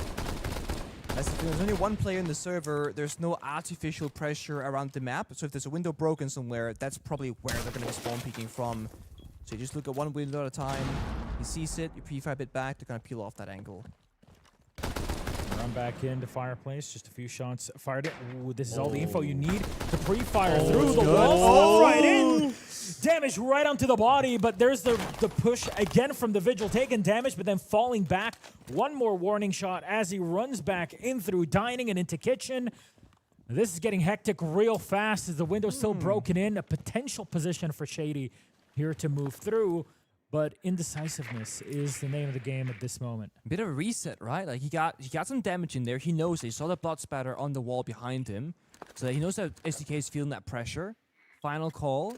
Knows he's deep in that bomb site by Trophy. All right, he can walk in. He's got a couple holes that he can use all the way down into kitchen for the one rotate. Got to be careful for the hallway on the other side. A couple shots ringing all the way down range, and the Boschchi shot is going to realign Salim Shady to where SDK is at, but both are trying to play for those pixel peaks. Flashbang is in. That will not impact the Vigil, but it's way deep at the other end of the hall.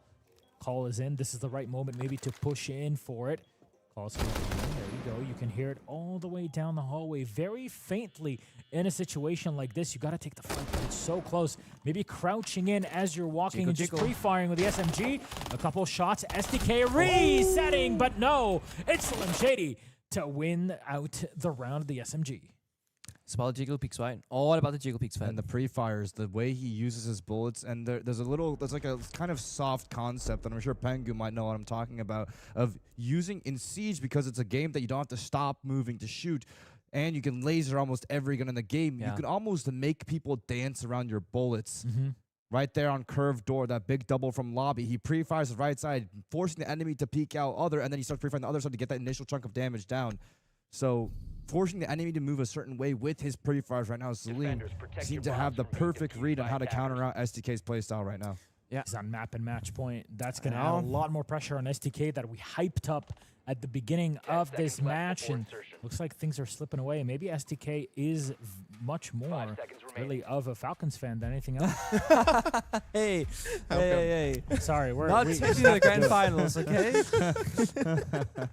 No, I mean, I said earlier how I generally think that tier 1 players are going to have a small disadvantage in this because you play a different game for so long every single day.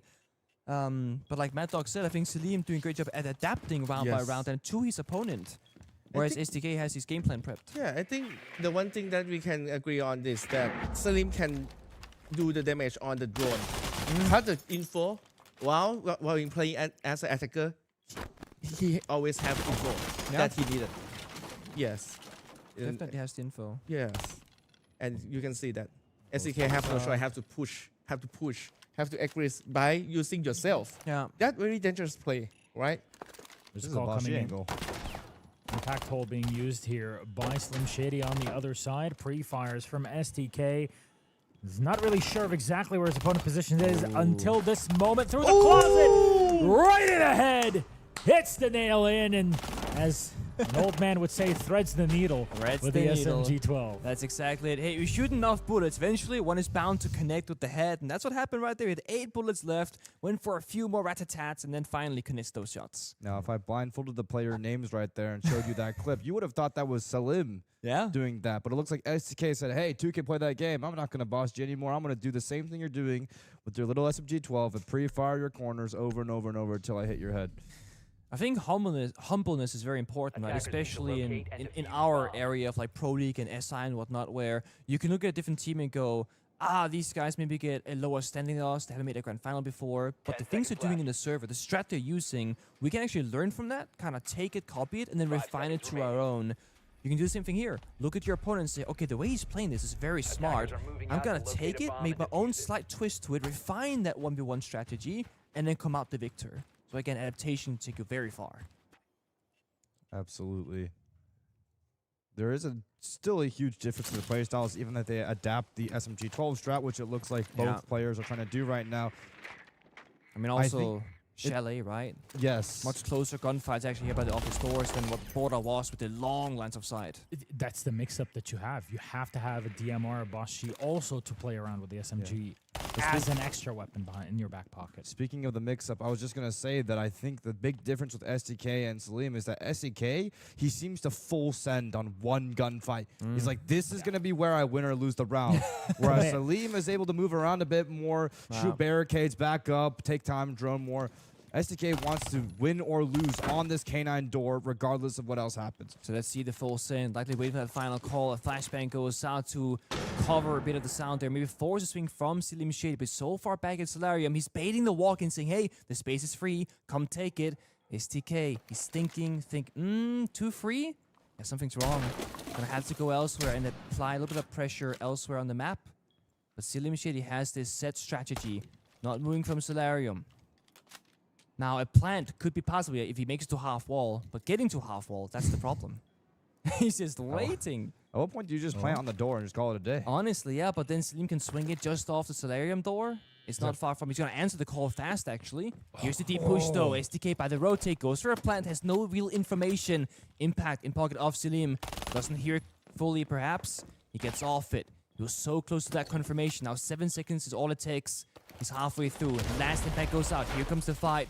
Both go for a swing, a reload, another reset. With 60 seconds left, remember, the time is on Salim's side. He can fall back. STK has to be the aggressor, has to go for the play. On a single flashbang left in the pocket, that's all he has to work with. Boshi reloaded. SMG-12 reloaded. Planting by the rotate, faking it out. Is he gonna stick it? No, he's not. He's so eager for that fight, and Salim won't give it to him. That's the last flashbang. Salim fully blinded, has no game sound, but expects the plan to be confirmed. Another swing comes out. Here it comes. He holds down left click, confirms the spray. Salim 2-0, both in overtime. What a close end to the round. There's so many situations where you could have planted in that spot, but still very difficult to set up. Congrats, Salim. Beautifully played by her, I guess, EML, our European representative. That's it. In this case, Pengu, how proud are you of this performance? So far, so proud, okay? But there's still one more battle for EML, okay? And it's not happening tonight.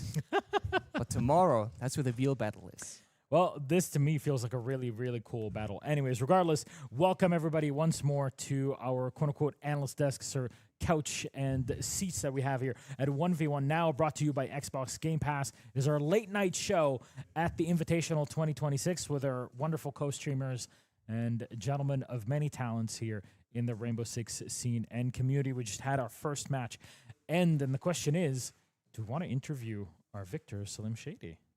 Love to. We'd love to. We'd love to. Yeah. Shall we bring him on? Shall we bring him on? Yes. All right. Okay. Let's bring in Salim. Come on over. Come here. Who would like to sacrifice your spot Yes. for it? Sacrifice? Okay. Thank you very much. Okay.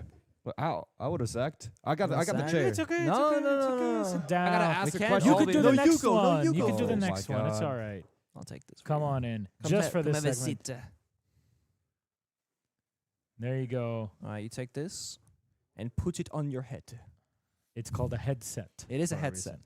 There you go. If you can bring the mic a bit closer to your mouth, very good. A little test. Salim. Hello. Hello. First of all, great name. Salim Shady. How Shady? did you come up with that? Like, I didn't find it. My friends told me to do it. Like, Thank that's God they did. how I found it. Thank God they did. What a match we just witnessed here. Both maps going into overtime. I guess what was the strategy going into it? Because most of it we're seeing a lot of Doc and Vigil on the other side. Yeah. And, like, he was a good player with Bostier. Yeah. I'm shaking still. Like, sometimes, and it was my first LAN offline tournament. Yeah. So, like, it's so different for me. Like, I can't give reaction. Reactions are so different for me. He's like he killed me. What's happening? Like, it's so different. Okay. Game plays very differently when Yeah. you're on LAN compared to online. It's way more crisp. Yeah. Remember we had that little talk we had a few weeks ago, where I said on LAN the game is gonna feel like a completely different game. You were right. I was right. Yeah. Yeah. I also noticed when watching email, you're playing obviously very aggressive. You're very comfortable when you play from back home. The first couple of rounds here, it was very slow rounds. A lot of time waiting in spawn, not running in. I'm using time. You're using the time. You're not in a hurry. So online at home you're in a hurry, and here you got all the time in the world. You're not scared just a little bit. I'm scared too much. You know, I'm still shaking. Yeah. Now I wanted to praise your journey because I recognize you from the Turks CL quals match that I Yeah. actually covered myself. Yeah. I think you were discussing that game too, despite the unfortunate circumstances of it, right? Yeah, And right. now you've changed to the skill here. So from CL quals and now, I mean, you know, what are your aspirations outside of 1v1s? How, you know, what does it mean to be here at the 1v1s? And, you know, Like, what's the goal? It's like too much good to be being here. That's all I can say. But 1v1s,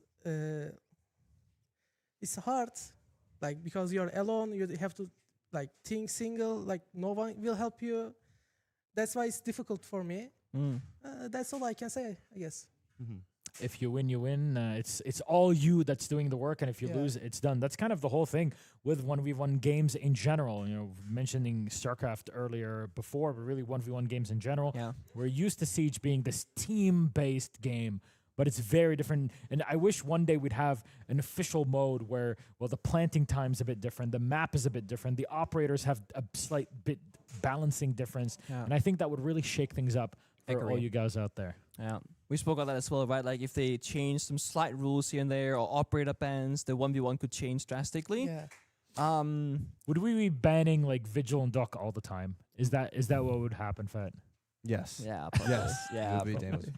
But if I'm not wrong, this means you play at the main stage tomorrow, right? Yes. Yeah. Yes. That's why I said tomorrow's the real battle. So here's the thing. Yeah. So now you're still, I mean, he's talking about levels of like comfort, right? Today, it's different from home. Yeah. But it's still a bit more, It's you know, it's a lounge. It's a pop-up shop. Yeah. It's, you know, this great pop-up shop, right? It's phenomenal. Phenomenal, but it's chill. Tomorrow's on stage. Yeah. Tomorrow might have a crowd. Couple thousand people, a lot of loudspeakers, lights, cameras, action. I'm all shaking here. I don't know what happened. Like, if anything, tomorrow we can take you on a little tour of the stage, Yep. so you can familiarize yourself with it a bit. Because I'm telling you, it is very beautiful. I know we mentioned it a million times. The flowers are real. Yeah. So take your tablets for hay fever, if anything. But is there anything that you're dreading, or do you feel that the crowd is going to cheer you on? It's going to give you some extra energy. Yeah, definitely. You feel that that's going to be the case. Yeah. Well. I'm very much looking forward to it. Thank you very much again, Salim Shady. One of the best names I've ever seen, also in terms of pure naming as a player. And I can't wait to see you tomorrow at the Invitational main stage. I think that's going to be a huge deal. But you also guarantee a minimum level of money also through all of this, by the way. There is money on the because line. there is a prize pool. I'm going to read it out for you exactly, because not only are you actually just qualifying to the spot, but being in the top 3 gives, or actually being in the top 4 is already 1,000 euros a prize pool that, if you get to win, doubles to 2,000 euros should you win the whole thing. Final bit before we close. What would you do with just 2,000 euros that you would gain if you were to win this whole tournament? It depends. Like, I don't know, actually. No? Maybe I can save it for now. Maybe I can use later. Maybe I can upgrade my PC. Yeah. Not the RAM. Yeah. Expensive right now. Yeah. We will see. Thank you so much. Very good. Thank you. Thanks so much Thank you so for much. being on here with us. See you tomorrow. Congratulations, Zanim, and cannot wait to see you Enjoy it on the tomorrow. main Enjoy stage it. tomorrow. I'll let you leave your headset down Yeah, I if can you take can this. take it off, and we will bring Mad Duck back in with us here as we're getting ready to get things started. We'll bring Mad Duck and have our continuation summon for him. the chat, because we talked about our first 2 players. Come on in. There we go. I'm surprised he wasn't quacking his way back into the stage.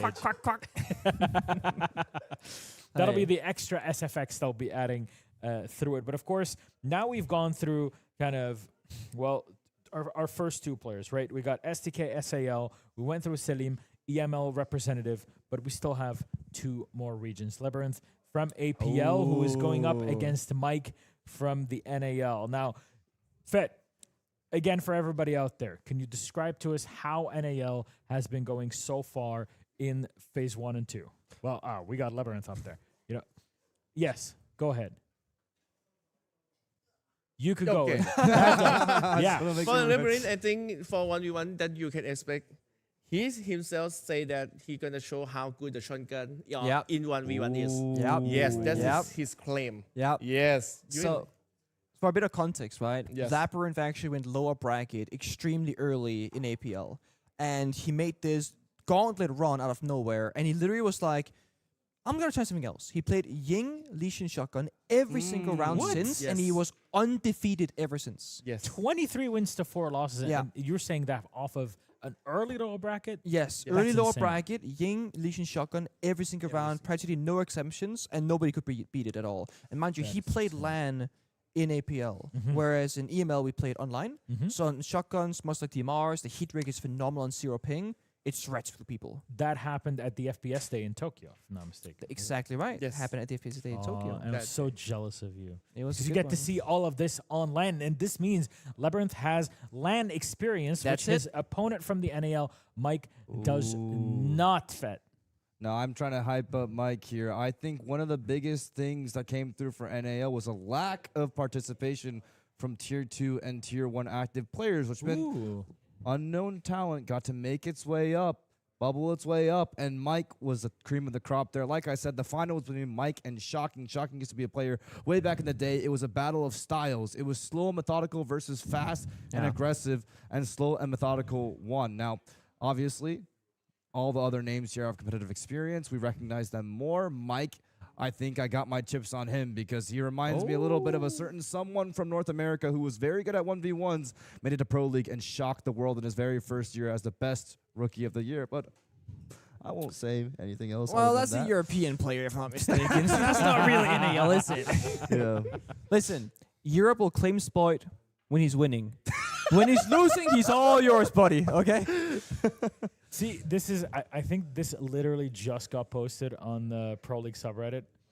It's a, it's a little, it's a meme of. Is it the music video or? No, it's not that. Oh, This it's is not that. about Okay. Shaiko and Spoit. Basically, Oh. Shaiko, oh, he's never won an SI. Oh, hey, darling, it's all good. We love you. And then Spoit never won an invitational. Also, who is this guy? HR, can I get some help?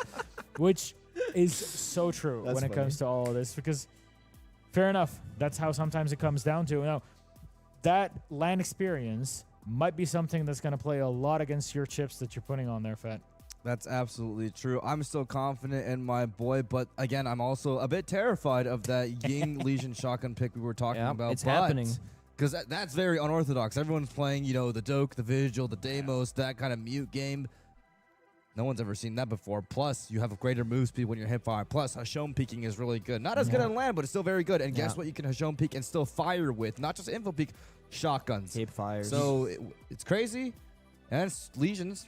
You know, if you get, imagine you walk up staircase, you're close to someone, you're about to take a gunfight with them, you hit a Legion mine. You have to walk all the way back down to take it out. You're in a 1v1. If you stop to take it out, they're going to run at you with a shotgun. So I'm kind of scared of that. But thankfully for us, Mike actually, like I said earlier, showed one of the greatest diversity and operator picks that I saw in NA. He was the one bringing the striker, actually, over the Dokkaebi, over the Deimos. He was bringing, you know, the Grim. Yeah, Grim, Counter I believe you up said. the Mute pick because Mute now got nerfed. Yeah, it doesn't stop the And Grims it was anymore. like secular. Yeah, pick a lot. Cyclical. Smoke, milk. Yeah. Oh, smoke as well? Yeah, smoke. Smoke. Ah. Yeah, especially so on Clubhouse. Yeah. we'll see. So I think it'll be a very cool. I'm glad the bracket was designed this way because we got to see a very mechanics-based first game. Just Doke Vigil every round. every Just single round. gunfights. Every round we were talking about gunfights. This Yeah. round, I'm expecting to see a lot more counter picks happen. I'm very much looking forward to it. There's a lot of options in this case. And really, if we're talking about zoning with a flashbang that we were seeing in the Dokkaebi, want to bring the best next upgrade. Why not have 1,000,000 flashbangs into one of your grenades, your candelas that you can throw into a site and then suddenly block off all line of sight in there? Okay, if your opponent is flashed, great. If not, you're already looking at the distance because they're going to be flashed for quite a while by those candelas in there. So timing is everything when it comes to Ying offense in this case. And Legion, of course, with the goo mines, you can throw it on, isolate specific spots in the map. It is just a side grade to playing the Vigil and the Dokkaebi. You just end up playing the game with a very different philosophy to what we saw in our first match. Yeah, I'm curious because when you see the Vigil Dokkaebi, you're kind of, as you said, Fed, you're agreeing to playing the same game. And unless somebody goes off that path, it's going to stay that way. The second you bring a Ying just for one round, your opponent has to make a decision here. Am I going to have to go Warden? And then if they go that Warden, then we talk about the Deimos all of a sudden. So I think for Mike, watching him going into this, is he going to stick to his own game plan or he's going to have to be forced into adaptations because of Labyrinth's Ying Legion shotgun, if of course he starts bringing it. But as opposed to Labyrinth, he has one plan only, to keep playing those operators. He's very confident. Love to see it. Yeah. There was a conversation I had way back when the Jinxie 1v1s were becoming really, really popular. There was a pro 1v1 bracket with Stompin', with Spoit as well. And you always see those names Stompin' and Spoit at the forefront. Now, there was a question of what roles are the best at 1v1s? Because it's not your entry fraggers. It's definitely not. Your fastest players, as we've seen, get shut down by someone more slow and methodical. It's typically your mailbox players, your middle of the pack. It's not your support players either because they're more, you know, plant. Yeah. Right? Plant. Shield. Yeah. But it's not the guy that runs in. Like Avini would suck at this because he would just run in and die. I could see that. Seems like it's the middle of the pack pacing. But I'm curious because I feel like that kind of only applies to a gunfight where it's like you're agreeing to the same game. We're going to play a gunfight. With Ying on the board, no idea. Yeah. Very good. That's a good point. Gentlemen, Did you call it mailbox, by the way? Yes. I haven't heard that term before. It's I think it's a North American Yeah. term, They send it? and it means like you sit still. Like Stompin's a mailbox. Like he plays like very stationary. Oh, we use anchor. Stationary positions. Anchor. More so on attack. Oh, So interesting. for the cup player, the guy that holds like Okay. you know, Chalet slant window and Yeah, like yeah, yeah. K9 window and just holds like the fallback. Okay, interesting. that kind So of- Interesting. Never heard that term. Yeah. Well, you know what? That's a diversity. Maybe you guys call it something different over in Yes. APL. But not in But in- English. no. Okay, fair enough. Fair enough. Oh, well. Gentlemen, it is perfect timing because our match is all set and ready to go. So let's continue on with our 1v1 Now tournament brought to you by Xbox Game Pass. We've already sent one player, that is Salim Shady, on to the finals tomorrow live at the Invitational at the Adidas Arena in Paris. That is a massive honor. The first time ever that a tournament like this has ever happened on the hands of Ubisoft. Now, I'm very thankful for the community, for Jinxie and many like him, Spoit, etc., who've put on these tournaments for the community over the past couple of years. Yeah. And now we get to have an official one in person that plays very differently than you might even imagine. Labyrinth versus Mike here. As Labyrinth is joining us from the APL, the Asia Pacific region. Mike from North America. Very different play styles, as our panelists here talked about. And what do we see first? A little pause. Very good. But also 2 new operators already, right? Ying and Smoke. Yeah, off the Ying and board. Smoke already. Yeah. Something new. And This so gets it me excited. I begins. like to see this. Absolutely. Boys, Where where in APAC is Labyrinth from? Do you know? He's from Thailand. Ooh, Thailand. okay. The only Thai I know is curse word, so I won't say it. Oh. That's how it starts. You always learn the naughty words first. Fair enough. Yeah. All right, Nick, you are on I shall beret take duty. it. Beret Play-by-play. duty. Now, I appreciate that Mike has such a common, basic name. He threw an L in there instead of an I. I know the strat he's playing. He's playing behind a reinforced Oh, wall. you've seen this before? Yes, in red hall, and he's going to bait the enemy into trying to go to the dining wall, go through short, and plant the bomb behind. Then he has smokes to smoke him out of the And plant force spot. him to swing. Force him to swing and go for it. Because I've watched this guy do, like, people have a lot of comfort strats. Yeah. So, the thing, you've seen it, you know it. Now the question is, how much studying do you do for this 1v1 tournament? Do you go into it thinking that I got my game plan, that's all I need? Or has Labyrinth maybe perhaps seen this strategy as well? Because if he goes at the exact default plan, we know he's clueless. So I want to see that Candela, I want to see him go for a deep play and counter it. Well, that full auto pistol secondary is just, it gives you so much versatility on the Ying. That's where we talked about Candela being primed all the way to max. You got to be careful because you can flash yourself after a more recent change. Oh, the angle. Sorry, I took no, the you're play-by-play fine. You were from going for it. My God, I hit that flow stick. You're like, I as can't that stop says. right now. I mean, the big thing is that right, when you're playing the shotgun, you're limited to very specific gunfights. And what you want to do is close that gap. Use the smoke, use the Candela, get up close. Now you've won the round. If you can't get close, that scenario plays out every single time. You swing the door, you die. Yeah, and Mike, and I'm glad you brought up the prep because I feel like that's something very good to have against Mike because Mike has his game. Yeah. You saw exactly what I say happened because I watched it happen 40 times. Oh, that many? Seriously. Okay. It was like My clockwork. Every opponent he would go against would walk right up to short or try to walk through that door, get to and either die there or get to the table or the half wall gets smoked out. It's like the same scenario over and over and over again. Interesting. Let's play a game of Mastermind. Oh. How do you deal with that sort of strategy if you're on the receiving end of it, Fat? So Think about it. what I was saying to the players when I was watching them in NA is you need to open up the dining wall a bit more to be able to have that movement, not just through short, But so you're not through the soft trapped, wall. but also have the angles deep to kind of back him up. Yeah. But the thing about Mike is like low key, Mike's kind of cold. Mike's kind of cold. Get him a jacket. He's very composed. He's kind of like shivering right now. No, boy. But no. He's very composed. The way he uses his smoke grenades, the way he holds it out, he never throws it when he's dangerous, when he's able to get exposed. He'll get live demos track from that smoke position in West Main and just stick not it. budge. So, I He's mean, an L-Bucks. I think he's just more comfortable than you. I think he's played out, like in his strats, you can counter strat all you want, but the enemy has played against all the realities on their own strat. They played every scenario in scrims, whereas you're playing against that for the first time. It's not the man who knows 10,000 different punches. It's the guy who's mastered one punch 10,000 times. Yes, They precisely. used to say that about Team Empire and I was going to say, that's the old school Empire strat where, like, back when I played against him in 2018-19, we could say where Spart was playing and that guy was going to go, where the nade was going to come from, and say, guys, let's just do this to counter them. It didn't matter. We still lose the exact same way. And for a long time, that was why Empire was so successful. And I think the only reason that it stopped working is because the meta changed so drastically. Maybe Mike is going to be the Empire of this could be game it. in that early days. Because remember, these are the early days of our official 1v1 tournaments. Again, a 1v1 now brought to you by Xbox Game Pass. Remember, you have to wait until our prep phase is done before you can really play around anything with your util and your reinforcements. And this is very different, bringing out the striker on the attack. Yeah, so this is what Fit was saying, how he brings out the striker at times, and as you guys might know, there's no primary gadget. There's a gun, and you have 2 pieces of secondary util, nades and flashbangs. Now, what you can do with that is force people, you know, if they're in a corner, either flash them, grenade them, force a movement. But again, as long as Leopard can keep close quarters with a shotgun, I mean, you can get flashed and still just like, keep spraying and still win the round. Also, Alpha Mike missing the drone there. Just saying. No. He would never. I mean, you can't can't spell this version of Mike without L. Without the L. Yeah. He put it in there himself. Yeah, this guy just baited me into roasting my own region's player. Hey, there it is. Damn it, Pengu. There it is. It looks It's like okay. not contesting the L position as a single shotgun swing from there will stop the Look at solar Labyrinth, though. He's Paladin. coming. The sound is so accurate in the 1v1 because there's no external sound. I told you, dude. If you close the gap, Labyrinth gets loud here in the pop-up shop. The first big verbal celebration we've had so far.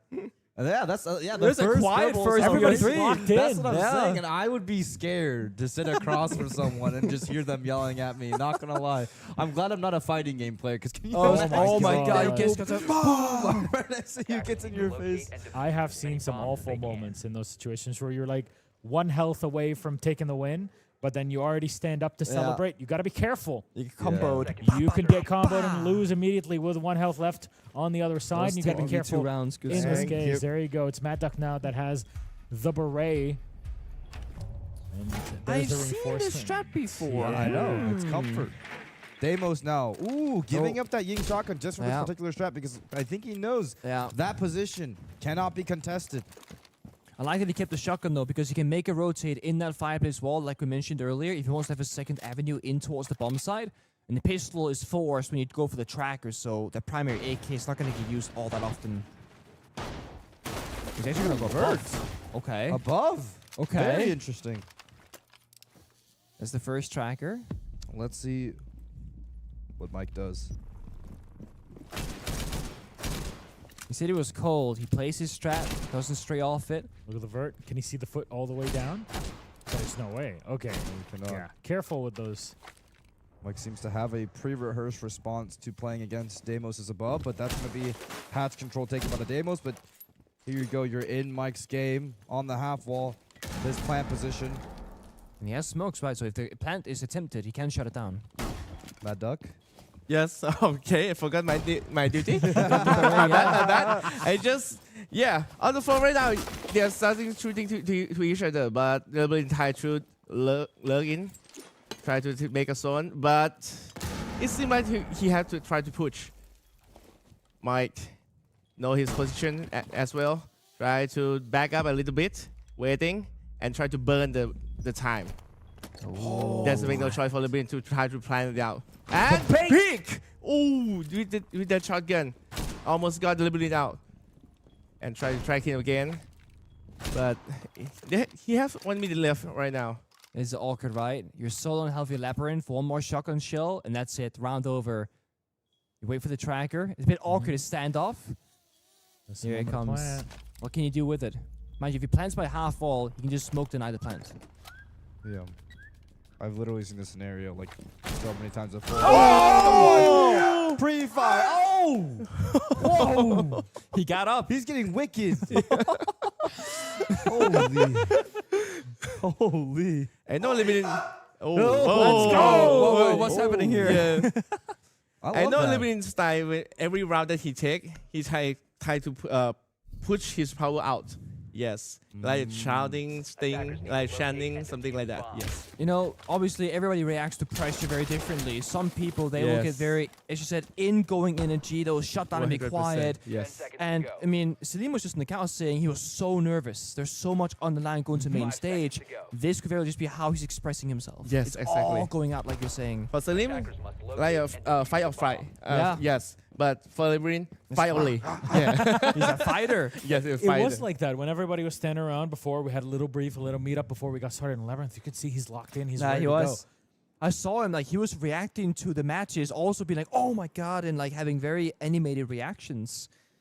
Seems like I was watching a Fed video. I was just reacting to every second that's going on in there. Oh, hands in the air. Ah! Hey man, the game's an exciting game. I also wonder what sense Labyrinth is playing on, because it seems like the slightest movements of his hand muscles just shake his mouse around. He's probably on that Reaps tech. On the Reaps tech. High sense gamer. Do you know Grid J from the Apex? I do not. I'm so sorry. sorry. Grid J, he's used the same sensitivity. Oh. As Reaps or as as Grid J. Yeah, for the brain. Oh, Labyrinth uses the same Yeah, as Grid J. yes. Going up. Okay.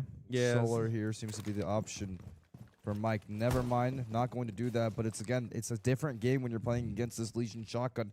The same entries that were like available to you before that seemed free seemingly aren't there anymore. I love the rotated blue stairs. Make a couple holes down onto the office walls from Ivy side, from top fire side.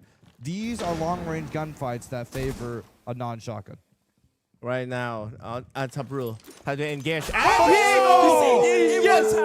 Yes! This is what we're talking about, right? Every round. Yes. Yeah. This is how dangerous shotgun is. Just Yeah. one click. Yeah. Only. I'm pretty sure that And was the finish. full health bar. It wasn't Yes. even 2 shots. It was 1. Yes.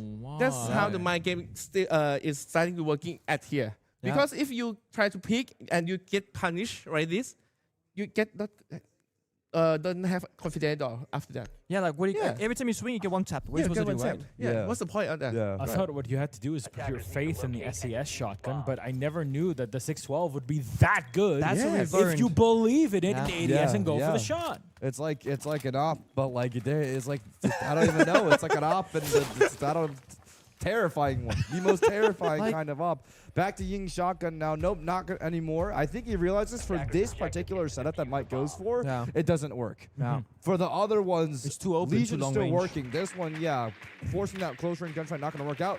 Back to the Deimos he goes. I wonder if he will go for the same sort of top floor entry again as the entry spot as opposed to dining. I do think that is the preferred one. I think that is the correct one to go for, but we will have to see. Maybe he will switch it up in fear of a counter strap.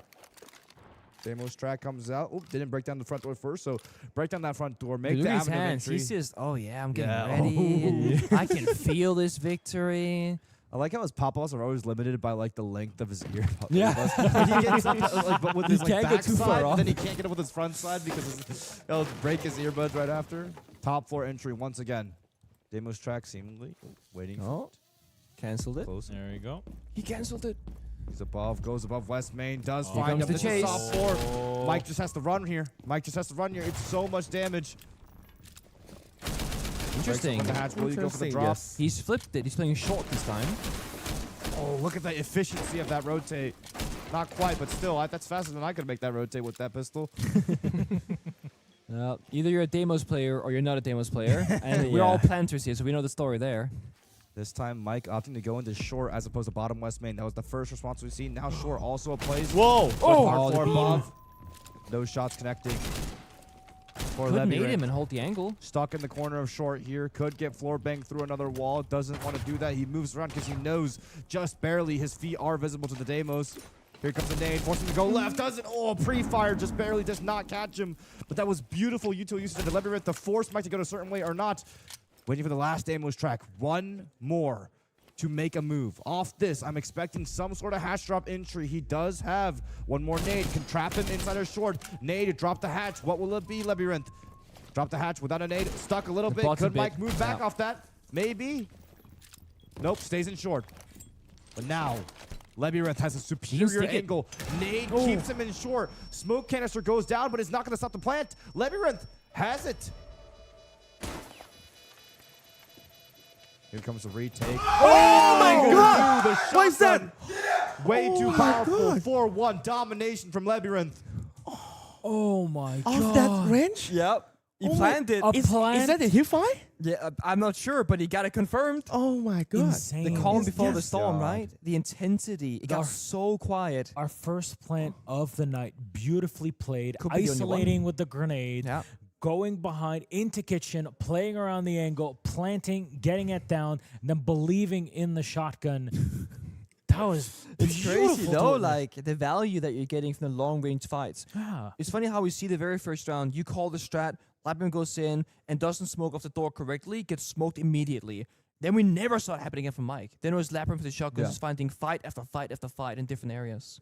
And it makes you really start to believe in the power of the unexpected from APAC. Yeah, because seriously, I mean, it's like you're playing this 1v1 tournament where everyone's playing the exact same thing. Yeah.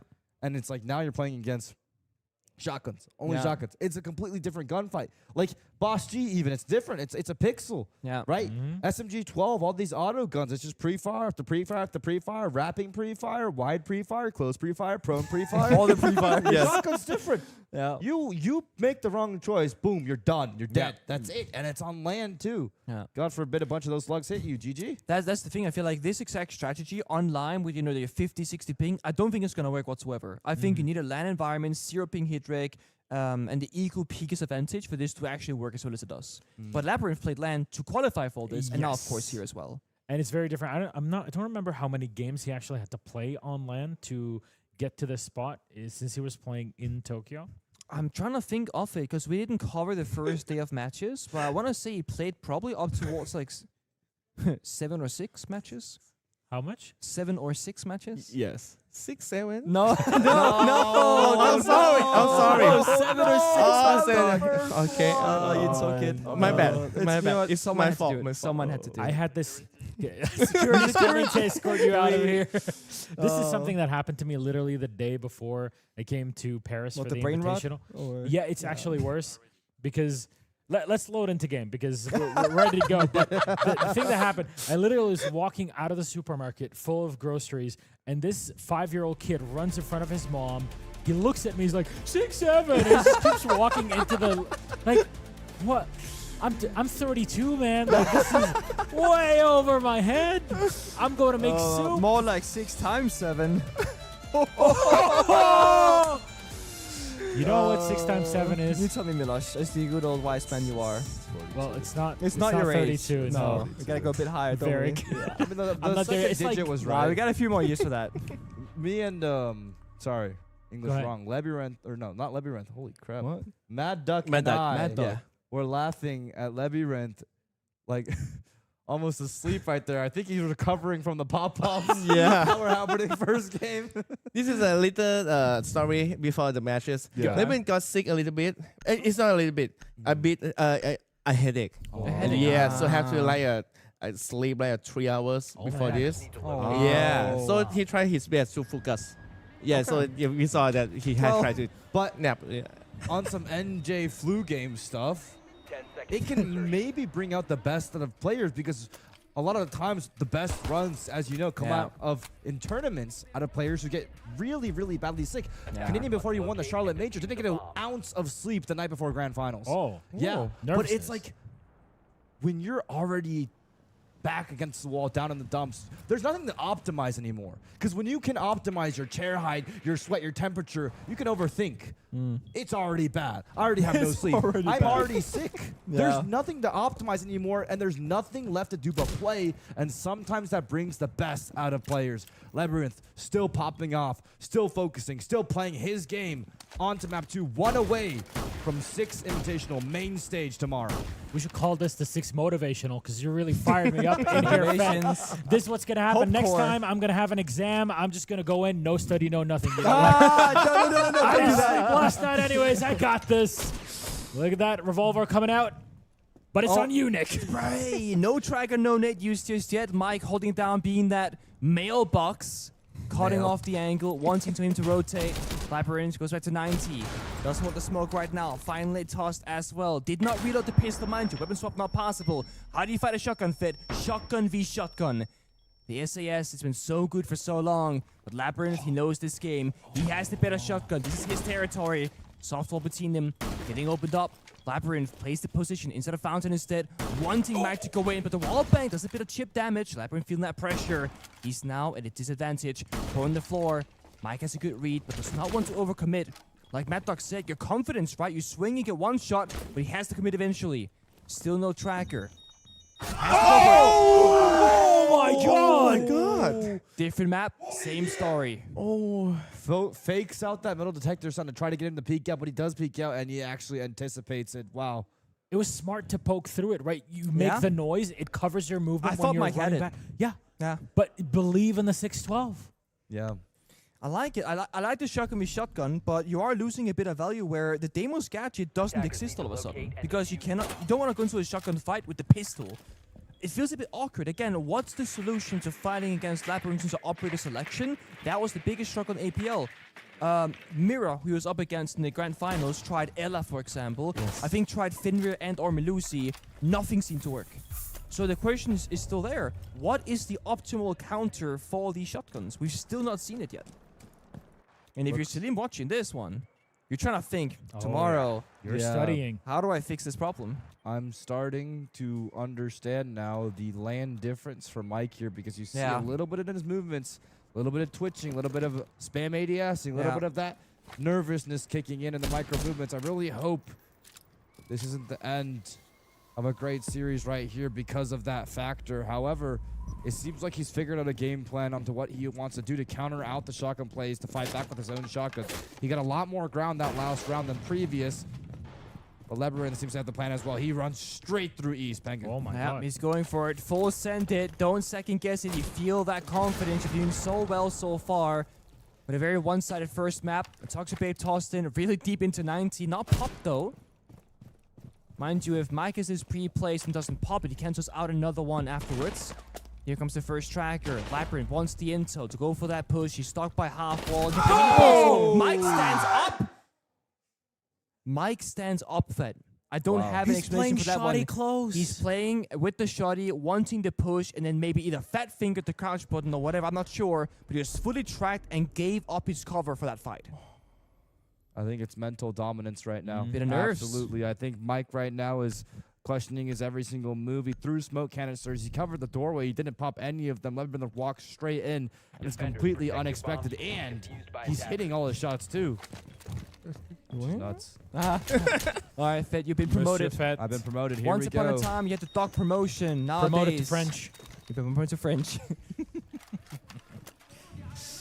So now, it's a Legion adaptation. Labyrinth is really popping things off. We were talking about this, that it's both ops released really in the same operation many years ago. And it's all for that 612, the secondary, the Suzy Q, and the bulletproof cam. We'll see if that gets deployed anywhere. Just so I look really smart, I'm predicting bathroom tellers next round. Ooh. This could be tricky. Labyrinth wanting to go deny this bottom main entry already, but he could run out right here if he goes for an aggressive shotgun play off that armory pole. Will he go for it?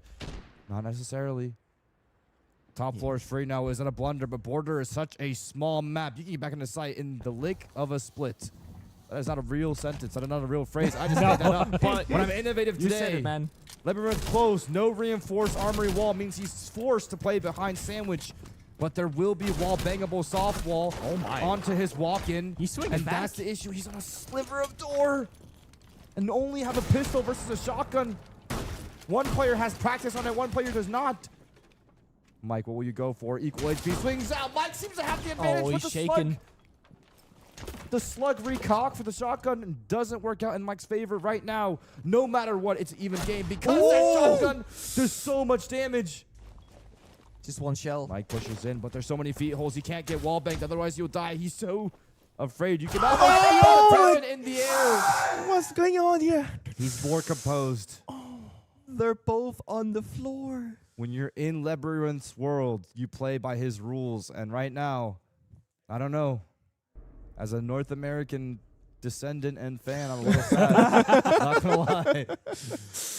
One would say it could be a Labyrinth to navigate all the plays that Labyrinth has in store for Mike here. Might as well call him Dr. Mike because he's checking out of this one late at night. Damn. You got that call. What are you going to do? Damn. There's not much that he can pull off of this one. Labyrinth, reminder, is one map up, 3-0 on match point. All on Mike to bring it back in NA throughout the Invitational in all of its formats. And it does include 1v1 now, brought to you by Game Pass, of course. Has not been able to adapt and bring this one back home. Send them home is usually how. Send them home. Send them home. Well, oh, Matter, do you know what NA stands for? No. No. No. Don't look at me. Don't look at them. Okay. I'm gonna not gonna fall for them again. Okay. Yeah, for sure. Be safe. Be safe. Oh my god. Just at the right time for NA to fall behind and SI wins. versus everyone else. Yeah. Man, this sucks. But at the same time, I have hope. Like I said, predicted the future last round because Mike is in bathroom tellers. That's a secondary bomb site choice. You called it. Yep, that he used to pull out. Yeah, because I saw it a million times. Sadly, I'm not actually that smart. Didn't predict anything actually. More just patterns. Pattern recognition. Yes, but look at the gun on Vigil. K1A instead of the Boss G is actually what I saw more in NA. Interesting. So, with the results of this 1v1 so far, it makes me start to question, was NA ahead or NA behind? I don't know. They're swirling all around. That's what's happening. They're swirling all around, but Ying Shotgun once again, and it makes me nervous because you look at the layout of this bomb site, you look at the window hop-ins, everything, every single little corner that you go through, it's all great shotgun gunfights. Yeah, it is. For Lebanon. Now, the end game typically Mike faces as he's playing on top of the teller's door around all that hard area, and he's fighting a guy lower east. The thing with Labyrinth, though, is that he goes for unorthodox entry, so let's see if he actually goes for the bathroom hatch. Yes, he will. Straight down in, but that's a soft wall. He's on. Here comes the pre-fire. The shot. Oh my God! 4-0. Labyrinth takes APAC over North America all the way to the main stage of the Six Invitational in Paris, where he will face off against Salim tomorrow. What a wonderful set of 1v1s. Good respect between the opponents. That is incredible. In a 4-0 fashion. 4-1-4-0. Second map was just insane. First one was already, you're like, okay, they're going to cook something up here. It's going to be a back and forth. And granted, a lot of rounds were back and forth. We did get a plant out of it. But here in map 2, I got to say it. It was utter domination in a situation like this. Labyrinth, I can't wait to see what tomorrow brings. Because honestly, I was thinking like, oh my God, Slim Shady looks great. But Yeah. Man. What about this guy? Yes. I'm rooting for Labyrinth. No, it's that's my favorite now. I love to see unorthodox Is that picks. any curse, cast curse here? No cast No. curses. No. Oh, yeah, It's okay. been cursed enough. Because we're not the ones casting him tomorrow. Oh, okay. See, yeah. Technically, That is going to be a different pair of professional casters, which is part of the experience here at 1v1 now. Again, this is brought to you by Xbox Game Pass. The first time ever that a tournament like this gets brought into an official circuit, and not just any circuit, to be part of the Invitational 2026. That's huge. We've attended, you've played at the Invitational. You've won some stuff over there. I don't know, whatever it is. But we've been there, we've experienced it, and it's very different than being away at Labyrinth. I'd like to bring you one. Fett, thank you very much. Oh, thank you. Watch out. Save. Labyrinth, please come on in. I thought he was going to jiggle pick you into this spot, honestly. Hey. My man is from so Japan to Paris, yeah? Great job, Labyrinth. We spoke after your victory. We got a photo. We talked for a bit, and I was like, "Are you gonna change anything for Paris?" You go, "Nah." Ying Lishin shotgun. You stuck true to your word, and I mean 4-1-4-0. Spectacular result. Talk us through it. Is it just insane? Is it OP? Is it your playstyle? Like, what makes this work so well? So I just like figure out like I try to do like HCK, Selim do like bocce, but it's not work for me. So when I lose and in Japan I lose and I have to go the lower bracket, right? Yeah. And I look at the operator and was like, oh shit, shotgun is coming. No more bocce because I lose. So I figured it out like to use like shotgun. I watching and Ying Lishin, the best shotgun in the game. That's crazy because one shot. Everybody keeps saying believe in the SAS shot, in the M590, because that's the shotgun that's going to bring you success. Yeah. But you're breaking the mold. You come in with a 612. How did you even come up with this? Like, was this something you believed in for a long time and people were just sleeping on it? I just believe like this is my operator. So fuck He it. let's prays go. every time. You're not wrong. You're not wrong at all. Yes. You know, something crazy happened today as well. A plant went down. Yes. We almost never see plants in the 1v1. Like plants in the diffuser. Yeah.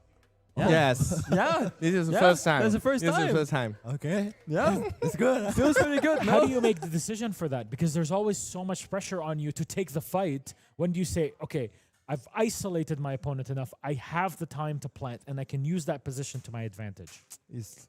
It's like my brain tells me like, yo, it's time to plan. So okay, plan. You know what? Like, I don't When know. you're in a 1v, it's different. It's different, right? You're playing 1 versus 1 versus 5v5. Like, you don't have a teammate that's holding another angle, somebody giving you info. You have to trust your gut. Yeah. And I guess you've played situations like this a million times to be like, my game sense is telling me to do this. Yeah. My game sense only for me. Like when I playing, like what I'm gonna kill him, I'm gonna plan. So game sense is told me. It's my brain is just like, okay, plan, okay, kill. So I go, fuck it, let's go. One more thing to ask. Do you think that the preparing, do you have any plan for that before coming here to the 1v1 now? So for the 1v1, my operator is the same, but the plan for me is just watch like opponent play, like what are they picking, what are they doing, how much I can sleep, how are they playing. So that's all. Okay. Obviously, you had a ton of energy. We saw the first matchup, right? And nobody was screaming, getting crazy between Slim and STK. First round, we're like, who's yelling? Who's that? I mean, like, it's you. You're the one getting out there. Is that how you? Because I saw you in Japan, and I don't remember you being that loud in Japan. Were you that loud in Japan? Actually, you did? Yeah. Okay, so I missed that because I was like, when I met you in person, you're like this, very peaceful, like, quiet person. But when you're playing, it's all instincts. And I think if you bring that kind of energy to the stage tomorrow, the fans will love it. The crowd will go crazy for it. Yeah. Yeah. I fucking love it too, like shouting. Yeah. You get outwards energy. This is what Canadian would be like if he could aim the Oh. Okay, I'm going to think sorry, I love you, sidetrack here. Troy Canadian had one of his best individual performances in a long time. I loved seeing that from him. Just a little bit of protection there. And yet. Well, he has teammates, he has teammates. Yeah, it is 5v5, but we don't care about that. We're here for 1v1s. And for you, since you mentioned this, Nick, tomorrow you're going to have to deal with the audience also around you. And I don't know if you've been seeing the live stream from the Adidas Arena. There's a lot of people there. Do you think that's going to help you tomorrow or in that match against Salim or not?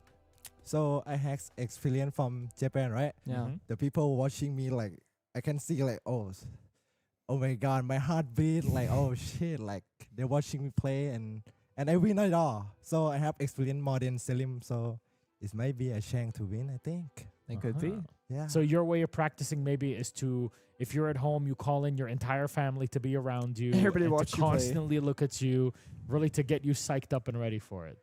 Yeah, I'm ready for it, Salim. Come on. Pick your budgie. I love his energy right now. It's so good. We're going to have a lot of fun tomorrow on stage. I can't wait to see what you bring to the 1v1 stage for the first time ever. Yeah. Really, we've said it. It's never happened before, and it happens at the Invitational. Thank you very much, Labyrinth. Maybe if our friend Fett could join us on here to wrap up the show. Labyrinth, if you could take your headset off and pass it over to Fett. Congratulations on the victory. Woo!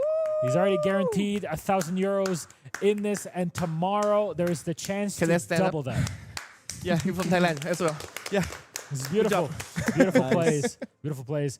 Fett, given that we've gotten to this point, we'll do a bit of a pre-disc for tomorrow. Salim versus Labyrinth. From what you've seen, what you've heard from both players, who do you expect to take it? Oh man, it's so tough because now Salim has info. Because like you said, how much prep should go into a 1v1? I don't think anyone really prepped. I'm gonna be real. I'm just 100% honest. But should they have prepped? Because I'm sure like for me it felt like more of a casual thing up until I sat down here and I saw them sitting there, and I'm sure that's when reality set in for every player. Yeah. So now Salim's probably gonna watch that back. He watched the whole thing. He might watch it back tomorrow. He might have some counter picks tomorrow. But that's the thing, is that Labyrinth already played against those counter picks. So I don't know. You know who I'm rooting for though? I'm rooting for Labyrinth. Because I love to see that new innovative play style. That's fun for me. Knocks out an NA player, and that suddenly changes your position on the whole situation. Yeah.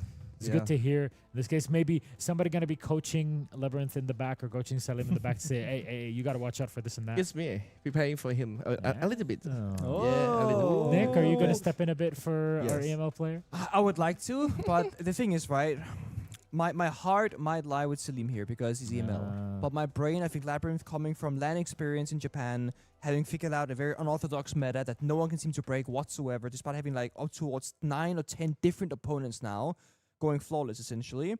And his energy as well. Salim was a little bit shaky, very nervous, very inwards going, being very affected by it, maybe a little bit negatively. Or Labyrinth using it very positively, screaming, getting energy and getting the crowd going as well. So I genuinely think Labyrinth has a slight advantage tomorrow. I think so. I was just gonna say, Go ahead. this was a whole conversation I had with my chat. Is like, why didn't these players get coaching for the 1v1 World Championship, aka 1v1 now by Xbox Game Well, Pass? maybe some are getting it and not others. And I know, and then I was like, at first I was like, that's stupid. You know what? That's stupid. Because no, if Kobe Bryant is in practice against Kyrie Irving one-on-one, Steve Kerr's not gonna pull up and be like, hey Kobe, hit him with the spin move. You know? Like, so that's all I'm saying. But then I think perspective is very good. Yeah. Like when I work at Fabian, we work together both as players and support staff. We see the game very differently in some areas, and that sparks really good conversations. So I'm not gonna tell Fabian how to play the game, but I'll be like, what if we did it this way? Have you thought about this aspect instead? Because we all think about things in our own path. One track mind. The difference between like 5v5s and 1v1s is like Sure. Messi going to Kobe and giving him advice in basketball. You know, that kind of level. Oh, you think the game is that different? You're really good in Okay. 5v5, but does it translate? Because my into chat was rage baiting me a lot with like, but boxing has coaches, but They do? Clash Royale has coaches. And I'm like, those are 1v1 games. Okay. Like the main objective in Siege is the 5v5. That's what Yeah. Pro League, that's what SI wins you for, right? Like that is the main objective of the game. So all the coaches in the game know how to coach 5v5. I could maybe coach a player on how to play a 1v1 in a 5v5 scenario. Like I could tell a basketball player how to play an ISO in a 5v5 game, but I could not. It would feel silly for me to go up to them in a practice where they're just wagering, they're doing a peaks battle or something. And Okay. Uh-huh. I'm like, hey, Bengu, bro, like I'm Do a coach. this. You know, but I know how to play mechanically better than you do. It felt silly to me. But Okay. now that you mention Yes. it, maybe there's Yes. perspective to be given, I mean- especially since the stakes are higher. Maybe there's something to say. So small counterpoint, right? Let's say that Mad Dog was the APL player, and Labyrinth had coached him in Japan. He was playing in his stead. He's losing lower bracket. Labyrinth goes, have you tried and think about Lee Xin Ying shotgun? Because I think it's really good. And then he goes and does it, and it works. The coach can just start this small idea Ask a question. as a question. Like, Yes. have you considered this? Yes. Why don't you try Lee Xin? And you go, I didn't even think about Lee Xin. Yeah. And then you start getting the This- wheel to spin. Yes, exactly. The simplest question like, can you try this for me? Yeah. It will be changed or not is up to you, but would Yeah. you try for me first and try it out? That's why keeping an open mind is Yes, so important, right? yes. The same way if you speak of And therapy. then come to like your flow state, like Yeah. you say, and come like when you say let's the style of the focus when you try to push another further. Yeah, let's come for this basic question first. Yeah. Yeah, that's why I held him on that question. Yeah. And then let's see. You say shotgun is good? Yes, go ahead. But try this one. I have an information for you. Yeah. And it's easier compared to the 5v5 formation because it's one person that you face, Yeah. right? Know where so they you, are. Yeah, you know what they're doing. Like a Chalet, you say, yes, my has a same strat, but Lebrin want to try. He rush in, he die, he adapt. Yeah. Yeah, he can focus. He not lose his power, his mind, his energy on that. Oh, okay, it's not try. Go ahead, try again. Yeah, this is the beauty of a coaching.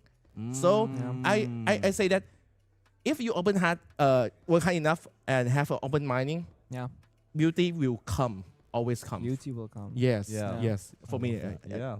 I mean, you can tell someone the solution, but how about teaching them how to learn to get there themselves with train of thought, right? Yeah. That kind of thing. Hey, I mean, dude, I might be a fraud. The aspect of breaking a player out of tunnel vision might be it. No, because seriously, the two players that won today had two people do like the coaching segment for them. I didn't do it. You didn't do it? Look what happened to my guy. You didn't do it? I didn't do it. no. I didn't Wait. do it. I couldn't do it. I thought You just hyped him up. I thought we were all supposed to do it. Like Rasa did it with SDK, you did it with Mike, I did it with... That's why they lost so hard. I didn't do it. I'm a fraud. I'm a fraud. no. I let my region down. It's on me. It's You my fault. coached that team It's to a on major me. victory, but you can't coach Mike? No, I didn't Brother. do it. That's on me. I'm a fraud. Too much grad school. Too much. I much should have been curing disease. I should have been coaching 1v1. So the video is coming out. I didn't coach That this did- player to the main event. Watch what happens when I don't coach how Mike. I turned a player into not. Into not a winner. Oh my. I cannot wait for that. Those are strategies that we need to listen to. Gentlemen, I want to thank you very much for a wonderful evening that we spent together. Pleasure. Honestly, we saw some incredible plays. And they're not done because tomorrow, both of our players that we just saw, Labyrinth, is going up against Salim Shady. They're going up. This is our wide shot right here on the white cam. Oh, there it is. It's going to be incredible. Tomorrow, these two players are playing on the main stage of the Six Invitational 2026. That is just before our show match in the afternoon, and it's really going to be life-changing for these players because rare are the ones that get to experience it. Usually on the grand final stage on that day, it's only the them players that are playing for the hammer. And in this case, you'll get to experience that for yourself in front of the crowd here in Paris. Vet, Mad Duck, and Pengu, I want to thank you very much for this wonderful evening. Our players, our entire production team for making this happen. And of course, our friends at Xbox Game Pass that helped us put together 1v1 Now, the first ever official 1v1 tournament in the history of Rainbow Six Siege. Maybe one day all four of us can sit back again and talk about 1v1s in an even greater standard and stature. Maybe we'll have some of those coaching questions answered. Maybe some of the strategies have evolved in the future. And maybe, as I imagine it in my head, we'd even have a whole game mode that we can work around with. I think that would be a hell of a dream. I'm sure we can spend all night talking about what sort of little tweaks we'd have here and there to make it as perfect as humanly possible. For all you watching at home, we love you very much. We'll see you tomorrow at the Invitational live from the Adidas Arena. Till then, take care. Good night.